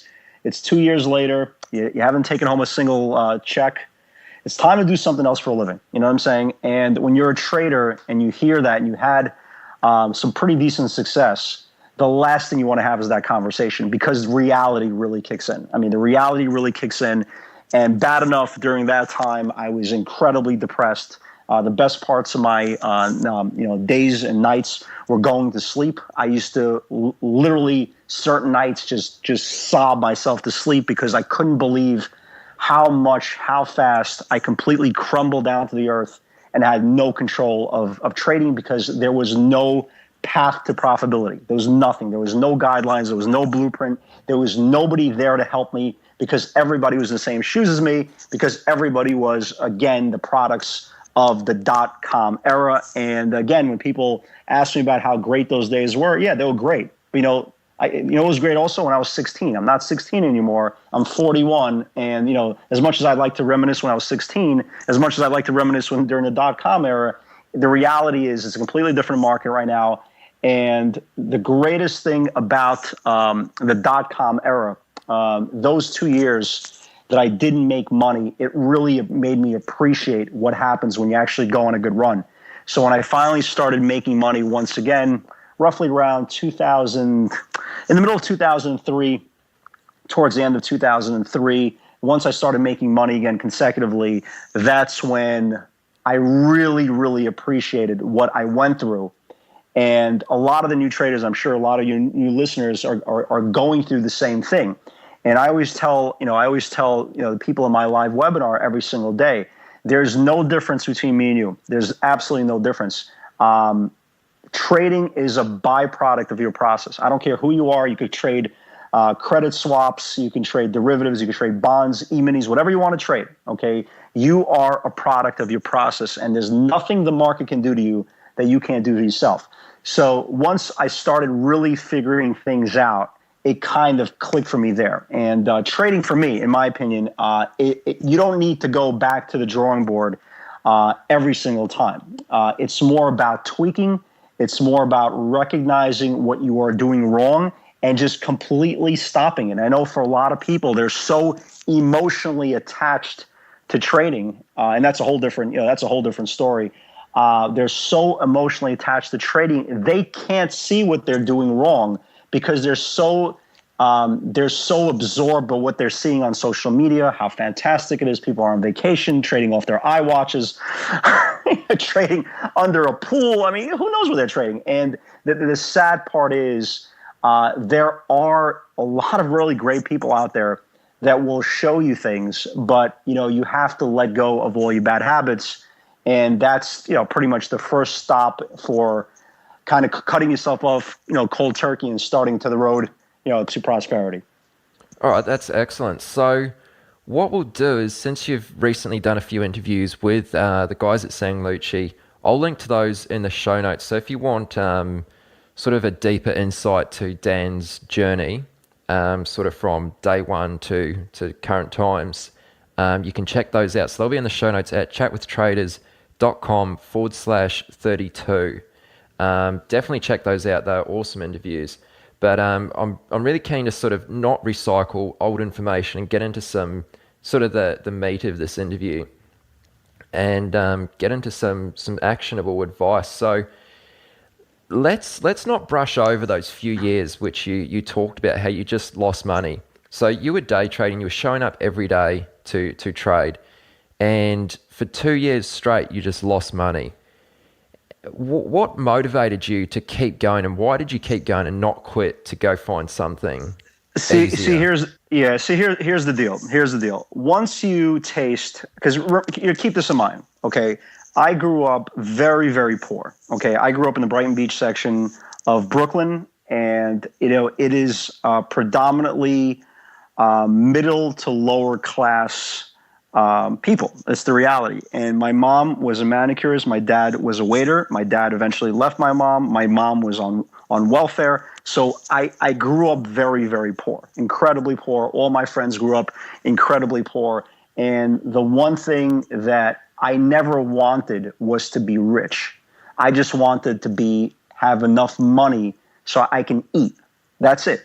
So when you go back to those 2 years, and I caught my first bit of pretty decent amount of money during the heyday, it was discouraging that I couldn't figure out how to get back to there. So it wasn't much of motivation. It was more of, I didn't have any other options. You know what I mean? I didn't have any other options because I couldn't quit a business that I've tasted a very good amount of success in such a very, very short period of time for that year and a half run. And that's all it was. I mean, for a lot of people listening, .com wasn't 10-year run. It was 15 months. That's all it was. It was 15 months of the greatest euphoric. I mean, people look at it now and see, like ITK goes from 5 to 18. They're like, oh my God. When you have 25 ITKs a day, you know what I mean? They're all giving up ranges of $15, $20 a day.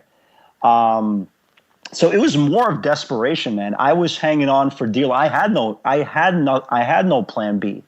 So my plan B was killing myself. I mean, that was my plan B. I mean, just to keep real talk, that was plan B. This didn't succeed. I was going to take myself out. And that's where the emotional hate started coming out of me. And I really took this business for what it is. It's not this euphoric love fest that everybody thinks they're in love with. It's torture. Every single day to this day, there's vomit coming out of my mouth, and these are on good days, because there's always something that agitates me about trading. And when you finally come to the realization that trading is nothing but a job, okay, you're going to treat it like a job. And that's why there are no highs, there are no lows. It's work, okay? Whatever the market gives you is the market takes, because I am a swing trader by nature. In the last 2 years, I haven't seen a run that went straight up since the bottom of 2009. So this was all new to us. Okay, this is all new. The last couple of years, this whole unicorn effect, this whole QE, it's all new to us. So we don't expect the market to keep going. So at some point, about a year and a half ago, I just stopped putting on positions. I had two positions on, 3 positions on, 5. But I used to have 10, 12, 15 positions on all the time. Rinse, repeat, rinse, repeat, rinse, repeat. So going back to kind of what my motivation was, it was a pure act of desperation, because if I didn't succeed, we probably would not be sitting here. And that's completely real talk. I've spoken to many traders that went through mentally and psychologically the same scars that I went through. And the most important part is to be strong enough to kind of wake up the next day. I mean, that really is the strongest part about it, because it's depressing, man. It really is depressing when you go from highs to lows, and you can't get back to that. You can't get back to that top of the heap again. Basically, that was my motivation. Just if I couldn't figure it out, me and you are not having this conversation today. Yeah, right. No, I appreciate you being so honest with that. So, how do I say this? So you were making money initially, and then you went through a period of 2 years when you lost money consecutively. What was every day? Yeah, what was it that changed so much? Well, first of all, it was that kind of wake up call by my wife, and she's like, "Listen, you got to get a real job. We have bills. The bank account is depleting. So you got to get your stuff together." And one night I remember I just opened up my I forgot what system I was using before. Was it Reuters or whatever the hell it was? And I just started looking at charts, just thousands of charts. And I wanted to figure out, what am I doing wrong? What am I not seeing? Where's the correlation? Where is the advantage? Where's my edge? Where's the ability to find something and hone a process and absorb a process that can get me, forget about to where it was 99, to get me where I can make $100, okay?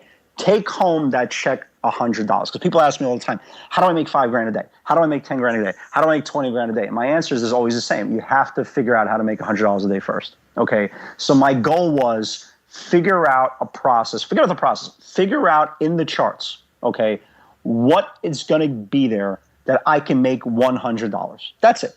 Where can I make $100, and we'll go from there. So I started looking at a bunch of charts, and I started back testing thousands and thousands of charts. And I noticed something back then, which is so ironically it's kind of the backbone of the whole hashtag PS60 theory. I noticed that stocks, and I didn't use the word supply back then or demand back there, but I noticed stocks used to trade in intervals. Okay, just like climbing upstairs. So, if you're going to go to the top of the Empire State Building, you're not going to jump from step 1 to step 15. You're going to go step 1, step 2, and you're going to stop. Take a breath, right? Step 3, step 4, take a breath because you're tired. On and on and on and on. And I started looking at all these things that I heard people talk about. Moving average. Well, what the hell is a moving average? I used to buy .com. If Yahoo went from 260 to 220 in 3 days, I buy it at 220.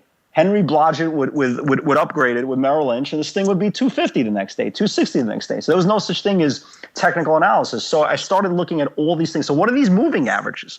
What are they? What is this? Why are people using these things? And I put it on my charts, which I never used before. Again, it was. I mean, we looked at charts just to see the direction where a stock can go, but it was never an instance of, well, if the RSI goes to 90, it's overbought. If the MACD cross, I don't know what these things are. I still don't know to this day what MACD and RSI are. I'm not that smart enough. Okay, if a stock is up 12 days in a row, I don't need to know that the RSI is at 95. The stock's up 12 days in a row. I could tell it's overbought. So back then, it was more of, let me figure out what these things mean. Okay. And what I started noticing were that stocks go, and again, I didn't use the word supply back then, but I started noticing that stocks go from supply to supply, which we use in modern day now, and stocks go from demand to demand. And the only way they ever have a clear path to the goal line is if all these moving averages, all these supply zones, all these linear regression lines, all these Bollinger Bands are out of the equation. Other than that, they are all stocks that are trading within ranges. And people hear that all the time. Stocks are trading within ranges. The problem is a lot of new traders can't tell the difference between a stock trading in a macro range within a micro channel or a stock that's naturally, organically coming out of a channel. And that's why you see a lot of stocks hit supply. You don't even realize it because, again, nobody's ever explained that to you. Hit supply, get rejected, bam, bam, you're out of your money again. Again, you sit back and you sit to yourself, well, I'm the dark cloud. Something, the evil bug is on me. Somebody is putting a voodoo doll on me. It's not that. It's just, again, majority of stocks, they're not tradable. It's just the reality. Most of the stocks are not tradable. They all move, but they're not tradable. And the problem with most traders and most traders tell me is, number one, they have no patience. Number two, when you're a young trader, and it doesn't mean your age, you have pretty much no bank. Let's be honest. When you have, not everybody borrows money from loan sharks to trade. Okay, so normally you don't have any money. Normally you don't have any pain tolerance. Normally you don't have any technical education. What you see is on social media, which is 90% of it is all a gimmick. Let's be honest. I mean, I'm trading 16 years. I've traded with some of the most phenomenal traders out there, and I know when they're struggling, when I'm struggling. I see some 22-year-old kid talking about he's hit the last 60 trades in the same market I'm trading for. It's comical, but it's okay. It's okay. I wish everybody the best. But the ironic part of trading for me and the whole mental cycle was trying to really desperately figure out what everything meant. Okay. And I just went countless hours, and then I figured out what the common denominator for stocks that were working and stocks weren't working. And what I came to find was there was an arbitrage, and that arbitrage turned out to be supply that was confirmed years later by a pivot, which I use now, and it's confirmed on a 60-minute cycle, which has been kind of a godsend for me where we are present day. But yeah, man, that was I don't even remember what the question was, but mentally, man, that was it. I mean, that was that was a kind of a big deal for me at that time, out of pure desperation. Yeah, no, that's an excellent answer. And just while we're on that subject, and you were looking through these thousands of charts, day after day, what were you actually looking at? So if someone's listening and, they're, not yet profitable, they're still losing money most, let's just say months, struggling to find a way to exploit the market, and they go through looking at all these charts, what sort of things can they look at on these charts to try and find some common denominators that might lead them to profitable trades or help find an edge? Well, here's kind of my open-ended question, everybody. Number one, and I talked about this on my original interview with Pete with Lucci. Number one, you have to figure out who the hell you are. That's number one. Okay, you can't be somebody else, and that's why I believe all these alert services are probably the worst thing that can really curb the progress of a new trader. Okay, because they're looking at social media, and one guy is making everything look so phenomenal. So when they can't duplicate the results, again, emotions kind of kick in. But you have to figure out who you are, okay? Do you want to be a swing trader? Do you want to be a scalper? Do you want to trade E-minis? Do you want to trade options? Do you want to trade, pairs? A lot of people trade pairs. They're very, very successful. Do you want to be a rebate trader? I know guys still to this day trade rebate, still do very, very well. What do you want to be? I mean, what do you want to be? And the magic answer to that question is there's nothing on a chart, okay, on a specific chart that is going to jump off the page and say, this is the right thing to do. Okay, there's nothing. Everything is trial and error. So I can tell you, hey, Aaron, look, here's what I look for, right? In a normal uptrending market, here's what I look for. I look for a stock that puts in an initial move, bases out for at least 5 days, and once it gets above that initial move, I buy the stock. Okay, fantastic, Dan. You've done everything what every other trader has done for the last 25 years. Okay, great. But here's the problem. When you look at a chart, okay, you're looking at a very gray area. You look at the top of the range, you look at the bottom of the range. In between, there's a lot of moving parts. There's a lot of gray areas, which I've discussed in nausea. There's thousands of moving parts within a little bubble, okay? And the problem is you can't just look at a chart and say to yourself, well, if the stock breaks 25, because that's the high for the last 7 days, I'm going to buy it. Here's the problem. If you don't know, okay, where your supply zones are, there could be a supply zone, right, at $25.06. Okay, stock hits that supply, and for all you guys who are new listeners who have never heard me talk about supply and demand, supply zones are, let's just use it to the upside, okay? Supply zones are where emotional buyers meet technical sellers, okay? And if you don't know that supply zone is there, you are going to get rejected 90% of the time, and then the stock is going to fail, and you're going to say to yourself, well, this doesn't work, or again, the Antichrist is in me. There's a poltergeist in my room. Something's wrong because everybody else is making money except for me. So the very bare essence of a chart will never paint the picture, okay? Because again, there's so many different grenades within that chart, within that cycle, within that channel that you're looking at. if nobody's ever sat down with you and showed you what those things are, you will never be able to even anticipate that there's a monster coming potentially out of the closet, and you will lose money consecutively, and eventually, again, roll out that revolving door that many traders, unfortunately, have to face reality and go out of. So it's a very tough answer. You know what I'm saying, Aaron? It's a very tough answer. It's not as simple as, well, here's what I look for: MACD cross. Well, Dan Shapiro doesn't know what a MACD cross is. So how can I explain to you what if a stock MACDs, right? Yeah, man. There's a lot of moving parts. I mean, there's a lot of moving parts. I think the longer you do this for a living, I think, and it kind of using in a poker analogy, I think the more hands you see, okay, the more chances then you'll figure out that how the movie ends, okay. And I say this all the time: the new trader, the modern trader, the whole renaissance that we've seen in the last several years, that everybody's kind of jumping back into day trading. The reality is they're not prepared. They're not prepared for all these moving parts. They're just not. It's just a scenario of looking at something black and white, and taking it for fair value. But with all these different scenarios that are out there with high frequencies and different hedge funds placing different. I don't want to go into that, but there's a lot of moving parts, and I think what a trader needs to do is watch a lot of hands, play a lot of hands, but play the premium hands. Okay, so not every single day is tradable. As my second interview with Meyer Hoffman, he said, this market, you could sit 2-3 days and not catch a wave, and on the fourth day, like the stars and the moon, everything aligns, and you'll make your X amount of dollars. So it's a different tape, man. It's a different tape. It's for it really is for responsible traders, responsible adults.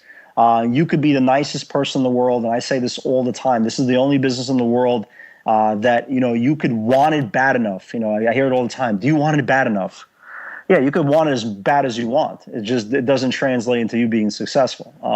It's like I want to be 6'2", but if I don't put on my wife's 4-inch heels, I won't be 6'2". So you can want it as bad as you want. The reality is, luck does play a big part of it. I'm not going to deny it. Being in the right place at the right time, gave me basically a couple of years that I bought my time. I basically bought my time.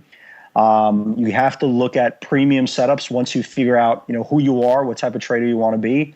And then you really have to avoid, shooting yourself in the foot. Because again, I say it all the time, there's nothing that somebody else can do to you that you can't do to yourself. And once you figure out what not to do, I think you'll be okay. I think you'll be okay. And the most important part is it'll buy you time. It'll buy you shelf life to figure out where your specific edge is.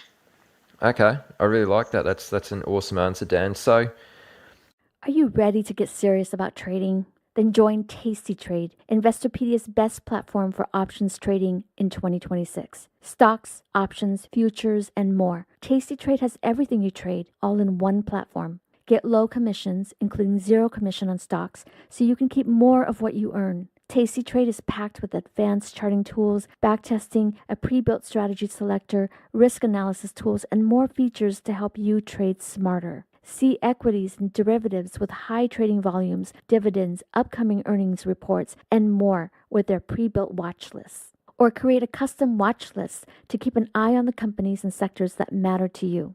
Manage your positions with speed and precision using active trader mode, one-click trading, and smart order tracking. Plus, Tasty Trade's stellar trade desk team offers live support during trading hours if you need it. Visit tastytrade.com/chat for more info.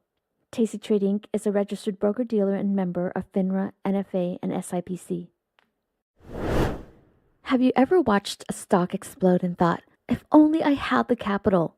Or sat on the sidelines because your account balance felt too small to matter? Good news, with Trade the Pool's limited risk platform, you don't need millions or even thousands to start trading the U.S. stock market. Bypass the PDT and tap into over 12,000 U.S. listed equities, from penny stocks to big caps, ETFs, even the newest IPOs, and short anything you like with zero locate or hard to borrow fees.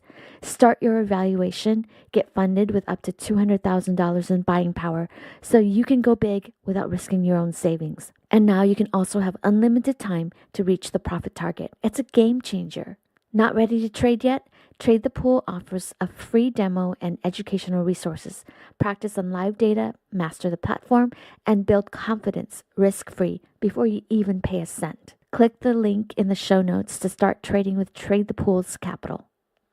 We've talked about how you lost money, throughout that 2-year period, in quite depth. So let's talk about how you go through losing periods these days. Sure, they're not quite as dramatic as 2 years at a time, but you still go through losing periods. I mean, everyone does. So how do you stay in, good spirits? How do you keep your head up through losing periods, and how do you break out of that? Yeah, that's a great question, Aaron. As we previously discussed, I get tons of emails all the time, and they're never asking me, well, what do you think about this chart? Again, what I think about a chart is irrelevant. The question always is, how do you make it through, man? How do you do it? How do you mentally stay afloat? And there's a great answer to that. Number one, and here's my advice. Number one, guys, turn off your P&L. Turn it off. Turn it off. I don't even know where my P&L box is on my platform. Turn it off. And the reason why you have to turn off your P&L is, number one, this whole business is all emotion versus reality, right? The more you're emotionally committed to a trade, the more chances than not you're going to completely mistrade it, and everything you're going to do in this trade is wrong, and then everything is going to happen after the trade is over is probably going to make you angrier and angrier, because eventually the trade will probably work out your way, okay? So the first thing to do is turn off your P&L, okay? Number one, and here's kind of relevant advice here. Also, you want to turn off your P&L, because if you're having a good day, and I hear this all the time, Dan, I have a $30,000 account, okay? What should be my goal for the day? And my answer to that is, your goal for the day is to make it to the next day, okay, which has nothing to do with your P&L. And what happens is, when you're trading well, okay, if you look at your P&L and you say to yourself, well, my goal is $1,000 for the day, okay, and you hit your goal within the first hour or so, and then I know a lot of traders, they'll shut off their day, right? They'll completely shut off their day and they'll leave. Here's the problem. The day that you can make their $1,000, $2,000, $3,000, $5,000, whatever it is, whatever interval you trade, whatever tier size you trade, the day you can make that money really, really quickly, you don't realize it, but you're playing a premium hand. You're playing the kings, you're playing the jacks, you're playing the aces, you're playing the queens, okay? So that day is turning out to be a premium hand. And what you're doing is, you're taking a pair of aces and you're putting in a bet of $50. That's basically what you're doing. And you're telling the guy on the other that's playing against you, I'm all in for $50. And once you hit that pot, you say to yourself, okay, I'm done for the day. So you're losing out on a premium hand. Every professional trader will tell you, what we're looking for is premium. We're looking for those pocket aces. Okay, so the day that you can make $2, $3, $4, $5 for the first 30 minutes, 45 minutes, you're in a very, very bullish scenario, playing a premium hand. So the last thing you want to do is say to yourself, well, I'm up $1,000 for the day, I'm done. And you don't realize that $1,000 could turn into 3,000, could turn into 6,000, could turn into 10,000, because you're riding that euphoric hand. You're riding those pocket aces.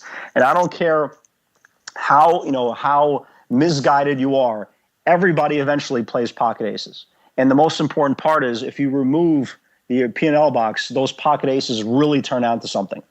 On the way down, it's even more important to turn off your P&L. I already know on my tier size, and let's just use let's just use 1,000 share lots. Just make it easier.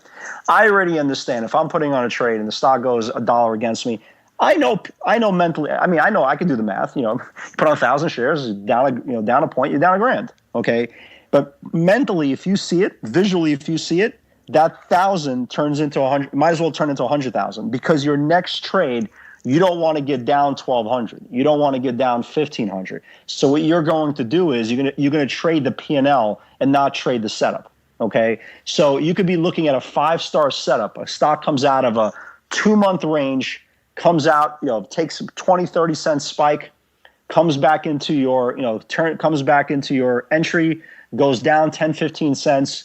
You're already down $1,000. You're mentally already distraught. You sell the position at a 10, 15 cent loss. Next thing you know, 35 seconds later, the stock's at the highs of the day. So you're mentally already destroyed. You're done. You're done. Once you're trading your P&L instead of the setup, you might as well wrap it up for the day, because nothing good is ever going to happen when you're trading the P&L. And the more deeper and deeper you get into the day, the more erratic mistakes you're doing, the more eager you are, the more if you're a man, the more testosterone levels are rising, okay? And all you're doing is committing further and further into emotionally protecting your P&L and not trading the setup the proper way. So that's my first tip. Everybody goes through slumps, okay? Everybody goes through slumps. I had a week 2 months ago, okay? 2 months ago, I went from having one of my top 3 biggest weeks the prior week to just not getting anything going. I mean, I went through Monday through Thursday. I couldn't make a dime. I wasn't really losing any money. I just couldn't make a dime. Like, everything was wrong, right? Everything was wrong. Stocks were snapping back breaking down out of bottom channels on shorts. Stocks were getting rejected on longs. There was reload sellers on my longs. There were reload buyers on my shorts. Just nothing went right. Nothing went right. And I sat there a couple of days, and I just started laughing. Eventually start laughing. You can't take this business. You can't take this business to heart. Okay, you can't think that this is every bad thing is pointed at you. Okay, you'll go through these horrific times that you can't get anything going. You'll go through these horrific times. Like, perfect example. I last year, about a year ago, I don't know if any of your listeners remember, there was a huge run into the close on these ag stocks, these potash and Intrepid Potash and all these stupid things. And I took Intrepid Potash overnight, and the whole group was like down 25% the next day. I mean, it was just, I was like, what? Wait a minute. You're telling me there's no specific company news and I'm down $4 on this trade, which is insane. And mentally I was like, well, I could try to make this money back today. Okay. Let me see what the market gives me today. Okay. Let me see, because I've learned long enough. The revenge trade does not work. Okay. Anytime you have any type of raw emotion going into a trade, you're going to mess it up. Okay. So what I learned a long time ago is there's not one bad event in your trading career that should be able to take you out of your game. Okay. Things happen all the time. Stocks get downgraded, bad, FDA news. I try not to trade a lot of biotech, especially overnight, because they blow up all the time. But the most important part of everything is I understand the highs and lows of this business because of what I went through after 9/11. So for me, when I go on a really big hot streak, I'm not impressed because I expect to make money. Obviously, every trade that I put on, I feel like I'm going to make money. I feel there's certain days I can walk on water, and then there's days I can't get anything going. You know what I mean? And those days, you just say to yourself, you know what? It just wasn't meant to be. You don't need to keep on piling on positions. I could figure out within the first 30 minutes if I'm going to have value in the day. So if I'm wrong in the first couple of trades, what's the point of me keep on piling it on, right? Because it escalates. It escalates very, very quickly. You could go from being down $3,000 to being down $8,000. $8,000 turns into 14. 14 turns into 21. What's the point? Cut yourself off. Understand you're not getting a premium hand. Okay. Emotionally, there's nothing you can do. You can't cry your money back to you. Okay. But the most important part when you go through a slump, okay, just realize that, sometimes the easiest thing to do is just take a step back. Okay. Take a step back. Just watch the market. Watch the order flow. Sometimes order flow won't translate into what's going on the surface. It just won't, because order flow most of the time will not be organic. Okay, and that's where social media, that a lot of these people, tout and hype these stocks for everybody to jump in, all that stuff. So you got to just take a step back and just say, hey, look, it's just not my day. Maybe it's not my 2 days, but you know what? I know what I need. I know what I want. And until I get those premium hands, there's no point to do it. The problem a lot of traders have is just they can't accept defeat.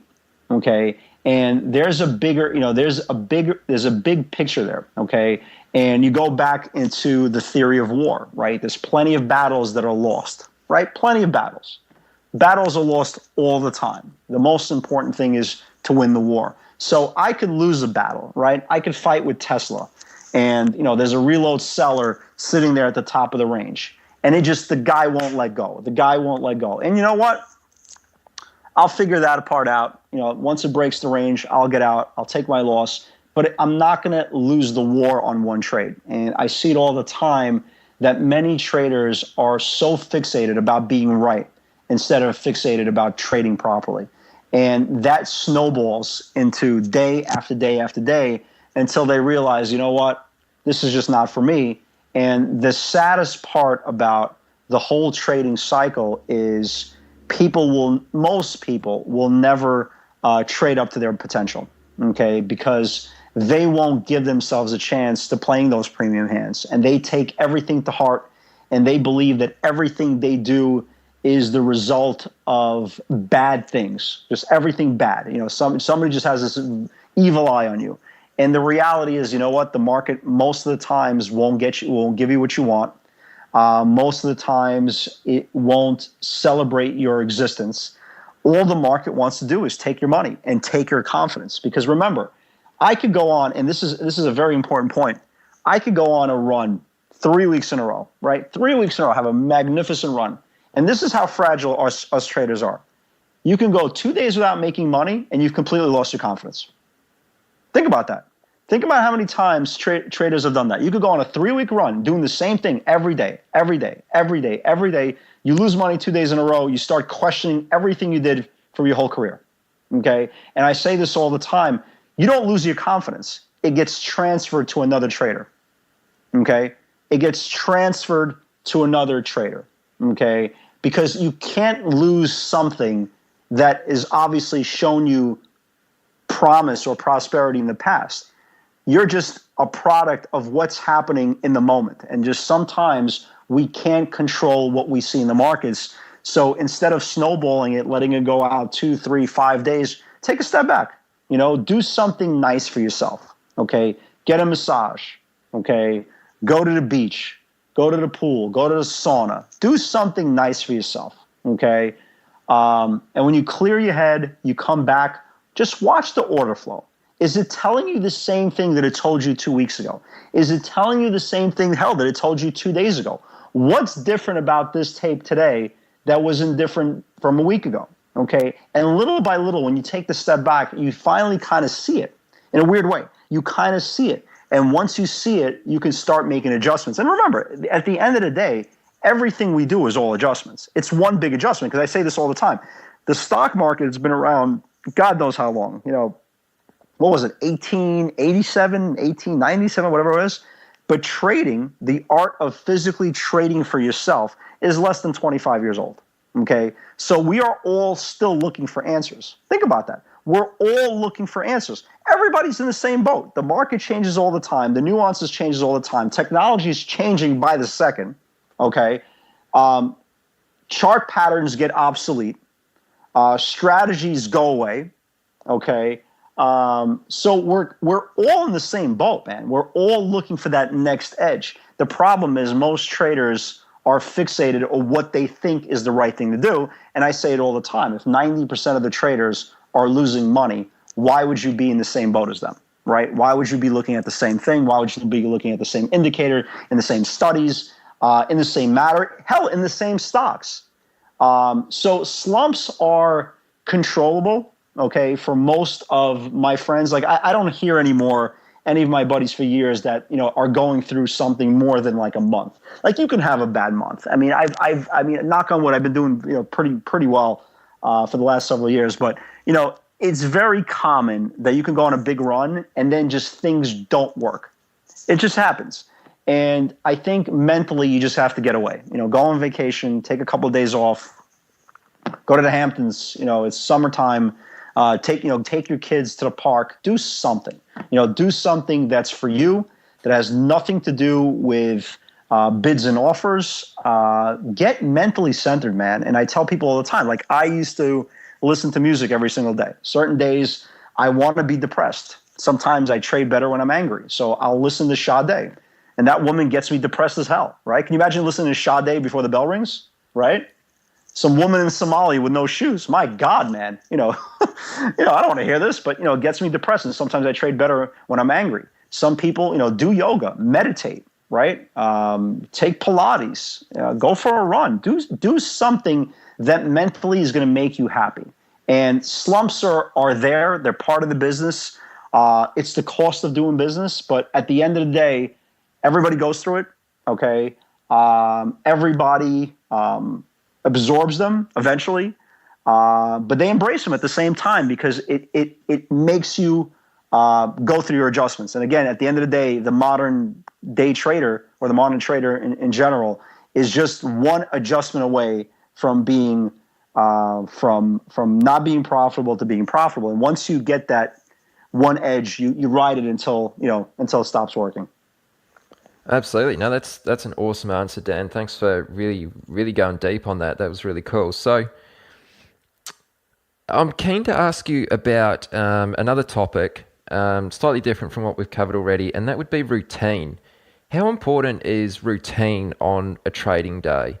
Do you have a routine that you follow? Yeah, I have. Absolutely.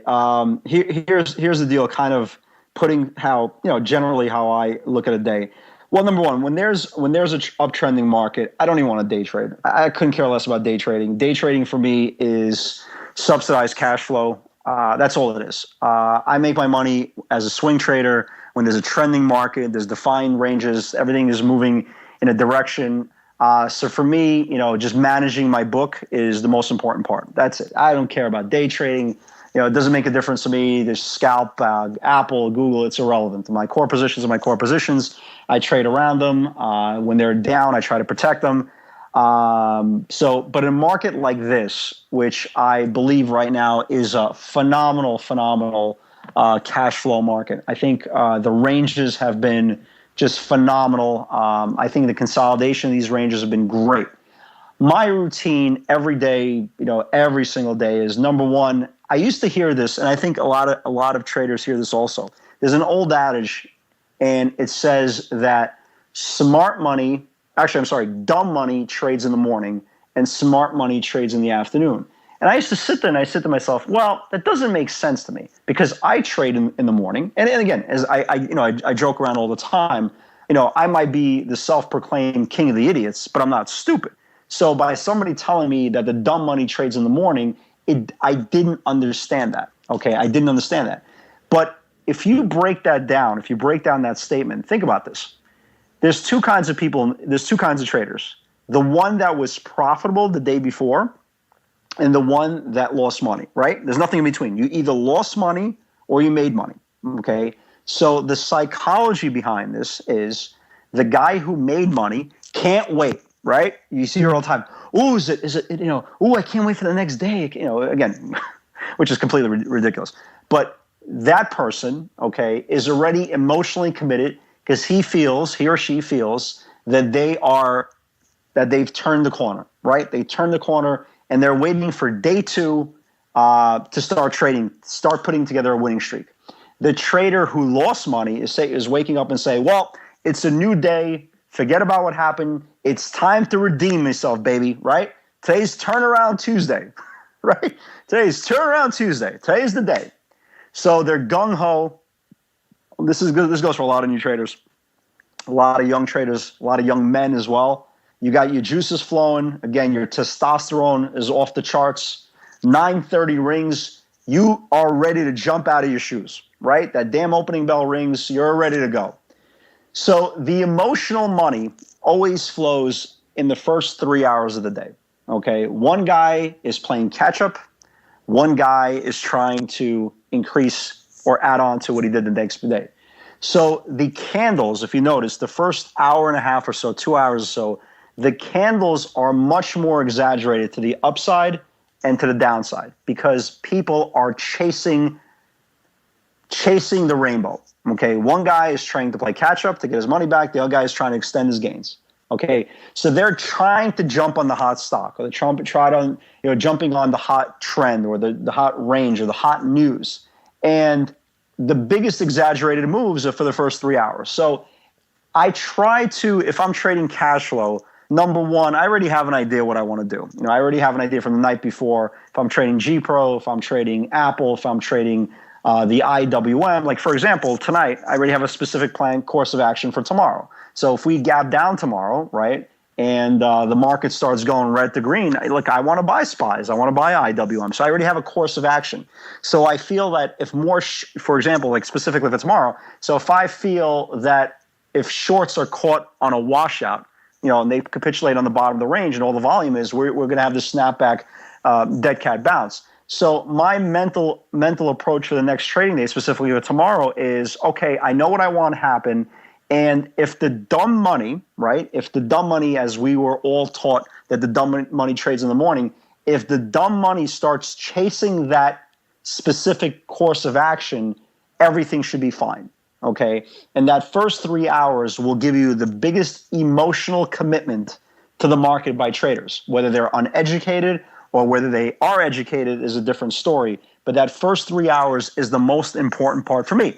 Now, 90% of my cash flow day is done by lunchtime. Maybe I'll do a trade here and there in the afternoon, but the afternoon, it's more of a positioning period, okay? Because traders, a lot of traders, they're positioning for the next day. So if you notice, a lot of stocks, and I talk about this in the live webinar all the time, a lot of stocks are pinned or pegged to their specific range breakout level. So that's why a lot of stocks, people will buy these stocks in the afternoon, and they'll go up a little bit and they'll crash, and only to see them go up the next day. Because think about it, a stock usually will put in 95% of its range in the first 3.5 hours, okay? So by the time the afternoon rolls around, it's exhausted, right? It's like you're climbing the Empire State Building. They say, hey, you just climbed 60 stories. And you're like, oh, great, I did it. It's a victory. Oh, by the way, you got to climb up another 60 to get to the top, right? You're going to be exhausted. And that's exactly what the stocks do. They get exhausted by the afternoon,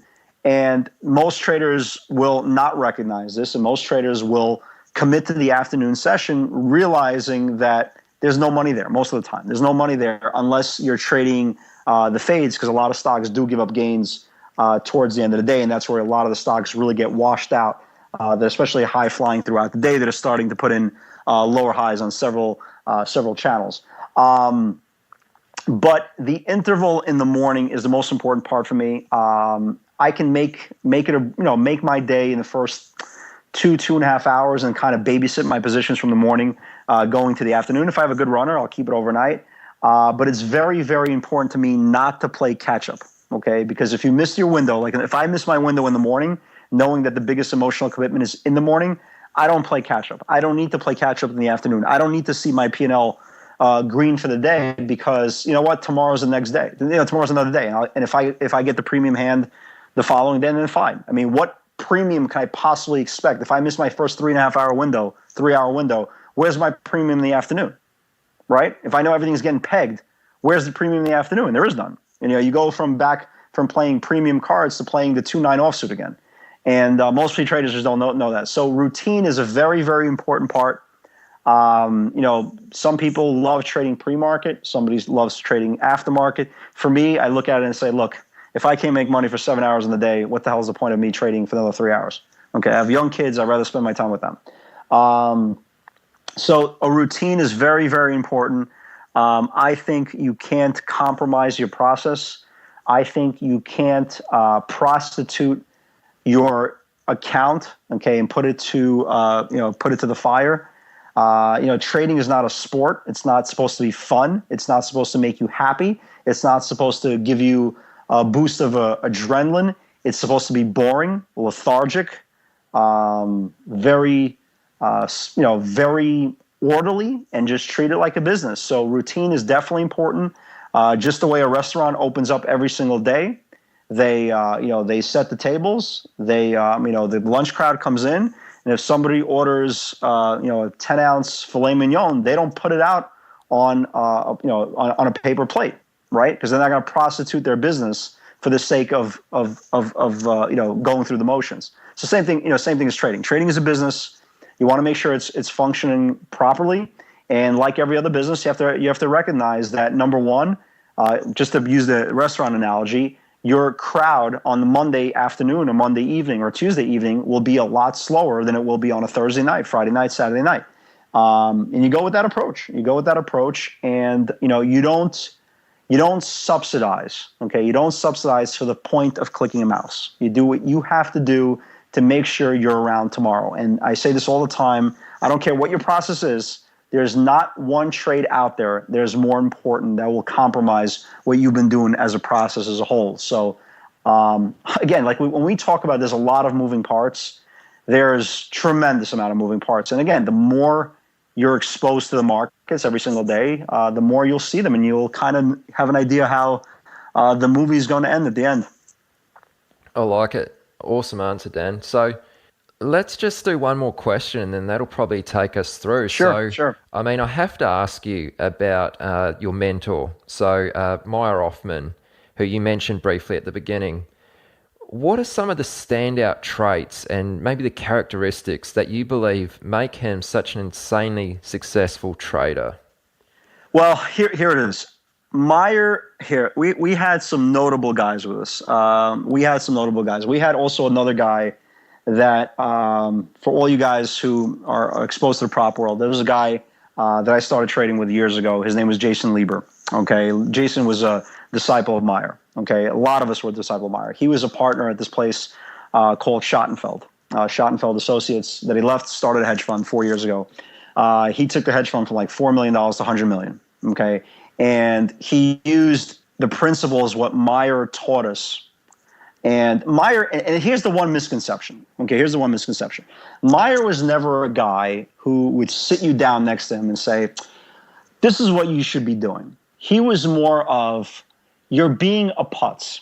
And what you're being a putz used to mean was you're completely doing something that is outside of your personality. So Meyer believed in the idea of stocks will go higher after they go lower, right? So your complete principle of, well, Warren Buffett, right? You buy low, you sell high, okay?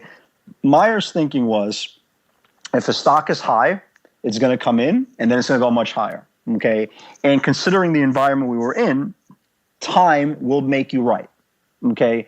So there wasn't a specific thing he ever sat me down and said, hey, Dan, you know what? You should be doing this, or you should be doing that, or avoiding this. Because remember, we were all products of the internet craze. But what he did teach me was something very, very simple, okay? You're not smarter than the market. You're not, okay? If something's going higher, okay, it's not overbought. I don't care it's up 35 days in a row. It's not overbought. You know why it's not overbought? As long as somebody is willing to pay that price, okay, and there's a fair and orderly market, that means fair value for the stock is that price. So what Meyer used to tell me is very simple, and people used to say this all the time.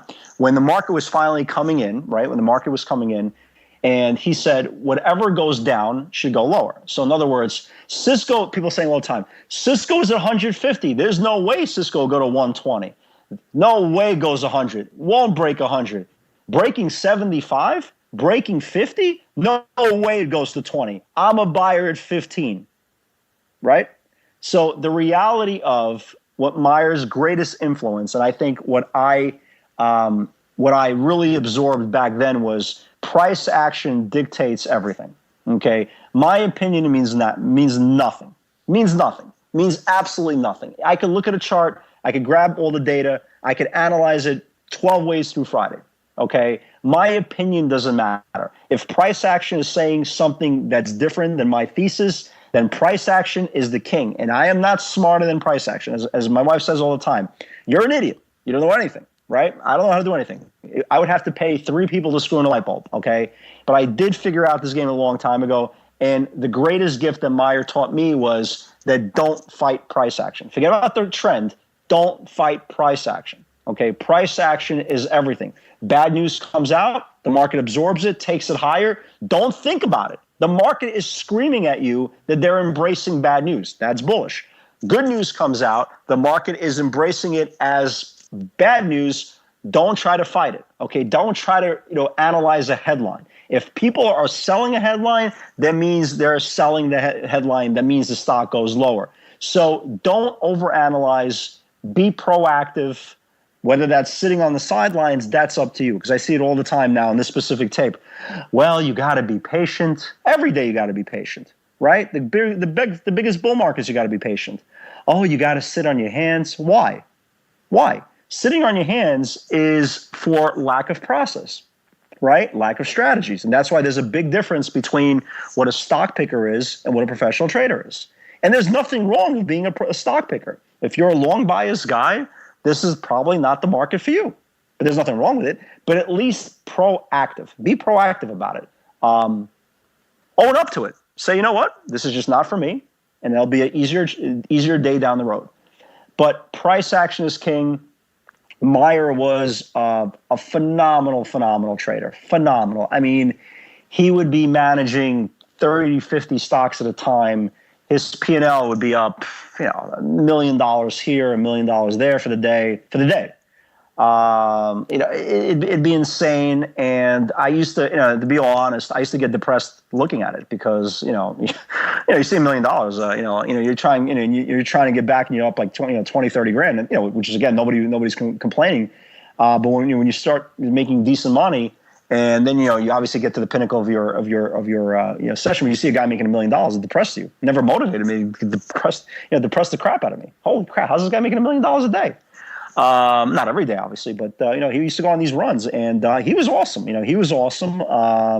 Again, a lot of us were disciples from his tree. Listen, again, I've never been embarrassed to say that I was fortunate enough to be a byproduct of the internet craze. But the sad reality is I went through so much mentally, emotionally, that scarred me for many, many years. And the ironic part of it is I started trading in the end of 98, start of 99, but I became a trader roughly around 2004, middle of 2003, 2004. So it's not easy, guys. It's not easy by no stretch of the imagination. But the one piece of advice I will give to you, if you are committed to this business, turn off social media, read good blogs. I'm not talking about some 19-year-old kid that made $3,000. Read, and there's nothing wrong with that. I encourage young traders. If I started trading at 19, man, it would have been great. I'm so jealous of these young kids, 19, 20, 21 years old. They're making all this money, and it's phenomenal. But read depth. Read what veteran traders have done. Guys like Barton Biggs and guys like what's that guy's name? Man, a lot of these older guys. Anyway, I'm skipping. It's getting late in the evening. I'm skipping a lot of names. But just read what people have gone through. Read their experiences, and not the good experiences. Nobody cares about the good experiences. Read what people have gone through. Personal lives. Every trader I know has blown out. Every trader I know. Meyer blew out 3-4 years ago from First New York. I mean, it's the reality. Everybody knows it. So everybody blows out. Everybody has rough patches in their life. You have to have good people around you. No leeches, no bloodsuckers, no yes men, no salesmen. Really understand the nuances of this business. Try new things. I hear people all the time, well, I'm only an option trader. I don't believe in equities. Well, but you trade weekly options. Yes. Well, you do realize weekly options 75% expire worthless. Well, I didn't know that. Well, yeah, they do. Try to expose yourself to different things. Try to trade options. Try to trade E-minis if you can. Try to trade small caps, mid caps, large caps, high beta. ETFs, which I'm a very, very big believer of. Haven't really traded too much ETFs in the last couple of months, but try everything. And if you want it bad enough, sometimes it's just not good enough. It's the reality, man. I never sell dreams. I only talk reality. You can want it as bad as you want. You could be the nicest human being, but you really commit yourself to omitting all the bad things that you're doing to yourself day in, day out. And if you have a good mentor or somebody that you respect, just keep asking questions, keep on spamming them, keep on